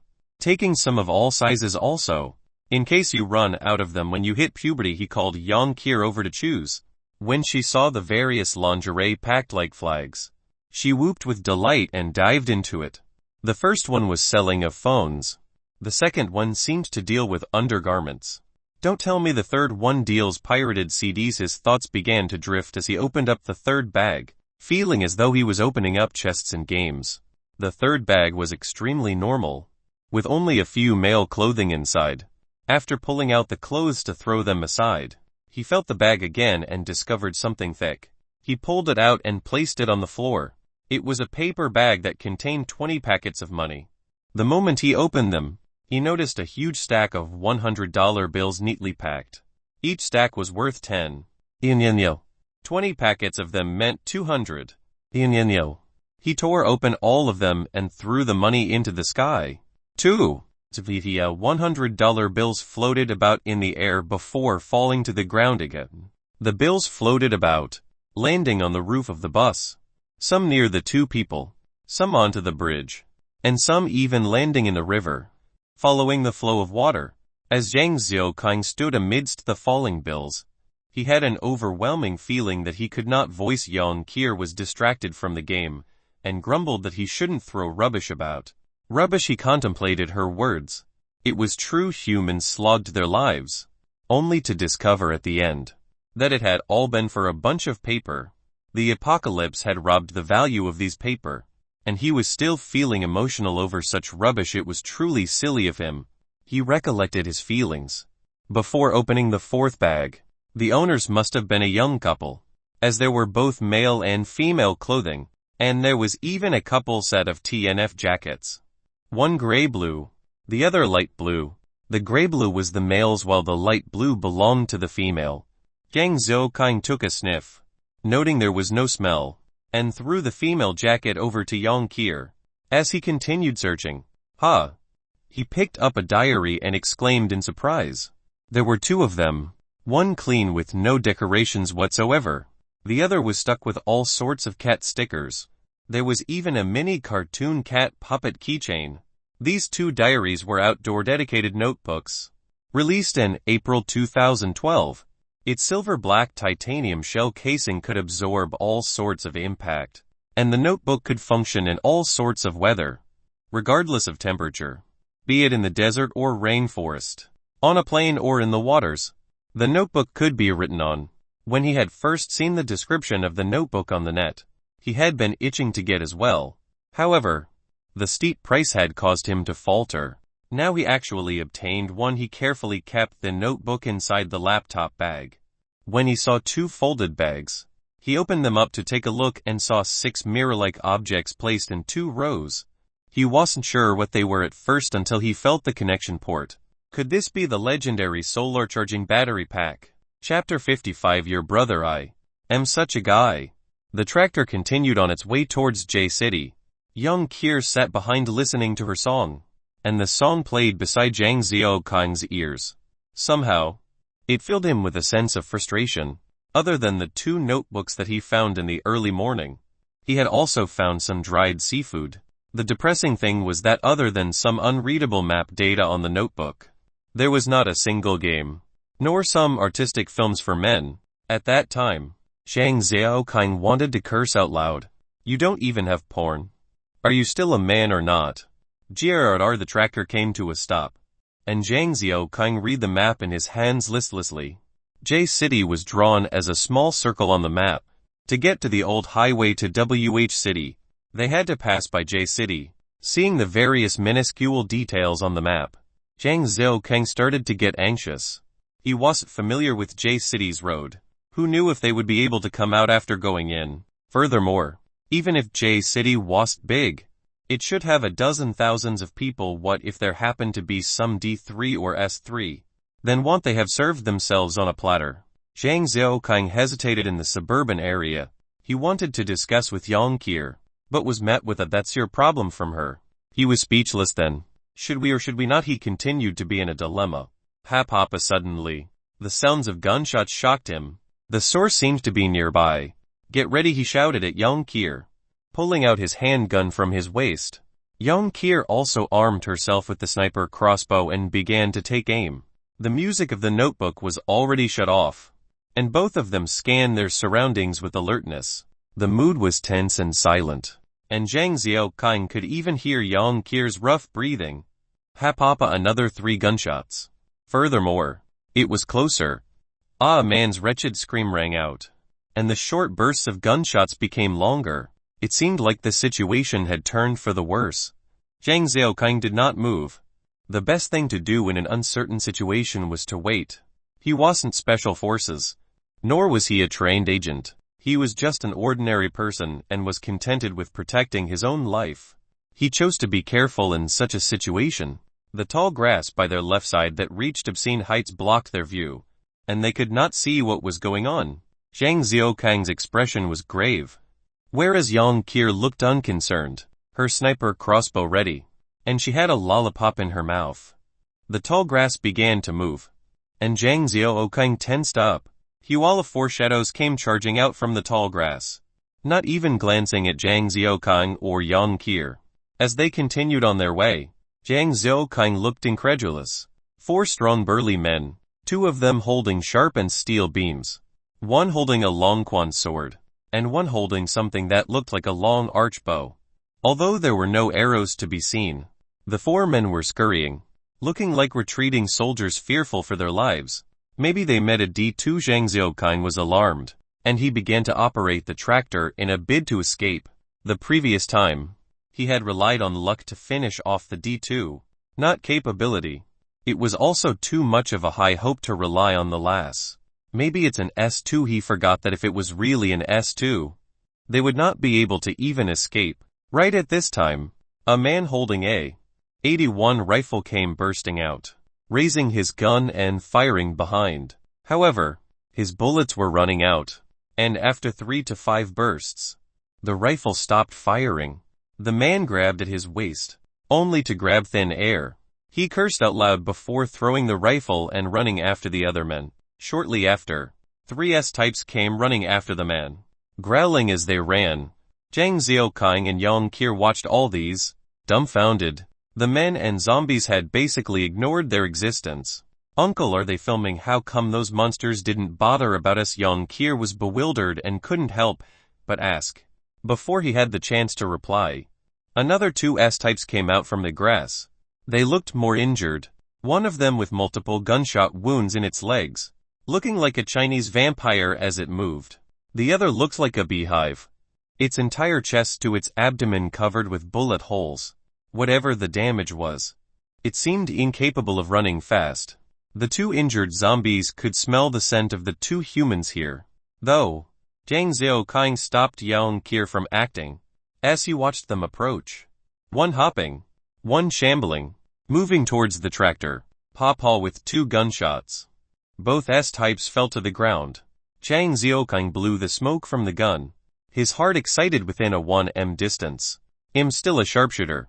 Up to this current point, it was the first time he had used the handgun to kill zombies. He caressed it and sighed as he eyed the 81 on the ground. He considered picking it up. Or should he wait for the zombies to be confirmed dead first? Although there were no more bullets, he still longed to own a rifle. It was a dream since young. As for the men who were running earlier, they weren't within his consideration. They were not voluptuous women anyway. Who cares if they were dead or not? Zhang Xiaoqing couldn't care less about others and did not stop Yang Kier from observing. After the incident with Zai Yu and Shan, Yang Kier had also matured a little and was more cold to strangers. Look, uncle. Look at the man who's carrying the gun. He's about to be caught. Haha, he's going to get caught, so silly. Just throw the gun away and you'll be faster, right? Uncle. Oh. He was really caught. Oh. He got bitten. How come only one stops to eat? The other two are still chasing. Maybe they're full. She used the sniper crossbow to look, her mouth full of vicious words, without a shred of sympathy. Yang Xiaoqing, on the other hand, was ignorant of everything else except the gun on the floor. The more he looked at it, the stronger the urge to pick it up. He was, after all, a geek, and yet, a traditional Chinese male at the same time. Taking things without asking is theft. Although he had picked up countless stuff along the way, they were all without an owner. So, I shall wait for you to die. Zhang Xiaoqing decided to be a gentleman, albeit a fake one. Uncle, they are coming towards here. They must have heard the gunshots earlier. Yang Kier reminded Zhang Xiaoqing, as she readied her spear. Wait for them to get closer first. Don't use the beast horn spear. We cannot afford to reveal our possessions. Zhang Xiaoqing did not wish to save anybody, but it didn't mean he wouldn't kill the zombies. Furthermore, asking some locals for the way would not hurt. The remaining 4 people ran like hell towards the tractor. As Zhang Xiaoqing eyed them, he made no sound to urge or motivate them. Hoo-ha. From afar, one could hear their ragged breath. Their faces were red from the exertion, and their faces contorted with their burst of strength. They looked like the lords of hell painted in front of temple gates. The one who was wielding the long quan blade had reached his limit. He was struggling to breathe, his eyes wide open. He was somewhat frothing at his mouth. As he heard the steps nearing behind, he could not help but turn to take a look, only to see a small S-type chasing behind him, slashing out with a claw. He could almost smell the claw on his face. Ah! He screamed out loudly, and shook his shoulders, trying to increase his speed more. Seemed like he forgot he had a blade in his hands. The long quan blade in his right hand danced as his right hand swung up and down, reflecting the sunlight. A gust of wind blew past his ear and struck something behind him, followed by a putong sound. It seemed like something had fallen. He couldn't afford to care, as just kept his head forward, running towards Zhang Xiaoqing before he slowed down to catch his breath. At least there was some form of hope, he thought as he ran, not forgetting there were still 2 behind him. One of the S-type who had been feasting a distance away was shot in the head by an arrow fired from Yang Kier's sniper crossbow, leaving one S-type still chasing the man. Zhang Xiaoqing pulled out the military knife and threw it towards the S-type, who the spinning blade lodged itself in the zombie's head, and it slumped to the ground after stumbling a few steps. The men had run to the tractor and wanted to get on, but they were forced to halt when they saw Yang Kier aiming at them. They turned behind to look. Stunned, their faces went slack with shock. One of the zombies was on the ground with an arrow in its head. The other laid on the ground as Zhang Xiaokang pulled out the military blade from its head. The men didn't move, nor make a sound. They just stood there dumbly, watching Zhang Xiaokang walk up to the S-type feasting on the dead man. The S-type stopped eating and stood up, facing Zhang Xiaokang. It was obviously angry at being interrupted in the middle of its meal. It snarled and pounced towards Zhang Xiaokang, who was not in the least flustered. As though time had slowed down, he took a small step to the right, allowing the S-type to lunge past him, and as it was in the air, he swiftly brought the knife and slashed its head from behind, lodging the blade in its brain. Zhang Xiaokang then pulled out the knife, leaving the S-type to bleed profusely, before it slumped to the ground. Even as he walked back, the men still had not shaken out of their stupor. Gulu, the man with the long quan blade, swallowed his saliva in shock. Gulu, the remaining 3 men finally reacted, each of them gulping their saliva. Your brother, I am such a guy. Zhang Xiaokang had an extremely smug look. Chapter 56 News of WH. The 4 of them stared at Zhang Xiaokang, not believing their eyes. This guy had just taken down those zombies like it was nothing. Zhang Xiaokang coughed slightly, looking at them. The bokering man had already perished at the hands of the zombies. The one who was carrying the 91 rifle looked about 25, 26, and his clothes were filthy and the color indistinguishable. His face was fierce, and he looked the sort to get into trouble. Of course, he was extremely docile now as he looked at Zhang Xiaokang in awe. Who knows what he was thinking? The other 2 was normal looking. Both had ordinary faces, those that would be lost in a sea of humans. They looked about 20-ish as well, and stood side by side, seemingly shrunk back. They glanced at the fierce man with the 81 rifle from time to time. It was obvious that he was their leader. The one who held the long quan blade was the oldest. He had plenty of wrinkles and looked about 40. He looked like the honest sort.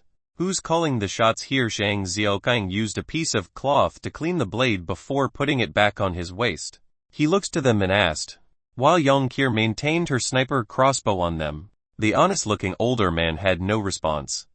He just stared at the blade hanging by Zhang Xiaokang's waist, his expression dumbfounded. The other 2 looked towards the fierce man, both not speaking. Kiki, I'm their temporary leader.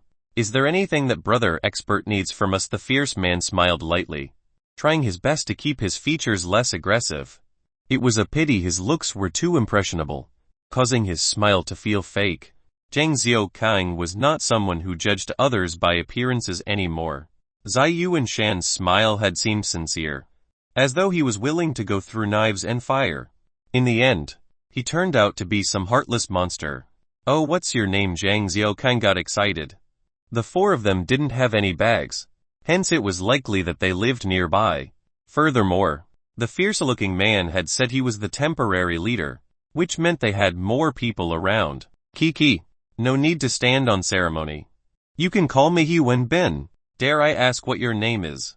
Brother expert. He Wen Bin nodded and bowed as he asked politely. You can call me Cockroach. Zhang Xiaokang was reluctant to reveal his name. And what's more, his name was synonymous with the cockroach. At least it seemed like a sort of street name. Oh, brother Cockroach, is there anything you require of us? You have saved our lives. It's the least we can do. As he spoke, he went to pick up the 81 rifle. Seeing the 81 returning to its owner, Zhang Xiaokang felt his heart bled. Forget it, treat it as practice for next time. He couldn't bring himself to snatch it over, and could only curse inwardly. You guys have your guns and swords. Why were y'all chased by those zombies? He was curious, as he felt the S-types to be manageable. Compared to the D2, killing once was like killing an ant. Brother Cockroach, your skills are formidable. We can't compare. Those freaks were too fast. Other than their heads, they are resistant to damage everywhere else. We had 10 men today. Now it's just us 4. As he spoke, He Wenbin's expression turned uglier by the minute. A 60 casualty rate was simply too devastating. Is there a survivor base around here? Zhang Xiaokang saw his chance, and casually approached the topic. Not that I know of, other than the 40 of us. We haven't seen anyone else, He Wenbin said hesitantly. Zhang Xiaokang also managed to get the information that he needed. Brother Bin, Didn't we pick up some news over the radio previously? One of the ordinary-looking men quipped in. Oh, I remember the radio had said that there were some survivor bases in the towns around WH City. Yuan Bin relayed the information that he recalled. How many people are there? Is there some form of government? Jiang Zhaokang asked hurriedly. As long as there was some form of government, then there would be order. He didn't want to live in some chaotic situation, and he wasn't exactly confident in himself. Not sure. There should be a few 100,000 people in any case. The radio told us to get there, but Brother Long said not to listen to them. We might as well try to survive on our own. At least we won't have to become other people's cannon fodder. Yuan Bin wasn't sure of the details.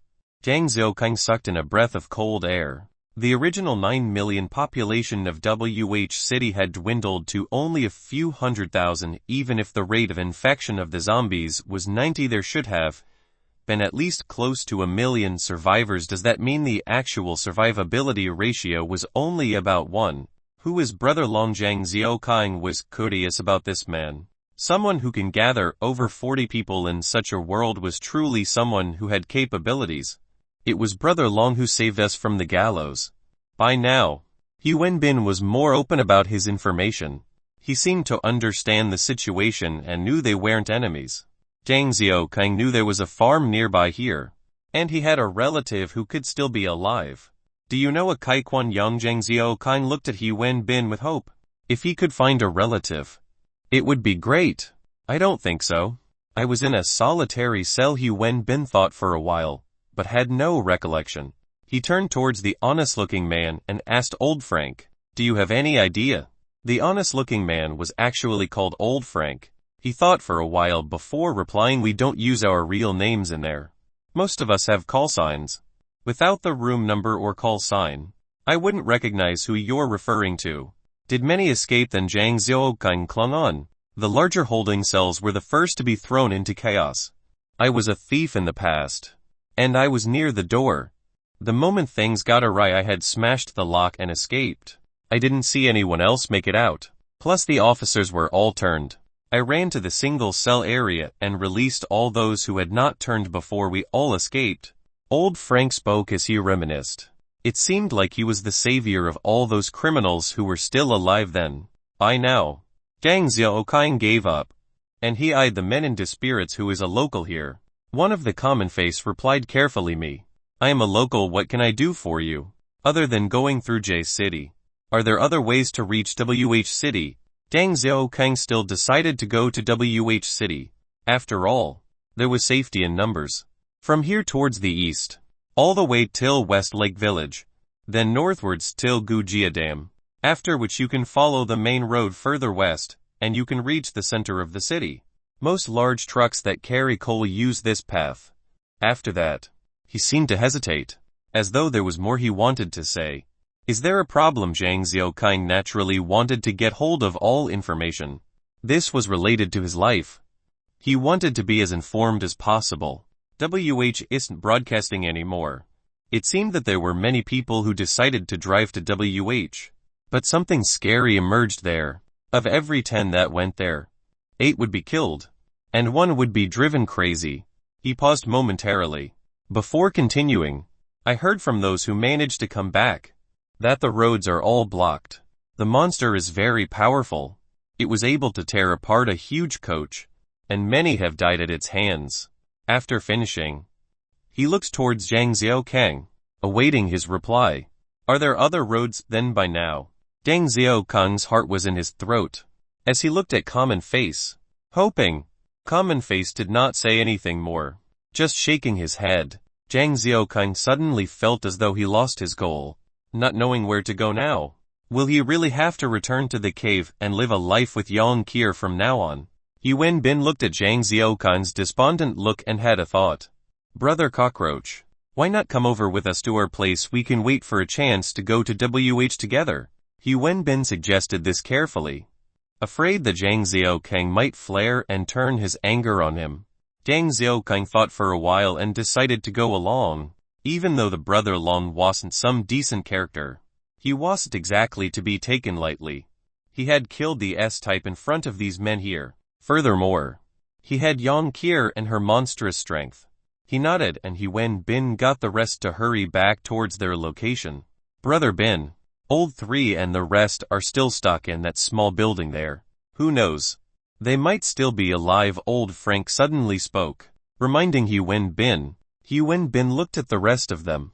One old, the rest weak, as he touched his empty 81 rifle, and turned his gaze towards Zhang Xiaokang. Seeing the hopeful gazes of these grown men on him, Zhang Xiaokang began to feel a headache coming on. Was this what it was like to be a hero? Chapter 57 Light the Fire. Zhang Xiaokang got Yang Kier to guard the vehicle, while he followed He Wen Bin and the rest.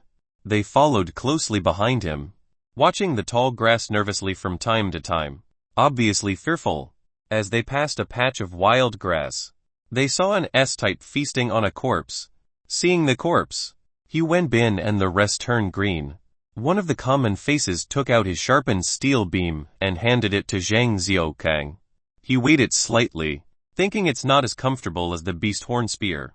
They were still a distance away from the S-type, which was only focused on consuming its meal, and seemed to be oblivious to Zhang Xiaokang and the rest. Zhang Xiaokang raised the steel beam spear and threw it towards the S-type, which soared in the air and pierced the S-type in its leg, nailing to the ground. Great! He Wen Bin looked at that blow from Zhang Xiaokang and exclaimed.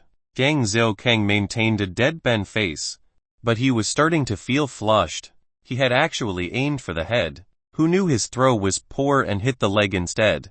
He Wen Bin and the rest didn't know and actually applauded him for being accurate. Ao the S-type howled and began struggling violently to stand up. Zhang Xiaokang walked over casually, raising his hand and pang, fired a shot at its head. While holding the gun in his left, he pulled out the steel beam spear with his right hand before throwing it back to common face. He watched him catching it nervously, and carefully observed the rest of their reactions. He had used his gun to demonstrate his power, letting them know he had a gun as well. Who would have expected? They were uninterested in the gun at all. They felt that it had been too normal to use the gun, and even thought that Zhang Xiaokang must have wanted to prevent his clothes from being dirty. That was why he used it. He Wen Bin took the long quan blade from Old Frank and handed it to Zhang Xiaokang. Brother Cockroach, use this. You can try to save bullets as much as possible. He was the one who felt heartache at Zhang Xiaokang's expenditure of ammo.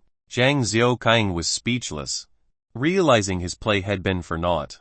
He received the long quan blade and immediately discovered it was something special. This long quan blade was not like the usual prop that most old ladies used in their wushu practice. This was heavy, especially heavy. Right now, Zhang Xiaokang's strength was not like in the past.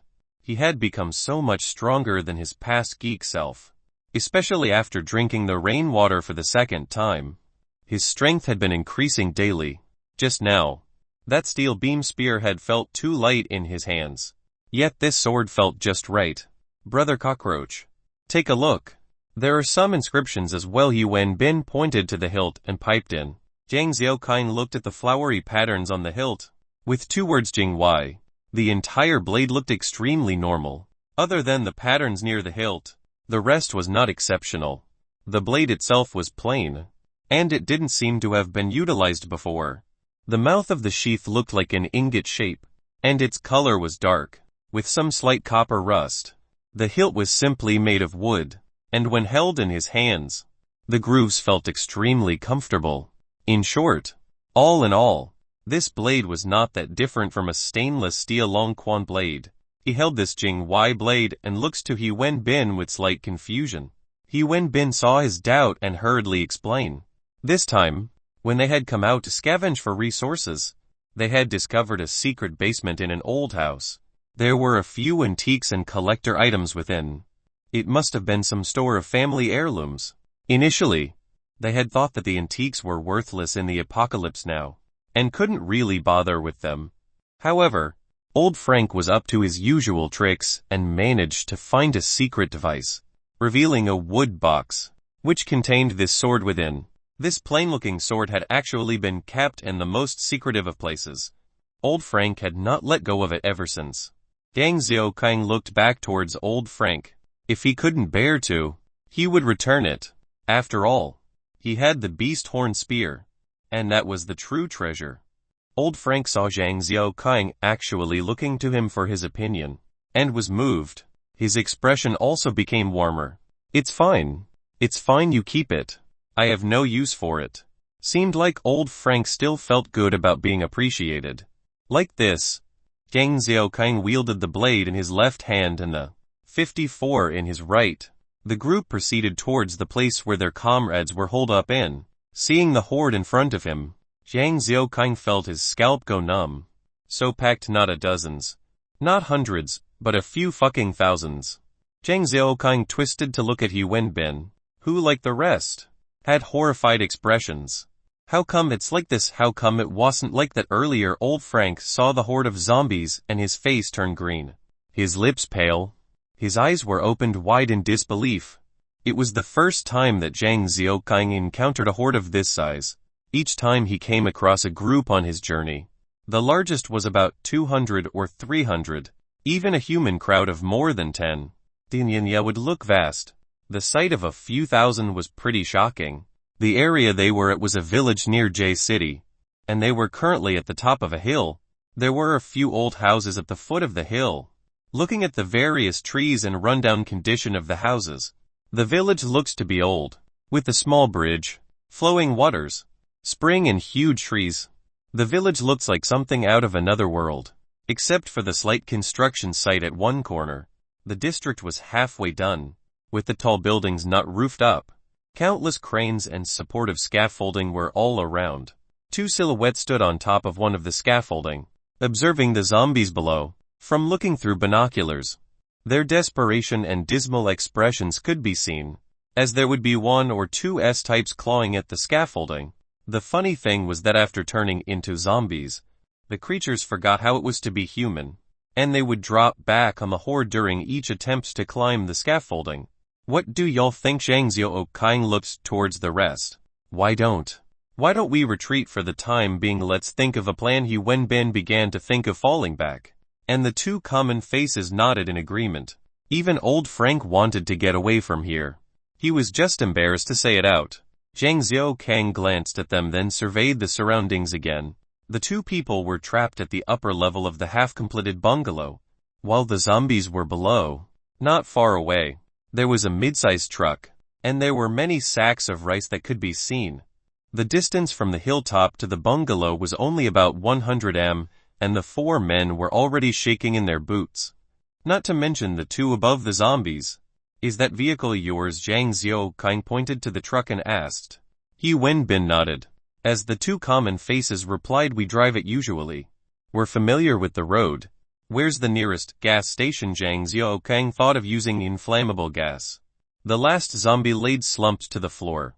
Zhang Xiaokang admired the Jingwei blade in his hands, feeling satisfied. Cutting through bone was as easy as slicing tofu. It didn't look sharp but was, in fact, capable of splitting hairs.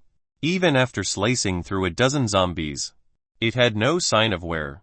The entire gas station had been cleared of zombies, and there was an oil truck parked by the side. Zhang Xiaokang got the rest to search for the keys. While they were looking for the key, Zhang Xiaokang noticed a car repair shop nearby, and there were some old tires lying about. Some of the stacks of old tires were even higher than him. At last, the key was found on one of the zombie corpses, and Zhang Xiaokang directed them to load the old tires onto a truck that was supposed to be repaired. He then used a metal chain to hook the truck to behind the oil truck. As they drove the oil truck towards the location where the other two people were still stuck, a number of old rubber tires were stacked on the hilltop. They got the diesel from the cans and tanks and doused the rubber tires. Meanwhile, there was no reaction from the zombies that had squeezed closely together. Lighted up, the two tires were set on fire, and the moment the diesel doused on the rubber was lit, Zhang Xiaokang directed He Wenbin and the rest to push the tires down the slope, only to see two rolling balls of flame heading towards the zombie horde and came crashing into them as they burnt. The zombies within the horde tried to escape outwards, while the zombies on the outside squeezed inwards. It was extremely chaotic. From atop the hill, they could hear the agonized wails of the zombies. Chapter 58 Successful Rescue. The rubber tires began to burn, and it became harder for the flames to die out. The zombies became human charcoal as they bumped around, spreading the flames to one another. Even from the top of the hill, Zhang Xiaoqing could smell the burning flesh, and his stomach churned. He then looked to He Wenbin, who was staring dumbfoundedly, and said, "Continue." He Wenbin and the rest immediately stirred as though they had just consumed some drugs, and began to take off their clothes, setting tires on fire with excited looks. One by one, the tires began to roll down the hill. From time to time, there would be some that rolled away and fell on its side. Seeing the scene in front of them, it looked like a scene out of an ancient battlefield. The horde was broken apart, as many of them had been set alight and tried to escape in various directions. Even the D-types and S-types were not spared. The escaping zombies caused other things to be set on fire as well, and the entire area at the foot of the mountain was in flames. "Come with me. Let's go get them." Zhang Xiaoqing looked at He Wenbin and spoke. He Wenbin hesitated. Zhang Xiaoqing didn't force him. Whatever he could do had been done. It was enough as it is. If it wasn't for the various smells at the foot of the hill, that caused the zombies to lose their strongest sense, Zhang Xiaoqing would not go down even if he was beaten to death. The burning rubber was also threatening, even more so than any sort of toxic gases in the past. "Screw it, I'll do whatever Brother Cockroach asks of me." He Wenbin came to a resolution. He then bowed and nodded. "Of course. I'm not as capable as Brother Cockroach. Please look after me."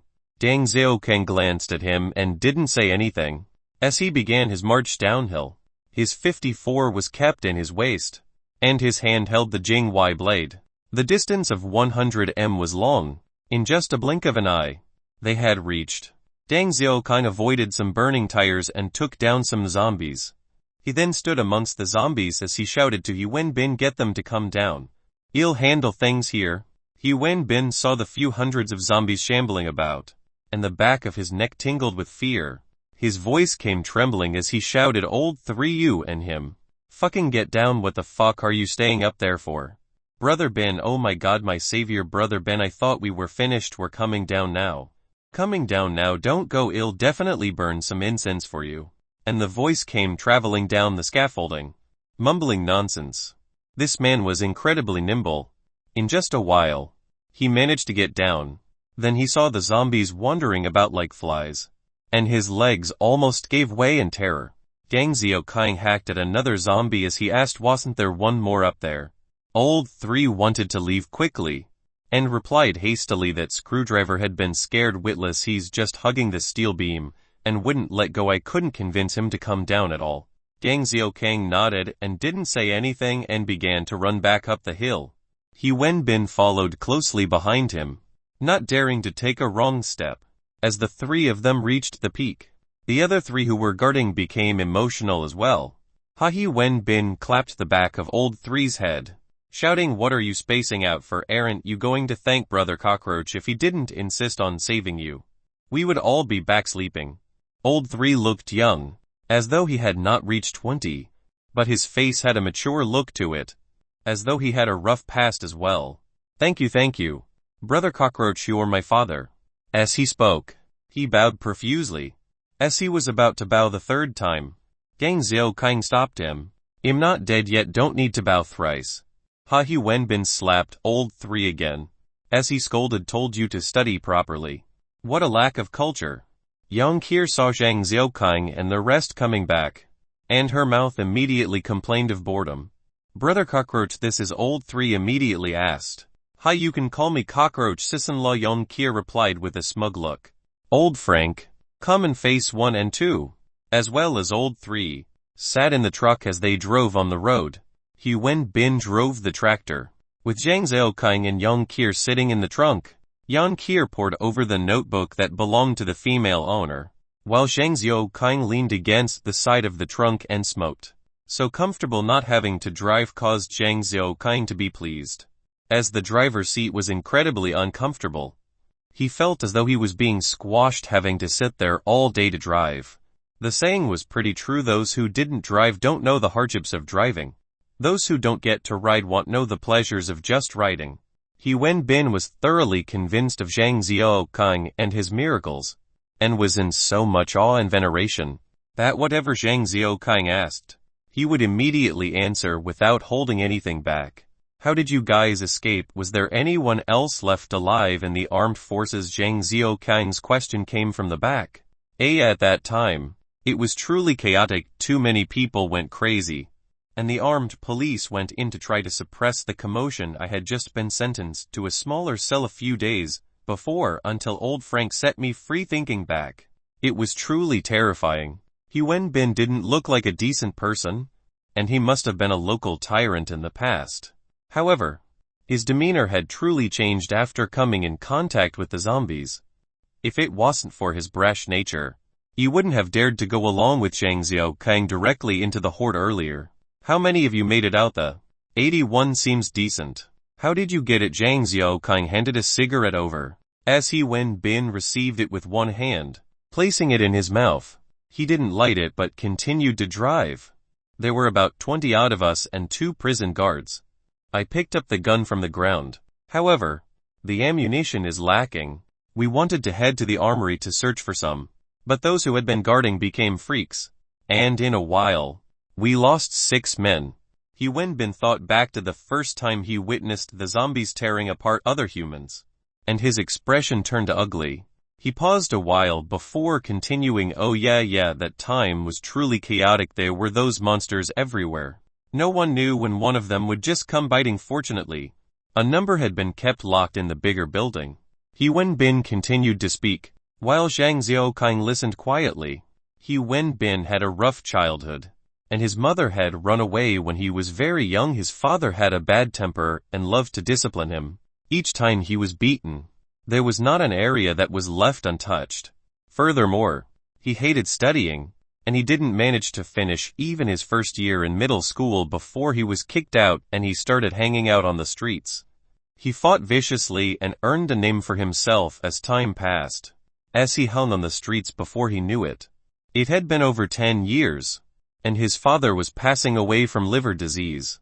He then headed home to take care of him. Before his father passed away, he had held his hand tightly to remind him to lead a better life. What could he do? He was illiterate and had not even completed a year of studies. After meeting with a few obstacles, his old friends from the underground tried to get him back, but he insisted on walking the right track. As he spoke up to this point, He Wenbin began sighing. He revealed that after someone managed to introduce a bodyguard position to him, due to his connections in the past, the hooligans gave him face, and the owner's business never suffered a single moment's harassment. It was fine and dandy, until one day. At this point, He Wenbin's face contorted in fury. Fuck, he had better not let me see him. Otherwise, he'll make sure his asshole is torn open. The boss had been operating some business in private other than his 2 trading shops, and He Wenbin did not know what he was doing. One day, the boss had brought him to a hotel for a business discussion. The moment they entered, the boss had received a phone call, after which he handed the briefcase to him, asking him to send it to the reception.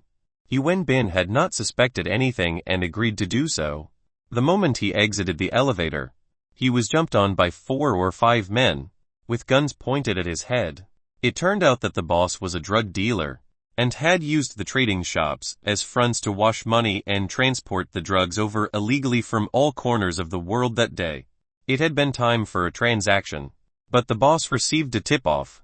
In an instant, He Wenbin was treated as a drug trafficker, even though he had no links to the money whatsoever.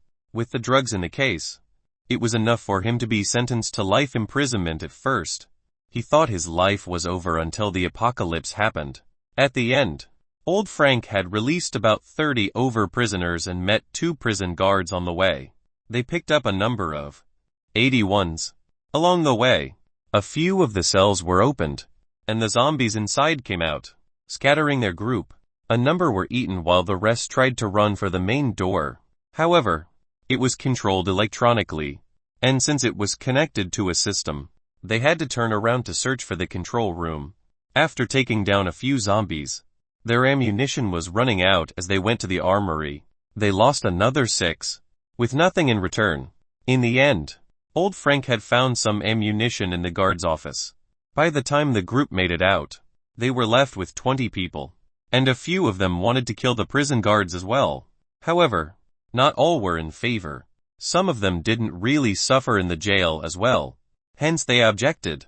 In the end, they were split into 2 camps, with the 2 prison guards leading 7 or 8 others who had led decent lives in the jail on their own way. The remainder followed Brother Long, and they managed to rescue a few more survivors, forming some small establishment. A custom of the Chinese. Bowing thrice to ancestors. Chapter 59. You don't have to show mercy. The diesel truck in front slowly came to a stop, and He Wenbin followed closely behind, before stopping as well. Before he disembarked, he told Zhang Xiaokang, be careful of this guy named Chen Yi. He had murdered a family of 8 before being sentenced to jail, and was awaiting his death sentence. He isn't much of a supporter of Brother Long, and his personality is really vicious. Even under Brother Long, he might find trouble with you, Brother Cockroach. Deng Xiaokang was on guard and nodded to show his understanding. He Wenbin thought and continued, if Brother Yi really tries anything funny, you don't have to show him mercy. Brother Cockroach. Zhang Xiaokang assessed He Wenbin carefully and felt that he was a really decent person. Take this. Deng Xiaokang threw a Huanhelu cigarette. As a show of appreciation, He Wenbin immediately thanked him profusely. Keeping the cigarette carefully in his clothes, the diesel truck had come to a stop in front of a mid-sized chicken farm, which had walls surrounding it. The walls were painted with red paint stating Fatty Zhong's Chicken Farm. A huge rusty door was locked securely, and there was a huge pile of rubbish outside, with chicken feathers and bones forming the bulk of the waste. Pang pang pang, old 3 knocked thrice, before hollering those inside. Are y'all dead? After a while, a voice resounded, damn it. I knew it was you when I heard your voice. Shithead. Can't you say nicer things? From within, a silhouette appeared as he opened the lock. The man who appeared was about 30 plus, and his sense of dressing was incredibly strange. While He Wenbin was dirty, his clothing was at least neat and practical. This guy was draped in some weird black windbreaker, and he had some fanciful cotton shirt that looked like a woman's shirt. He wore a pair of torn jeans, which revealed a red-colored underwear through the holes. His legs had a pair of swimming flippers, and blood could be seen on it. The blood had not been washed off. Instead, it had dried, and looked extremely disgusting. His hair was messy, and there was some white stuff on it. Their origins unknown. He wielded a 81, which was also dirty. Patches of smudges and dirt everywhere. Its owner had obviously not cleaned it before. Old Harry. Why have you worn another woman's clothes? He Wenbin looked at Old Harry in ridicule. Kikai just ate, and was about to do that woman, before Old 3 knocked the door. Old Harry didn't seem to mind the ridicule from He Wenbin as he chuckled. Shit. You're willing to do it with that old woman 40 years old, and she looks like a mother pig. Her waist is so thick, just one look at her, and I feel like vomiting. 3 began to criticize Old Harry's tastes. At this time, young Kier came down from the tractor, her hands hugging the notebook close. The moment Old Harry saw young Kier, his eyes grew bright, and he glanced back at He Wenbin, not daring to look too brazenly. He just sneaked a peek. Where are your eyes looking at? Look again, and I'll gouge out your eyeballs. He Wenbin saw the shifty look in Old Harry's eyes, and he warned him fiercely. Old Harry did not say anything and immediately opened the gate. Before standing by the side, the diesel truck and the tractor were driven into the chicken farm, stopping at an open space in front of a bungalow. Old Harry was also a criminal. He was sentenced for raping and killing underage girls. He was awaiting his death in the first place. We don't really like the sight of him. He Wenbin introduced to Zhang Xiaokang under his breath. The moment he heard it, he became uncomfortable. Such a person was the enemy of all geeks and nerds. The moment they thought to how a cute and innocent loli could be abused and then killed mercilessly by such bastards, they would find it unforgivable. A 4-story bungalow had been built in the center of the chicken farm. It seemed to have been renovated not long ago, as its outer paint seemed fresh, and the huge glass windows looked refreshing. Being in the center of the farm, it gave one the feeling as though they were amongst the chickens. There were a few red brick houses near the main bungalow, and they must have been used to rear the chickens, as well as storage. Around the house, there were a few past-looking men in torn and tattered clothes that walked in and out. There were no women to be seen. Not a single one. How come I don't see any women here? Zhang Xiaokang was incredibly curious. Could women have died out in the apocalypse? Haha, would Brother Cockroach want a woman? All the ladies are in the house. They don't come out, however. Some can't be touched, as they belong to Brother Long and Brother Yi. The rest can be screwed as you like. Just then, Wen Bin saw Yang Kier looking at him with a hateful gaze, and he shut his mouth awkwardly. The small door of the bungalow was pushed open, and a huge burly man stepped out. His entire stature was solid and imposing, and his eyes revealed a fierce look, as though he was looking for a fight. If Wen Bin looked like those small-time gangster looking for trouble, this man was definitely the head of the gang. Haha, Bin. You guys are back. You actually obtained a diesel truck, eh? Why are y'all so capable suddenly? Brother Yi, I've brought 2 men back. Wen Bin had a look of respect as he reported to Chen Yi. Chen Yi didn't listen. He just noticed that there were only 5 of them, and his face turned ugly. Just you guys, are the rest dead? Chen Yi's expression turned dark, as he asked solemnly. Our luck was bad this time. We met those that can run extremely fast. The fact that we managed to come back was already a stroke of luck. Wen Bin was extremely honest and began narrating the story, with common face 1, 2 as well as old Frank nodding their head in agreement. Haha, just as well. Let's treat it as fewer people to share the food with. Chen Yi's face suddenly turned lewd, as his gaze fell on Yang Kier, who was minding her own business. Not bad. You guys actually managed to bring back a lass. Little less. From now on, you follow me. I will let you have. As he spoke, he reached out towards her, until Zhang Xiaokang's 54 was pointed right at his head. Shen Yi's smile froze on his face, his hand stopping in midair, his eyes turning towards Wen Bin and the rest. Wen Bin had an apologetic expression, as the rest all looked down at their feet, as though they had not seen anything. Zhang Xiaokang also did not speak, although he wore a smile that was not a smile on his face. The gun in his hand was extremely steady, the black muzzle pointing in between Chen Yi's brows. Brother Yi, I haven't finished. This is Brother Cockroach that saved us. He had single-handedly killed 6 of those fast monsters. Wen Bin began to explain. Screwdriver and I were also surrounded by thousands of those monsters on a scaffolding. It was Brother Cockroach that saved me from them. 3 also piped in. Haha, Bin. Then it was wrong of you. Why didn't you speak earlier? Haha, Brother Cockroach, right, relax. We're all a family here. Shen Yi pretended not to see the gun in Zhang Xiaokang's hands. As he began to greet him warmly, Zhang Xiaokang kept his gun and grabbed his extended fist. This humble one had just arrived, and am not accustomed to the ways here. Do forgive me. It's fine. It's fine. My surname's Chen. You can call me Chen Yi, brother. You have good moves. Have you trained before? Shen Yi had tried to probe Zhang Xiaokang's threshold, and Zhang Xiaokang knew this guy was not simple. He could start and end things easily and cleanly. Such characters were extremely sinister, as one would be unsure when they would turn around to bite you. I didn't really train according to anything. Just did it blindly, Zhang Xiaokang replied in a humble manner. Brother Yi, aren't you going to invite Brother Cockroach? And Wen Bin reminded him from the side. Shen Yi immediately slapped his forehead. Look at how muddle-headed I've become. Forgive me. Please come in. Chen Yi led Zhang Xiaokang to the living room and pulled out a packet of cigarettes to offer to Zhang Xiaokang.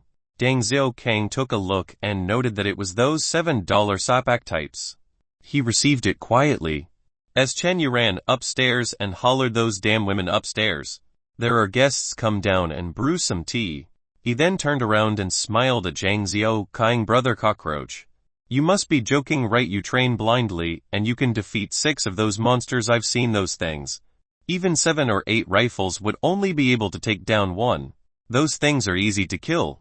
Some are at most faster than the rest. I think I have killed a dozen or so already. You just have to have the courage, Zhang Xiaokang replied dismissively. At this time, 4 young women came down, wearing gorgeous clothing, and even makeup on their faces. One helped to pour tea for Zhang Xiaokang, and the rest, while the remaining 3 knelt by Chen Yi's feet and helped to massage his legs. Brother Cockroach, did any of them catch your eye? Just speak. They are really good for warming the bed at night. Chen Yi looked at Zhang Xiaokang with a carefree face as he offered. Chapter 61 Cannot Lust After a Brother's Wife. Zhang Xiaokang took a good look at the women and noted that they looked healthy compared to the men outside, and their demeanor was extraordinary. The women were also assessing Zhang Xiaokang, although there was no hope or fear, just a wooden expression. Zhang Xiaokang might not have interacted much with others, but he could see that Chen Yu was trying to pull him closer. Young Kier looked at those women and became tight-lipped, not saying anything. Brother, you must be joking. A gentleman does not seek others' possessions. This little brother doesn't have the fortune. Zhang Xiaokang looked at the women and shook his head. It was a lie to say that he was not tempted, as the women were all mature and had well-developed figures. Yang Kier was far from comparison. However, the situation was unclear now. Furthermore, He Wenbin had warned him of Chen Yi's character before. It was better to be careful about everything. Plus, Chen Yi was definitely not the type to settle for being number 2. Who knew if he offered women one day, and the order to kill Brother Long the next? Chen Yi sent a kick towards one of the women wearing a red dress, cursing, "Stupid bitch. Why are you so dense? Go wait on Brother Cockroach, otherwise I'll skin you and feed those freaks." The woman tumbled a few times before getting on her knees again. She then kowtowed towards Chen Yi. "Thank you, master." After that, she crawled like a dog towards Zhang Xiaokang, before wiping her hands on her clothes, and began to massage his legs. This woman was 20 and had a pretty face and nice skin. It was just slightly worse than Yang Kier. She had never dyed her hair before, and her hair was lush and thick. The outer red clothes were not buttoned fully, and one could see that underneath she wasn't wearing anything. Those twin peaks were slightly flushed, as the top halves were revealed to Zhang Xiaokang. The woman looked at Zhang Xiaokang with fear and expectations in her eyes. At the same time, there was the slightest hint of despair within. Zhang Xiaokang hesitated a while but did not reject the woman, since it was the first time he met Chen Yi. He couldn't not give Chen Yi face. The woman heaved a sigh of relief and began to massage his leg. Zhang Xiaokang called Yang Kier over and whispered in her ear before she went out, her face full of unhappiness. Seeing that Zhang Xiaokang had accepted the massage, Chen Yu was pleased. "How does it feel, brother?" Even his form of address had become slightly warmer, as though Zhang Xiaokang was one of his people. "This woman is called Su Kaiyan. She used to be some manager at some big hotel. She was unwilling to follow me at first, but now she has become my bitch, hahaha." Chen Yu was smug and began to ramble about how to control women. At this time, Yang Kier came in, and in her arms were 4 plastic bags of the premium Huang Helu cigarettes. He then beckoned her to hand them to Chen Yi. As the woman beside Chen Yi received the cigarettes, Zhang Xiaokang spoke. "As a gift for our first meeting, I hope that brother you will not mind the simplicity." Chen Yi was extremely pleased with Zhang Xiaokang's attitude and immediately took out one to smoke, giving He Wenbin 3 and Old Frank 1 packet each. The 2 common-faced did not come in. They thanked Chen Yi profusely as he lit his cigarette up, leaving the rest to be brought upstairs by one of the women. Chen Yi chuckled as he said, "You'll have to forgive me, brother. It really is a bad time. We don't have much of anything." Hearing Chen Yi sigh, Zhang Xiaokang felt astonished. There were very few survivors everywhere. Resources were everywhere. All you had to do was to transport them. No. Su Kaiyan was busy massaging his legs, causing them to feel really relaxed. While he pondered, he had thought that his abilities so far were ordinary and what most people would do. In fact, he was worried that others might be more courageous. Who knew this guy who was supporting 8 other people was living so pathetically, especially since he met He Wenbin and the rest of the burly men, who had run like rabbits when chased by the S-types. They didn't even dare to utilize their weapons. "Are they weak or am I strong?" A pair of gentle hands rubbed his thighs, working their way up towards his groin. His little Kang almost got erect, and Su Kaiyan's masterful skills brought Zhang Xiaokang out from his thoughts. He began to take deep breaths, controlling little Kang to stay down, without giving him a breath. Su Qian unzipped his pants and reached for little Kang. Zhang Xiaokang was so startled he almost leaped out of his seat. It was the first time he was facing such a thing. I'm not into such public acts. Zhang Xiaokang spoke immediately. Su Qian's face turned pale immediately, her eyes looking at Zhang Xiaokang with a sort of desperation. As Chen Yi's face turned ugly by the second, his eyes staring daggers at Su Qian. Zhang Xiaokang noticed that things were not going right, and continued, "Help me with my calves.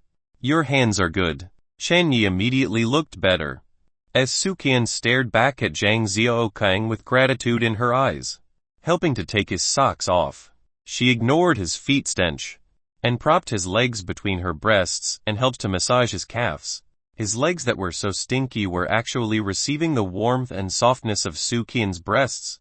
Zhang Xiaokang could not help but lament what depravity he felt, embarrassed, but still asked Chen Yi, "Brother Yi, most of the people there have already died. There's nothing to stop you really if you have the energy.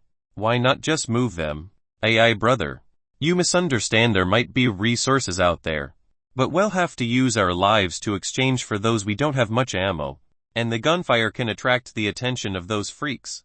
If we are slightly slower, we might lose our lives." Chen Yi sighed, pausing a while before continuing. "We had over 70 or 80 of us, but half of those who dared to go out perished, brother. You saw for yourself. This time he went bin and the rest had been a party of 10. Now, they are down to 5. If it wasn't for you, they would all have died." Zhang Xiaokang finally understood a little. They didn't go out to snatch items. It was to steal while braving the zombies. As long as they alerted the zombies by accident, then it became a matter of who ran faster. "I heard from Yuan Bin that there were a number of people here. Are your rations enough?" Zhang Xiaokang remembered that their resource truck was still stuck in the midst of the zombie horde earlier. "Haha, brother. Don't worry. There's a rule here. As long as one dares to go and get stuff, there would be meals to be had. If one wants to stay at home and be a dead dog, then they would only get chicken feed. We might not have much here, but we have plenty of chicken feed." Now Zhang Xiaokang was extremely clear why the women and Yuan Bin's group looked better, as compared to the rest of the men outside who looked pasty. It was because the men outside ate only chicken feed. See, a numbing sensation came traveling up his leg, and Zhang Xiaokang sucked in a breath.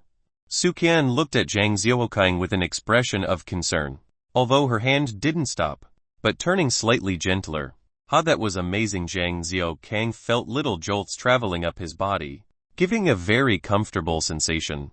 Su Qian relaxed and continued to apply her massage, and the look in Chen Yi's eyes towards Su Qian also became warmer. "Brother, you might know, this woman's skills are really top-notch. I heard she used to do foot massages before becoming a manager. Fuck. In the end, she's still a bitch. If you like her, brother, she's yours." Before Zhang Xiaokang could reply, Yang Qir began shooting furious glances at him, and Zhang Xiaokang rolled his eyes. "When men are talking, women should stay one side quietly." Zhang Xiaokang shot back with a lowered voice. Yang Qir didn't look at him anymore, and lowered her head in anger, sulking. "Haha, brother Yi, you just one cannot lust after a brother's wife." Zhang Xiaokang rejected before things were clear. It was better to look at things in the bigger picture. This was his decided course of action. Chen Yi seemed very satisfied with Zhang Xiaokang's words, and felt that he was throwing his lot with him, and was about to speak further.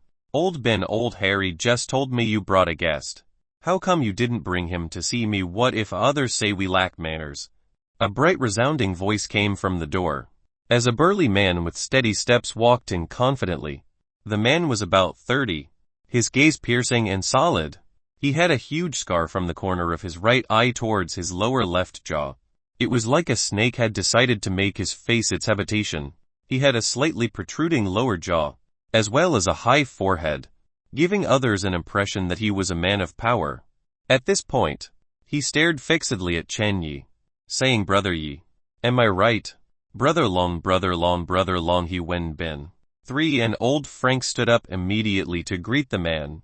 Brother Long ignored them, only keeping his gaze straight on Chen Yi. Chen Yi's facial expression was steely, turning from green to red, Then finally ash gray he lowered his head and spoke. Brother Long is right. As Zhang Xiaokang watched by the sides, it wasn't his turn to speak. Even the three women by Chen Yi's side lowered their heads, not daring to speak. Su Qian continued to hug Zhang Xiaokang's smelly feet, ignoring everything that was going on, only focusing on his feet. As for Yang Qir, her expression was extremely strange, as though she wanted to say something, but unsure what to say. Her expression was anxious, and she kept trying to get Zhang Xiaokang's attention. It was a pity that Zhang Xiaokang was watching the play unfold, oblivious to Yang Qir's furtive glances, and naturally did not notice her strange behavior.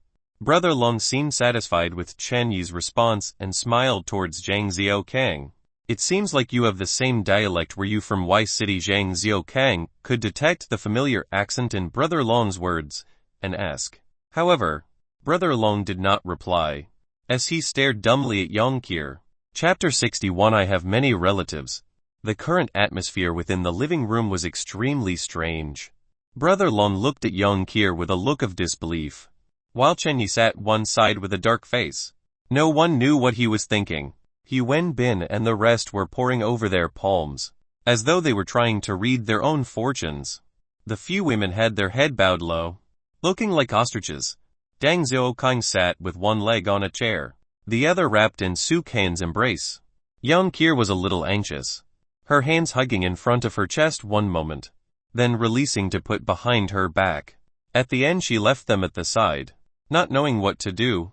The atmosphere was extremely solemn, with so many people in the room, but there was only silence. The air felt stifled, with a little hint of Zhang Xiaokang's foot odor. Youngest cousin, uncle, you're here finally. Yang Qir broke the silence, greeting Brother Long. When Zhang Xiaokang heard her form of address, his leg almost kicked out at Su Qian's face, his entire body slipping onto the floor. He thought of a little childhood rhyme. I have many relatives. Brother Long seemed to have awoken from a dream, walking up to Yang Qir and asked, your brother Cheng's daughter, are you Qir shit? How did you grow up so fast? Brother Long could not believe his eyes. Congratulations, Brother Long, that's great. Brother Long found his relative He Wen Bin and the rest began to congratulate him. Uncle, I'm already turning 15. You've been in for 6 years, Yang Qir reminded him. Keek, no wonder the last time I saw you, you were still hanging onto your father's hands to buy yogurt. When he didn't allow, you sat on the floor and threw a tantrum. Didn't you stop when I gave you $100? As Brother Long reminisced, he sighed. Seems like her sulking habit was honed from young. Zhang Xiaokang sort of understood why she liked to sulk now. What, I was still young then? Yang Qir immediately retorted in embarrassment. Where's your dad and mom? And my mom, how are they? Brother Long became somewhat emotional. After all, even convicts were human. They would still miss their family. Yang Qir was reminded of her own parents when she heard that, her eyes turning red. I have no idea. That day, I was walking on the streets with friends, before being stuck in a truck for 3 months. I made it out of the city with difficulty, and my friends were all eaten by the monsters. Woo woo woo woo.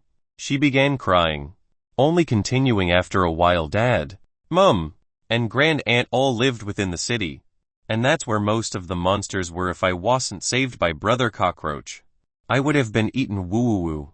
Thinking of the unknown circumstances her family was in, the bitterness in Yang Qir's heart was finally released when she met a relative, and she began to cry her heart out. Hearing her sobs, Brother Long's emotions turned heavy, his eyes becoming red as well. He Wen Bin and the rest lowered their head in sadness, also missing and worried about their families. Even Chen Yi was hugging his own head as he thought about his own family. The expressions of the ladies beside him couldn't be seen, but tears could be seen dropping from their faces. Zhang Xiaokang also felt his feet turning wet from a few drops of tears and noticed Su Qian had stopped her massage. With his stinky feet still in her bosom, her eyes were dim as she stared straight ahead, her tears flowing freely. Zhang Xiaokang's parents had left early, and they had not really suffered. He had also believed that his own sister would be fine. Even he, being a Shutan, had begun training himself in order to survive. His sister, who was stronger than him, would definitely be fine. Therefore, Zhang Xiaokang observed the heavy expressions of everyone else with a bystander's point of view. Brother Long wiped his eyes as he spoke up. All right. Let's not dwell on the sad stuff. Today is a joyous occasion. A truly joyous occasion. As he spoke, he turned to face Zhang Xiaokang, who stood up hastily to greet him. Brother Long. How do you do? Brother Long is also from Y City. Zhang Xiaokang was standing with one foot bare. After all, this was someone else's territory. He could not afford to be too comfortable. Furthermore, it was young Kier's family. Ha ha ha. It's where I was from. Sit, sit, sit. Don't stand on ceremony. Brother Long motioned for Zhang Xiaokang to sit down. As he sat down on a long sofa in the middle of the living room himself, he dragged his hand across the surface of the sofa as he asked, how should I address you? Little brother. Zhang Xiaokang's looks had turned younger after drinking the rainwater twice. He looked about 20 now. Furthermore, since he had never gone hungry since the apocalypse, plus his constant training, he looked extremely valiant and robust, and caused others to think he was young. Ha, Brother Long is too polite. My nickname is called Cockroach.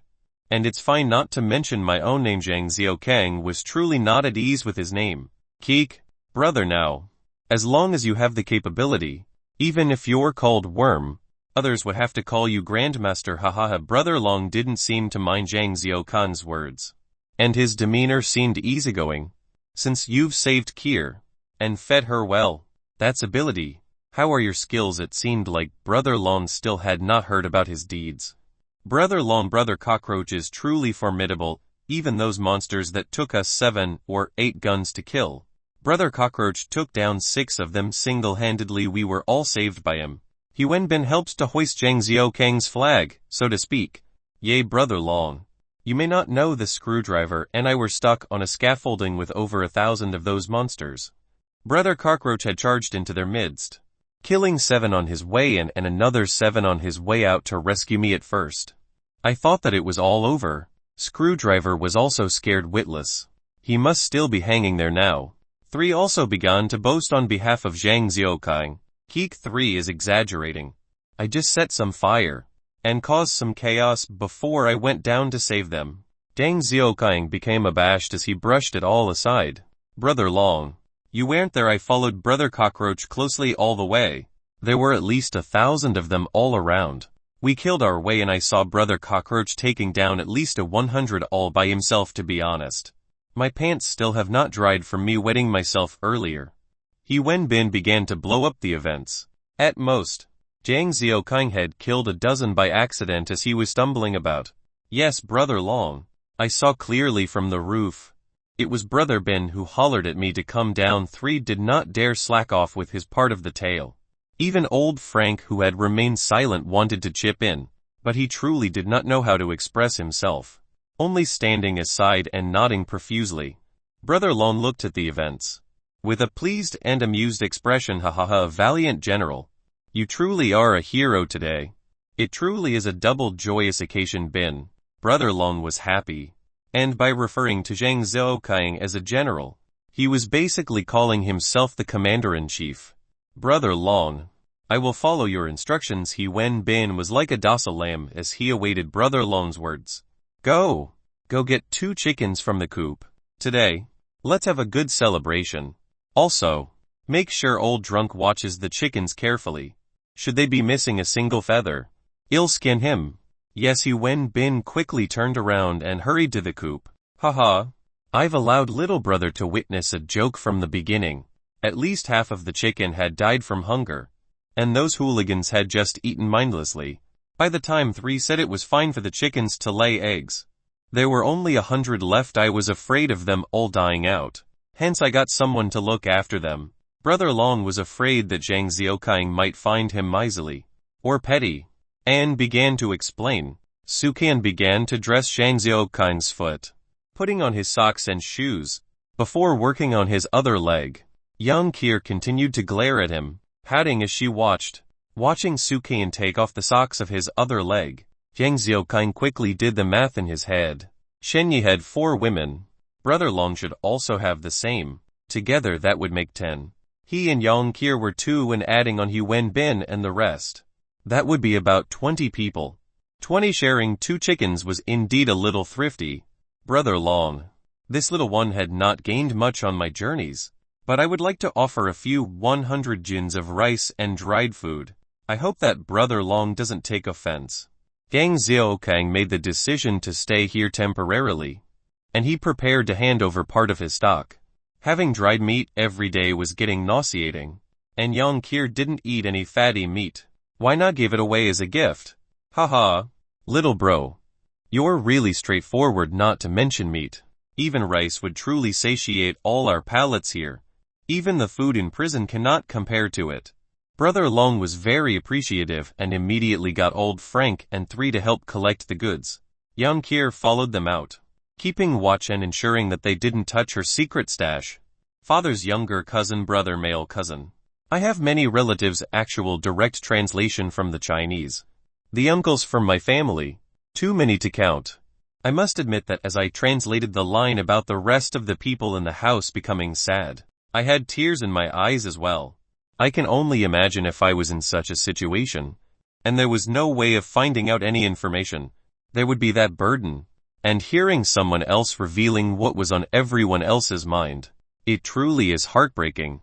I love how the author has balanced the lightheartedness and the severity of the situation at times. Hoping to see more vivid descriptions. Chapter 62. A problem with rations. The 3 women were chased up by Chen Yi, but he didn't disturb Su Kaiyan, allowing her to continue to massage Yang Xiaokang. The 3 men began to chat in the living room, each of them lamenting about the state of the world. Yang Kir carried a plastic bag of Huanhelu cigarettes, giving them to Brother Long. Shen Yi saw that Brother Long only received 2 packets, and his expression became better, and his words flowed more. However, Zhang Xiaokang felt his heart bleed. In one day, he had already taken out 6 packets of those premium cigarettes. Those were 50 a pack and he had only found them. Brother Long took out a pack, throwing one to Chen Yi. As he lit one and sucked in a deep breath, brother, you have been living well. It's truly hard to make a living in this world. Yang Kir seemed to want to say something before Zhang Xiaokang coughed slightly and shot her a look, and she excused herself to go out for some air. Zhang Xiaokang was naturally unwilling to let Yang Kir reveal the secret base. Those resources had been painstakingly stocked up by the both of them, and he didn't want to just hand it over like that. Furthermore, the cave had always been the backup plan. If he couldn't continue out there in the outside world, at least he would still have a home. Not long after, He Wen Bin came in, declaring that the food was ready, and they all went into the dining area. The interior design of the kitchen was pretty decent, and the huge round table had a rotating glass top. 12 high wooden chairs were already arranged, and the surrounding wallpaper had some hints of gold. A few calligraphy scrolls hung on the walls. It was just that the previous owner had not much taste. There were Chinese-style drawings as well as oil paintings from the Western world that were just randomly hung together. Near the wall, there was even a small idol of Guan Yu. The Guan Yu idol had a freezer on its left, and on the right, a chilled wine rack. They were both empty at the moment. The dishes on the rotating glass top was simple. There was a huge bowl of egg white soup, a plate of dried meat and fried vegetables. There was also a plate of chicken that had no seasoning added, as some other vegetables. On top of that, there were some fried potato chips and a bowl of hot pot chicken. When Zhang Xiaokang and the rest had just sat down, 2 men walked in, one of about 165 and his body sturdy. He had a full beard and looked like a dwarf from games. He had a leather jacket, and his muscles looked like they were about to rip the jacket apart. It didn't seem to be made of genuine materials. The other man was the exact opposite. He was tall, towering at 1.8 extremely skinny, and if it weren't for his pupils, people might mistake him for a zombie. He had a balding hairline, with the top part extremely shiny, and his face was ordinary, save for his vulture-like eyes. It gave people an uncomfortable feeling. Haha, you guys are back, come. Sit and eat. Brother Cockroach. Let me introduce them to you. This is Cannon. Brother Long pointed to the dwarf and said, Cannon has a fiery temper and can tolerate a beating. He had challenged 10 people once, and managed to kill 5 of them. He truly is something. Cannon nodded silently, his eyes fixated on the meat on the table. Brother Long then pointed to the tall one. This is Vulture. And he had claimed a number of lives before working for City's boss. Vulture did not say anything, just watching the expressions of everyone. No one knew what he was thinking. Damn. We truly walked into the lion's den. Zhang Xiaoqing cursed inwardly, but smiled at the two. There was a total of 9 people seated at the table. Other than Zhang Xiaoqing and Yang Qier, there was He Wenbin and the other two, Brother Long, Shen Yi and the 2 newcomers. The women had disappeared. It seemed like not everybody had the qualifications to eat. Even old Harry was not present. Brother Long also introduced Zhang Xiaoqing and Yang Qier to the 2 men. Before declaring the start of the beast, 4 women who looked ordinary then came in. As they began to serve rice and white wine, they didn't look too healthy, walking somewhat crookedly. Their clothes were untidy also, although they were clean. As they poured the wine and served the rice, Brother Long listened to Vulture and Cannon's reports. Brother Long, most of the places have been cleaned. The rest are too dangerous. We don't dare to get too close. Vulture was talking about the spoils today. Yay. Brother Long, today I brought men and charged into a small shop, and only managed to get some cigarettes and wine, as well as some instant noodles. Cannon also muttered bitterly. Today, we left with 10, came back with 5. If it wasn't for Brother Cockroach, none of us might have made it. He Wenbin lamented. Everyone had ugly expressions. Only the little lass was digging into her chicken and drinking her soup. How much more rations do we have? Brother Long asked solemnly, adding on to what Brother Cockroach brought. We have about 700 jin. The 15 women need to eat about 20 jin each day. The men who go out to scavenge have about 50 jin. The current rations would only last us for another 10 days or so, after which, we would have to rely on the chicken feed. He Wenbin began to calculate for Brother Long, and the men looked worse. Zhang Xiaoqing found himself worried as well, wondering if it was a mistake to join them. Only Yang Qier didn't seem to bother, continuing to eat. She had long since relied on the backup plan of the cave, and because of that, she was truly unworried. Why not we control the ration? Each person can only take half from today onwards, Shen Yi suggested. Brother Long thought for a while, then shook his head. If they don't eat their fill, they might not be able to transport items even if they were found. Or shall we mix half rations, half chicken feed? 3 also piped in. Brother Long had not even replied when He Wenbin spoke up. Those who dare to head out look forward to the food. If we're all to eat the chicken feed, who would still go out and risk their lives? Let's stop talking about these unfortunate things. Come, let's dig in. Brother Long called an end to the discussion, as he stuffed a piece of meat into his mouth. Everyone also began to eat and drink. Today is supposed to be a celebration for Brother Cockroach. Come, let's down some wine. Brother Long held up his cup and toasted. Zhang Xiaoqing also decided to throw his thoughts to the back of his mind, downing a toast as well. Great, straightforward, the men called out. And like that, one cup after another, they began to drink. Zhang Xiaoqing did not know how he came to be lying in this foreign bed. He just knew he threw up a few times. When he was peeing, he didn't even fumble with his little Xiaoqing. He laid there in the dark, not being able to sleep. His head was aching dully, yet his mind was clear. With all that he had seen and heard today, even if he knew the apocalyptic world was truly cruel, and living was not easy, he had not expected things to be this bad.